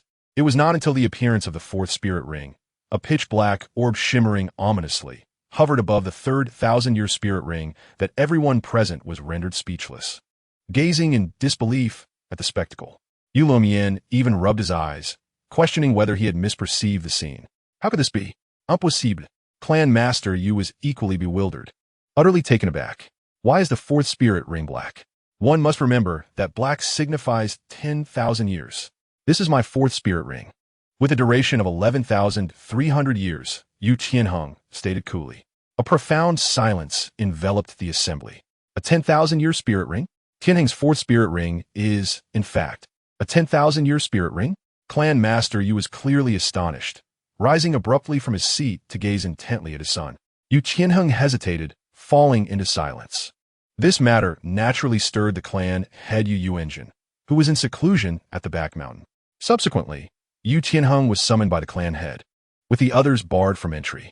Upon entering the secluded area, Yu Tianheng saw a figure seated on a smooth jade stone altar, clad in an ornate black robe.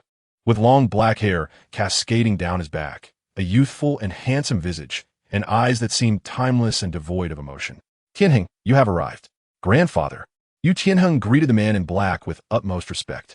This seemingly young man in a black robe was none other than the current clan head of the Blue Lightning Tyrant Dragon clan, holding the title of Thunder, a super Douluo of level 96. Yu Engine extended his hand, grasping Yu Tianheng's wrist to check his pulse, examining his internal condition. After several meticulous inspections, he finally felt reassured. His essence remained intact, even more robust than before. It appeared to be free from any malevolent influences. Summon your spirit rings, Yu Engine instructed calmly. Yes, Yu Tianheng complied, summoning his martial soul. The moment his martial soul manifested, Yu Engine's gaze sharpened, though he remained composed. As the martial soul appeared, 2 yellow, 1 purple, and 1 black spirit ring materialized in succession. Yu Engine regarded the black 10,000-year spirit ring with a nod. Now, explain what transpired outside. You were taken by Dugu Bo. Your martial soul shows signs of mutation, causing your martial soul to exert a certain pressure. There are many instances of martial soul mutations, but they are predominantly innate. Occurrences of postnatal changes are exceedingly rare, unless one encounters significant fortuity. The 4th ring absorbed a 10,000-year spirit ring, which raises concerns. No one would willingly attempt to absorb a 10,000-year spirit ring at the 4th ring stage. That would be tantamount to courting disaster. However, Tianheng not only accomplished this, but he also succeeded. Yu Tianheng promptly recounted the recent events he had encountered. He mentioned how Ning Ruochen utilized a medicinal herb to assist Dugu Yin in overcoming a toxin, resulting in a mutation of her martial soul. Subsequently, he was given a golden fruit resembling a dragon, which, upon consumption, significantly enhanced his physical resilience and enabled him to harness a portion of the Earth's power. Furthermore, he observed that after ingesting the herb, his companions effortlessly absorbed soul rings of a higher age. Consequently, he proactively attempted to absorb a 10,000-year soul ring at the 4th ring stage. Yu Tianheng spoke with great finesse, concealing certain details about Ning Ruochen. For instance, after consuming the golden dragon-shaped fruit, his martial soul had indeed undergone a mutation, and he even glimpsed golden scales, but was abruptly suppressed by an unknown entity that intruded, causing the vision to vanish. Although not overtly apparent, he could still sense subtle changes within his martial soul. Regarding the 10,000-year soul ring, he obscured Ning Ruochen's encouragement and insinuations, portraying it as a voluntary choice. He was uncertain why he acted thus, perhaps subconsciously recognizing that Ning Ruochen, who kept his secrets deeply guarded, preferred to remain out of the spotlight. Objectively, his fortuitous encounters stemmed from the dragon-shaped golden fruit bestowed upon him by Ning Ruochen. Thus, even in the presence of his grandfather, he instinctively concealed information regarding Ning Ruochen. Upon hearing this, Ye Linglin's gray-brown eyes flickered with a hint of astonishment. The medicinal garden of Dugu Bo, the herb selected by Ning Ruochen. Ye Lingling was naturally aware of Ning Ruochen's identity, albeit in a vague manner without specific clarity. He was the son of Ning Fengji and a fellow student of Tianheng at the same academy. Ye Lingling inquired further about Dugu Bo, occasionally asking about Ning Ruochen, to which Tianheng responded in detail. Ye Lingling fell into contemplation, deducing two fundamental pieces of information from the known facts. Firstly, Ning Ruochen possessed a profound understanding of pharmacology, potentially surpassing even Dugu Bo. Otherwise, he would not have mingled with such a notoriously irritable figure, unless they shared a mutual affinity.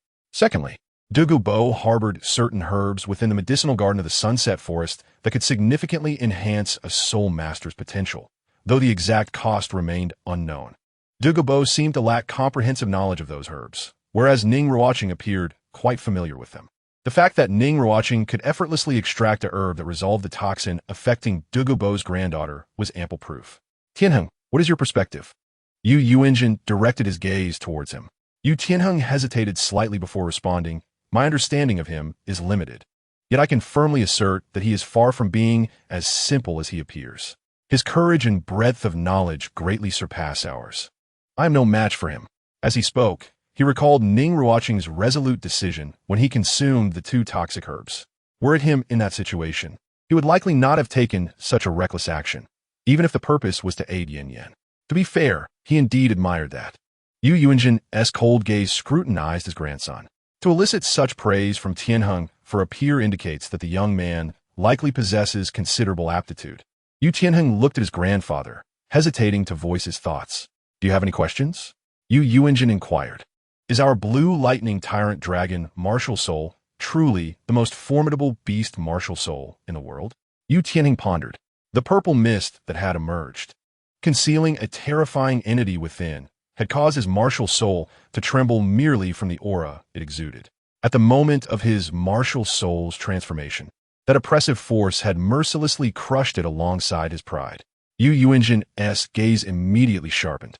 At the Tendo Royal Academy, Dugu Bo wandered alone on the back mountain, contemplating various matters while recalling her grandfather's words.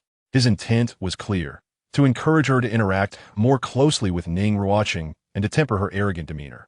She had found his suggestion quite displeasing at the time. What is this? I to pursue a boy. However, her grandfather's subsequent remarks plunged her into silence. The toxin within her body had been resolved thanks to Ning Ruochen's intervention. He had risked himself to suppress the fire poison, even forcefully consuming the toxic herbs from two springs, and had even fallen into the spring. Even her grandfather's ailment had been alleviated through his assistance. The debt of gratitude was immense. Despite having taken some valuable herbs from her grandfather's medicinal garden, her grandfather still felt indebted. Dugu Bo remembered this kindness and acknowledged his contributions. Since her grandfather had spoken, she decided to temper her confrontation with him. As for sabotaging her friend, that was out of the question. Being kinder to Ning Ruochen was acceptable, but drawing closer to him? That was impossible. Her grandfather had earnestly informed her of a rule within the seven-treasure glazed tile school, stating that direct descendants could not marry support-type soul masters. Thus, he and the young lady from the Nine-Heart Sea Tang were fated to remain apart. When she heard this, she was momentarily taken aback. It was no wonder that when Lingling first encountered Ning Ruochen, her reaction had been so peculiar, outright rejecting his invitation to join the team. Later, when she did join, Lingling had even cautioned him not to let her family know about her participation. She had initially thought there was a deep-seated enmity between the two families, but it turned out to be an effort to avoid contact. After all, both the Seven Treasure Glazed Tile and the Nine Hearts Sea Tang were purely support-type soul masters. If a union were to occur, their self-protection capabilities would be nearly non-existent, particularly for the Nine Hearts Sea Tang family. Only two Nine Hearts Sea Tang soul masters could appear in the same era. The odds of them being together were akin to reaching the heavens. Contemplating this, she couldn't help but feel sorrow for Lingling. Surely, she understood the situation, yet remained helpless. The books say that feelings cannot be restrained. Knowing there is no future does not halt them. Even when the path is strewn with thorns, one will forge ahead without hesitation. Unbeknownst to her, Dugu Bo had already reached the summit of the back mountain. The cool mountain breeze brushed past, wispy clouds floated, and the sky was clear. She tied back her hair, her dark green waves dancing in the wind, standing tall with an impressive posture.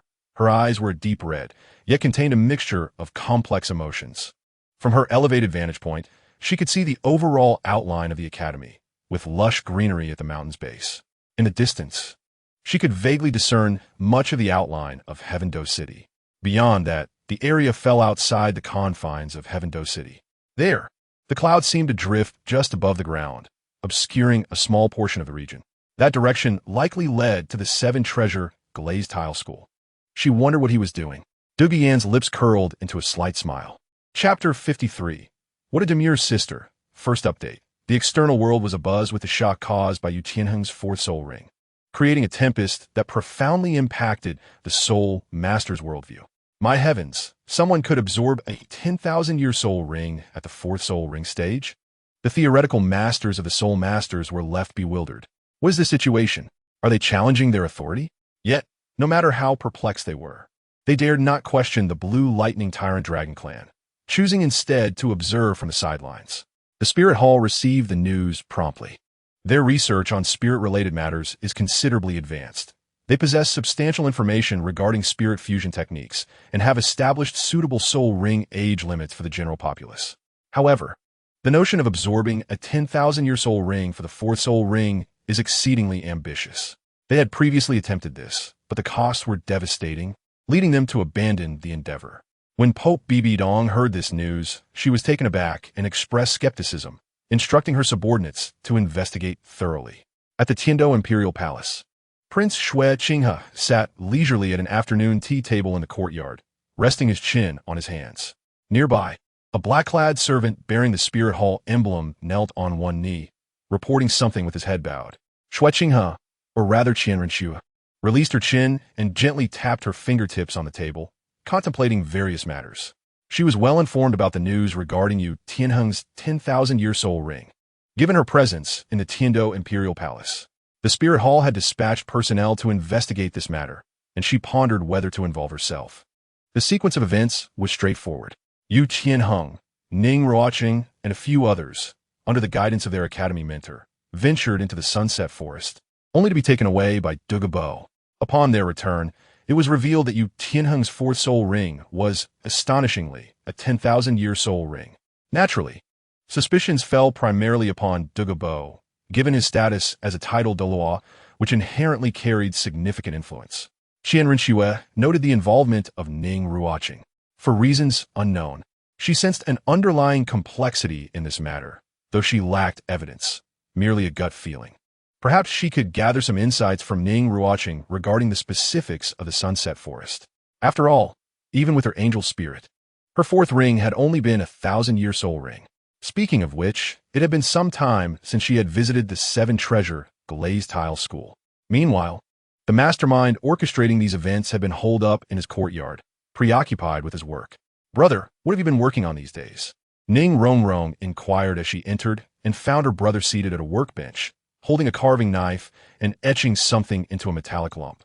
"Just crafting some small items." Ning Ruochen replied without looking up. Ning Ruochen observed the various metallic objects on the workbench, each adorned with intricate patterns, her expression one of curiosity, especially at a peculiar item resembling a baby bottle. "Brother, aren't you too old for such things?" she teased, poking the bottle with her finger, which swayed but did not topple. "It's a soul guide device. I recently discovered a book detailing ancient techniques, and I intend to revitalize these methods, Ning Ruochen explained calmly. Soul Guide device? Can these store items? Ning Ruochen asked, her surprise growing as she focused intently on the bottle. She was somewhat familiar with soul guide devices, as she carried one that could store objects. Unable to resist, she poked the bottle again. Ning Ruochen paused, turning to look at his sister playing with the bottle. Soul guide devices are not solely for storage. They serve various purposes.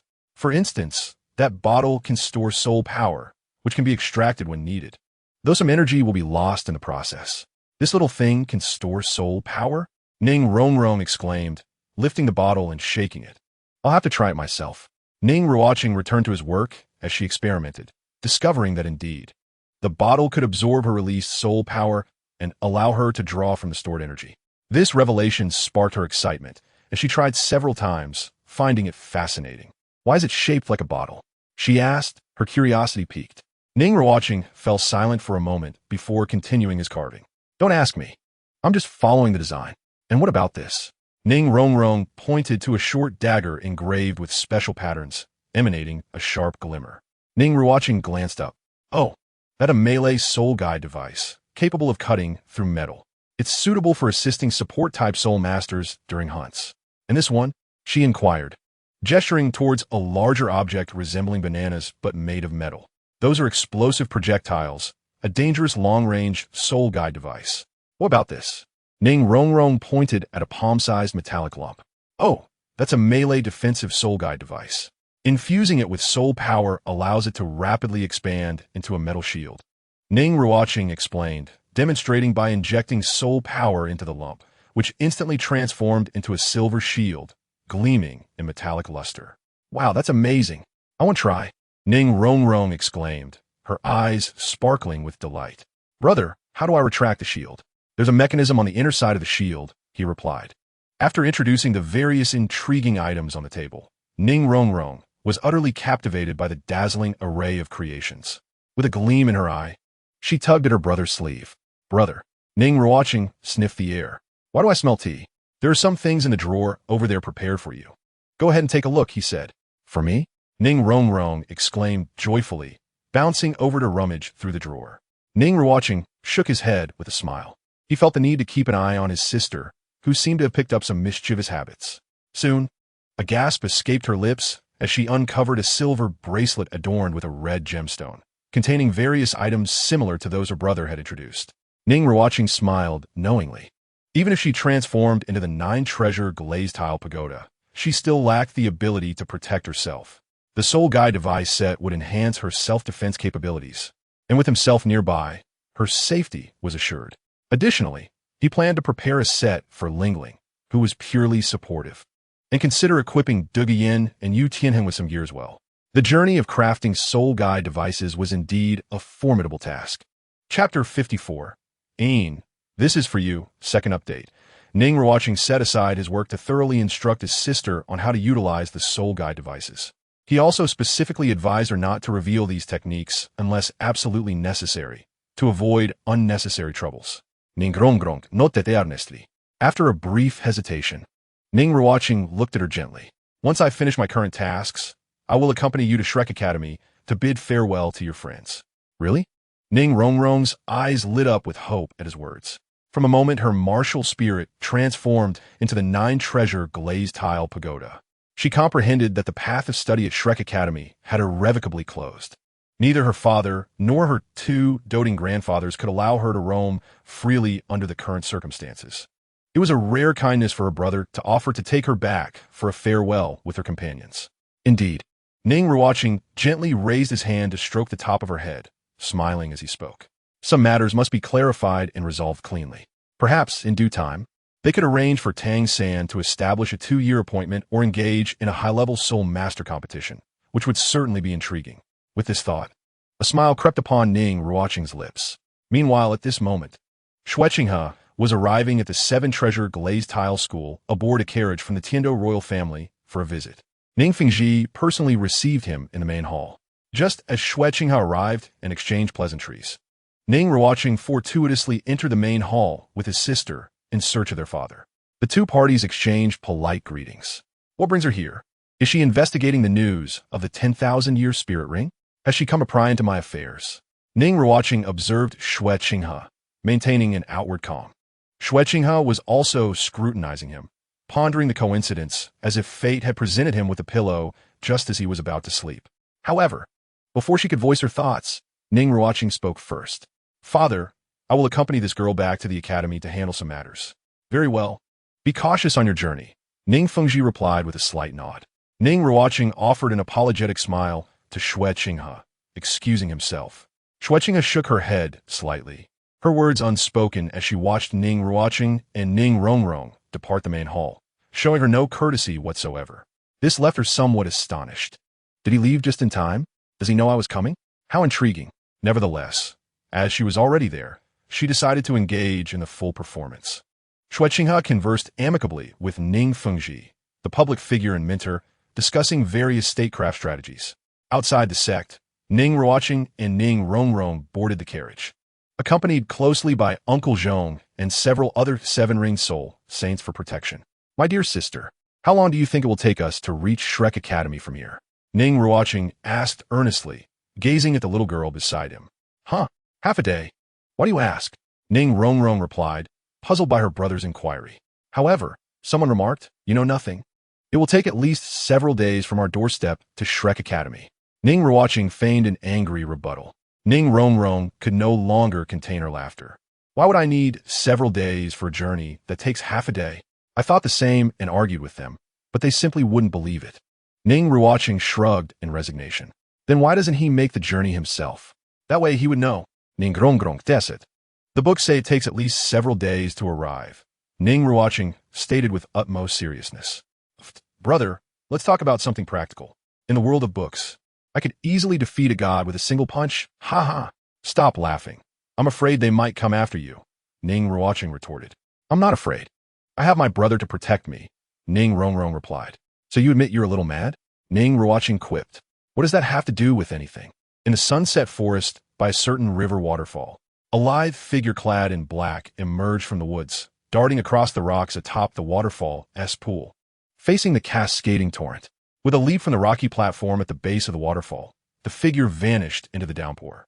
In the blink of an eye, the cloaked figure appeared within a cave carved into the waterfall, leaning against the wall, the lower jaw faintly visible beneath a scruffy beard. His shoes bore some water stains, and his black cloak was speckled with droplets, yet his garments remained dry. He ventured deeper into the cave, leaving a trail of wet footprints.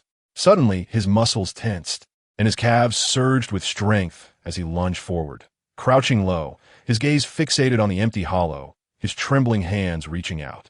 After several futile attempts to grasp something, he froze entirely, emanating a suffocating, terrifying spirit power, the heavy aura of slaughter now unrestrained. A terrifying surge of crimson spirit power erupted, accompanied by a roar of rage. The waterfall outside crashed upwards, startling countless flying soul beasts into a hasty retreat. The soul beasts within a 1,000-meter radius cowered in fear. In the less affected peripheral areas, the spirit deer glanced back warily, observing the commotion. Chaos reigned in the vicinity as the soul beasts trembled in fear. Within the waterfall cave, the cloaked man gradually knelt before the empty hollow, trembling throughout. Reaching out to touch the void, tears cascading from beneath his hood. Ain, even you must leave me? Tang Hao knelt on the ground, tears streaming down his face. Engulfed in deep remorse, there were no signs of intrusion or excavation in the area. This hollow bore no markers of external disturbance. Entirely the result of Ain's own departure. When she had regained a semblance of will, it had once filled him with hope, suggesting the possibility of a Yin's revival. What he did not anticipate was that, upon regaining her will and mobility, she would resolutely choose to depart during his absence. Perhaps she had never truly forgiven him, never at all. Deep down, he had always known. Keeping her by his side was merely a self-deceptive act to alleviate the guilt that weighed heavily on his heart. Ain's departure shattered the facade he had maintained, exposing the innermost desires of his heart. Tang Hao's hands clawed at the hard ground, embedding deep into the rocky surface, his eyes flickering with a terrifying glint of slaughter. In that moment, he loathed himself to the core, wishing for nothing more than to end his own life. consumed by rage, impulsiveness, madness, and the instinct to kill. He felt the blood within him surge. At that instant, the figure of the six-winged angel alongside several titled Douluos materialized in his mind, filling his vision. The haunting blue figure glanced back, its expression imbued with a complex blend of despair and glistening tears. "No, I don't want this. Come back." Tang Hao desperately reached out. "I offer you." The blue silhouette dissolved into nothingness, leaving Tang Hao abruptly yanked back to reality, his outstretched hand meeting only emptiness. His expression frozen in shock as he threw back his head and unleashed a beast-like roar of fury. The tumult within him surged, aggravating old injuries and hidden ailments.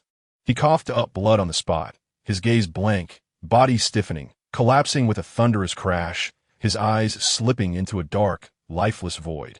Chapter 55. Creating trouble at Shrek Academy. At the entrance of Shrek Academy, a carriage bearing the emblem of the seven-treasure glazed tile school came to a halt. Ning Ruochen helped his sister down from the vehicle. The elderly guard, who had been dozing in the wooden hut, awoke to find Ning Ruochen and Ning Ruochen before him. Somewhat taken aback. "What brings you back again?" Ning Ruochen politely greeted the elder, explaining that he had accompanied his sister to visit friends. The elder nodded in acknowledgement and allowed them to pass. Though somewhat unexpected, such occurrences were not entirely unusual, returning to familiar surroundings. Ning Ruochen felt a mix of joy and melancholy. Ning Ruochen gazed upon the establishment known as the Academy, which resembled more of a rustic village. The stone-built houses stood desolate, and the roads were largely devoid of life. Uncle Zhong and several soul saints followed closely behind him, never straying an inch away.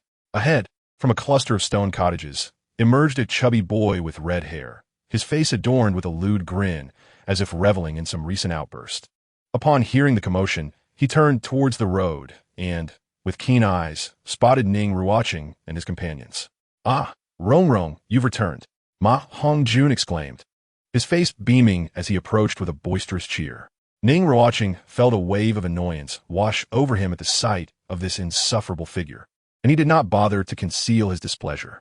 It was quite audacious of this man to approach with such familiarity, peppering them with questions. "I knew Ruochen would come back. After all, we are a team, a united front," he proclaimed, embodying the spirit of Shrek Academy. Unable to endure further, Ning Ruochen delivered a swift kick, sending the rotund figure sprawling to the ground. "Ouch! Why are you hitting me?" Ma Hongjun whined, clutching his chest in exaggerated pain. Ning Ruochen's narrowed gaze bore into him, causing Ma Hongjun to feel as though he were under the scrutiny of a venomous serpent, his spine tingling with dread. Yet, he could not show weakness at this moment. They were at Shrek Academy, a place where the philosophy of those who do not instigate trouble are deemed inept reign supreme. They were accustomed to being the instigators, not the ones being bullied, especially not on their own territory. "Ah, it hurts so much. They're attacking me." Ma Hongjun rolled on the ground, his cries echoing loudly. Ning Ruochen turned to his sister with a questioning look. "Is this your companion?" Ning Ruochen, clearly sensing her brother's discontent, glared at the chubby boy rolling about. "What are you pretending for, you idiot?" she scolded, her tone sharp. "That kick from my brother didn't even carry any soul power. It wasn't aimed at any vital points. You rolling around like this is truly embarrassing." Ma Hongjun, now incensed, half rose to point an accusing finger at Ning Ruochen. "You think you're so great just because you're from the seven-treasure glazed tile school?"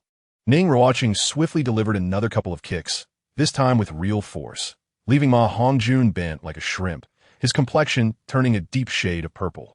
Uncle Zhong and the other soul saints exchanged bewildered glances.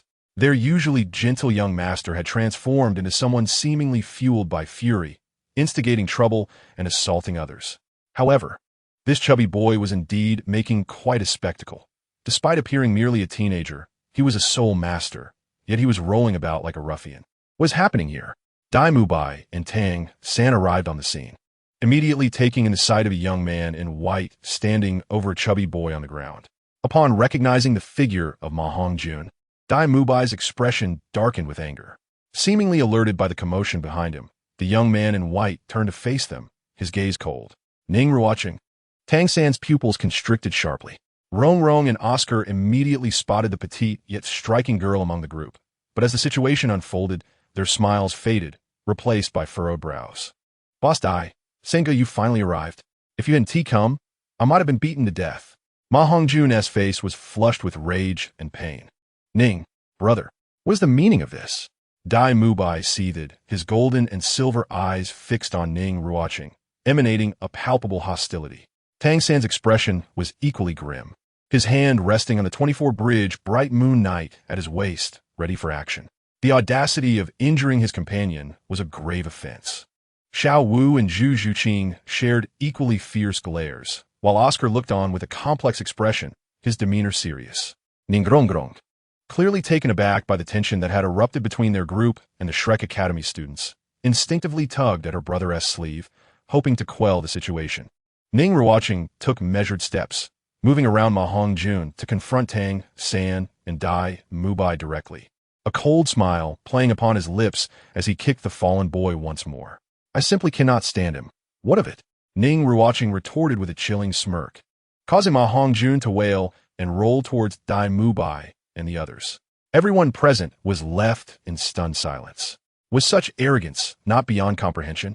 Ning Ruocheng stood frozen, while the several seven-ring soul saints of the Seven Treasure Glazed Tile School were equally flummoxed.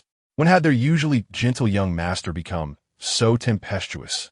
This behavior starkly contrasted with the courteous and humble image they had of him. Only Uncle Zhong, close to Ning Ruocheng, bore a wry smile. The usual mild demeanor was merely a facade. When the young master truly unleashed his temper, his piercing gaze could send shivers down even Uncle Zhong's spine. Oscar, he called out, quickly reciting a soul incantation to conjure a healing sausage for the injured boy. Ning Ruocheng, Dai Mubai Belod, each syllable dripping with fury as he summoned his martial spirit, the white tiger, with 3 soul rings of yellow and purple rising beneath his feet. He lunged forward like a raging lion, his clawed hand slicing through the air towards Ning Ruocheng. In tandem, Tang San moved, retrieving 10 dragon beard needles from his 24-bridge bright moon knight, channeling his soul power into them. The golden spheres stretched into slender needles, launching forth in a trajectory aimed to encircle Ning Ruocheng and the 7-ring soul saints nearby. Young master, the assembled soul saints cried out in defense. Ning Ruocheng met Dai Mubai's ferocious assault with a glint of cold determination in his eyes. Do not think for a moment that I am unaware of your transgressions against my sister during our time at the academy. With a clenched fist, he deflected the incoming claw, delivering a powerful blow to Dai Mubai's cheek. The force of the strike was tremendous. At the moment of impact, Dai Mubai's pupils widened in shock. His features contorted grotesquely. The dislocation of his jaw, accompanied by the shattering of teeth, sent him spiraling away, collapsing onto the ground, motionless. The 10 dragon beard needles, propelled through the air, returned to their course, unnoticed by the surrounding soul saints. Ning Ruocheng's eyes flickered with a violet sheen as he grasped the air, abruptly seizing the trajectory of the needles. Tang San, who had been maneuvering the needles, suddenly realized they had vanished from his control, his pupils contracting in disbelief. Nothing happened. The soul saints present stared in astonishment at the calm demeanor of the young master, their expressions a mix of confusion and awe. The power of that punch had left them utterly speechless, shaking their perceptions of what an auxiliary soul master could wield. What are you staring at? Do you think a mere 4-ring soul master cannot handle a 3-ring little cat? Ning Ruocheng's gaze grew menacing, challenging Tang San from a distance. Boss Dai! Boss Dai! Oscar and Zhu Zhuqing rushed to support the dazed Dai Mubai, urgently calling out to him. Dai Mubai, now reeling from the blow, was left bloodied at the corner of his mouth, his jaw askew, his eyes vacant. Not far off, a middle-aged man wearing golden-rimmed tortoise-shell glasses and a stout figure approached the scene. Principal Flander, Teacher Zhao. The individuals from Shrek Academy suddenly felt a surge of confidence, their tone hardening. After all, their dean was a formidable soul sage of the 7th ring. Is this your source of courage, the soul sage? The expressions of the soul sages from the 7 Treasure Glazed Tile School turned peculiar. They clearly did not anticipate that such a trivial altercation among juniors would involve the dean of Shrek Academy. Zhongda was just about to step forward to engage when Ning Ruocheng, observing the two, pretended to cough lightly while gripping the dragon whisker needle golden ball. I am Ning Ruocheng from the Heavenly Do Royal Academy, here to represent my academy in a friendly exchange with the students of Shrek Academy. Friendly exchange? The assembly was taken aback, including the soul sages from the Seven Treasure Glazed Tile School, who were equally bewildered. Zhao Wujia was infuriated by this statement. It was blatantly an attempt to instigate trouble. They had been discreetly observing, and now this lad sought to brush everything aside under the pretense of an exchange. Indeed, Ruocheng was reckless initially, having injured a student from your esteemed academy, and I apologize to the senior dean on his behalf. Ning Ruochen glanced at the incapacitated Ma Hongjun on the ground and offered a slight bow to Flanders, performing a noble salute. Zhao Wujia felt a surge of irritation. Why is this lad so insufferable? Slippery as an eel, it's hard to find a reason to retaliate. Flanders cast a glance at the fallen Ma Hongjun, a flicker of light passing behind his glasses. Teacher Ma Hongjun appeared quite aggrieved. Get up, aren't you ashamed? Flanders snapped. It was only then that Ma Hongjun, rubbing his abdomen, managed to rise. The pain had indeed been excruciating, but he could not pinpoint any specific injury, only a lingering discomfort in his stomach. However, Dai Mu Bai was in a worse situation. The force from the earlier blow had been brutal. How could an auxiliary-type soul master possess such strength? Ma Hongjun stole a glance at Ning Ruochen, fear evident in his expression. Zhao Wujia surveyed Dai Mu Bai's injuries, his countenance twitching. This lad is truly ruthless. He has left someone disfigured and broken several teeth. Is this an auxiliary-type soul master? Flanders Recruitment, Ning Ruochen. Exchanges between academies often involve victories and defeats. But shall we continue? His words acknowledged that this was indeed an inter-academy exchange, fundamentally altering the nature of the event from a provocation to a friendly engagement. Continue? Ning Ruochen provocatively glanced at Tang San, a slight smile gracing his lips as he shook his head. Not at all. Tang San clenched his fists, acutely aware of Ning Ruochen's disdainful gaze, his anger flaring. Arrogant. It's merely a matter of possessing superior soul power. If I were to use the dragon whisker needle, I could easily take this fellow away. My reluctance to strike stems only from the Seven Treasure Glazed Tile School behind you. Give me some time, and I, Tang San, shall ensure you are beneath my feet. Xiao Wu quietly grasped Tang San's hand, seeking to calm his restless emotions. In truth, I have some connections with Shrek Academy. Ning Ruochen remarked with a smile directed at Flanders. Oh, this statement evidently piqued Flanders' interest, drawing the attention of those present. Tang San cast a cold glance around. Teacher Qin Ming from the Heavenly Do Royal Academy happens to be my leading mentor. He recently inquired about how Dean Flanders has been. Ning Ruochen continued with a smile. You are a disciple of Qin Ming? Flanders was visibly surprised, caught off guard. Zhao Wujia turned his head in astonishment to stare at Ning Ruochen. Indeed, Ning Ruochen responded with a slight nod. Ning Ruochen could attest to this. She had encountered that senior who emerged from Shrek Academy during her time at the Heavenly Do Royal Academy. With this connection, Flanders' demeanor softened considerably. Zhao Wujia's expression grew peculiar. Goodness, you are a student brought forth by that lad Qin Ming, and you dare to come to your teacher's alma mater to stir trouble? Is this even human? Mentor Qin Ming is responsible for arranging the teams for the Advanced Soul Master competition 2 years hence, and I am in need of several team members. On hearing this, my mentor sent me to Shrek Academy to see if there are suitable candidates. Ning Ruochen spoke with a smile, spinning a web of deceit without so much as a hint of embarrassment. Ning Ruochen gazed at her brother's profile, falling into silence. She remembered her brother had told her that he came to bid farewell to old friends. Can there not be a bit more sincerity among family and less scheming? Ah, I see. Flanders nodded slightly, piecing together the circumstances. It appeared this young fellow was not here to instigate trouble, but rather to scout for talent. And his demeanor suggested he had little interest in any of their students. The Advanced Soul Master competition? The term echoed in Tang San's mind, and others shared his confusion. The younger students seemed unaware of this grand event in the Soul Master community. Ning Ruochen Smilet. The Advanced Soul Master Elite Tournament is for participants under the age of 25, where various academies send teams to compete for the championship. The victorious team will receive generous rewards and titles. At that time, my team will represent the Heavenly Do Royal Academy. He cast a sidelong glance at Tang San with a smile that was both playful and challenging. We shall represent Shrek Academy and face you on the field. Tang San stepped forward with a resolute tone, his gaze sharp as he fixed it on Ning Ruochen. I look forward to meeting you 2 years hence on the battlefield. Ning Ruochen appeared somewhat surprised, a smile breaking forth. Very well. I eagerly anticipate our encounter on the field in 2 years. Task activated. Advanced Soul Master Tournament. Defeat the Shrek team. Reward, 1,000 points. Ning Ruocheng, smilevitenet. The system could indeed be navigated actively.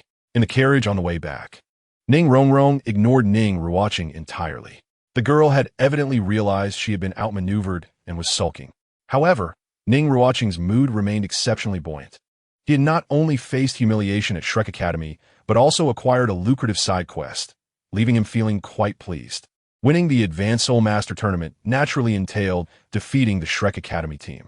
For such a core storyline task, it would be ideal to trigger as many side quests as possible, enabling him to accumulate more points. The rewards in the system shop were truly enticing. Calculating the days, he anticipated the system shop would soon refresh. Currently, he had amassed 2,600 points, and not converting them into tangible rewards felt like a loss. Ning Ruochen glanced at her brother, noticing he showed no intention of appeasing her. Oomph. She deliberately turned her head, exhaling loudly in a show of indifference, but discovered her brother remained unresponsive. In a fit of annoyance, she pinched his waist, her face filled with indignation as she glared at him. Are you not going to explain yourself? Explain what? And is this how you speak to your brother? Ning Ruochen cast a casual glance her way. Such a tone, one might think you were a girlfriend throwing a tantrum. Why deceive my feelings? Please correct your stance and refrain from uttering words that lead to misunderstandings. You. Ning Ruochen, confused. I don't care. You owe me an apology. Ning Ruochen, helplessly. You will never find a husband acting this way. Ning Ruochen, angrily. Do you still want to marry me off? Ning Ruochen widened his eyes, looking at the girl in astonishment. Something felt amiss. No, their family. The Seven Treasure Glazed Tile School was prosperous. It was the other party who should be marrying in. Ning Ruochen quickly realized his misunderstanding. It seems his old-fashioned thinking from before his transmigration was at play. It was only natural for his sister to be upset. He cast a reassuring glance at her. Ning Ruochen initially wanted to argue further, but upon meeting her brother's radiant gaze, she felt inexplicably shy and lowered her head. Ning Ruochen observed this scene and fell into silence once more. During the remainder of their journey, the siblings remained quiet, each resting against the window. Ning Ruochen contemplated their next steps. First, a visit to the Shenkong Academy to recruit some talent. Feng Xiaodian, capable of creating a 36-hit combo, was quite remarkable. The fact that he left an impression on Ning Ruochen indicated he possessed a fascinating spirit. Should he take the lead in this endeavor? Or let the vice-captain Tianheng handle it? After all, he was now a legendary figure with a 10,000-year soul ring, both renowned and powerful, suitable for taking the blame. If he brazenly poached talent, would the higher-ups of Shenkong Academy retaliate?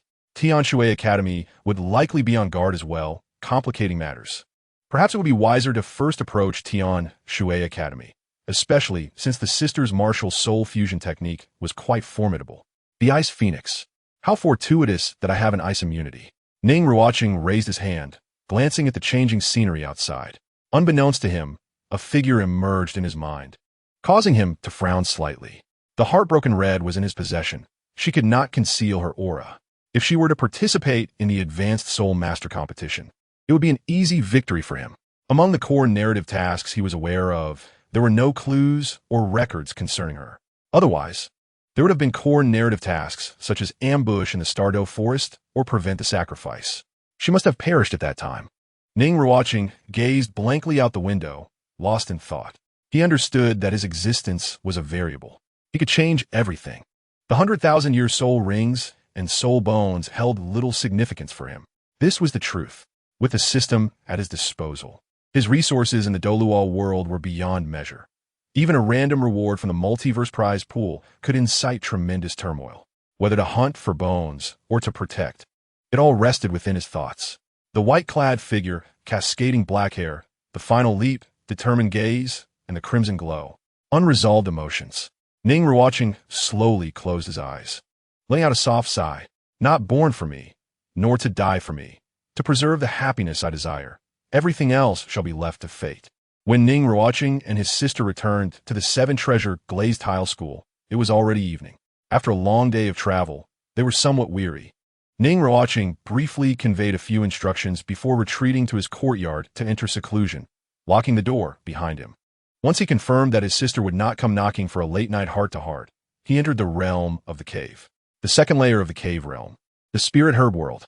At this moment, the spirit herb world had transformed from its previous desolation into a lush paradise. The lake behind the dilapidated cabin shimmered with a pale green hue, exuding a faint aura of vitality. What a remarkable change. Ning Ruochen strolled along the herb fields, where a 3-foot-tall blue-silver grass swayed gracefully, its leaves adorned with delicate golden patterns, radiating a soft blue glow. In just a few days, Qian had grown so much. The blue-silver emperor sensed his return and instantly awakened, emanating joyful spiritual waves, its wide leaves entwining around his wrist in a tender embrace. Ning Ruochen gently soothed its emotions, a serene smile gracing his face. Moreover, the root of the earth dragon golden melon was also thriving. The other celestial herbs flourished magnificently, vibrant and luscious, even surpassing the growth of the ice and fire yin-yang eye. The heavenly vessel had no other remarkable abilities, but excelled at hastening the maturation of spirit herbs. Ning Ruochen traversed the herb field and approached the pale green lake, raising his hand in a beckoning gesture. From the depths of the lake, a small green bottle emerged, shimmering with dark green light, radiating a rich green glow, with what appeared to be some liquid accumulated at the bottom.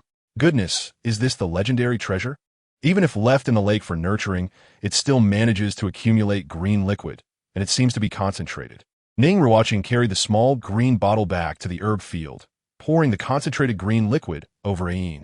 Just a single drop caused the blue-silver emperor to surge in growth at a visibly rapid pace. Ning Ruochen was astonished. At this rate, Qian could potentially revive in just a few years. In a few years, what will that be like?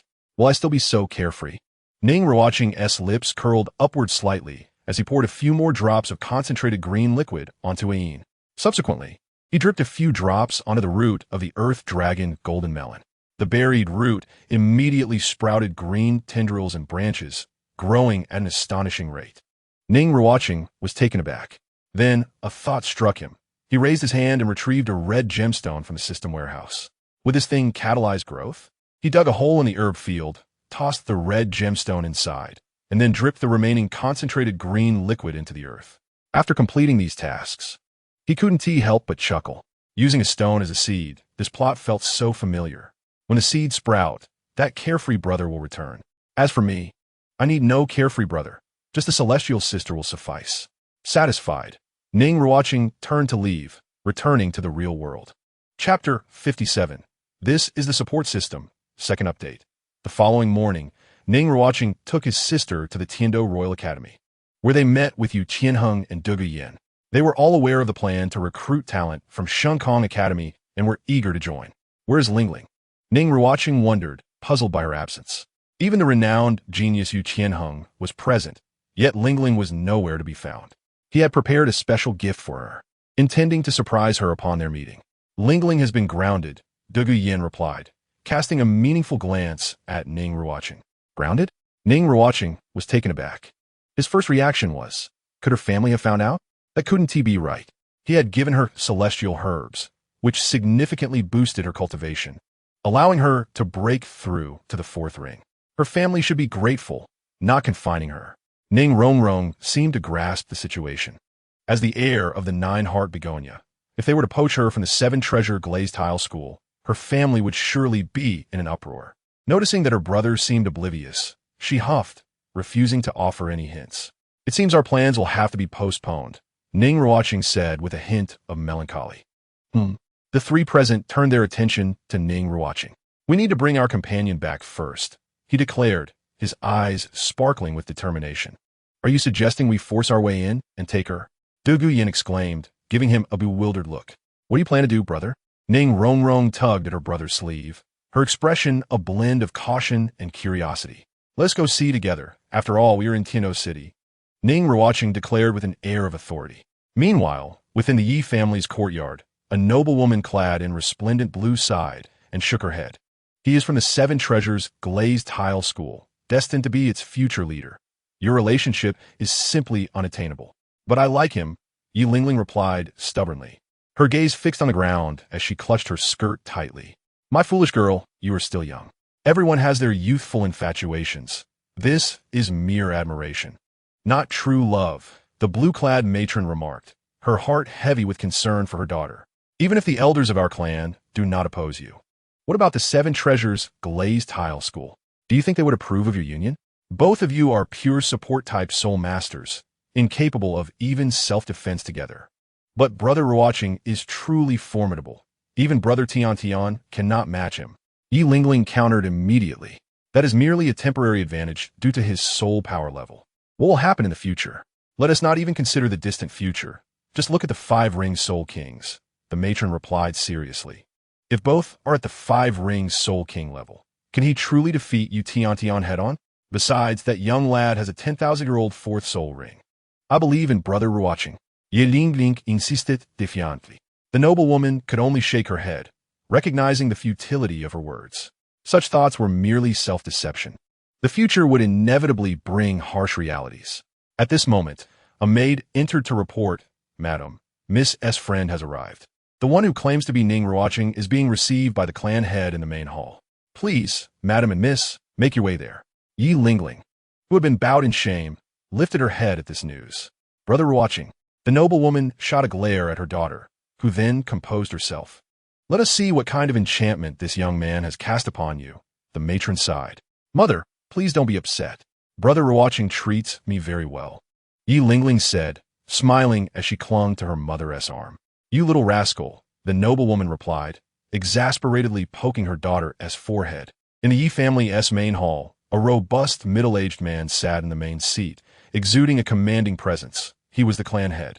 Ning Ruochen was engaged in lively conversation with him, laughter filling the air, although the Ye clan head maintained a cordial demeanor towards Ning Ruochen. His attention frequently drifted to Yu Tian, who responded with only nods and little speech, remaining rather silent. Ning Ruochen felt a twinge of dissatisfaction, but masked it with a smile. This was clearly a slight against him as a support-type soul master. One day, when I can create a 9th-level soul-guiding cannon, I shall show those battle soul masters just how formidable a support type can be. I hear you are preparing for the Advanced Soul Master competition in 2 years? With 2 support-type soul masters in the 7-member team, won't there be some conflicts? The Ye clan head inquired with a smile. Not at all. I could take the front line. I can engage directly in battle, Ning Ruochen replied. Engage directly in battle? The Ye clan head's interest was piqued. A support-type soul master, especially one from the 7 Treasures Glazed Tile School, engaging in direct combat? Yu Tian and Dugu Yin remained silent. Ning Ruochen recalled the scene of her brother effortlessly sending Dai Mubai flying. It was a brutal display. Her brother, as a support-type soul master, seemed quite different from others. The Ye clan head appeared skeptical. Very well, you may challenge a few 4-ring soul masters, and we shall see if your claims hold true.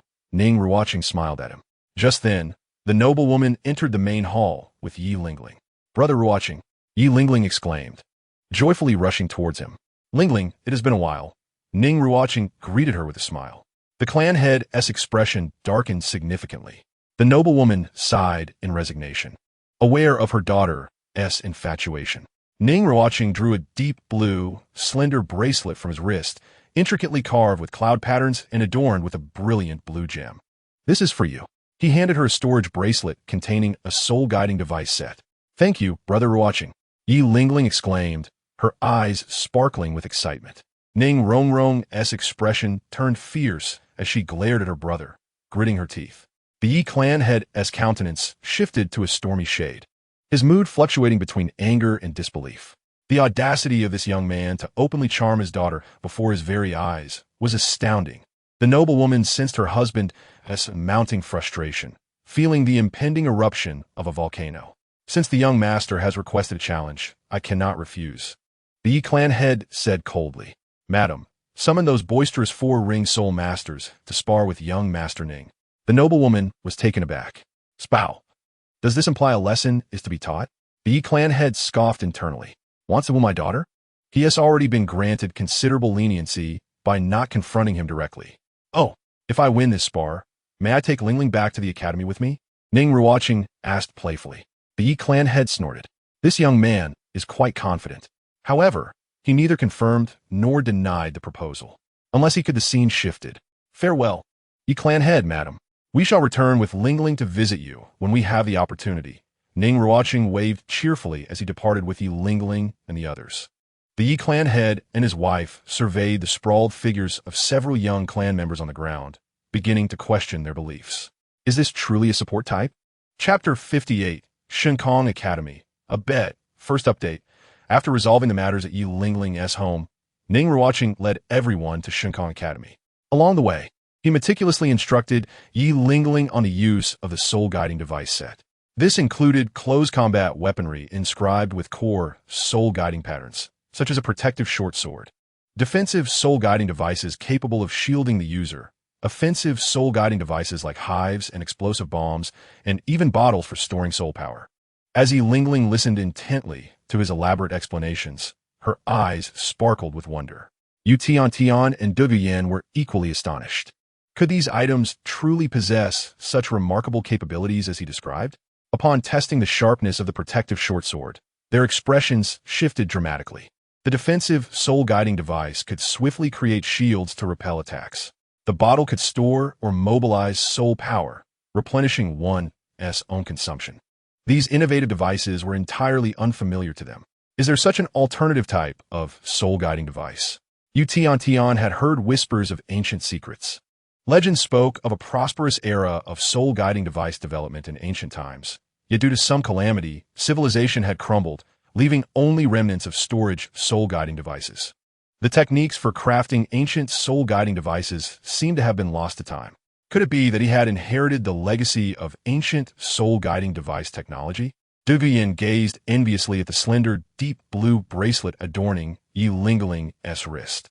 Furthermore, she noticed a similar red bracelet on Ning Ruocheng's wrist, evidently crafted by the same hand. Regarding the soul-guiding devices, unless faced with exceptional circumstances, it would be wise to keep this information confidential, Ning Ruochen cautioned. Ye Lingling nodded obediently. Yu Qianheng and Dugu were also aware of the gravity of the situation. Should this matter leak out, it could very well provoke the covetous gaze of the Spirit Hall, even inciting them to act covertly. Ning Ruochen's intent in gifting Lingling these items was evidently to safeguard her well-being. At the entrance of Shinfeng Academy, Ning Ruochen and his companions alighted from their carriage, instantly capturing the attention of those present. Clad in attire reminiscent of the Tendo Royal Academy, they were unmistakably students of a prestigious institution. The students of Shinfeng Academy quickly took note of their garb, pondering their purpose for being there. The male students grew vigilant. After all, the Tendo Royal Academy was a noble institution backed by the Empire, boasting a higher overall caliber of students and teaching quality than their own academy. A certain young man amongst them was strikingly handsome, igniting the admiration of the female students who gazed at Ning Ruochen with starry eyes, swaying their bodies in allure. Sensing the tension in the air, the students of Shinfeng Academy realized the gravity of the situation. Ning Ruochen, holding his sister's hand, was flanked by Ye Lingling, Yu Tianheng, and Dugu, making a grand entrance through the gates of Shinfeng Academy. Their primary objective was to recruit talent. As for any repercussions, he was not inclined to dwell on them. Ning Ruochen, adorned in a lovely pink dress, held her brother's hand while observing the academy with curiosity. Shinfeng Academy was well known in the Spirit Master community, rich in heritage and one of the illustrious 5-element academies on the Douluo continent. However, compared to the royal-backed Tendo Academy, the disparities were quite pronounced. Wait, could that young man be the genius Yu Qianheng from the Blue Lightning Tyrant Dragon clan? Someone recognized Ning Ruochen's companion, their expression shifting to one of astonishment. Was he not the legendary prodigy of the Fourth Ring for 10,000 years? Others around them turned pale at this revelation. Ning Ruochen, overhearing their discourse, felt a pang of astonishment. It seemed the decision to have Qianheng take the brunt of attention was indeed prudent. Exposing oneself prematurely to the public, I was ill-advised. With Yu Tianheng shielding him, he could afford to develop further in peace. Yu Qianheng maintained a stoic demeanor, disregarding the chatter surrounding him. The steward of Shinfeng Academy personally came to receive them, guiding them towards the VIP reception room. Ning Ruochen conveyed their purpose, representing the Tendo Royal Academy in a friendly competition with the students of Shinfeng Academy. The steward, feeling a wave of embarrassment, realized that the students from Tendo Academy were indeed prone to stirring up trouble. The pressing question remained: how would they respond? Recognizing Yu Tianheng's identity, which had recently gained considerable attention, he noted the presence of the young master of the Seven Treasure Glazed Tile School, alongside what appeared to be the little princess of the same school, and the striking green-haired girl, presumably the granddaughter of Duguian. This impressive lineup coming to challenge them left Shinfeng Academy in a precarious position, with the only option being to hope for a dignified outcome. The steward summoned Feng Xiaotian, the most prominent talent among the younger generation of Shinfeng Academy, possessing innate full soul power and nearing the 40th level at a tender age. In terms of talent, Feng Xiaotian was undoubtedly exceptional. However, when it came to cultivation speed, he could not quite match the individuals present. Little did the steward know that both Duguian and Ye Lingling had already surpassed the 40th level, which would have further compounded his distress. Soon, a young man clad in the blue uniform of Shinfeng Academy entered the hall. "Steward Chun, you called for me?" Feng Xiaotian inquired, addressing the steward. Ning Ruochen seized the opportunity to assess him. The youth was tall and quite handsome, albeit exuding a hint of frivolity and mischief. From his appearance and demeanor, it was clear that he was a restless spirit. Ning Ruochen recalled that Feng Xiaotian had fallen head over heels at first sight of the fiery dancer from the Qihua Academy, his impression of the young man still lingering on the infatuated playboy description from the original narrative. After a courteous greeting, Feng Xiaotian shifted his attention to Ning Ruochen and quickly zeroed in on Yu Tianheng, which was hardly surprising given Tianheng's recent prominence. Remaining composed on the sofa, Ning Ruochen smiled as the young man scrutinized him. "You are Ning Ruochen?" Feng Xiaotian inquired, causing Ning Ruochen to raise an eyebrow in surprise. It was rare to be recognized, and he wondered if this was a stroke of luck. "Captain of the Royal Fight Team, Ning Ruochen.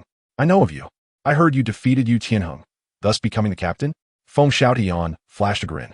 Yu Tianheng raised an eyebrow, his expression unchanging. Ning Ruochen chuckled lightly. This fellow had quite a knack for instigating. "Indeed, I defeated Yu Tianheng. Should you wish to challenge me, you must first agree to one condition." Ning Ruochen stated calmly, while sipping tea. "What condition?" Feng Xiaotian pressed. Steward Chen suddenly furrowed his brow, sensing something amiss. "If you lose, you will join the royal fight team," Ning Ruochen replied with a gentle smile. The steward's mind was immediately thrown into turmoil. This was clearly a scheme to lure away talent. "Do you believe you will win?" Feng Xiaotian asked, intrigued. "Yes, I am confident," Ning Ruochen said, his smile radiant. "And if you lose?" Feng Xiaotian probed. "The royal fight team will be renamed, and you will be our new captain," Ning Ruochen replied with a mirthful grin. Steward Chun swallowed hard, feeling compelled to voice his concerns. "All right, it's a deal," Feng Xiaotian said with a wicked smile. Chapter 59. Feng Xiaotian, second update. When the higher-ups of Shinfeng Academy learned of this news, they were taken aback. Was this not madness? They cast skeptical glances at Steward Chun. "Is this how you handle matters?" Setting aside the issue of victory or defeat, the stakes were simply too high. Feng Xiaotian was a key talent nurtured by their academy. How could he be lured away by a mere wager? Even if Xiaotian were to emerge victorious in the duel, would Shinfeng Academy truly dare to compete with Tendo Royal Academy for talent? Moreover, it was evident that Ning Ruochen and his companions had come under the directive of Tendo Royal Academy, deliberately probing for weaknesses. How were they to respond? Shinfeng Academy and Tendo Royal Academy were not on the same level. When someone explicitly named them as rivals, could they dare to refuse? The wager was inherently unfair. If Xiaotian lost, he would be obligated to join Tendo Royal Academy. Should he win, all he would achieve is the preservation of a key talent within their institute. As for allowing Ning Ruochen and his companions to join Shinfeng Academy, even if Ning Ruochen were to willingly accept defeat and request to join, they would not have the audacity to accept him. In fact, the leadership would need to feign laughter, declaring the wager a jest among juniors, meant not to be taken seriously. The stark reality was that the backing of Ning Ruochen and his companions was far too formidable, with Tendo Royal Academy behind them. The royal family's influence was simply insurmountable, and that was the truth. This wager, both emotionally and rationally, is a loss for the Shinfeng Academy. Alas, there is no alternative. The bet must be accepted. Hope now rests upon Feng Xiaotian's ability to prevail. Only through his victory can there be a glimmer of opportunity. The senior leaders of Shenkong Academy's gaze fell upon Steward Chun. Very well, Steward Chun sighed, his expression one of deep distress. Once again, he found himself bearing the brunt of responsibility, an unfortunate scapegoat, truly caught in the crossfire. Yet, someone must take action, and thus he began to make arrangements and prepare for the reception. In the reception hall, Ning Ruochen and the others awaited Steward Chun's return. At the moment the wager was established, Steward Chun promptly stated, "Everyone, please take a seat. I will fetch some oranges for you." However, this matter was of considerable magnitude, and he needed to consult the Academy's leaders first. They should wait for a brief moment. Upon his return, his expression remained composed, and after a subtle cough, he announced that the Academy's leaders had indeed approved the duel's wager, which was set to take place 3 days hence at noon. Oh, they agreed so readily? A hint of amusement graced Ning Ruocheng's face. He had initially believed the Academy's upper echelons would vehemently oppose this venture, as it was evidently an attempt to undermine their authority. Of course, the elders might also be amused, thinking this support-type soul master was overstepping his bounds. As for the reason the duel was scheduled for 3 days later, such a significant event could not simply take place in any random arena, with the victor dragging the loser away on the spot. That would be utterly impractical, for the leadership of Shenkong Academy was not naive. The 3-day interval clearly allowed them to thoroughly investigate his background and secure their stance. Since that is the case, I shall trouble the seniors to make the necessary arrangements during these 3 days, Ning Ruochen said with a smile. Of course, Steward Chun responded politely. As the vice leader of the 7-treasure glazed tile school, it is only proper to accommodate you. Are we to remain here for 3 days? Ning Ruochen inquired, casting a puzzled glance at her brother's profile. Spending a few days here could be enjoyable. Xiaotian, are there any interesting places around? Ning Ruochen looked at Feng Xiaotian with a smile, clearly intending to enlist him as a guide. Feng Xiaotian could only offer a wry smile in response, realizing they had set their sights on him. It would be difficult to escape their attention. The night market here is quite lively. I can take you all to explore it over the next few days. Yu Qianheng, Dugu Yin, and Ye Lingling had no objections. Thus, in the following 3 days, Ning Ruochen and his companions reveled in the city surrounding Shenkong Academy, with Feng Xiaotian accompanying them. The night market was ablaze with lights and bustling with people, more vibrant than during the day. Feng Xiaotian took the lead, while Ning Ruochen held his sister's hand, surrounded by a lively group. Ning Ruochen was undoubtedly the most delighted among them. During their days in the Sunset Forest, she had been confined at home and felt stifled. Now, being able to venture out with everyone made her exceedingly happy. Ye Lingling, with her gentle demeanor, followed quietly beside Ning Ruochen, occasionally stealing glances at his profile. Ning Ruochen was considerate towards her, which only made her more bashful. Dugu Yin exchanged playful banter with Ning Ruochen, turning her head away in a huff. Yu Tianheng remained his usual aloof self, content to simply accompany the group. Feng Xiaotian, amidst the throng, felt somewhat awkward and out of place. Ning Ruochen couldn't help but feel a strong sense of dissonance, akin to being in a foreign camp while one's heart remained elsewhere. He smiled, occasionally initiating light conversation, inquiring about Feng Xiaotian's inner feelings and past relationships. I heard that at the Blaze Academy, there's a person named Huo Wu. Suddenly, the previously reserved playboy began to chatter animatedly. Ning Ruochen and Dugu Yin were taken aback. Had his character truly unraveled so swiftly? Ning Ruochen observed him with a bemused smile. It took Feng Xiaotian a moment to realize his slip, awkwardly scratching his head. My apologies. I got carried away for a moment. Ning Ruochen shook his head with a smile. It was only natural to be enthusiastic about a girl one admired. A gentleman is drawn to a graceful lady. Feng Xiaotian sheepishly rubbed his head and chuckled awkwardly. Ye Lingling cast a discreet glance at Ning Ruochen, then lowered her head to fidget with her skirt, her hands entwined nervously. After the night market festivities concluded, Feng Xiaotian returned to his dormitory, burying his head in his pillow, feeling utterly embarrassed. Eventually, he turned over and began to peruse the detailed information about Ning Ruochen that Steward Chun had sent him. The investigation reports were even more comprehensive than his own understanding. Name: Ning Ruochen Martial Spirit. 7-treasure glazed tile pagoda soul skills. 1st, Strength. 2nd, Speed. 3rd, Soul. 4th, Control soul power level. Level 43 Level 43 Soul Master. 5 levels higher than my own, Feng Xiaotian murmured. Note, due to a lack of information, Ning Ruocheng's true soul power is actually level 46 after consuming celestial herbs, and his soul skills have not been revealed. Currently, Feng Xiaotian's soul power stood at level 38, nearing the bottleneck of level 40. He was baffled by how a support-type soul master could progress so rapidly. The report also detailed Ning Ruocheng's accomplishments. He had defeated Yu Qianheng, level 38, and Dugu Bo, level 35, at the Tendo Royal Academy. Note, Ning Ruocheng possesses a unique strength and has mastered exceptional close combat techniques, demonstrating a certain capability in melee combat. Was this the reason a support-type soul master could directly defeat a level 38 assault soul master like Yu Tianheng?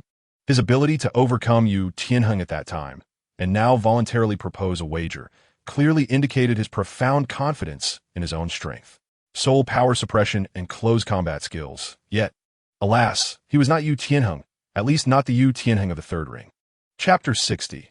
The final showdown. The announcement of the duel wager between Ning Ruocheng and Feng Xiaotian rapidly spread throughout Shinkong Academy, creating quite a stir.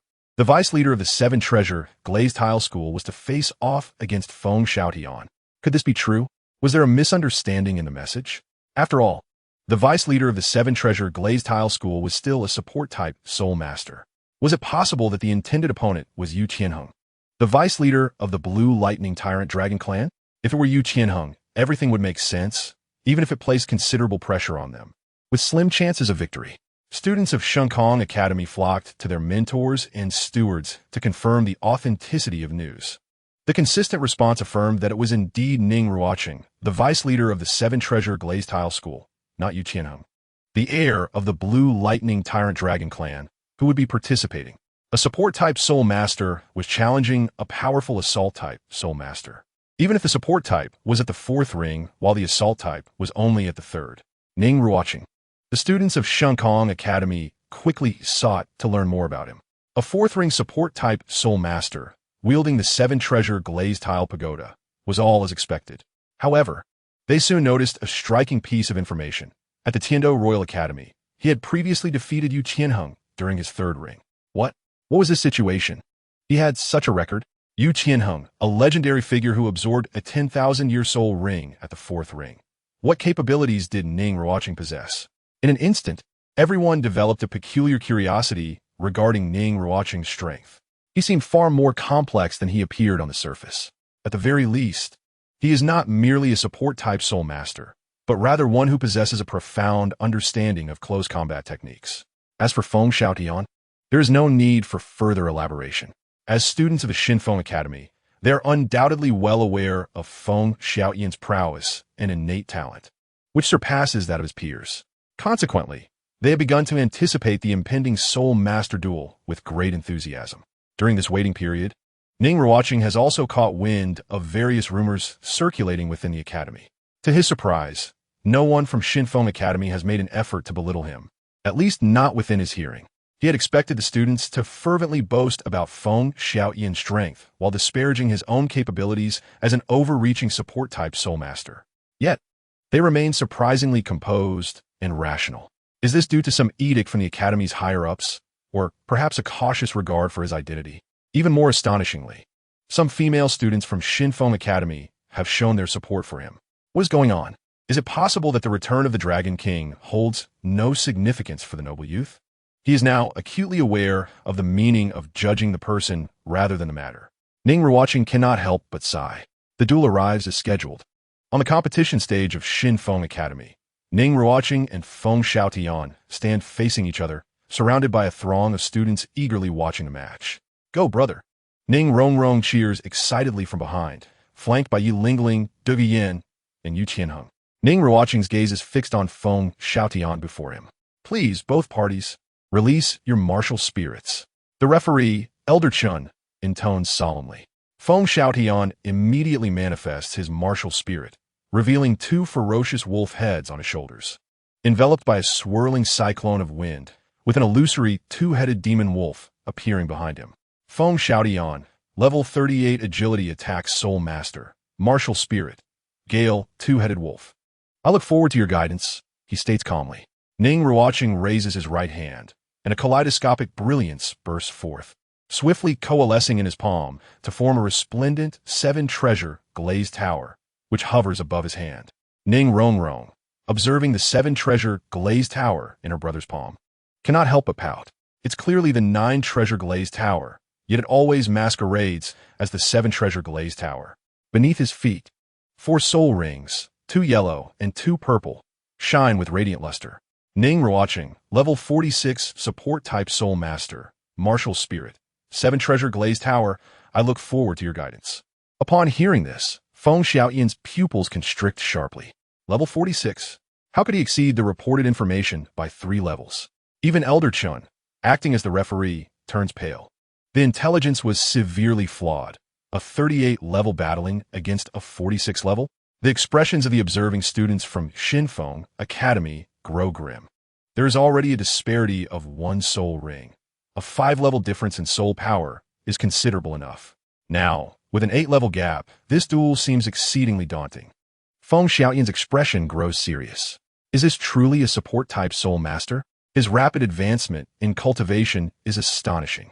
The disparity of 8 levels in soul power undoubtedly presents a significant challenge. Both sides prepare. 3, 2, 1, begin. With Elder Chen's authoritative command, Feng Xiaoyan charges forth with blinding speed. In that instant, his first soul ring ignites. First soul skill, Wine Blade Array. 3 wind blades rapidly coalesce in the air and slice toward Ning Ruochen. Ning Ruochen, witnessing this scene, feels an uncanny familiarity. His Tai Su ancient dragon possesses a similar soul skill, albeit at a higher level. He rises onto the tips of his toes, erupting into a leap, transforming into a mere afterimage as he hurtles toward Feng Xiaoyan, both rushing forward. Feng Xiaoyan is perplexed. Is he really going to collide head-on? There's still wind blades ahead. Is he truly so reckless? Outside the arena, Yu Qianheng raises an eyebrow at this display. This overwhelming audacity stirs unwelcome memories within him. Ye Lingling, watching her brother's silhouette, recalls a recent sparring match at the Yi family, where the so-called 4-ring prodigies faced a dismal fate. Ning Ruochen, brimming with excitement, shouts encouragement to her brother. As Ning Ruochen closes the distance, the wind blades rush past first. His second soul ring suddenly ignites, and a 7-colored mirror materializes before him. The wind blades, which would have struck the mirror, are suddenly redirected back at Feng Xiaoyan. His eyes reflect the reversing wind blades, compelling him to cancel the attack. In an instant, the wind blades dissipate as a powerful fist crashes into Feng Xiaoyan's chest, sending him hurtling away. Simultaneously, Ning Ruochen follows closely, intent on swiftly concluding the battle. Feng Xiaoyan's third soul skill ignites, and the 2 wolf heads on his shoulders unleash a gale, transforming into massive wind wings that flap vigorously. Third soul skill, Gale Wind Wings. His form shoots upward, and he rotates his foot, sending wind blades hurtling toward Ning Ruochen. Ning Ruochen remains unperturbed, activating his 4th soul ring. The 7-treasure glazed tower rises into the air, hovering above him while showering him with radiant protective light. Feng Xiaoyan, suspended in midair, employs his self-created soul skill, unleashing a barrage of wind blade strikes. Yet Ning Ruochen stands firm as a mountain. As Feng Xiaoyan executes 2.5 rotations in midair, his expression grows tense. Protective Divine Light. Ning Ruochen's soul skill is not a conventional skill of the 7-treasure glazed sect, but rather a novel and unique existence. The Academy's provided documentation lacks any mention of this. The higher-ups should be more diligent in their data collection. This unknown special soul skill may very well be one of the trump cards that emboldens his opponent to challenge him. Feng Xiaoyan finds the situation increasingly troublesome, but he trusts that his self-created soul skill can break the deadlock. Though the protective Divine Light poses a challenge, his self-created skill, Gale Wind Demon Wolf 36 / is far from weak. Its power escalates with each subsequent strike, compelling his opponent to remain on the defensive. Suddenly, his ankle is seized, yanking him downward with great force, causing his body to plummet. What? Feng Xiaoyan's self-created soul skill is forcibly interrupted, and he spirals downward. Before he can react, a shadow looms beneath him. This is bad. Realizing the severity of the situation, he has no time to respond as a heavy blow lands on his jaw. Ning Ruochen delivers a solid punch to Feng Xiaoyan's chin, sending him crashing backward, the wind wings dissipating. With a thud, Feng Xiaotian crashes to the ground, his martial spirit collapsing, frothing at the mouth and remaining motionless. Ning Ruochen, holding the 7-treasure glazed tower aloft, stands proudly in the center of the arena, his white garments billowing like a celestial being. The spectators are rendered speechless. Elder Qin's facial muscles twitch as he struggles to swallow. Yu Qianheng's eyes twitch slightly. This infernal sense of DJVU Dugu Yen snorts softly, remaining silent. In this duel, the winner is Ning Ruochen from the Tendo Royal Academy. Elder Qin announces the outcome solemnly. "Brother, you were amazing." Ning Ruochen clapped and jumped with excitement beside her. Ye Lingling gazed at Ning Ruochen's silhouette, a gentle smile gracing her face.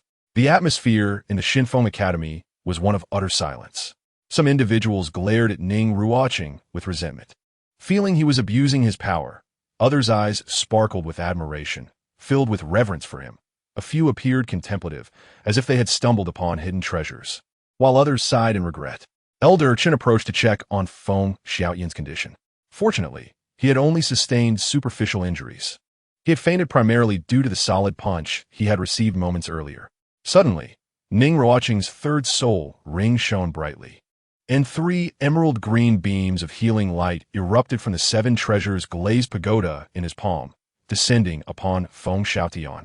The formerly unconscious Feng Xiaotian gradually awakened, blinking to see Ning Ruochen holding the 7 treasures glazed pagoda. For a moment, he was disoriented, his head feeling woozy, and his jaw ached slightly. The leadership of Xinfeng Academy had been closely monitoring the duel. Upon learning the outcome, they were left speechless. Their carefully nurtured seed candidate had, astonishingly, been bested by support-type Soul Master. According to the terms of the wager, Feng Xiaotian was to join Ning Ruochen in the Dohuang battle team, inevitably leading to his enrollment in the Tendo Royal Academy. Defeated in this contest, they lamented their inability to compete. Furthermore, their investigations into Ning Ruochen over the past 3 days had proven severely delayed. There were significant misjudgments regarding his soul power level and martial soul abilities. "Dean," Elder Qin inquired, somewhat awkwardly regarding Feng Xiaoyan's situation. The Dean of Xinfeng Academy sighed in resignation. "A bet is a bet. Let him go. The Tendo Royal Academy offers a grander stage. Perhaps it is more befitting for him." The Academy's higher-ups fell into silence. At the entrance of Xinfeng Academy, the students gathered, their faces filled with reluctance. Before leaving, Feng Xiaotian turned back to glance at his classmates who had come to bid him farewell and couldn't help but sigh. He looked up at the Academy's plaque, momentarily lost in thought. Someone patted him on the shoulder. "It's time to go. There will be other opportunities to return." Ning Ruochen passed by him. "Brother, wait for me." Ning Ruochen bounced along behind. Dugu Yin and Ye Lingling walked side by side, engaged in conversation. As Yu Qianheng passed by, he placed a hand on Feng Xiaoyan's shoulder, looking at him earnestly, admiration evident in his gaze. He turned his gaze toward Ning Ruochen's departing figure and smiled. "He has left," Yu Qianheng said calmly, turning to follow Ning Ruochen's pace. Regaining his focus, Feng Xiaoyan's eyes sparkled with determination, and he promptly quickened his steps to catch up with the group. In the distance along the street, Ning Ruochen walked ahead, his sister tugging at his sleeve, followed closely by Dugu Yin and Ye Lingling, with Yu Qianheng and Feng Xiaotian flanking them. They chatted and complained, with Feng Xiaotian occasionally scratching his head and chuckling, easily blending into the group. After a brief interaction, Feng Xiaotian learned that their captain was indeed an extraordinary individual, his soul power level far surpassing the rest. Despite being of similar age, and considering he possessed innate full soul power, how could the disparity be so vast? Additionally, he discovered a piece of news regarding the purpose of forming the Dohuang battle team, to secure victory in the prestigious Elite Soul Master competition in 2 years. This revelation excited him immensely. As a prodigy nurtured by Xinfeng Academy, he was well aware of this grand event in the Soul Master realm. Had Ning Ruochen and his team not sought him out specifically, Xinfeng Academy would likely have positioned him as the core of their own 7-member team for the Soul Master competition. Within the Dohuang battle team, led by Ning Ruochen, he was merely one of the 7 members. "Are there still vacant positions in the main team?" Feng Xiaotian inquired. "There are 2 slots remaining," Ning Ruochen replied. counting on his fingers. The current composition is approximately 2 support types, 2 assault types, 1 agility type, with a control type soul master yet to be filled. Lingling and I are support types. Tianheng and Feng Xiaotian can act as tanks to initiate battles, while Dugu Yin can. 2 assault types? Feng Xiaotian looked at Dugu Yin in confusion. Ning Ruochen regarded him quizzically. Aren't you an assault type? Feng Xiaotian, crying, I am an agility type. I just reported that during the duel.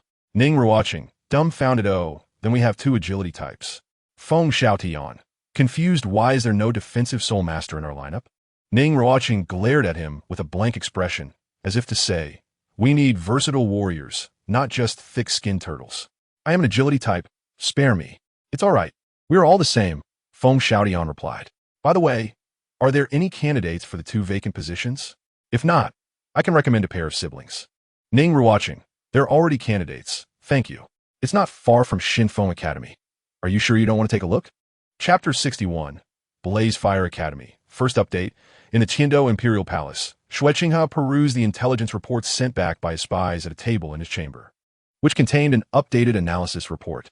Name, Ning Ruochen. Identity, Vice Master of the 7 Treasures Glazed Sect. Age, 15 Soul Power Level, 46, rated as exceptionally gifted. Soul Skills, highlighted non-fixed soul skills, first soul skill, unknown second soul skill, summons a colorful mirror to block attacks. Classified as a defensive soul skill, third soul skill, emits 3 healing green lights. Classified as a healing soul skill, fourth soul skill, the 7 Treasures Glazed Pagoda descends divine light to protect oneself. Classified as a defensive enhancement soul skill, current achievements, defeated Yu Tianheng, Dugu Yin, Feng Xiaotian. Remark 1. Possesses unique close combat abilities. Combat power is remarkable. Rated as high risk due to martial soul defects. Rated downgrade. Remark 2. This individual is not suitable for prolonged presence, as his threat level is significant, and he is likely to lead the 7 Treasures Glazed Sect to prominence in the future. Remarkably, despite his support type martial soul, this young disciple was classified as high risk by the elders, a testament to the secrets he harbors. Ruocheng has set down the report, a smile subtly gracing her features. During her last visit to the 7 Treasures Glazed Sect, he had fortuitously left with his sister, seemingly avoiding her presence. Initially, she had thought Ning Ruochen was merely modest, not giving it much thought. Little did she expect him to reappear at Shinfeng Academy, poaching talent so boldly. Exceptionally gifted and brimming with ambition, Ruocheng took a delicate sip of coffee from the edge of the table. Unfortunately, he is merely a support-type martial soul, especially being the 7 Treasures Glazed Pagoda. The quality of the 7 Treasures Glazed Pagoda martial soul is indeed top tier among support types, providing powerful assistance. But it has a clear drawback. The martial soul bears an inherent flaw. Regardless of how high his training talents may be, his potential is ultimately capped, as the defect of his martial soul limits him to a maximum level of 79. With his current training talent, had he possessed another type of support martial soul, he might have had the potential to challenge the title Douluo. Ruocheng savored the coffee in her cup, her mind drifting to the image of the white-clad youth playing the harp on the Yuexian stage. Unconsciously, the corners of her mouth lifted in a smile. When she regained her composure, she glanced at the full-length mirror beside her. In the mirror, she beheld a refined figure, impeccably dressed, reminiscent of a prince graced with elegance and charm. A sudden whim struck her. The golden angelic pattern that adorned her brow shimmered brilliantly, while her lustrous golden locks cascaded gracefully past her shoulders. The once handsome contours of her face transformed into an exquisite visage. Her eyes, a striking blend of emerald green and golden hues, exuding a certain aloofness. As she gazed at her reflection, Ruocheng felt a mix of familiarity and strangeness. Sometimes, after playing a role for so long, one becomes unrecognizable to oneself. Qian Renxue, it has been a long time, she murmured softly to her reflection. At the Flame Academy, Ning Ruochen, under the persistent persuasion of Feng Xiaotian, ultimately decided to join. The distance to the Tianxue Academy in the north was considerable, while the Shinkong Academy was conveniently close, with Feng Xiaotian continuously whispering in his ear. Most importantly, a pivotal realization struck him. The Advanced Soul Master competition required a team of 7, but what about substitutes? Indeed, substitutes were necessary. Although he was confident that leading a team would ensure their overwhelming victory, the rules stipulated the presence of substitute players to account for unforeseen circumstances such as injuries, poisoning, or weakness. Rather than hastily selecting individuals later, it was prudent to secure substitutes now. Thus, Ning Ruochen reluctantly decided to add 2 substitute slots. In his recollections of the Flame Academy, only the siblings Huowu and Huowu stood out to him. However, he had no intention of relegating them to mere substitutes without reason. He envisioned a competitive match between them and Tianxue Academy's Shui Binger and Shui Wu, where the victor would earn the main position. Ning Ruochen was resolute in this plan, and whether he could persuade the Hua siblings rested upon Feng Xiaoyan's efforts. Huowu and Huowu were quite renowned within the academy, making them easy to locate. When Feng Xiaoyan inquired about Huowu's whereabouts, the student first eyed his attire with suspicion. "Are you from the Shenkong Academy? I've heard rumors of someone from there obsessively pursuing our goddess Huowu. Could it be you?" Dugu Yin and Ning Ruochen exchanged disdainful glances. Men, Feng Xiaoyan found himself at a loss, feeling exposed and his facade crumbling. "That is merely a friend of mine," Ning Ruochen interjected. "We have come to discuss matters with the Hua siblings and inform them of their whereabouts." "Oh, I see." The student's demeanor softened considerably as he assessed Ning Ruochen, who wore a pristine white attire, untainted by dust. 2 exceptionally beautiful girls accompanied him, one with flowing emerald waves and blood-red eyes, exuding an air of allure, while the other, clad in black, bore a delicate face partially concealed by a veil, exuding pure elegance. The student quickly averted his gaze, swallowing hard. "Please follow me." Ning Ruochen nodded slightly and patted Feng Xiaoyan's shoulder. "You will be responsible for persuading the siblings. If they decline, we shall continue north." "Go for it, Brother Xiaoyan." Ning Ruochen cheerfully skipped past him, joining her brother's stride, while Dugu Yin and Ye Lingling remained indifferent. Yu Qianheng said nothing, and Feng Xiaoyan's lips twitched slightly. "Goodness, are you all this casual?" he mused. "The Flame Academy is, after all, one of the 5 elemental academies. Do you regard it with such disregard?" Under the guidance of a Flame Academy student, Ning Ruochen and his companions arrived at the training area, where they encountered a girl clad in a golden-red flowing dress. "Who seeks me?" she inquired as she emerged from her training, her bright eyes wide open. Ning Ruochen was taken aback by her beauty. She was stunning. Her features flawless and her skin as pale as jade. Her dark red waves cascaded down to her waist, enveloped in a faint red glow. Feng Xiaoyan was visibly captivated, while Dugu Yin cast a glance at her chest, revealing a hint of arrogance in her eyes. Ye Lingling's gaze brightened at the sight of the red-haired beauty, and Ning Ruochen stole glances, comparing their appearances. Huowu's attention swept over the group, and when her eyes landed on Feng Xiaoyan, her brows furrowed. "Leave. Do not disturb my training." Chapter 62. Huowu and Huowu. Second update. At the Flame Academy, Feng Xiaoyan was engaged in dialogue with Huowu, deliberating the prospect of her joining their team. Huowu was incensed by the proposition. "Has this fool been kicked in the head? My father is the dean of the Flame Academy, and this imbecile dares to recruit me to undermine my own standing? One would need a decade's worth of foolishness to even consider such a thing. What of the Tendo Royal Academy? What of the young master of the 7-treasure Glazed Tile School, or the Blue Lightning Tyrant Dragon family?" She had no interest whatsoever. Huowu unleashed a torrent of fiery retorts at Feng Xiaoyan, her temper as explosive as her appearance, leaving Ning Ruochen somewhat awestruck. This sister's volatile temper stood in stark contrast to her striking beauty. Feng Xiaoyan wore a pained smile. His intentions for inviting Huowu were entirely sincere, aimed merely at creating opportunities for interaction. He frequently glanced back at Ning Ruochen, who appeared to be an observer, showing no inclination to intervene. Given his indifferent demeanor, it seemed he had already settled on his chosen candidates. Huowu, noticing Feng Xiaoyan's furtive glances towards Ning Ruochen, perceived it as a plea for assistance. She shot Ning Ruochen a glare. Their team captain displayed such a dismissive attitude, while his subordinates feigned indifference. How could Feng Xiaoyan claim to extend a genuine invitation under such circumstances? Huowu's irritation mounted, berating Feng Xiaoyan relentlessly, who dared not retort. Ning Ruochen, meanwhile, was not merely spectating. He was analyzing Huowu's temperament and vulnerabilities. With a girl of such beauty, talent, and fiery disposition, neither soft persuasion nor compromise would yield results. The only viable approach was to adopt an even more arrogant demeanor, decisively besting her in her area of expertise to win her over. The method was straightforward. Confronting her directly would suffice. A bit of clever strategy, some provocations, along with the right circumstances, context, and emotional appeal, would surely lead to success.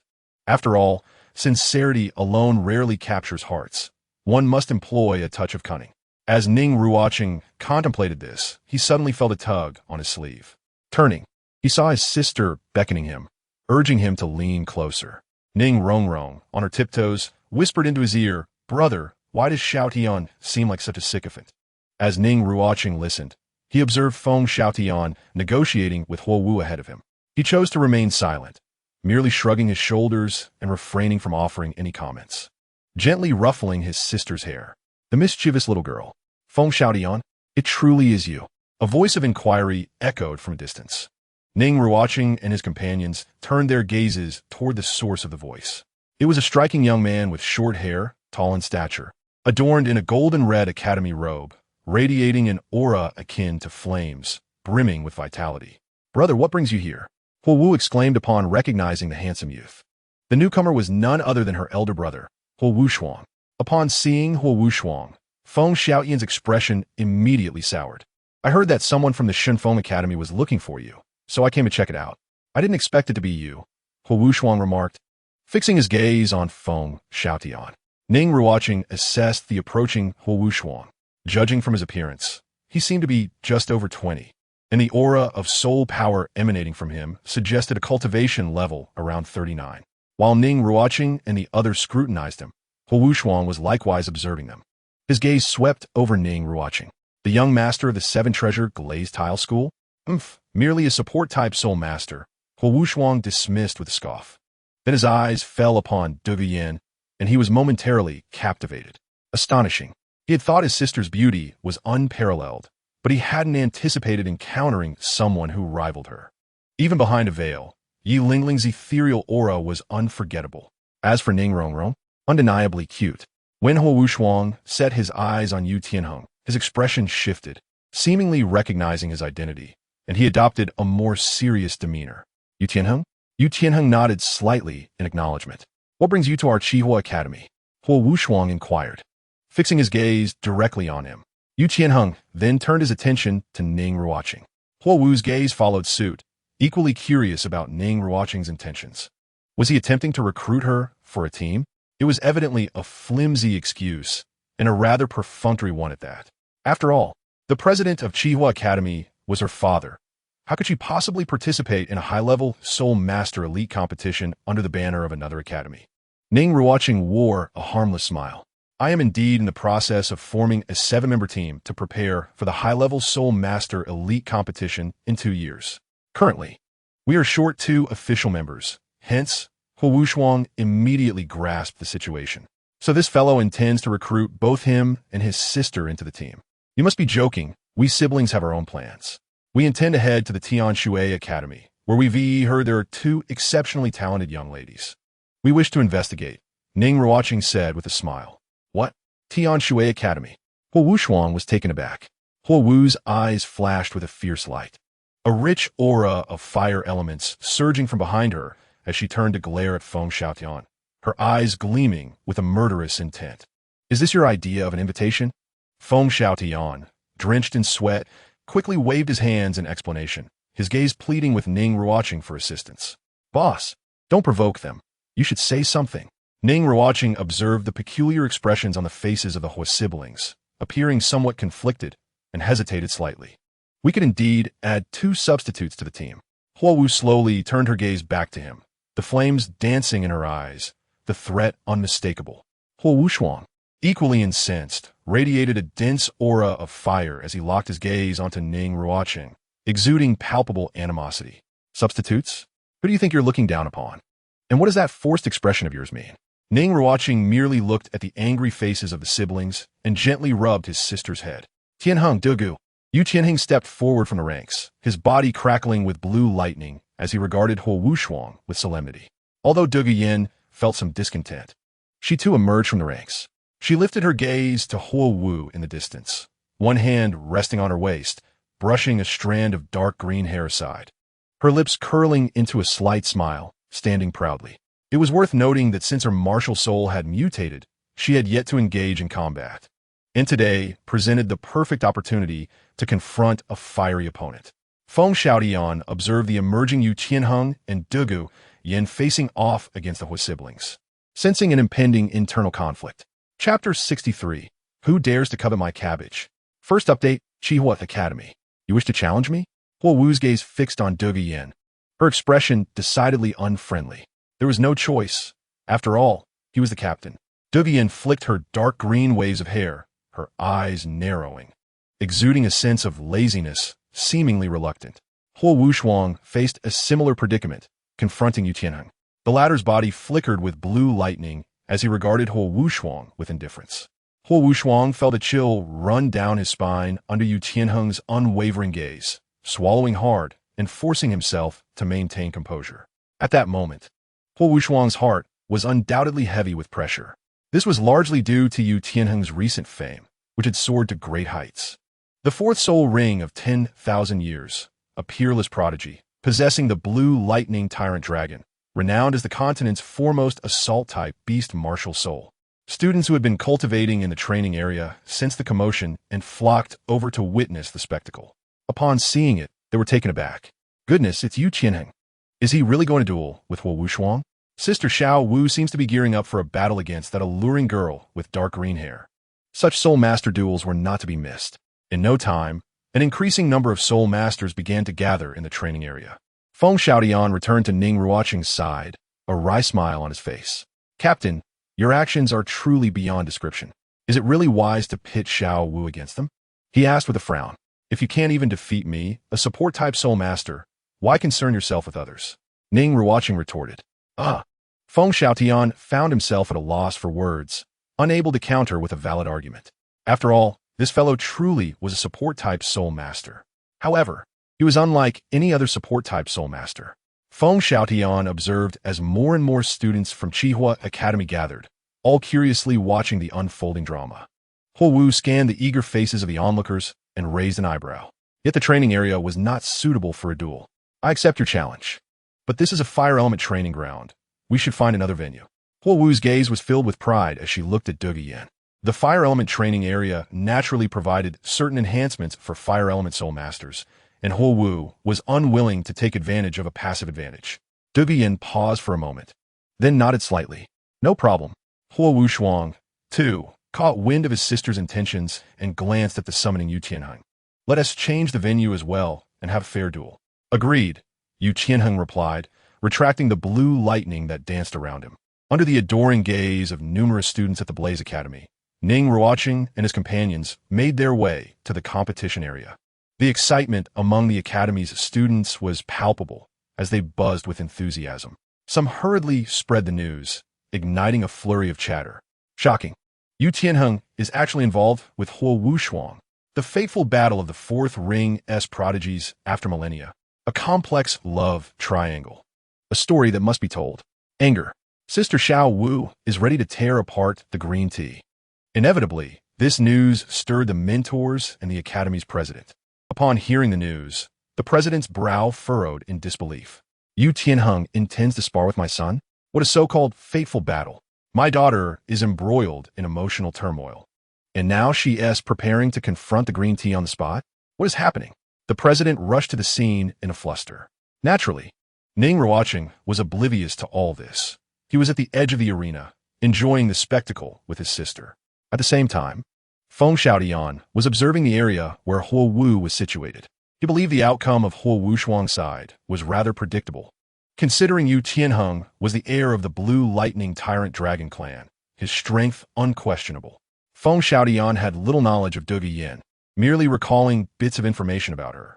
Her martial spirit appeared to be the phosphorescent snake, with a soul power around level 36, primarily relying on venom manipulation for attacks. In comparison to Xiao Wu, their soul power levels were quite similar, in terms of martial spirits and soul skills. Xiao Wu could potentially counter Dugu Yin's phosphorescent snake and toxic mist. Overall, Xiao Wu seemed to have the upper hand. After some contemplation, Feng Xiaotian concluded with a faint smile. His heart leaned towards Huo Wu winning. After all, She was the girl he cherished. How could he bear to see her lose? Ye Lingling and Ning Ruochen were also focused on Dugu Yin's side. Go, Sister Yin Yin! Ning Ruochen cheered loudly. Ye Lingling's eyes sparkled with anticipation. Confident in Yin Yan's abilities, Feng Xiaotian glanced at the two of them, feeling a twinge of regret. He looked towards their captain, Ning Ruochen, only to find him watching the arena where Yu Qianheng was competing.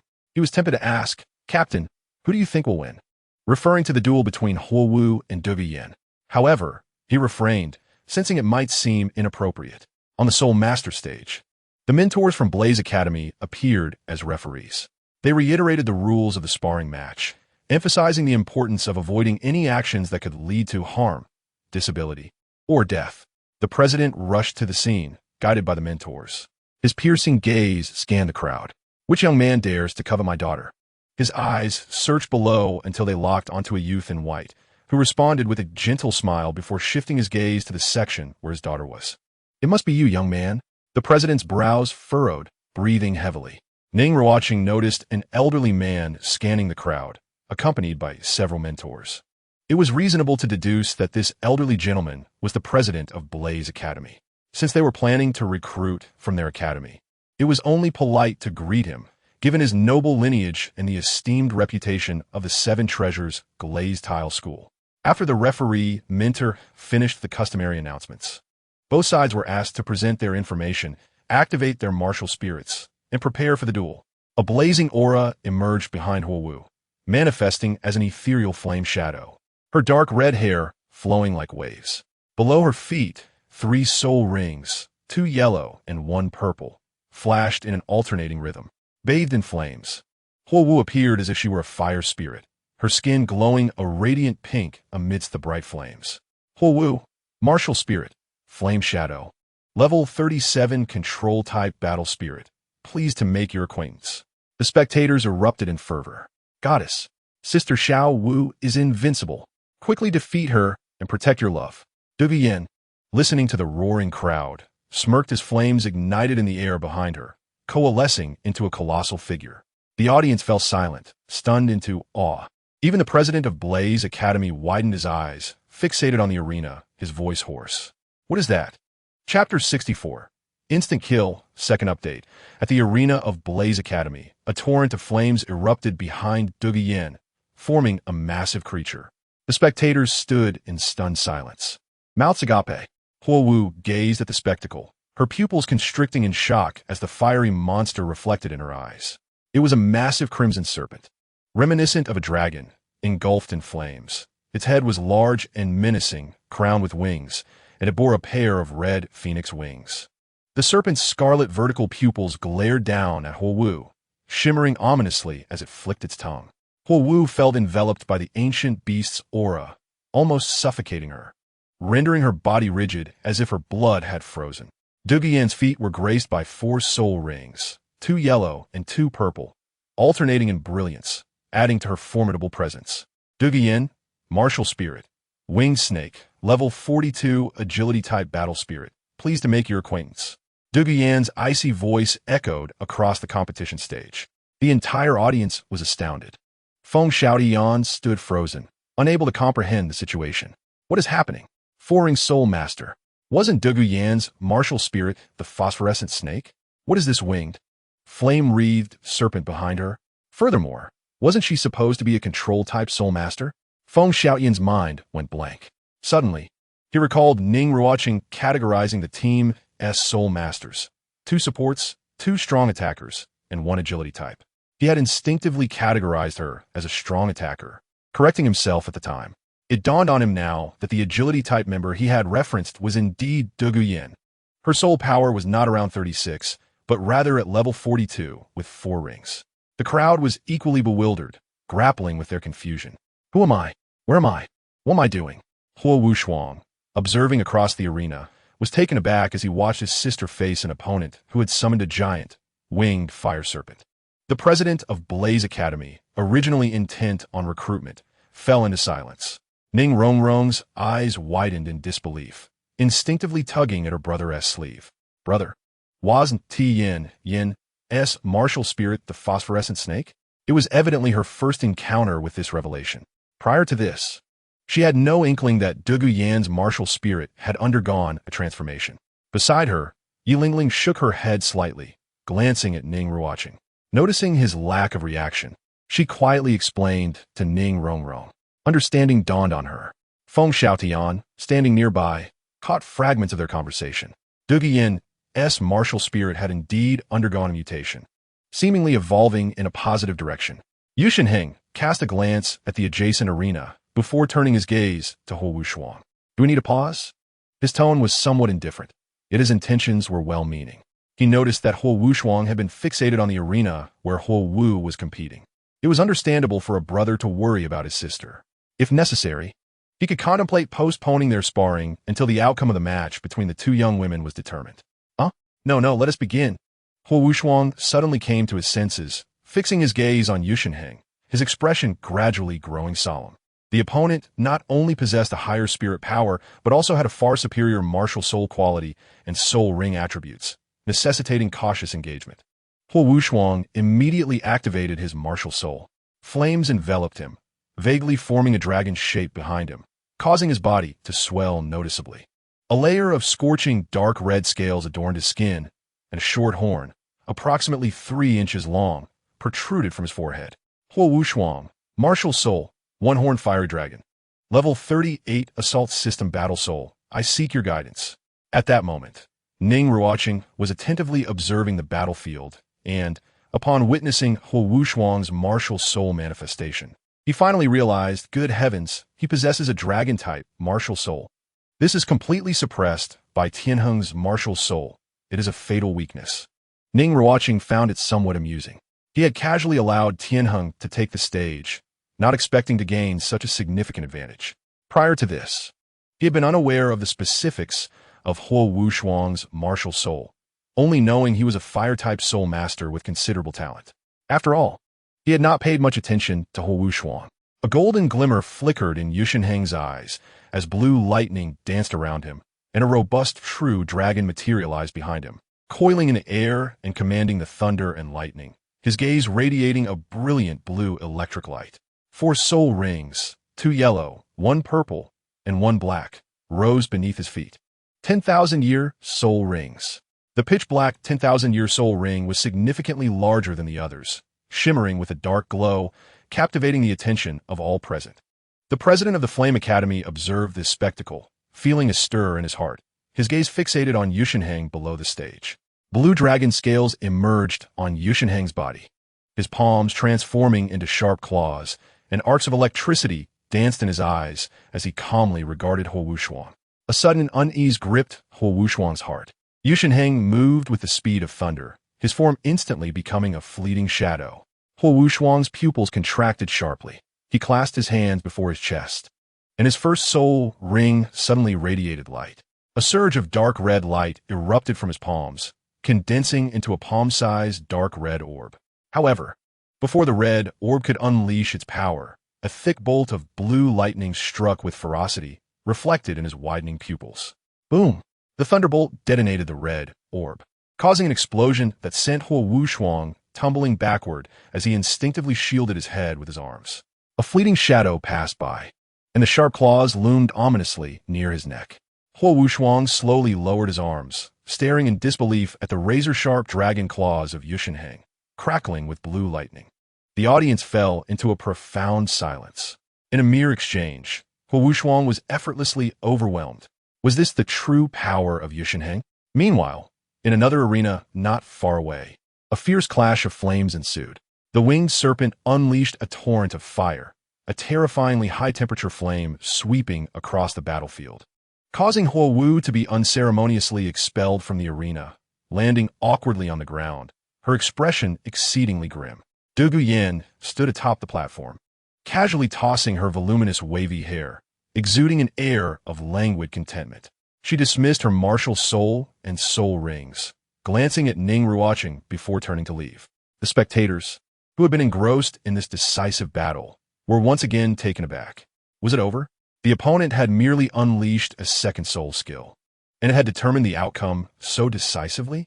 The power of that soul skill was indeed terrifying, effortlessly igniting a sea of flames. If this was merely her second soul skill, what horrors awaited with her third and fourth? The president of the Flame Academy's gaze dimmed slightly. Alas, one cannot force the issue. He instinctively looked towards the earlier mentioned young man in white, noticing the radiant smile on his face, which irked him instantly. Chapter 65. Exchange Student? First update. Ning Ruochen observed the returning Dugu Yin and Yusheng, a gentle smile gracing his features.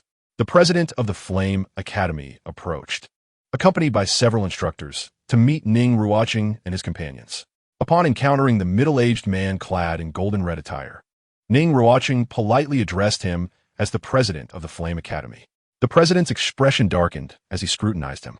You hail from the Seven Treasure Glazed Tile School? My father is Ning Fengji. Ning Ruochen replied with a warm smile. The president of the Flame Academy's expression shifted as realization dawned upon him. So, he was the son of Ning Fengji. No wonder he exuded such a familiar aura. At this moment, the defeated Huo Wu and Huo Wuxuang approached, standing silently behind the president with their heads bowed. They had long heard of the illustrious Flame Academy and had come specifically to engage with Ning Ruochen. Huo Wu raised her head, casting a resentful glance at Dugu Yin. However, Dugu Yin, focused on her beautifully manicured nails, paid her no mind. Such disdain. Huo Wu instinctively clenched her fists, a surge of indignation boiling within her. Unwilling to submit, yet what could she do? The proposal for exchange students? The president was evidently taken aback by Ning Ruochen's unconventional idea. Indeed, this could deepen the exchange between our academies and allow us to learn from each other's strengths in teaching. Ning Ruochen eloquently elaborated on the myriad benefits of exchange students, emphasizing, as exchange students, their academic standing will remain with their original academy and will not change. The president of the Flame Academy and the accompanying instructors fell into contemplative silence as they absorbed Ning Ruochen's words. They found the idea intriguing, lost in thought, occasionally posing questions, all of which Ning Ruochen adeptly answered. Exchange students would serve as a bridge between the two academies, enjoying preferential treatment and access to training resources in both institutions. The simulated training area within the Tendo Royal Academy was undoubtedly the finest, boasting top-tier teaching resources and faculty. Should both academies establish a partnership and implement the exchange student program, the Flame Academy would assuredly benefit immensely. The exchange students would ideally be exceptionally gifted soul masters. Given their status as prodigies, they would be the seeds nurtured by the academy. To prevent poaching or defection, this necessitated stricter selection criteria for exchange students, ensuring they were talents worthy of investment and cultivation. The academy instructors engaged in hushed discussions regarding the potential of exchange students. They held no doubt regarding the authenticity of Ning Ruochen's claims. As the heir of the Seven Treasure Glazed Tile School, he wielded significant influence within the Tendo Royal Academy and was entirely capable of advancing the concept of exchange students. The president of the Flame Academy observed Ning Ruochen's patient explanations, sensing an inexplicable unease. It was as if an old fox was casting a net, preparing to ensnare unsuspecting prey. Suddenly, Ning Ruochen shifted the conversation. If Huo Wu and Wuxuang are willing, they could initiate a trial to evaluate the effectiveness of this proposal. Caught off guard by the sudden mention, Huo Wu, still seething with anger, paused in confusion. What? Who called me? The president of the Flame Academy felt a jolt in his heart. The young man evidently has set his sights on his precious daughter. The faculty mentors at the scene exchanged whispered discussions. They even nodded approvingly at Ning Ruochen's proposal. If the fiery duo, Huo Wu and Huo Wuxuang, were to serve as exchange students, there would naturally be no issue of undermining, and instead, it could yield considerable benefits. Feng Xiaodian, standing by, was utterly bewildered. Is this how it works? Why didn't the captain mention it during his time at the Shenkei's academy? At this moment, Huo Wu and Huo Wuxuang also came to realize the implications. Exchange students? Advancing their studies at the Tendo Royal Academy? The siblings exchanged a bewildered glance, both momentarily dazed. No way. The president of the Qihua Academy firmly rejected, casting a wary glance at Ning Ruochen. Yet, Ning Ruochen remained beaming, unfazed by the rejection. Huo Wu furrowed her brow, choosing silence. Huo Wuxuang, however, seemed somewhat tempted. After all, it wouldn't alter their academic records, nor would it be considered a betrayal, right? I need to ponder this. The president of Qihua Academy reconsidered, his gaze resolute. Then I shall await good news. Ning Ruochen replied with a smile, politely bidding farewell to those beside him. Huo Wu and Huo Wushuang watched the departing figures of Ning Ruochen and company, their expressions complex. It struck them that they were all of similar age, yet the disparities between individuals were so vast. The president discreetly observed his daughter's silent demeanor, clearly burdened with thoughts, and he couldn't help but sigh inwardly. Alas, it seems one cannot retain a daughter as she matures. Meanwhile, Feng Xiaotian followed closely behind Ning Ruochen, exiting the Qihua Academy. His demeanor suggested he had many questions left unasked. Captain? Ning Ruochen inquired without turning around. Was the idea of exchange students conceived by you? Feng Xiaotian timidly queried. Yes. Is there an issue? Ning Ruochen replied nonchalantly. Oh, I was merely curious. Feng Xiaotian scratched his head awkwardly. I pondered this while departing the Shenkei's academy. Ning Ruochen responded. Oh. Feng Xiaotian was momentarily at a loss for words. Do you think Huo Wu and the others would attend the Tendo Royal Academy? As he posed the question, a glimmer of anticipation flickered in his eyes. If Huo Wu were also training at Tendo Royal Academy, it wouldn't be so difficult to accept.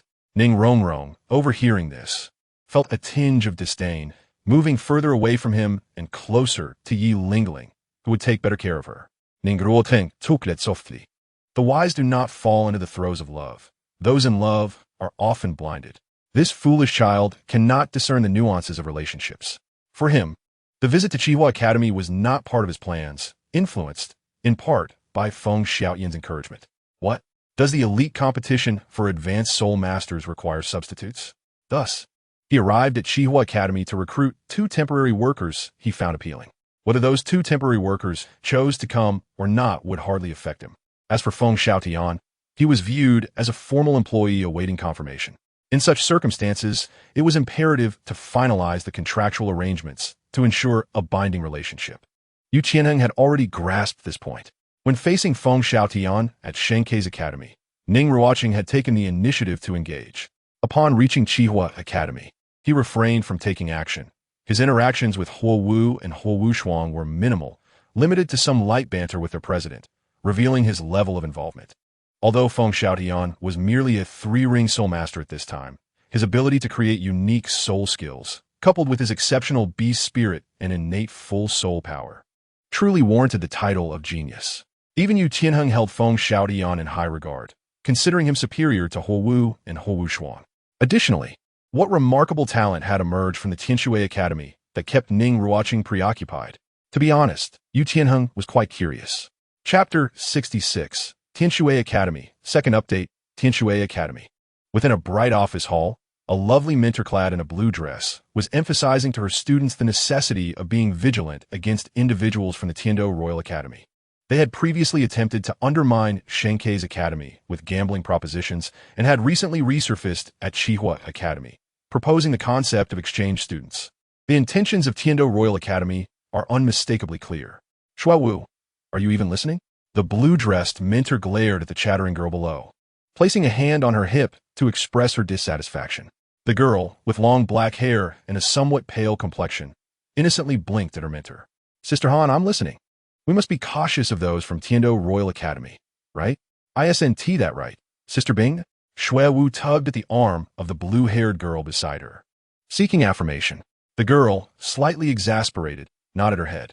She possessed long, water-blue hair cascading casually down her back, her fair face adorned with exquisite features, exuding an ethereal beauty. Binger, you spoil her. The blue-dressed mentor was visibly frustrated. Rest assured, Sister Han, I will keep a close eye on my sisters. If anyone from Tendo Royal Academy appears within the academy, we will promptly consult with the mentors on how to handle it. Shui Bingya spoke earnestly Lipsilon. Given that Tendo Royal Academy had recently been digging for talent, both Shenkei's Academy and Qihua Academy had fallen prey. Tianxue Academy needed to remain vigilant. However, Tianxue Academy was distinct from the other major academies. All the students they enrolled were strikingly beautiful young women, all specializing in water-based soul techniques. If individuals from Tendo Royal Academy were to appear here, they would undoubtedly attract attention and would be swiftly noticed. Very well, I trust you. Let us adjourn. The blue-dressed mentor, weary, waved her hand to conclude the meeting. Hooray! Shuai Wu exclaimed excitedly, bouncing up from the sofa. Sister Han, let us go practice. Go on, go on. But remember, the blue-dressed mentor waved her hand in farewell. As she watched the girls chattering away, she reclined on the sofa, exhaling with relief. She had emphasized this matter, and with the level-headed Shui Bing'er present, she was confident that these Na'vi young girls would not be easily deceived. Shui Wu and Shui Bing'er exited the office, letting out a long sigh. Phew, it was suffocating. Sister Han loves to nag. She has repeated it several times already. Sister Han is only concerned for our well-being, to prevent us from being deceived, Shui Bing'er gently explained. I'm quite curious about how those from Tinua Royal Academy go about poaching talent, Shui Wu remarked playfully. Sister Shui Wu, aren't you afraid of being deceived? A companion nearby reminded her with a smile. Who could possibly deceive our 7 sisters? Besides, we have Bing'er with us. Even if they truly come with our wisdom, we will surely counter their moves, Shui Wu declared proudly, raising her chin, eliciting laughter from her sisters. Shui Bing'er observed this scene, feeling somewhat helpless, yet refrained from contradicting her friends, not wanting to dampen their spirits. While returning to the training ground, they noticed some commotion ahead. Those people over there, could they be the ones Sister Han warned us about? A nearby young beauty speculated, her tone uncertain as she gazed towards the disturbance. The gathered crowd immediately turned their gazes, spotting a group of individuals encircled by the students of the Heavenly Water Academy. At the forefront stood a man clad in immaculate white garments, his flowing black hair cascading behind him, exuding an ethereal grace. He was holding the hand of a delicate young girl, seemingly his sister, whose age appeared to be in her early teens. With a gentle smile, he engaged in conversation with the students of the academy. He is so handsome. Shall we go take a look? Upon seeing him, Shui Wu's eyes sparkled with excitement. Shui Bing'er, beside her, was taken aback.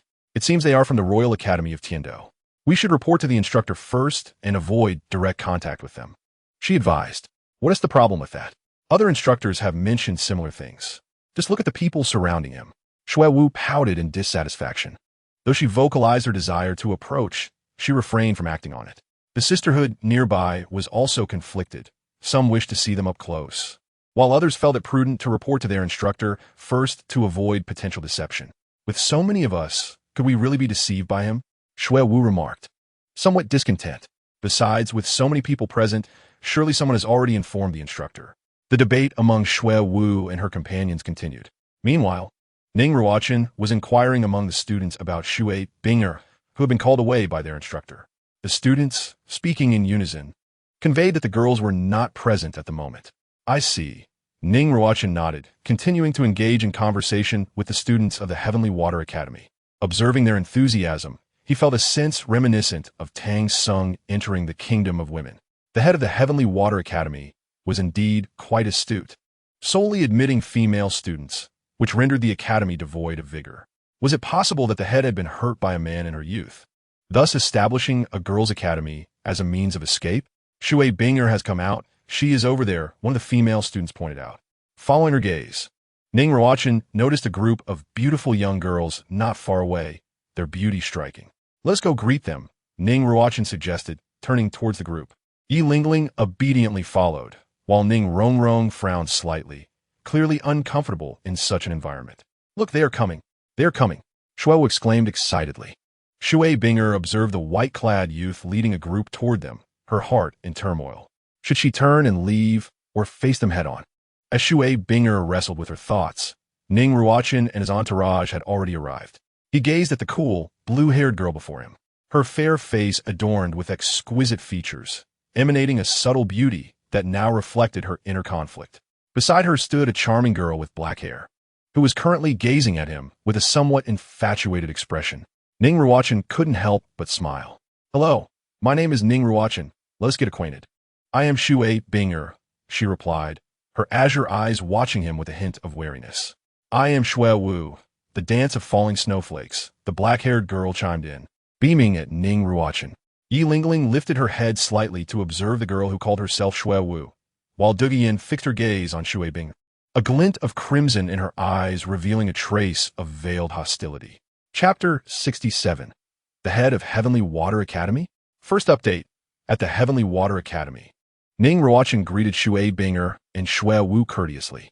Shui Wu, exuberant and vivacious, clearly embodied a spirited personality, while Xue Binger maintained a calm demeanor, her gaze filled with caution and apprehension. As for her companions, Ning Ruochen only paid slight attention to Xue Yuer, a strikingly beautiful girl whose reserved nature kept her in the shadows of the group, while Ning Ruochen engaged in light-hearted conversation with Xue Wu. Xue Yuer merely offered a polite smile, remaining inconspicuous. She was Xue Binger's half-sister, and if Ning Ruochen sought to recruit, he would naturally need to include her. I heard you have been recruiting from other academies, even recently at the Blazing Fire Academy. Is that true? Xue Wu inquired with curiosity, blinking at Ning Ruochen. Xue Binger felt a bit awkward, surprised that Xue Wu had directly revealed this information. Feng Xiaotian, hearing this, felt a pang of anxiety. It's over. News of the captain's recruitment efforts has reached the Heavenly Water Academy. They will surely be on guard, making our task difficult. Ning Ruochen merely smiled, not denying the truth. Indeed, but unfortunately, I have yet to find suitable candidates, which has caused me some distress. Your standards are quite high, Xue Wu remarked, wrinkling her nose, ready to elaborate, when Xue Binger tugged at her sleeve. I apologize. Her temperament requires us to return to our training. We are truly sorry, Xue Binger stated apologetically. Ning Ruochen gently shook his head. A chance encounter. If you have matters to attend to, please do not let us delay you. Xue Binger nodded in acknowledgement before leading Xue Wu and their companions away from the scene. Ning Ruochen watched their retreating figures, a slight smile forming at the corners of his mouth. Their wariness was quite pronounced. However, it mattered little, as he had no intention of pursuing them. Feng Xiaotian appeared troubled. News of their recruitment efforts had already circulated, making it nearly impossible to operate within the Heavenly Water Academy. How would the captain respond to such a situation? Captain? Feng Xiaotian tentatively asked. All right, I understand. Everyone, follow me. Ning Ruochen replied nonchalantly. Huh? Feng Xiaotian felt somewhat bewildered. How does the captain know what I was going to say? Could he possibly read minds? Ning Ruochen casually approached the student to inquire about the route to the administrative district. Once he received clear directions, he led his group toward the administrative area of the academy. Ning Ruochen was acutely aware that dealing with obedient girls deeply attached to their academy through challenges, wagers, or psychological tactics would prove fruitless. The most effective method was to sway their higher-ups. Once he addressed the leaders of their academy, they would have no choice but to comply with his directives. Thus, Ning Ruochen wasted no time, directly guiding everyone to the office of the head of the Heavenly Water Academy. A golden plaque hung outside the office, inscribed with the name of the head, Su Qiandan. Ning Ruochen felt a wave of relief. As long as her surname isn't Xue, it's all good. However, this was expected. After all, cases like that of the Huo siblings, where the father was the head of the Blazing Fire Academy, would have been specifically noted. The absence of such a note regarding Xue Binger indicated that they were not directly related to the head. Ning Ruochen raised his hand and gently knocked on the door. Feng Xiaotian observed Ning Ruochen's actions in awe. Was the captain really intending to confront the academy's leadership directly? Was it truly this easy to recruit? Come in. A cool voice emanated from within the office. Upon receiving permission, Ning Ruochen pushed open the door and stepped inside. The office was bright and spacious. Its decor, simple yet cold, with a half bookshelf separating the space, next to which a potted orchid thrived. At the end of the office, a woman of ethereal grace sat before a desk, appearing to be in her mid-20s. With a bare face, her exquisite features were unmarred, and she donned a simple yet elegant white gown, her golden hair cascading loosely over her shoulders. Noticing the silence from the newcomers, she lifted her gaze, her eyes shimmering with a faint golden hue, a barely perceptible smile gracing her lips.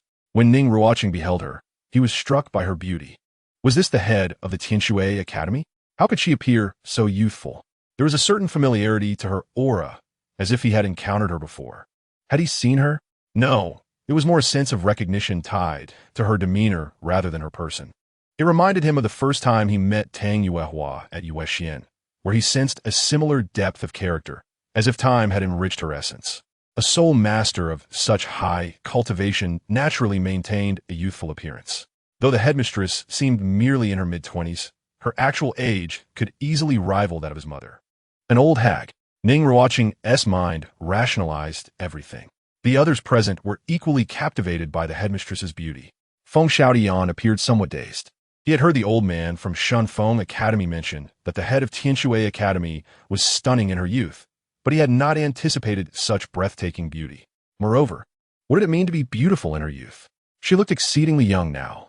Clearly, that old man was a trickster. Who are you? What brings you to me? The golden-haired woman regarded Ning Ruochen with keen interest, instinctively reaching for the edge of the desk, only to find nothing there. Unfazed, she leaned her chin on her hands, observing them with serene composure. Ning Ruochen noted her perplexing gesture with some suspicion, yet chose not to dwell on it. We hail from the Tendo Royal Academy and wish to discuss certain matters with Director Su, Ning Ruochen stated directly. Please, make yourselves comfortable. I shall be but a moment. The golden-haired woman replied, bowing her head to organize her documents. Ning Ruochen and his companions settled onto the nearby sofa to await her. After tidying up, she reached for a drawer beneath the desk, but found it stuck. Instead, she stacked the files at the desk's edge and casually placed an object atop them. To Ning Ruochen's surprise, she then leisurely prepared herself a cup of coffee and brought it over. Such nonchalance. A polite smile graced Ning Ruochen's face, while inwardly he muttered about the old hag. Feng Xiaotian found no oddity in her behavior. After all, it was normal to keep them waiting, considering they were there to recruit someone, which inherently put them at a disadvantage. You've traveled all the way from Tendo City to see me. Is there something you wish to discuss? Su, the headmistress, inquired, sipping her coffee with calm. Director Su, would you like to see Tianxue Academy grow stronger? Ning Ruochen began earnestly, prepared to persuade her. Ning Ruochen rolled her eyes. Her brother was about to embark on another deception, as he often did when attempting to convince her to part with her allowance. Are you referring to the Elite Soul Master competition? The golden-haired woman replied coolly, continuing to sip her coffee. Feng Xiaotian interjected. Are you two speaking in code? I don't understand a word. Chapter 68. The Strategy to Win Over the Old Hag. Second update. After a light exchange with Director Su, Ning Ruochen ultimately received a vague response. I will consider it, Su stated calmly, setting down her empty cup with a lightness that suggested indifference. Ning Ruochen smiled gently, politely expressing his hope for good news before leading his companions away. As they departed from Tianxue Academy, Feng Xiaotian's face reflected bitterness. Judging by Su's demeanor, it appeared the captain's previous remarks had fallen on deaf ears. She seemed entirely dismissive. The plan to win over the Academy's leadership had evidently failed. Captain, should we consider a different approach to recruit? Feng Xiaotian suggested. He believed that if they were to continue their efforts, targeting individual students might yield better results, as no academy could dictate the choices of its students. Yu Qianheng and Dugu shared their agreement with Ning Ruochen, recognizing the logic in this line of thought.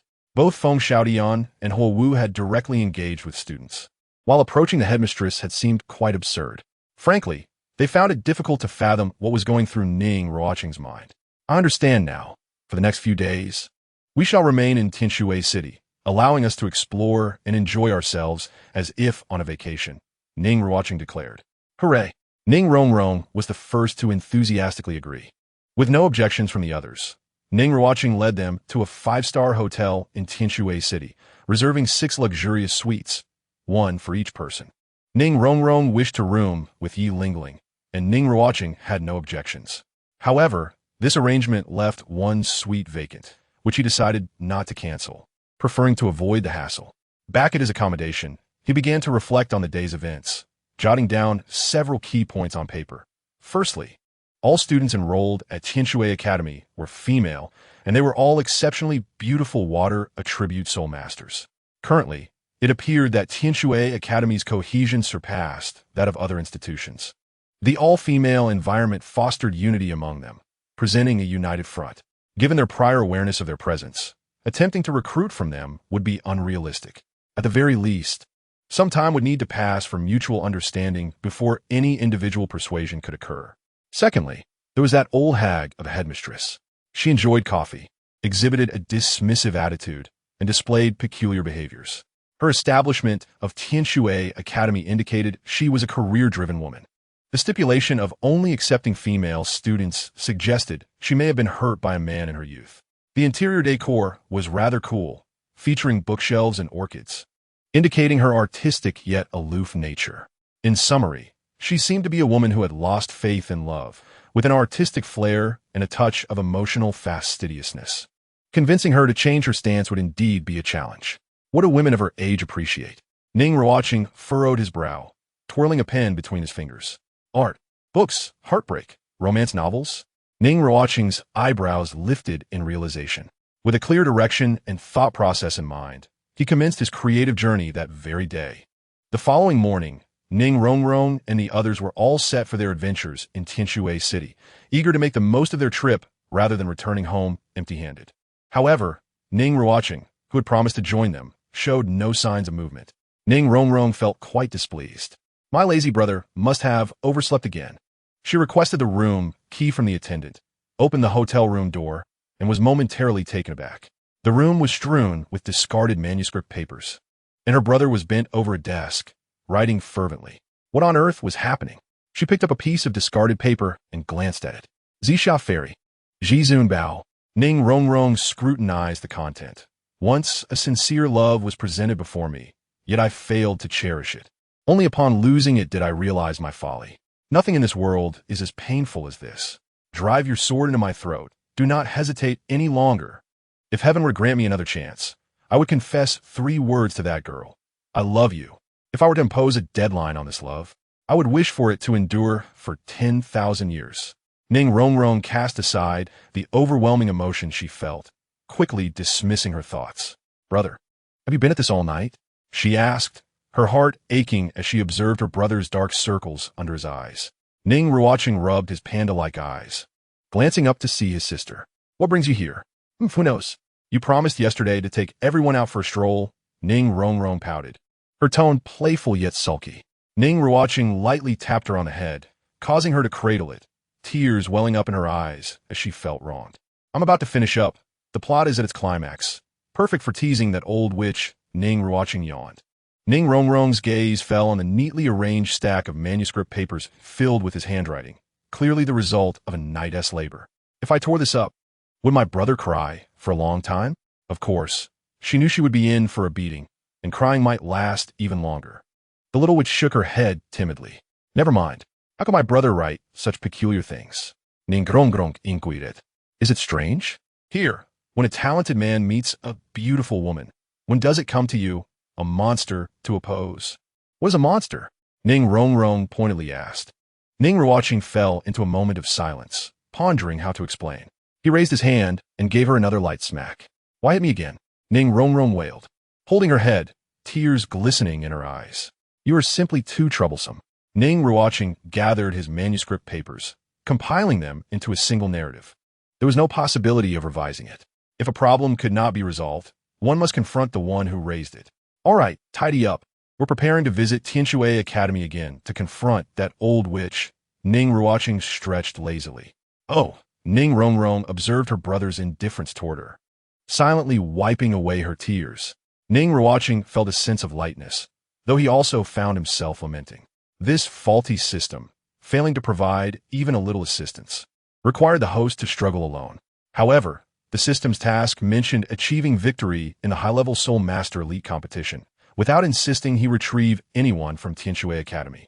The absence of related mission items was therefore understandable. It was better with high freedom, otherwise it felt as if the system were playing him. After toiling throughout the night, he deserved some recompense. Once Shui Binger, Shui Wu, and Shui Yuer, the extras, were recruited, they must compensate him, or it would be a disservice to his efforts.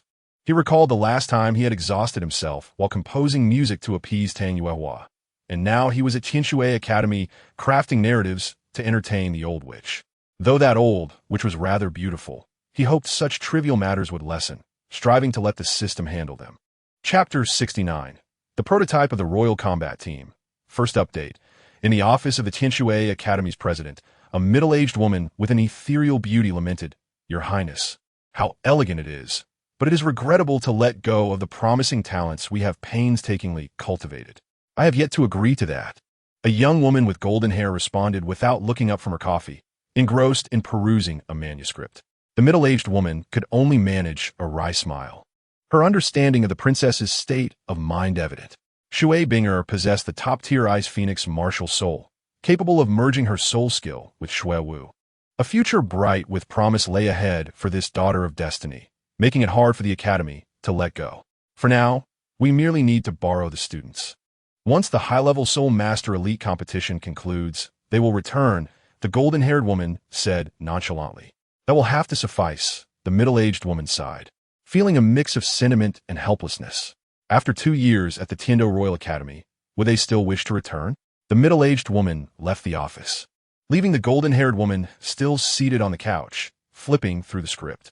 The story of the Purple Cloud Fairy and her Bull Demon King was about to culminate in marriage.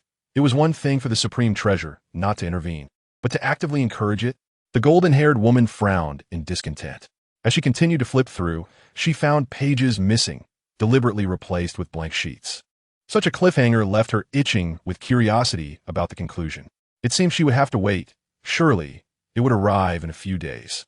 To think someone so adept in music could also write scripts is quite surprising.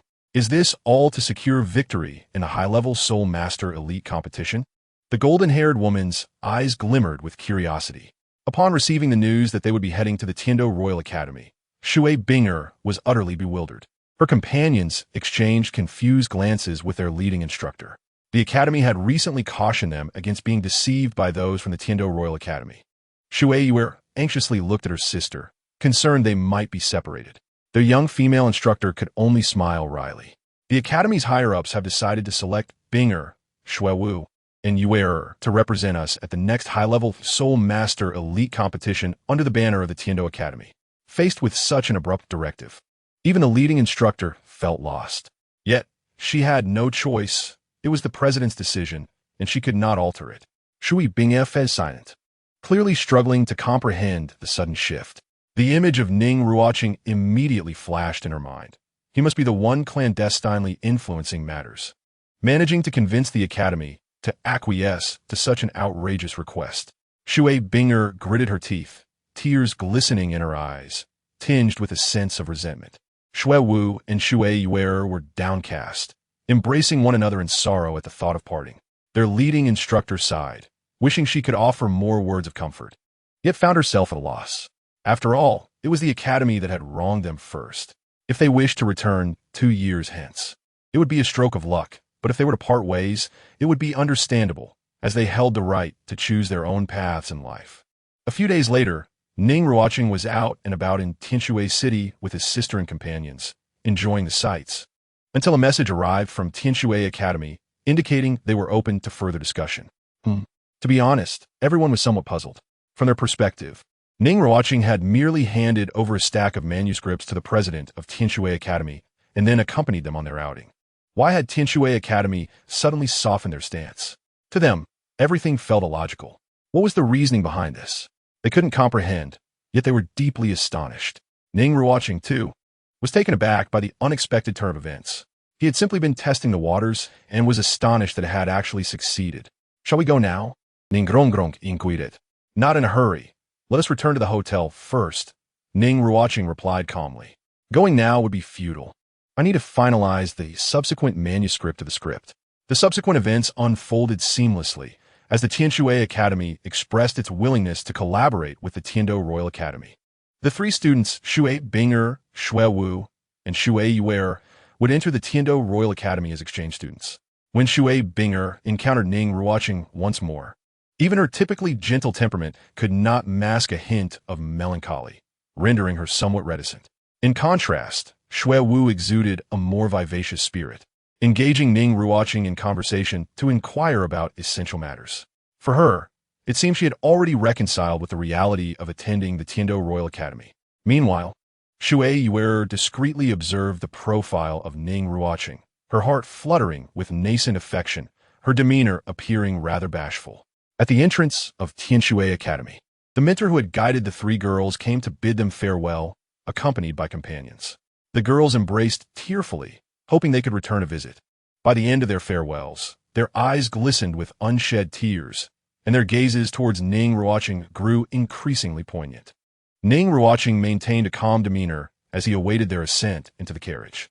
Feng Xiaodian, who had settled in earlier, gazed out the window at this touching scene, sighing with sympathy. How unfortunate, how lamentable. It was all due to the leader's insensitivity that the sisters had to part ways. The bond between Binger and her companions was truly admirable, and their heartfelt send-off was enviable. Ning Ruochen, observing from the window, spoke with longing. Feng Xiaotian nodded in agreement. Suddenly, Ning Ruochen shifted her focus, her innocent eyes fixed upon Feng Xiaotian. When you departed, Xiaotian, your companions at the Shenkong Academy must have felt quite sorrowful, mustn't they? Feng Xiaotian's expression stiffened, caught off guard by her words. How could this child speak with such an odd tone? After bidding farewell to their mentor and former companions, Shui Binger and the others finally boarded the carriage adorned with the Tendo Royal Academy emblem. The interior of the carriage was spacious and luxuriously decorated, comfortably accommodating even a dozen passengers without feeling cramped. The new members of the team were still unfamiliar to one another, with Shui Binger's cool demeanor leading Shui Wu to initiate conversations. Aware that Ning Ruochen was the core of their team, Shui Wu briefly introduced their respective capabilities, such as their martial souls and spirit power. She also subtly probed Ning Ruochen for intricate details about the Tendo Royal Academy. However, Ning Ruochen was at a loss for information until Ye Lingling stepped in to provide answers. As Ning Ruochen observed the interactions among the group, his younger sister nestled closer, resting her head on his shoulder. After a flurry of activities, they had finally gathered their team. Presently, the members of the Tendo battle team were as follows. Captain, Ning Ruochen. Vice Captain, Yu Qianheng. Members, Dugu Ye Lingling, Feng Xiaotian, Shui Binger, Shui Wu. Reserve members, Shui Yuer, Huo Wu, to be confirmed. Huo Wu Shuang, to be confirmed. The team composition had been finalized, and now they awaited the commencement of the Senior Soul Master Elite competition in 2 years' time. As they set forth on their journey, the carriage bearing the Academy emblem gradually approached its destination, ultimately halting at the grand entrance of the Tendo Royal Academy. A group of young individuals disembarked, led by a tall youth clad in white, whose exquisite features were complemented by long, raven hair cascading down his back, emanating a gentle aura. Accompanying him was a slightly younger, refined girl dressed in a royal blue silk gown. Shui Wu gracefully alighted, gazing up at the imposing entrance of the Academy and the youthful scholars entering and exiting. Is this truly the Tendo Royal Academy? Shui Binger and Shui Yuer, unfamiliar with Tendo City, surveyed their surroundings at the Academy's entrance. Would they indeed spend the next 2 years here? Feng Xiaotian, however, appeared quite at ease, surveying the Academy with the confidence of a leader inspecting his domain. In his eyes, conquering the Tendo Royal Academy was a trivial matter. Under Ning Ruochen's guidance, the group ventured into the Academy, where they were frequently greeted by bowing students. Initially, Ning Ruochen acknowledged their greetings with nods, but as they progressed, he grew increasingly disinclined to respond, leading his companions directly to the administrative area. Ning Ruochen ushered them into a brightly lit, elegant room, adorned with incense and verdant plants. Within awaited 3 venerable elders, their faces adorned with warm smiles. Ruocheng, it is a pleasure to see you again, the elder in white said, stroking his goatee and regarding Ning Ruochen and his companions with kind eyes. He was none other than the esteemed head of the Academy's 3 major committees, Dream God Machine, an 86th level soul, Duel, specializing in control-type martial souls, with his martial soul being Dream Demon. To his left stood the portly elder, by Bao Shan, the second in command of the committee, an 85th level defensive soul, Duel, his martial soul being the Celestial Star Furnace. To the right was the tall and slender elder, Jilin, the third member of the committee, an 83rd level control-type soul Duel, with the Celestial Green Vine as his martial soul. The 3 elders were familiar with Ning Ruochen and instinctively scrutinized the unfamiliar faces among the group. By sensing the aura of spirit power emanating from them, they could readily assess their strengths. Feng Xiaotian and Shui Binger drew their attention, while Shui Wu and Shui Yuer exhibited slightly lesser spirit power. Ning Ruochen briefly exchanged pleasantries with the 3 elders, proactively mentioning the diplomatic mission and the exchange students he had brought back from the affiliated academies. The elders expressed their satisfaction, nodding in approval from time to time. What's your name? Dream God Machine inquired, focusing on Feng Xiaotian. Junior Feng Xiaotian, 38th level agility type soul master. My martial soul is the Gale Two-Headed Wolf. Feng Xiaotian responded respectfully. Dream God Machine nodded in approval. To reach 38 at such a young age, the fourth ring is within your grasp. Show me your martial soul. Yes. Feng Xiaoyan's eyes suddenly shimmered with a hint of azure light. Martial soul, possession. Two fierce wolf heads manifested on his shoulders, surrounded by a swirling tempest. While an ethereal two-headed demon wolf appeared behind him, and three spirit rings, two yellow and one purple, rose beneath him, his aura fully unleashed. Observing the display of his martial soul, Dream God Machine nodded in satisfaction. Excellent, excellent. The three elders recognized the mutation in Feng Xiaoyan's martial soul, noting its stable and beneficial nature. He was a promising talent for cultivation, and Ning Ruochen had indeed struck gold this time. Shui Binger and Shui Wu were also captivated by Feng Xiaoyan's display. Having only interacted briefly, this was the first time they had witnessed his martial soul. Shui Binger gazed at Feng Xiaoyan, her azure eyes sparkling with intrigue. Shui Wu, observing the swirling tempest around him, felt a surge of fierce energy emanating from him, prompting her to ponder. If it were a one-on-one duel, could Binger triumph over him? Ning Ruochen observed the scene with a serene smile, fully aware that Feng Xiaoyan's potential extended far beyond what had been revealed. The Flight of the Soul technique, a self-created soul skill, presents him with boundless possibilities for the future. What is the name of this young girl? The plump-eyed Baoshan cast a curious glance toward Shui Binger. He was intrigued, as Feng Xiaoyan was already a rare genius. He wondered what the situation with this young girl would be. Bai Baoshan's words immediately captured the attention of everyone present, all eyes turning toward Shui Binger. She bowed once more, introducing herself as Shui Binger, a level 38 control system soul master with a martial soul of an ice phoenix. Upon hearing this, the three instructors were momentarily stunned. Observing their reaction, Shui Binger promptly summoned her martial soul. A mist of icy vapors enveloped her, rapidly revealing a striking ice blue phoenix, causing the temperature in the vicinity to plummet, with cold air surging and expanding. Beneath her feet, three soul rings, two yellow and one purple, radiated brilliantly. Ning Ruochen shivered and instinctively retreated behind her brother. The three instructors were equally astonished by the spectacle. A top-tier ice beast martial soul, Feng Xiaoyan, despite his prior expectations, was still profoundly impacted upon witnessing Shui Binger's martial soul. Yu Tianheng's eyes danced with flickering arcs of blue electricity, brimming with fighting spirit. The Ice Phoenix. How does it compare to the blue electric Tyrannosaurus Rex? Dugian fixated on the wings of the Ice Phoenix behind Shui Binger. Nothing much, just observing. Coincidentally, her own martial soul bore similar wings, albeit fire-based. Perhaps they could arrange a duel in the future. Shui Binger retracted her martial soul and composedly stepped back, subconsciously glancing over her shoulder to find Yu Tianheng and Dugian both staring at her, which made her feel somewhat uneasy. The three instructors struggled to regain their composure. A top-tier ice beast martial soul, especially one as legendary as a phoenix, holds the potential for great future endeavors, possibly even aspiring to become a title Douluo. How could the Heavenly Water Academy bear to let such a gifted individual slip away? Subsequently, Shui Wu briefly introduced herself as well. She was currently a level 36 control system soul master with a martial soul silken snow dance, possessing the ability to manipulate weather, after which she fell silent. Ning Ruochen cast a glance at her, but said nothing, concealing her capability to fuse her martial soul with Shui Binger's. With the display of Shui Binger as top-tier martial soul preceding her, the three instructors deemed her talent commendable but did not give it much thought. Shui Wei, on the other hand, was a level 31 agile attack system soul master with a martial soul of a dolphin. A dolphin. Ning Ruochen had no intentions of letting her engage in combat. She was merely a mascot to support Shui Binger. The three instructors were nearly unable to suppress their laughter. What a splendid maneuver they had executed. Oh, by the way, the two exchange students from the Blazefire Academy arrived a few days ago. Ruocheng should find some time to check on them, Dream Divine Machine remarked, almost forgetting. Oh, all right, Ning Ruochen. Chapter 71.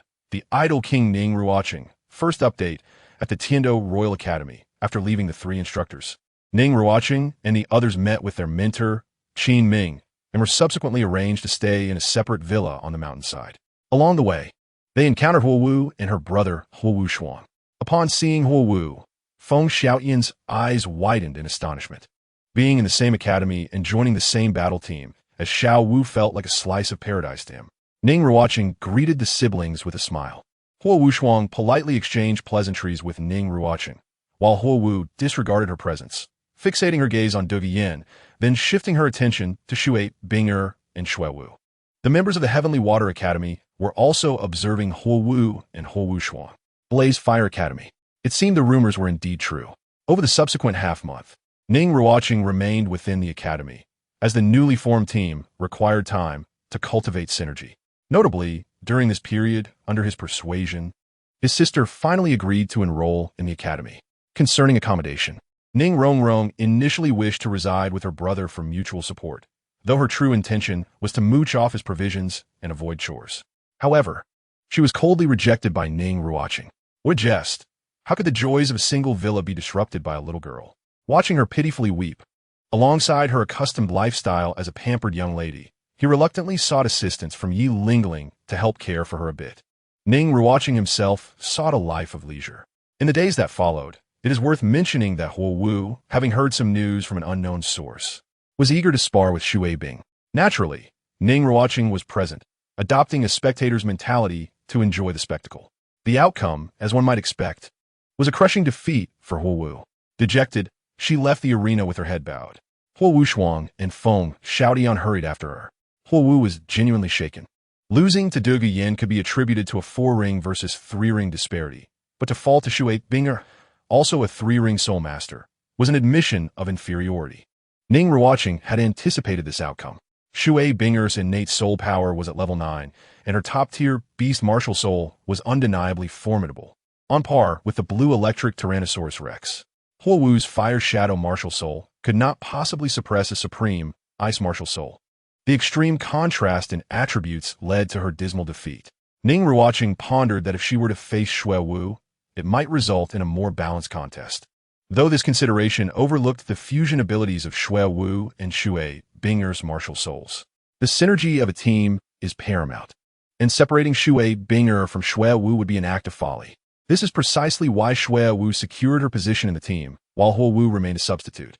Not far away, Feng Xiaodian stood in place, bewildered, after Huo Wu coldly pushed him away. In the celestial realm, Ning Ruochen was tending to the medicinal fields, watering the spiritual liquid and weeding. The celestial herbs planted in the spiritual field flourished vibrantly, exuding the intoxicating fragrance of exquisite celestial products, and the blue-silver emperor's growth was promising. Recovering well and increasingly dependent on Ning Ruochen, the tender green shoots of the golden dragon yam extended from the earth, with leaves shimmering with golden threads. Ning Ruochen also took time to check on the area where he had planted the red jade stones, watering them with life-giving green liquid. As long as he refrained from turning the soil, they would forever exist in a state between seed and stone, maintaining the potential for germination.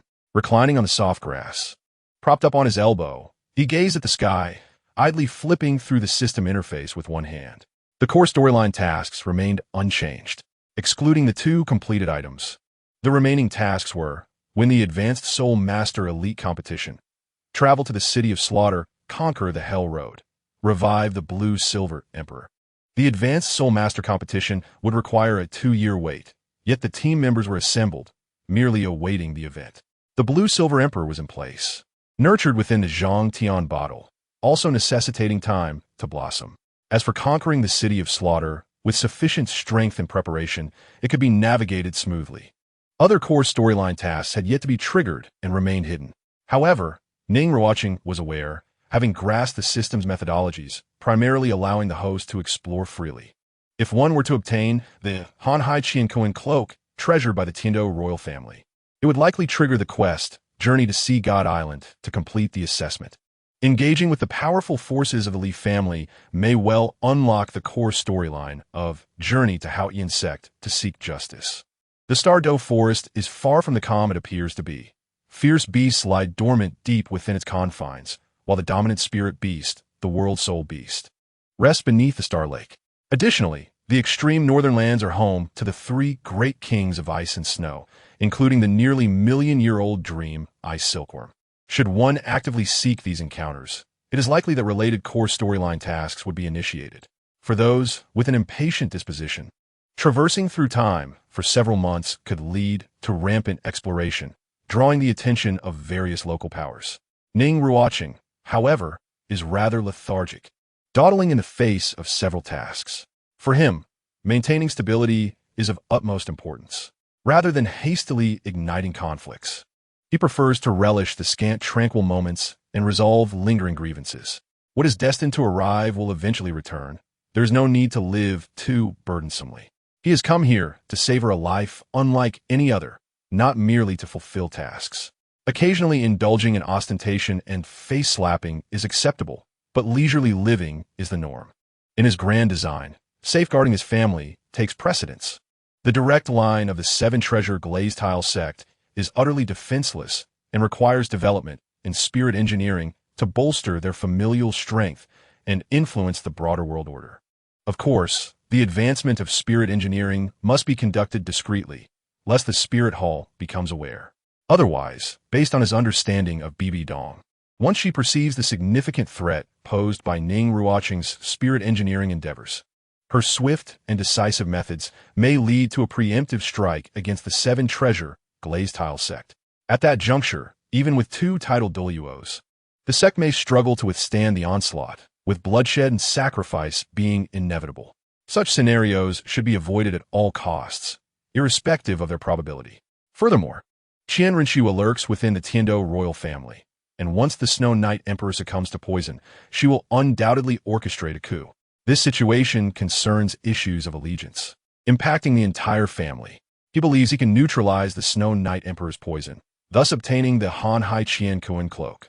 What will be the consequences for Qian Renxue if her plans were thwarted? She would likely be inclined to strike him down with a sword. Once spirit engineering reaches fruition, producing a 9th-level spirit cannon under the umbrella of nuclear deterrence, how would the global dynamics shift?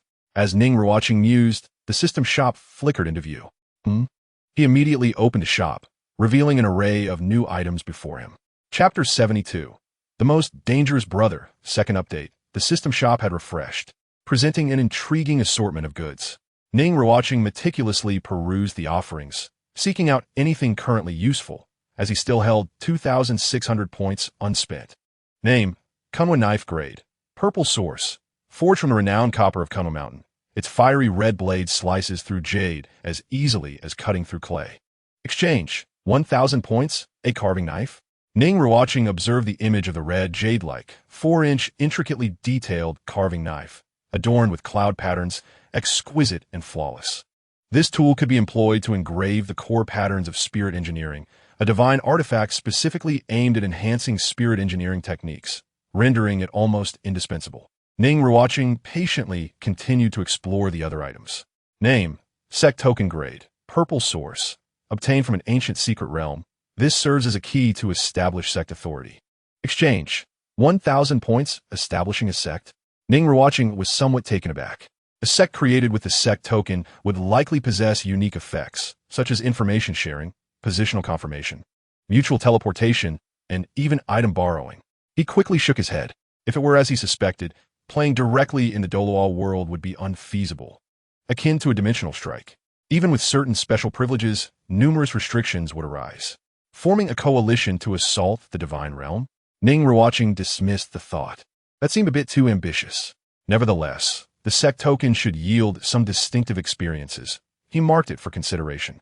Name: Eye of the Enchantress Grade. Purple source. Formed from the vengeful spirit of a dying fox demon. This magical eye harbors enchanting powers, illusions, and soul-impacting abilities. Exchange: 1,000 points. Remarks: Do you desire to possess an otherworldly eye? Fulfill your wish.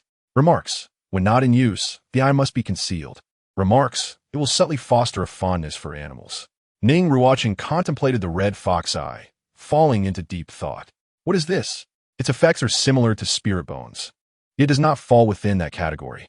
The potency is reasonable. The enchantment, illusions, and soul attacks are fairly standard, making it optional. Unless it can manifest a kaleidoscope or summon Susanoo, it might not warrant further consideration. Name: Hidden God Necklace Grade. Yellow source. Crafted by an alchemist in pursuit of beauty for a sprite, this necklace conceals one's aura. Remarks: Dropping the necklace will result in loss of effect. Ensure it remains on your person. Remarks: Avoid water sources. lakes, etc., or misfortune may ensue. Exchange, 100 points name, cleansing marrow pill grade. Yellow source, created by a pitiful alchemist seeking materials from another world. This pill, brewed according to ancient formulas, possesses marrow cleansing properties, with hopes of reversing fate. Remarks, each individual may only consume one pill. Additional doses will be ineffective. Remarks, there is a 50% chance of ineffectiveness. Remarks, this pill is genuine. Exchange, 500 points name, Swift Escape Talisman Grade. Yellow source, a talisman crafted by a certain cultivator for ease of escape, allowing one to move as swiftly as the wind, covering 1,000 miles in a day. Exchange, 250 points as he continued to scroll. He encountered scrolls for enhancing spirit ring ages, which he deemed unnecessary to explore further. Ning Ruochen opted to first exchange for the Kunwa knife, as it would be useful in engraving spirit engineering. As for the sect token, he would consider it, but did not feel an urgent need to exchange it. The Eye of Enchantment had reasonable effects, but did not captivate him enough. Were it a double eye, he would undoubtedly go to great lengths to accumulate points for an exchange. Were it a Sharingan, he would not hesitate to redeem it. Subsequently, he also exchanged for a cleansing marrow pill, intending to bring it back for his sister. Ning Ruochen was aware of the pill's effects. The talent system on Douluo continent is linked to innate spirit power. Those with full innate spirit power are akin to prodigies with heavenly roots, and it proceeds downward from there. His sister's innate spirit power is level 9, indicating she is still some distance from her peak, and the cleansing marrow pill should help bridge that gap. However, the fact that there is a 50% chance of ineffectiveness was news to him. Had the alchemist truly been that incompetent, producing a batch of inferior pills? To make matters worse, this type of pill only takes effect after the first consumption. Ning Ruochen's palm manifested a red jade-like, cloud-patterned 4-inch carving knife, cool to the touch, its blade sharp as a mirror, reflecting his pupils. Beep. Remaining points, 1,000. Ning Ruochen exited the medicinal field world, returning to the first layer of reality. He gazed at the vast, boundless floating islands and inexplicably recalled the sect token. If one were to invoke the sect's decree to establish a sect in this place, would it not give rise to a unique locale? Undoubtedly, it would exist as a small world, independent of the Douluo realm. Would the disciples admitted into the sect be able to traverse in and out of this diminutive world? The 9-tiered celestial tower likely harbors 9 layers of such worlds. The first layer is merely an expanse of emptiness, devoid of anything. The second layer is a realm of medicinal fields, suitable for cultivating spiritual herbs and elixirs. What wonders might the third and fourth layers conceal? It is perhaps not mere illusion. The entire Nine-Aperture Exquisite Celestial Tower seems to encapsulate 9 worlds, almost resembling the nascent form of a sect. The origin of this system remains an enigma to him. Ning Ruochen slightly shook his head and departed from the small world, carrying his acquired items. In the brightly lit parlor, Ye Lingling poured a cup of hot tea for Ning Ruochen, sitting modestly beside the sofa. "What is this?" Ning Ruochen inquired, shaking a jade bottle filled with round pills and glancing at her brother. "Sugar beans," Ning Ruochen replied with calm composure. "Brother, do you think I am so easily deceived at my age?" Ning Ruochen pouted, a hint of annoyance in her voice. Ning Ruochen cast a brief glance her way. "If you do not wish for it, you may return it to me." Ning Ruochen promptly tucked the item into her bosom, protectively hiding it away, refusing to part with it. "Swallowing it directly may be somewhat bitter, but it will be beneficial for you," Ning Ruochen stated coolly. "Brother, are you not even going to coax me? Am I unworthy of such attention? I must have misjudged." Ning Ruochen feigned sorrow, wiping imaginary tears. Ning Ruochen regarded her with exasperation. "If I must strategize just to deal with you, I would surely exhaust myself. To put it succinctly, I am unworthy." He resumed, sipping his hot tea, observing her performance. Disappointed, Ning Ruochen retrieved the pill, gazing at her brother with hopeful eyes. "Is there a reward for consuming it?" Ning Ruochen replied. "Who would want this sister? Just take her away, shipping included." Under her brother's disdainful gaze, Ning Ruochen ultimately relented. Reassured by the belief that her brother would not cause her harm, and that their relationship bore no ulterior motives, the 500,000 pocket money had been repaid. With some reluctance, she opened the jade bottle, pouring the cleansing marrow pill into her palm, immediately inhaling its fragrant aroma. gazing at the light golden pill. The size of a longan, she deemed it harmless. She pinched the pill and swallowed it, her eyes widening in shock, clutching her throat as if it were lodged. Her complexion contorted. Ning Ruochen was taken aback. Was the cleansing marrow pill not meant to be swallowed directly? Chapter 73. Xiao Wu's Choice. First update. As dusk approached, the light of day began to fade. At Shrek Academy, Dai Mubai and the others were diligently following the master's guidance, carrying bamboo baskets filled with stones as they circled the academy, perspiration glistening on their brows, striving to become stronger, especially Tang San. Ever since Ning Ruochen's repeated provocations, he had become increasingly resolute in his training, determined to redeem himself in the Advanced Soul Master competition 2 years hence. A fierce glint of defiance sparkled in Dai Mubai's eyes. Having been humiliated by Ning Ruochen, he could not swallow this grievance without retaliation. While Xiao was running with weights, she seemed to sense something, her brow furrowing as she turned to look back. "What is it?" Tang San, noticing her unusual demeanor, inquired. Xiao shook her head slightly. "Nothing." In the office of the dean at Shrek Academy, Flinders sat in his chair, while Yu Xiaojiang stood by the window, observing the students running beneath the setting sun, his brow slightly furrowed. "Recently, these children appear to have been training much harder, yet you seem somewhat displeased," Flinder remarked, intertwining his fingers and resting his chin upon them, a glimmer of light reflecting in his tortoise-shell glasses. Yu Xiaojiang remained silent, not responding. The impact of Ning Ruochen's presence had indeed dealt a significant blow to them, having been knocked down by an assisting soul master with a single punch. However, moderate pressure can also yield benefits, Flinder stated calmly.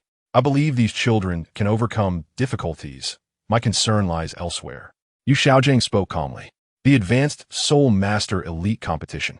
Yu Xiaojiang turned to look at Flinder seated at the desk. Currently, Shrek Academy is not even qualified to register for participation. Flinder's expression froze. The remnants of the sunset cast a shadow across half of his face, his glasses reflecting a golden-red glow, concealing his gaze in silence. They were unaware of this news, focused solely on the aspiration to defeat Ning Ruochen's team in the competition 2 years from now, which fueled their relentless training. After Yu Xiaojiang finished speaking, he regarded Flinder, who remained silent. "Leave the matter of the quota to me. You take charge of the students' training." Yu Xiaojiang nodded slightly, turning to exit the office. Flinder remained quiet for a moment, gazing out the window as the sun dipped below the western hills. After training concluded, Yu Xiaojiang observed Dai Mubai, Tang San, and the others, panting and drenched in sweat, utterly exhausted. He instructed them to return to their quarters for a medicinal bath before dispersing. Back in her wooden dormitory, Xiao Wu leaned against the door in silence. "Xiao Wu, what troubles you?" Zhu Zhuqing inquired, noticing her pallor, seemingly concerned. Xiao Wu shook her head gently. "I am fine." As night fell, the academy was shrouded in darkness, the bright moon hanging high. Xiao Wu awoke from her slumber, quietly lifting the covers to glance at the sleeping black-haired girl beside her. The door of the wooden house creaked open a crack, and a shadowy figure slipped out, swiftly vanishing into the darkness towards the forest on the back mountain. In the back mountain-esque woods, the moonlight cascaded down, sporadically illuminating the forest gaps. A petite figure darted through the trees, halting abruptly in a clearing. At the edge of the clearing stood a shadowy figure cloaked in loose black robes, obscured by the night, rendering their form indistinguishable. "You have arrived," the mysterious figure remarked with an air of indifference. "Who are you?" Xiao Wu demanded, warily observing the enigmatic man, her heart racing, her hands clenched tightly. He knew her secret, although aware that venturing out carelessly could lead to danger. She could not reveal her secret, nor could she share the information with her companions or mentors. "Are you also afraid?" the dark-robed figure asked with a cold chuckle. Xiao Wu furrowed her brow, cautiously retreating, feeling regretful for coming here. "The Titan giant ape and the sky blue bull python are still at Star Lake, right?" The dark-robed figure's words sent a tidal wave of shock through Xiao Wu's heart, her expression one of astonishment. "Who exactly are you?" "My identity is of little consequence. It will be simple to end your life. I am here merely to offer you 2 pieces of advice." The dark-robed figure's cold voice resonated. Xiao Wu stared blankly at him, her mind racing with conflicting thoughts. "First, return whence you came. Otherwise, you will soon meet your demise." The dark-robed figure stated impassively. Xiao Wu's heart tightened as she eyed him warily. What if I refuse? Xiao Wu bit her lip, hesitating. Are you certain? The dark-robed man raised his gaze to her. Though Xiao Wu could not see his face clearly, she could still feel an overwhelming sense of pressure. I wish to stay, even if it means death. The dark-robed figure questioned. A myriad of images flashed through Xiao Wu's mind. The mother who accompanied her deep within the forest, the human invasion, and her brother standing before her as a shield. Then perish, the dark-robed figure fell silent. The two remained motionless, allowing the gentle breeze to envelop them. Amidst the swirling leaves in the forest, only the gentle rustle of the wind remained. Xiao Wu remained vigilant, though her tension had lessened. She sensed no malice from the mysterious figure, cloaked in black. The billowing sleeves of his robe revealed a glimmer of red, a resplendent ruby pendant that sparkled under the mottled moonlight. Take good care of this, he said as he casually tossed the pendant to Xiao Wu, where it landed on the grass before her, glittering invitingly. As she gazed at the pendant lying quietly on the lawn, upon lifting her head once more, she found that the enigmatic shadow had vanished without a trace. Hesitantly, she picked up the pendant from the ground, cradling it in her palm, her gaze somewhat vacant. Suddenly, she perceived the surrounding scenery twisting rapidly, a transformation that filled her with dread, prompting her to instinctively call for help. Yet in the next moment, a blinding light enveloped her entire being, rendering her unable to open her eyes. Xiao Wu, what is wrong? A soft, familiar voice called out beside her. Xiao Wu turned to see Zhu Zhuqing, the girl with black hair partially concealed beneath a blanket, rubbing her sleepy eyes and looking at her with concern. It was then that Xiao Wu realized she was in her dormitory. Everything that had transpired seemed but a dream, a nightmare, to be precise. Did you have a nightmare? Zhu Zhuqing asked, now fully awake. Noticing Xiao Wu's pale complexion, she expressed her worry. Earlier, she had observed that Xiao Wu's emotions were somewhat off after training. Just as Xiao Wu opened her mouth to speak, Zhu Zhuqing exclaimed, "What is that? It's beautiful." She admired the object in Xiao Wu's hand. Glancing down, Xiao Wu discovered she was holding a string of ruby-encrusted pendants. She shook her head slightly. It was just a nightmare. Then let me hold you while you sleep. So you want to be afraid. Okay. The two teenage girls embraced each other. Thank you, Zhuqing. MHM. As Zhuqing gradually drifted back to sleep, Xiao Wu found herself unable to close her eyes, clutching the pendant in her hand, her mind swirling with thoughts of the mysterious figure. Chapter 74. The resurgence of the silver dragon King. Time slipped by swiftly, and months had passed in an instant. In the Dantian realm, Ning Ruochen sat in meditation upon a vast floating island, surrounded by swirling purple mist. A massive purple-scaled true dragon circled around him, its presence palpable.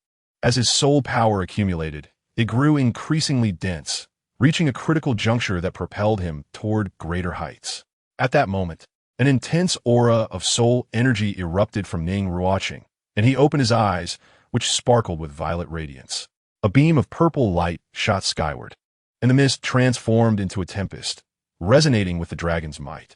The purple-scaled true dragon expanded in size, straddling the line between reality and illusion, its form ethereal.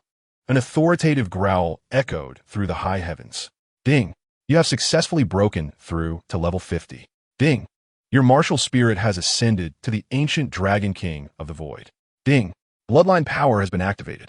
Ding! Soul skill effects have been enhanced. Ning Ruochen floated above the void, his hair and garments dancing wildly, his gaze radiant as if he were a celestial being. The entirety of the Dantian realm resonated, the heavens and earth harmonizing in a grand symphony. Meanwhile, far away in Stardow Forest, in the expansive core region where peculiar flora thrived along the shores of a hidden lake, a deep slumbering silver dragon cocoon suddenly pulsed with the sound of a heartbeat. Elements began to converge violently, forming a tempest of elemental chaos. The waters of the star lake surged, revealing an enormous being whose size rivaled that of a small mountain. Covered in azure, serpentine scales, with massive bull-like horns and lantern-like eyes glowing with an eerie light. This was the Tianqing Yopong, one of the 10,000-year-old soul beasts of the Stardow Forest. Known as the king of soul beasts, it now trembled uncontrollably, unable to resist the urge to cower. At the edge of the star lake, a colossal black ape, resembling a mountain, knelt before the tumultuous elements, quaking in fear. Terrifying elemental currents gathered above the star lake, colliding and coalescing into a fearsome storm. The once quiet core region of the forest erupted with overwhelming energy. A massive black-eyed dragon blotted out the sky, its presence commanding, causing 10,000-year-old soul beasts to bow in trepidation, while weaker ones succumbed to unconsciousness. Among the trees, ancient tree spirits awakened, their sinister purple eyes blazing with formidable mental power, manifesting across countless ancient woods. Crimson, three-headed hellhounds stirred, their bodies ablaze with infernal flames. Deep within a tangled, ancient cave, a dormant, dark golden creature suddenly opened its dark golden eyes. Its sharp claws tore through the darkness as the boulders blocking the cave entrance shattered, scattering debris in every direction. From the depths of the ancient cave emerged a gigantic bear with dark golden fur, its claws elongated into fearsome, dark golden talons. A healing emerald light radiated softly, nourishing all life. From this luminescence stepped forth a breathtaking young woman clad in a green gown, her long emerald hair cascading behind her, adorned with 2 pairs of wings atop her head. Her eyes shone with gem-like green brilliance, her beauty captivating all. The emergence of these beings caused the soul beasts, who once ruled the core region in constant conflict, to cower in fear. Before the true beast kings, these lesser monarchs dared not raise their heads. The awakened beast kings gathered outside the Star Lake. A colossal black dragon with golden eyes descended upon the shores, transforming into a dignified middle-aged man, donned in a black cloak and armor, his long black hair cascading like a waterfall behind him, crowned with a pair of black dragon horns. Around him, the void distorted dramatically, creating whirlpools of black soul energy that exuded an overwhelming dragon might. The Tianqing Niupong and the Titan Great Ape, both prostrated before this supreme soul beast sovereign, recognized him as the true ruler of the Star Do Forest, reigning over millions of soul beasts. The Tianqing Niupong realized with deep apprehension that it had encroached upon the territory of this sovereign, an act that undoubtedly provoked a tempest. Just as it sought to plead for mercy, this imperial figure in the realm of soul beasts unexpectedly bowed in deference. Beneath the tranquil surface of the Star Lake, a massive black shadow emerged, bursting forth to reveal a colossal silver dragon. It possessed powerful limbs and a body cloaked in semicircular silver scales, its dragon head raised with imposing majesty, and its large eyes gleaming with violet light, unfurling a pair of expansive silver wings that obscured the sky. The once chaotic elements in the void seemed to find their source, encircling the silver dragon and forming 9 radiant elemental halos. Emperor Tian, we welcome you, our lord. The imposing man with black hair bowed in loyalty. The proud silver dragon king gazed down upon him, its violet eyes assessing the cloaked figure, emanating the formidable presence of a deity over all living beings. The silver dragon king lifted its gaze toward the distant horizon, transforming into a delicate young girl clad in white, her long silver hair cascading gracefully. Her eyes sparkled with purple essence as she descended upon the shores of the Star Lake, akin to a deity gracing the mortal realm. Emperor Tian. The silver-haired girl with purple eyes looked down upon the cloaked man before her. The azure bull python and the Titan Great Ape were rendered numb, oblivious to the unfolding events, suddenly perceiving the world around them as starkly unfamiliar. It seemed the Star Do Forest was far more intricate than it appeared at first glance. They had once believed that reaching a cultivation of 100,000 years was the pinnacle of the spirit beast realm, only to discover that it was merely the foundation of another tier. The astounding turmoil erupting within the Star Do Forest naturally captured the attention of nearby spirit masters. Numerous spirit masters witnessed colossal elemental storms manifesting in the core region, clearly indicative of a significant upheaval. If a battle were to erupt between spirit beasts of 100,000 years, it would certainly be intriguing, potentially presenting an unparalleled opportunity. This news swiftly reached the headquarters of the Spirit Hall, where the Pope, Bibi Dong, received the report. The large-scale elemental chaos in the Star Do Forest suggested conflicts among high-ranking spirit beasts in the core circle. Had they turned against one another? Bibi Dong raised an eyebrow. If those two 100,000-year spirit beasts were to clash, leaving one another severely weakened, it could represent a fortuitous chance. However, she did not act impulsively. Instead, She decided to dispatch personnel for an investigation to confirm the veracity of the information and to devise a meticulous plan before considering any action. After some contemplation, she resolved to assign the task to Salus, one of the 3 platinum bishops, granting him full authority to investigate the matter. Bibi Dong promptly penned a letter of instructions to relay her orders. Seated alone upon the papal throne, she crossed her legs, her fingertips tapping rhythmically against the armrest. "What news from the princess?" In response, the attendant reported, "Your Holiness, the princess intervened at the Tianxue Academy 3 months ago, occasionally visiting the Yuexian to listen to music and gather some scripts, but there is no other information." Bibi Dong gradually closed her eyes to rest. Chapter 75. Ning Ruochen. I am not joking. First update. At the Spirit Hall branch of the Tendo Empire, upon receiving the Pope's directive, Salus immediately took action, covertly mobilizing high-ranking spirit masters to prepare for an investigation. Naturally, this information reached the Tendo Imperial Palace, where Qian Renxue was present. The chaos in the core region of the Star-Do Forest? She adopted a watchful stance, perusing the recently acquired scripts. However, in terms of excitement and depth, it lacked the emotional resonance of the initial reading. Although that script contained some obscure and peculiar terms, such as what is a monster, the Bull Demon King revealed his true form, reaching a height of 1,000 zhang. Was this an exaggeration of the martial soul's true essence? Furthermore, a monkey clad in golden armor, treading upon a rainbow cloud? The thought struck her as somewhat ludicrous, yet left a lasting impression, particularly the ending, where that individual seemed akin to a dog, evoking a visceral desire to wield her sword against him. However, during that moment, revealing her identity would be inconvenient. Otherwise, she would have certainly brandished her sword, pressing it against his neck to compel him to alter the conclusion. Ning Ruochen of the Tendo Royal Academy received a secret letter from Yuexian. The Tendo City Spirit Hall was covertly gathering high-ranking spirit masters on a considerable scale. This news instantly aroused Ning Ruochen's vigilance. Had their position been compromised, prompting the Spirit Hall to target his family in advance. Fortunately, despite his laid-back attitude, he had prepared numerous contingency measures. Over the past few months, he had secretly produced a substantial batch of offensive soul tools stored within the spatial realm, now potentially useful for unforeseen circumstances.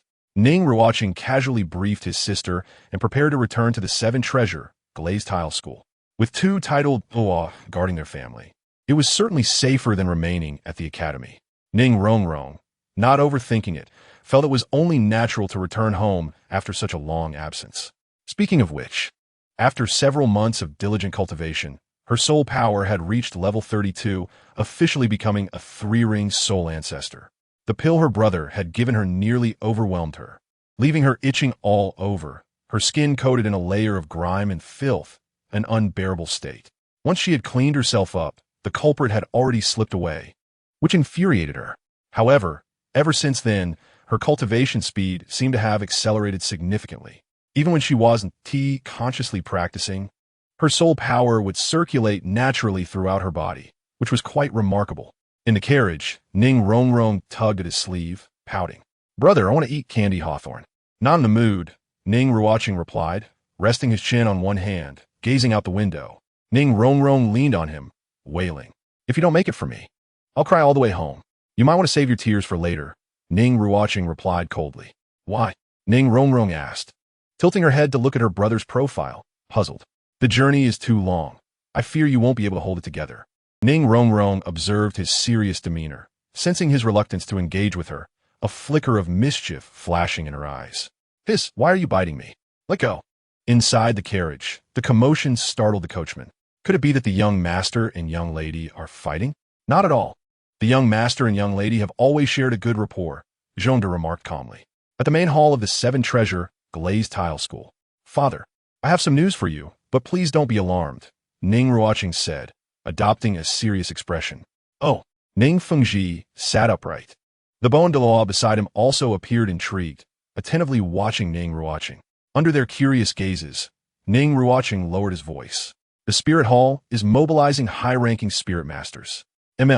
Ning Fengji nodded. "And then? They are evidently preparing to stir up trouble, gathering an army of spirit masters for a night raid.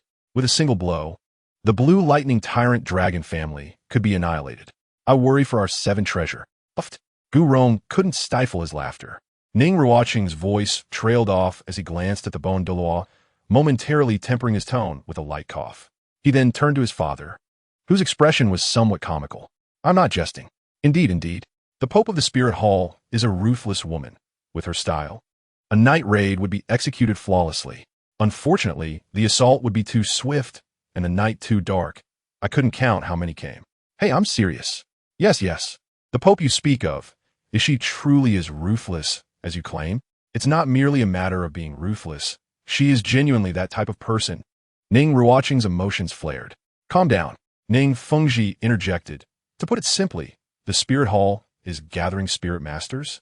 Yes. Ning Fengji continued. Is Ruocheng worried that they will target our sect? Yes. Understood. Ning Fengji replied, somewhat amused, while Gu Rong also found it hard to suppress a grin. Ning Ruocheng shrugged, retrieving an offensive soul cannon from his storage bracelet and tossing it into his father's hands. What is this? Ning Fengji examined the iron contraption with a puzzled expression. Unleash a volley at Grandpa Gu. Bang, bang, bang. The power of the void suddenly condensed, devouring the explosive aftermath. The force was entirely sufficient to obliterate a four-ring soul sect. Gu Rong gasped in astonishment. Both Gu Rong and Ning Fengji exchanged solemn glances, turning their attention to Ning Ruocheng.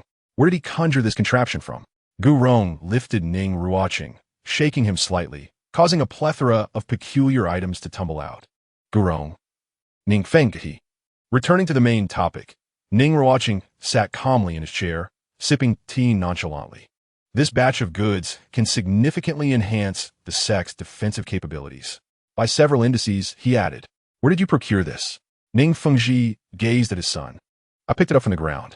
Father, you should keep these items for now. Do not reveal them just yet. Distribute them to the disciples of the sect only during special circumstances. They are quite manageable. Ning Ruocheng calmly sipped his tea. Ning Fengji meticulously scrutinized the metallic objects laid out before him and nodded. If this information were to leak, it could provoke the Martial Soul Hall's apprehension. After all, the power of these items could potentially annihilate a four-ringed soul sect, and even a five-ringed soul king could suffer grievous injury if caught off guard. After conveying these instructions, Ning Ruocheng took his leave. His father was astute. He understood the importance of discretion. In the hall, only Ning Fengji and Gu Rong remained. Fengji? Gu Rong inquired. Yes. Ning Fengji nodded. He had naturally received the news regarding the Martial Soul Hall's gathering of advanced soul masters. But how did Ruocheng come to know about it? Did he possess his own intelligence network? Although the sect was protected by two titled Douluo, the likelihood of an attack was minimal. Nevertheless, Ning Fengji chose to heed his child's advice, recognizing that it is wise to be prepared for unforeseen events. Where did these metallic artifacts originate?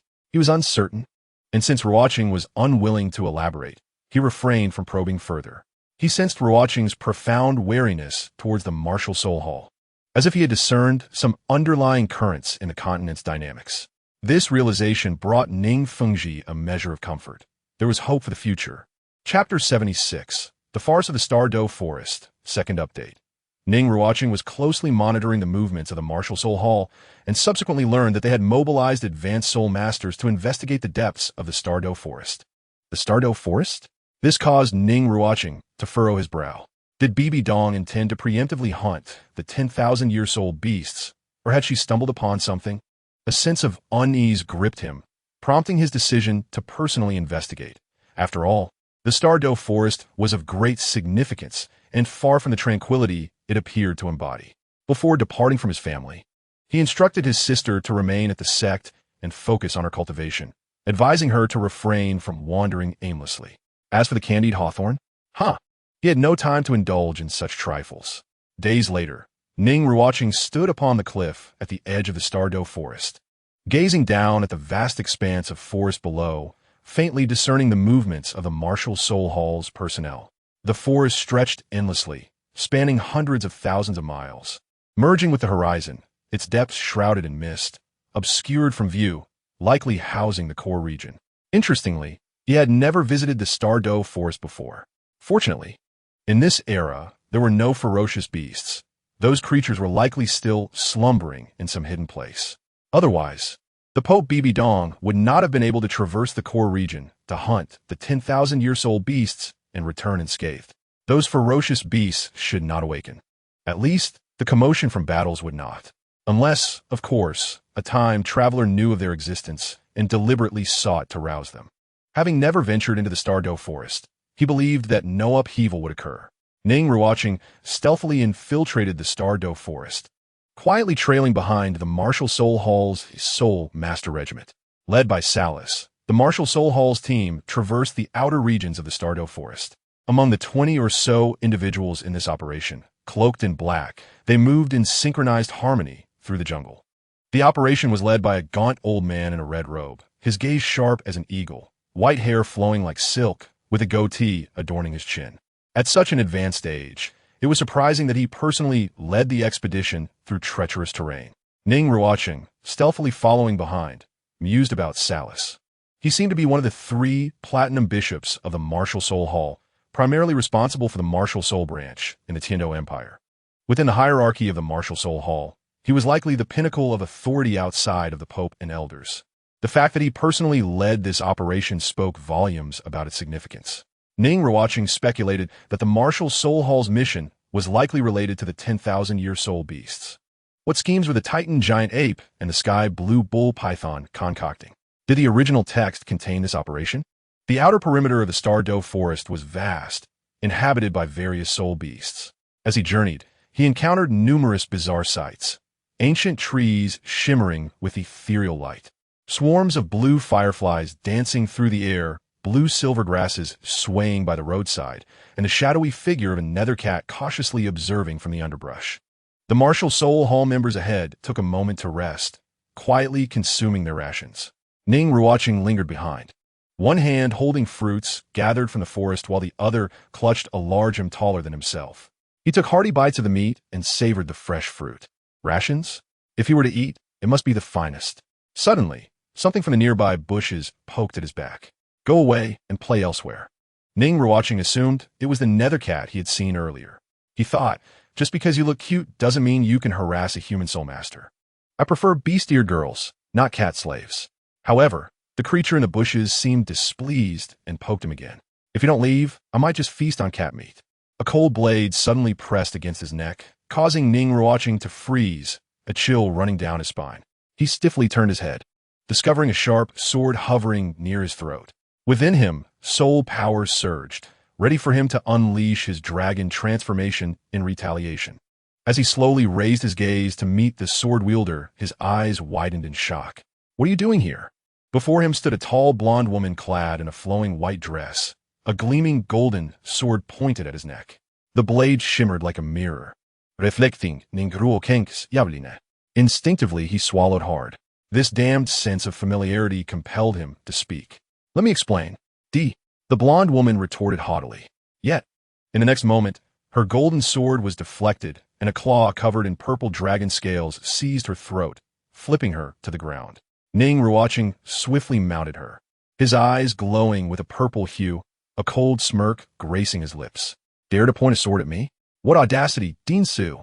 The blonde woman struggled desperately beneath him, her throat constricted. Suddenly, a golden light erupted from within her, prompting Ning Ruochen to release his grip and retreat. She soared into the air, 6 massive golden wings unfurling behind her. Her long hair cascaded like golden threads in the wind. Beneath her, 6 soul rings of yellow, purple, and black emerged as she wielded the golden holy sword, radiating a resplendent golden holy light, surrounded by drifting feathers of light. A soul emperor, Ning Ruochen sidestepped, enveloped in purple dragon scales, revealing his dragon transformation as he observed the hovering blonde woman. It turned out that the old hag from Tianxue Academy was none other than Qian Renxue. What in the world was happening? Moreover, with such a commotion, how could he continue his stealthy pursuit?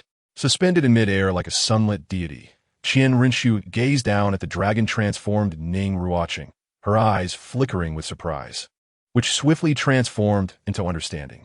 A twin martial soul. No wonder his physical prowess surpasses the norm, enabling him to defeat his peers with mere physicality. So that is it.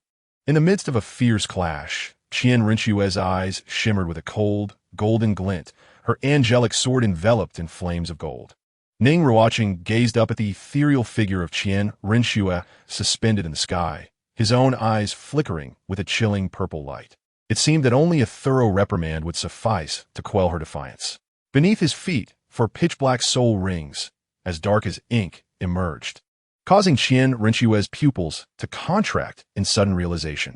The collision of golden sword light and purple void energy ignited a tempest of soul power, startling the nearby Saralas and his companions who had been resting. They beheld the apparition of the angelic spirit, astonished. Could this be Her Highness the Princess? A deep dragon's roar resonated in the air. In the depths of the Stardow Forest, by the shores of the Star Lake, a young silver-haired girl stood upon the rocky edge, serenely observing the undulating surface of the lake. Suddenly, she turned, her violet gaze piercing through the dense forest and mountains, settling on the forest periphery with a sudden intensity. Ditian, a dark-haired man in armor who had been accompanying her, bowed respectfully. Master, as Chapter 77 unfolds, Ditian is coming. Run. Saralas, leading his contingent of soul masters to the site of the confrontation, was taken aback by the scene before him. The breathtaking woman with golden hair, her 6 golden wings unfurled behind her, wielding a golden holy sword like a Valkyrie, was clashing head-on with a white-clad youth draped in purple, illusionary dragon scales. Her Highness the Princess? What's she doing here? Even more astonishing was the sight of the white-clad youth, whose 4 soul rings, all as dark as ink, floated ominously. Behind him swirled purple mist, hinting at the presence of a true dragon. The onlookers were stunned by the configuration of the youth's soul rings, shattering their previous understanding. How could this be? Was a dragon spirit truly behind him? Ning Ruochen, having been momentarily pushed back by the force of the clash, surveyed the intruding party with a cold gaze, locking eyes with Saralas, whose pupils widened in astonishment. It's him, the son of Ning Fengji from the 7 Treasure Glazed Tile School. Disinterested, Ning Ruochen surged forward, transforming into a streak of purple light as he launched an assault. A purple-black dragon claw materialized in the void, radiating a torrent of soul power towards Qian Renxue. She countered, positioning her angelic sword before her and igniting it with a surge of golden flames, unleashing a wave of fiery heat towards him.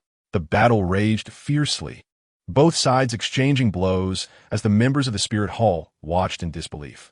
Most of them were around the 6th ring Soul Emperor level, with 3 being 7th ring Soul Saints. Such a search team was already of high caliber, capable of handling most emergencies, as their mission was merely reconnaissance, not direct engagement. Ning Ruochen felt a sense of indignation. His soul power had reached level 50, and his martial spirit had undergone a transformation, awakening the bloodline of dragons. Although he had yet to acquire a 5th soul ring, it was absurd that he could not dispatch a 6th ring Soul Emperor in a timely manner. Qian Renxue, too, felt a sense of confusion. Her angelic martial spirit was a divine-level spirit. Despite being a 6th ring Soul Emperor, she found it impossible to subdue a mere 4th ring Soul Master. Even if he possessed dual martial spirits, boasting a top-tier dragon spirit and 4 10,000-year soul rings, such overwhelming strength was hard to fathom. Unless he had already attained the 5th ring Soul King level and intended to hunt 10,000-year soul beasts to supplement his 5th soul ring, that would indeed clarify the presence of his 2nd martial spirit's soul rings. Yet, even so, she still felt resentful. Why should she be challenged by someone of a lower rank? Both were unwilling to yield, determined to prove their worth as the battle intensified. Beep. Urgent alert. A forbidden entity is approaching the battlefield. Beep. Urgent alert. A forbidden entity is approaching the battlefield. Beep. Detection indicates the golden-eyed Black Dragon King will arrive in 30 seconds. Beep. Detection indicates the golden-eyed Black Dragon King will arrive in 29 seconds. Suddenly, Ning Ruochen distanced himself from Qian Renxue, suspended in the air, his complexion turning pale. What on earth? Is someone playing a trick on me? The golden-eyed Black Dragon King? Ditian has been sleeping soundly in the core area, and even when BB Dong stirred up trouble hunting a 100,000-year soul beast, he remained unresponsive. Why now? Who let him out? And why is he arriving in 30 seconds? Panic surged within Ning Ruochen. This was no jest. He was not like Hui Yu Hao, with a bond to soul beasts.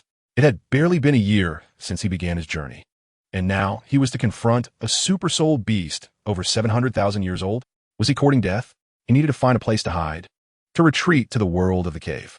25 seconds. Just as Qian Renxue contemplated pursuing him, she noticed Ning Ruocheng's sudden pallor and the rigidity of his gaze directed toward the core area of the Stardo forest, as if sensing an impending crisis. "What is happening?" she questioned, approaching him with a furrowed brow, concern evident in her demeanor. Ning Ruocheng, feeling anxious, turned to her, the countdown pressing heavily upon him. He saw her brow knitted in worry as she looked at him. In her eyes, he was still her junior. Having spent so much time with Ning Fengji as her teacher, a bond had formed between them. Their earlier skirmish had been nothing more than a mere misunderstanding. Ning Ruocheng, his face grave, locked eyes with her. "Do you trust me?" Qian Renxue gazed into his violet-tinged eyes and nodded slightly. Time was of the essence. He needed her to command the troops below. "Can you direct them?" he asked, his voice rapid and laced with urgency. 19 seconds. At that moment, he could easily retreat to the cave world to escape the disaster. Qian Renxue nodded at the Soul Master Legion below, the Spirit Hall's contingent. Witnessing the sudden ceasefire and their conversation, exchanged anxious glances while stealing glances at the core of the forest. Saralas, perceptive as ever, quickly grasped the situation. He recalled tales of the Titan King occasionally roaming the outskirts of the Stardo forest. If his suspicions were correct, the 200,000-year soul beasts in the core area might soon erupt into conflict. The defeated Beast King could appear anywhere outside the core circle. Prepare for the pull of void energy. Close your eyes. Abandon resistance. Life hangs in the balance. We must act swiftly. Ning Ruochen urget. Qian Renxue initially thought that in the face of this impending crisis, he needed everyone to heed his command. However, upon hearing his outrageous request, she was momentarily taken aback. His anxious demeanor did not seem feigned, and the determination in his eyes led her to trust him. She promptly relayed his instructions to the troops below. 10 seconds. The Spirit Hall's Soul Master Legion was momentarily stunned. Close your eyes and abandon resistance? They had yet to grasp the gravity of the situation when the forest spirit beasts in the distant horizon scattered, causing the earth to tremble. The Soul Masters present became acutely aware that a grave issue had arisen within the Stardo forest, suspected to be the emergence of a formidable Beast King. The princess abruptly called for a ceasefire, evidently having anticipated this turn of events. However, instead of receiving orders to unite for defense or to retreat, they were instructed to abandon resistance. Suddenly, a colossal purple-black shadow loomed in the sky, sweeping across the void, exuding an overwhelming pressure that enveloped the heavens and the earth. It was clear that they understood a dreadful crisis was imminent, and the Soul Master Legion was on the brink of collapse. In that fleeting moment, Ning Ruocheng's eyes flickered with a brilliant violet radiance, as a purple mist swiftly shrouded the entire area, simultaneously opening a rift to the world of the cave heavens. The power of the void descended, enveloping all present. Faced with the sudden loss of vision and the void's pull threatening to consume them, the entire army grew increasingly panicked, struggling desperately to escape the quagmire of despair. Salus gritted his teeth and commanded the army to stand down. What nonsense was this? The Legion of Soul Masters fought valiantly against the tide. How could they relinquish their hope for survival in the face of impending doom? In an instant, Ning Ruocheng vanished without a trace. Qian Renxue relaxed her defenses, feeling the void's power engulf her. Moments later, Salus too disappeared into the mist, followed by several other figures, just as the Soul Master Legion, still grappling within the purple fog, suddenly noticed that the void's pull that had been drawing them and had abruptly ceased, cutting off their connection.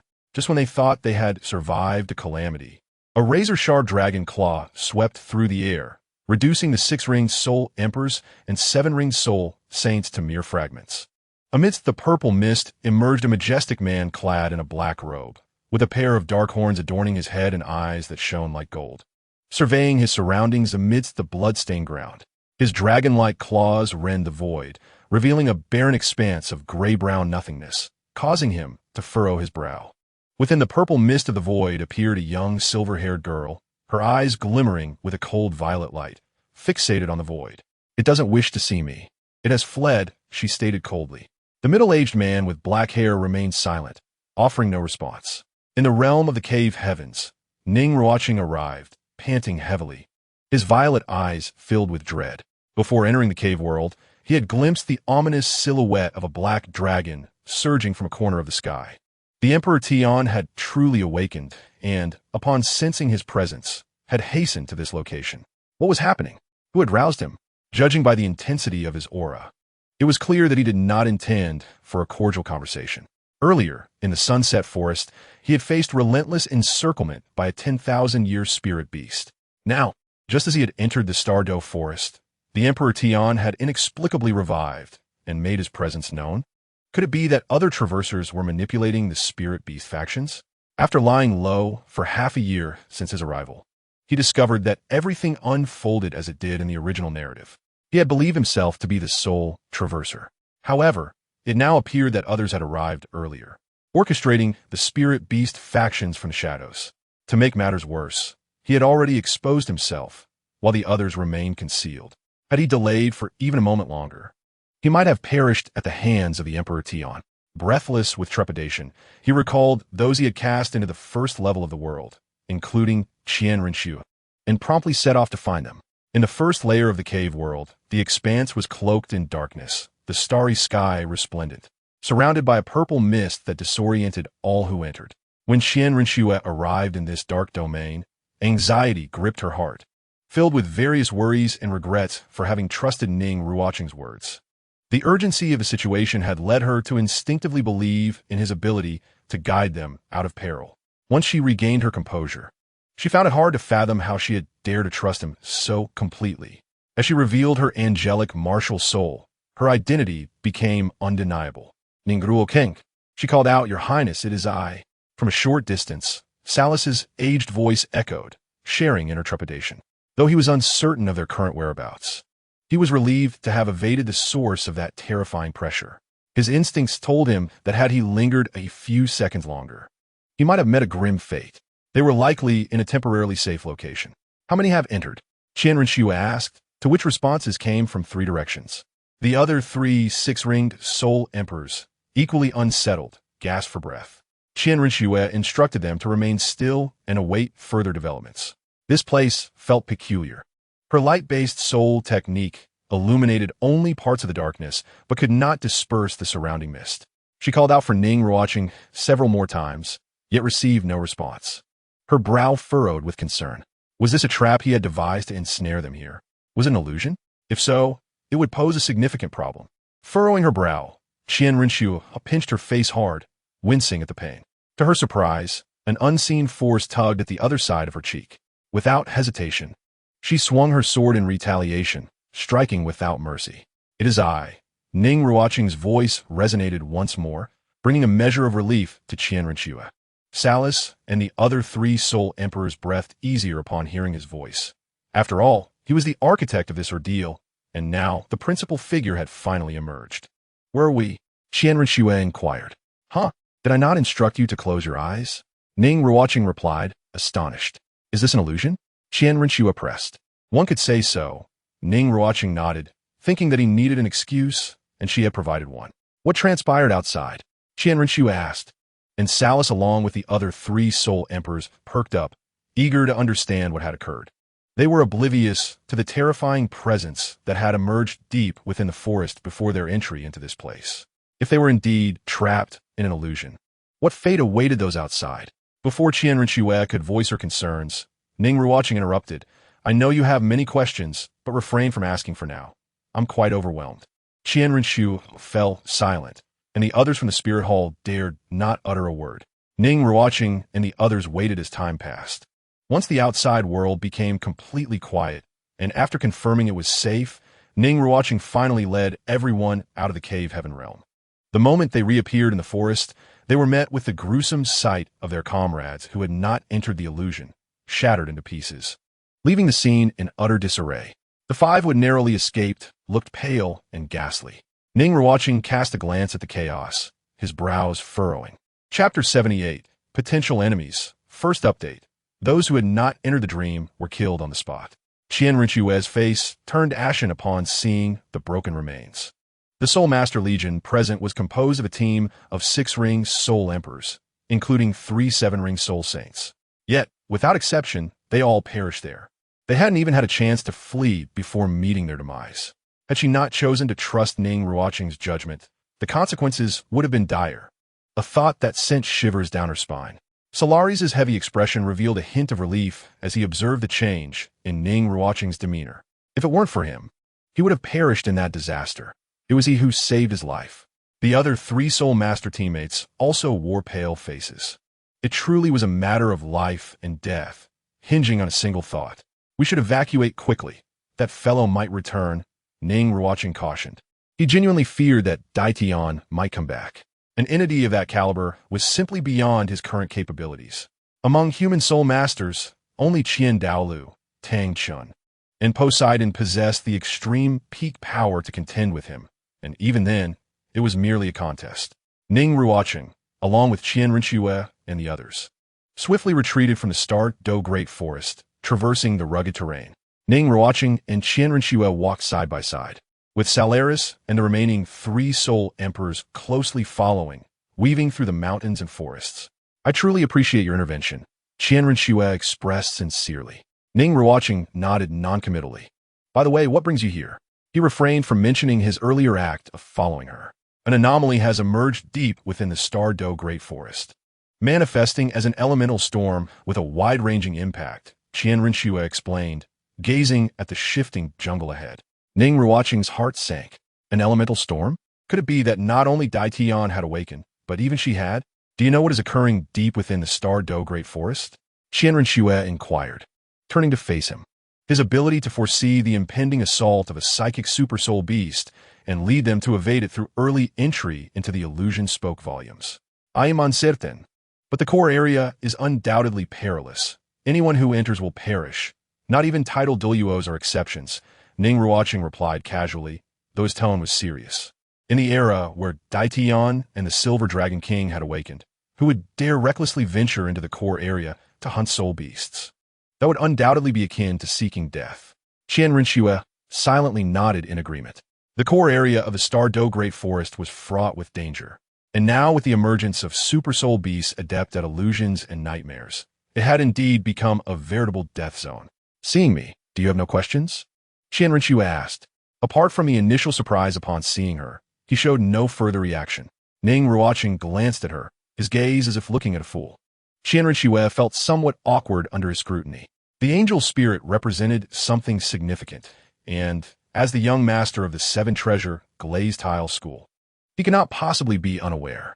Yet, after learning the truth about her impersonation of the Tianshui Academy's principal, he remained silent. May I inquire about your current soul power level?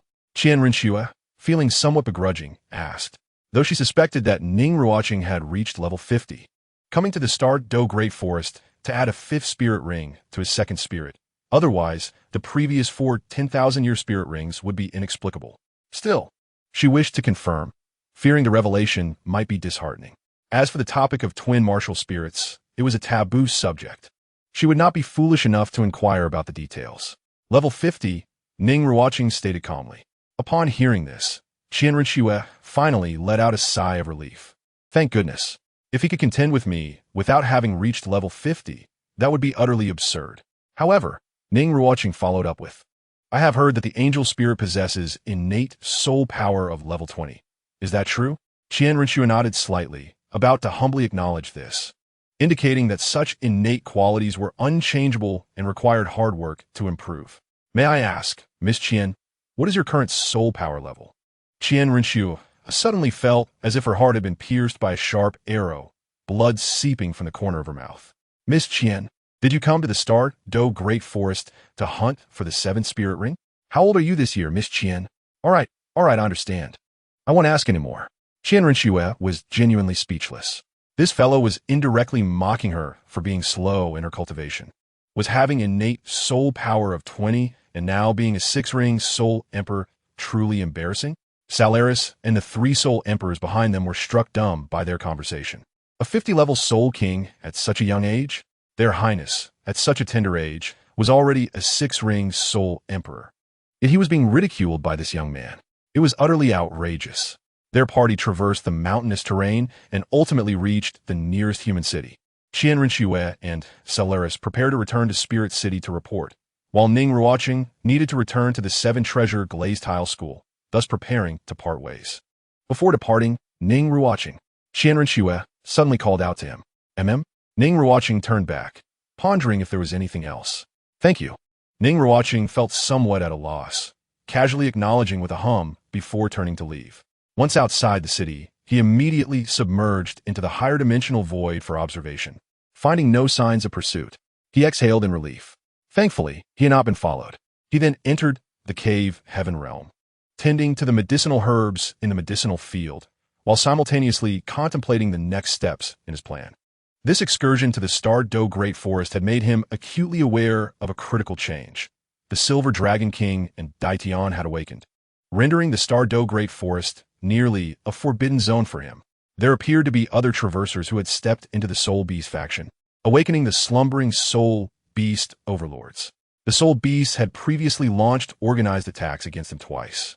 The first time was in the Sunset Forest, where he was besieged by a group of 10,000-year Soul Beasts.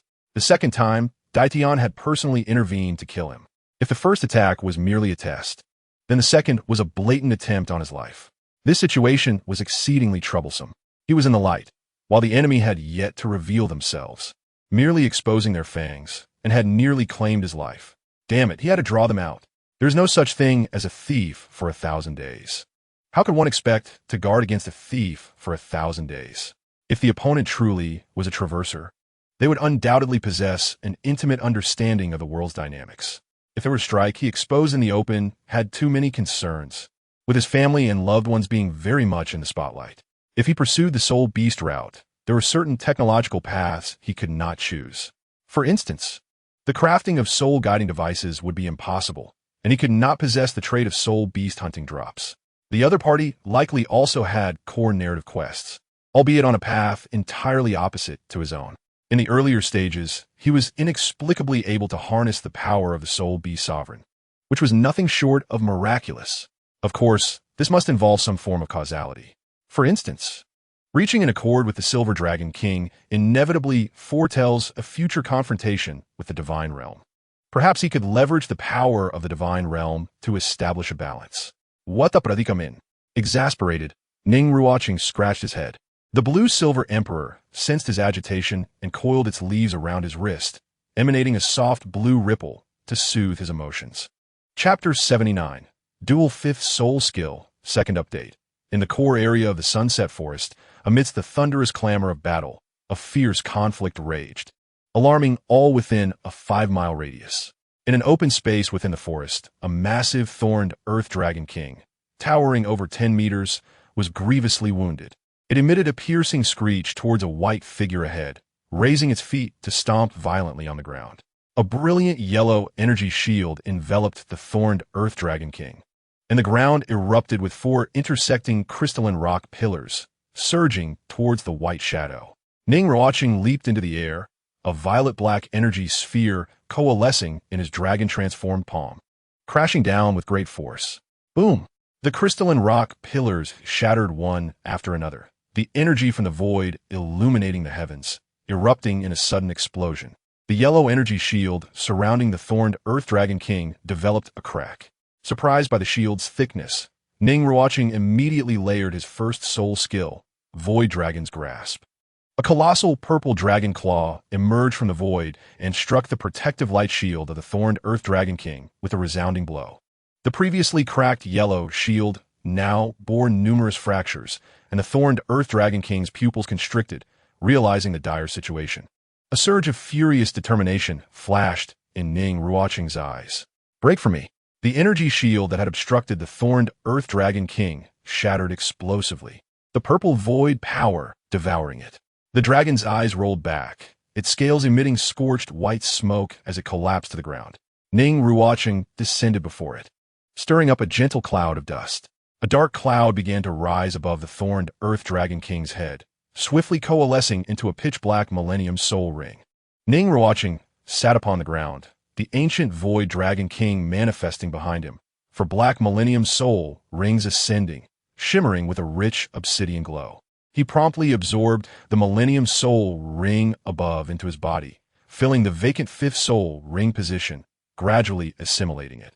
After a considerable duration, the final vestige of energy from the suspended Millennium Soul Ring merged into Ning Ruochen's 5th Soul Ring.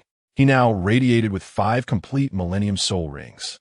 shining with a dark, gem-like brilliance, slowly opening his eyes from his cultivation. Fifth soul skill, 1,000 rock spikes, age, 35, 670 years, source, Thorned Earth Dragon King type group, control, shield, skill description, releases 8 rock spikes into the earth ahead, inflicting chaos upon struck enemies, slowing their movements, and granting a shield with a soul power limit of 40. Ning Ruochen regarded the effects of this fifth soul skill with a touch of astonishment. Previously, while hunting the Thorned Earth Dragon King, he had sensed the formidable thickness of its shield, akin to that of a tortoise, which he could only shatter through the explosive force of his purple sunlight and Void Dragon's grasp skills. The soul skill obtained from the Thorned Earth Dragon King, capable of launching crystalline rock attacks and providing a shield, was anticipated. However, he had not expected that this shield was calculated based on his own vitality limit. In later stages, this skill would undoubtedly become a formidable defensive technique. In the following days, Ning Ruochen roamed the depths of the Sunset Forest, searching for a suitable fifth soul ring for the Nine-Aperture's Lingling Immortal Tower. Dragon-type soul beasts were relatively rare, but those compatible with the Nine-Aperture's Lingling Immortal Tower were even more scarce. After wandering through the core area of the Sunset Forest, just as he was about to settle for a Millennium Soul beast, he turned a corner and entered a marshy wetland. In the wetland, he encountered numerous birds adorned with crimson wings, long legs, and beaks. Upon noticing his intrusion, they turned to look at Ning Ruochen, blinking without a hint of fear. Ning Ruochen observed them from below, intrigued. The scene shifted. Ning Ruochen stood before a fragrant pot, surrounded by a pile of red feathers, holding a large chicken leg. Ah, delightful aroma. Nearby, several large red birds were bound by their legs and wings, emitting desperate cries for help. Ning Ruochen tossed them into the world of the cave. The meat of these birds was quite good and could be nurtured in the first level of the cave world for the time being. Before long, Ning Ruochen sensed a profound hostility. He abruptly looked up to see a peculiar soul beast emerging from the marsh, glaring at him with fury. The creature was a brilliant silver white, resembling a rhinoceros, covered in shimmering silver scales that glistened in the sunlight. Its head bore a pair of broad, colorful horns. Ah, a silver mirror unicorn. A stroke of luck? The silver mirror unicorn pawed the ground and charged at Ning Ruochen. Subsequently, it fell to the ground, and a dark mist of soul power gathered above its head, forming a soul ring. Ning Ruochen sat before it, summoning the Nine-Aperture's Lingling Immortal Tower, manifesting 2 yellow and 2 purple soul rings, and began to absorb the 5th soul ring. After a considerable duration, Ning Ruochen again opened his eyes, astonished. He had initially believed that the 5th soul skill of the Void Dragon would provide a highly progressive shield effect, which was already a pleasant surprise. To his amazement, the 5th soul skill of the Nine-Aperture's Lingling Immortal Tower was equally extraordinary. 5th soul skill, Glaze Divine Light, age, 27, 500 years, source, Silver Mirror Unicorn type, control, air dominance, skill description, summons a 9-color divine light from the heavens, striking any living being within a 10-kilometer radius, forcibly immobilizing them for 1 second, and inflicting a slowing effect with a maximum of 9 strikes. The potency of this soul skill was indeed remarkable, bordering on the extraordinary. Furthermore, its classification demonstrated an innovative approach. In terms of soul skill effectiveness, it was a significant advantage over other control-type soul skills. With the acquisition of these 2 new skills, his strength ascended to a new level, allowing Ning Ruochen's previously restless heart to find some semblance of peace. In the perilous world of Douluo, absolute power brings comfort. Continuing to languish would only lead to self-destruction. He must hasten his cultivation. Those lurking in the shadows had already launched a lethal strike against him. Should he delay further without seeking refuge, the next attack could very well claim his life. Relying on soul beasts was futile. Should he rashly venture to the extreme north, he might unwittingly deliver himself to death. The path to Sea God Island was likely also blocked. Given their ability to awaken Emperor Tian, they might also forge some collaboration with the Deep-Sea Demon Whale King. Should he venture into the sea, the Deep-Sea Demon Whale King could very well launch an assault, leaving him with no means of escape. While the City of Slaughter was indeed suitable for honing skills, it was not the right time for entry. Once inside the City of Slaughter, escape would be nearly impossible in the short term. By the time he emerges, the world outside has irrevocably changed, and it is possible that even the family sect has been vanquished by the adversary. At present, the only path that seems available is that of the Spear Hall. The existence of Qian Douluo may provide a formidable safeguard against the looming threat posed by Detoxification. In this context, Qian Renxue has inadvertently become an inescapable focal point.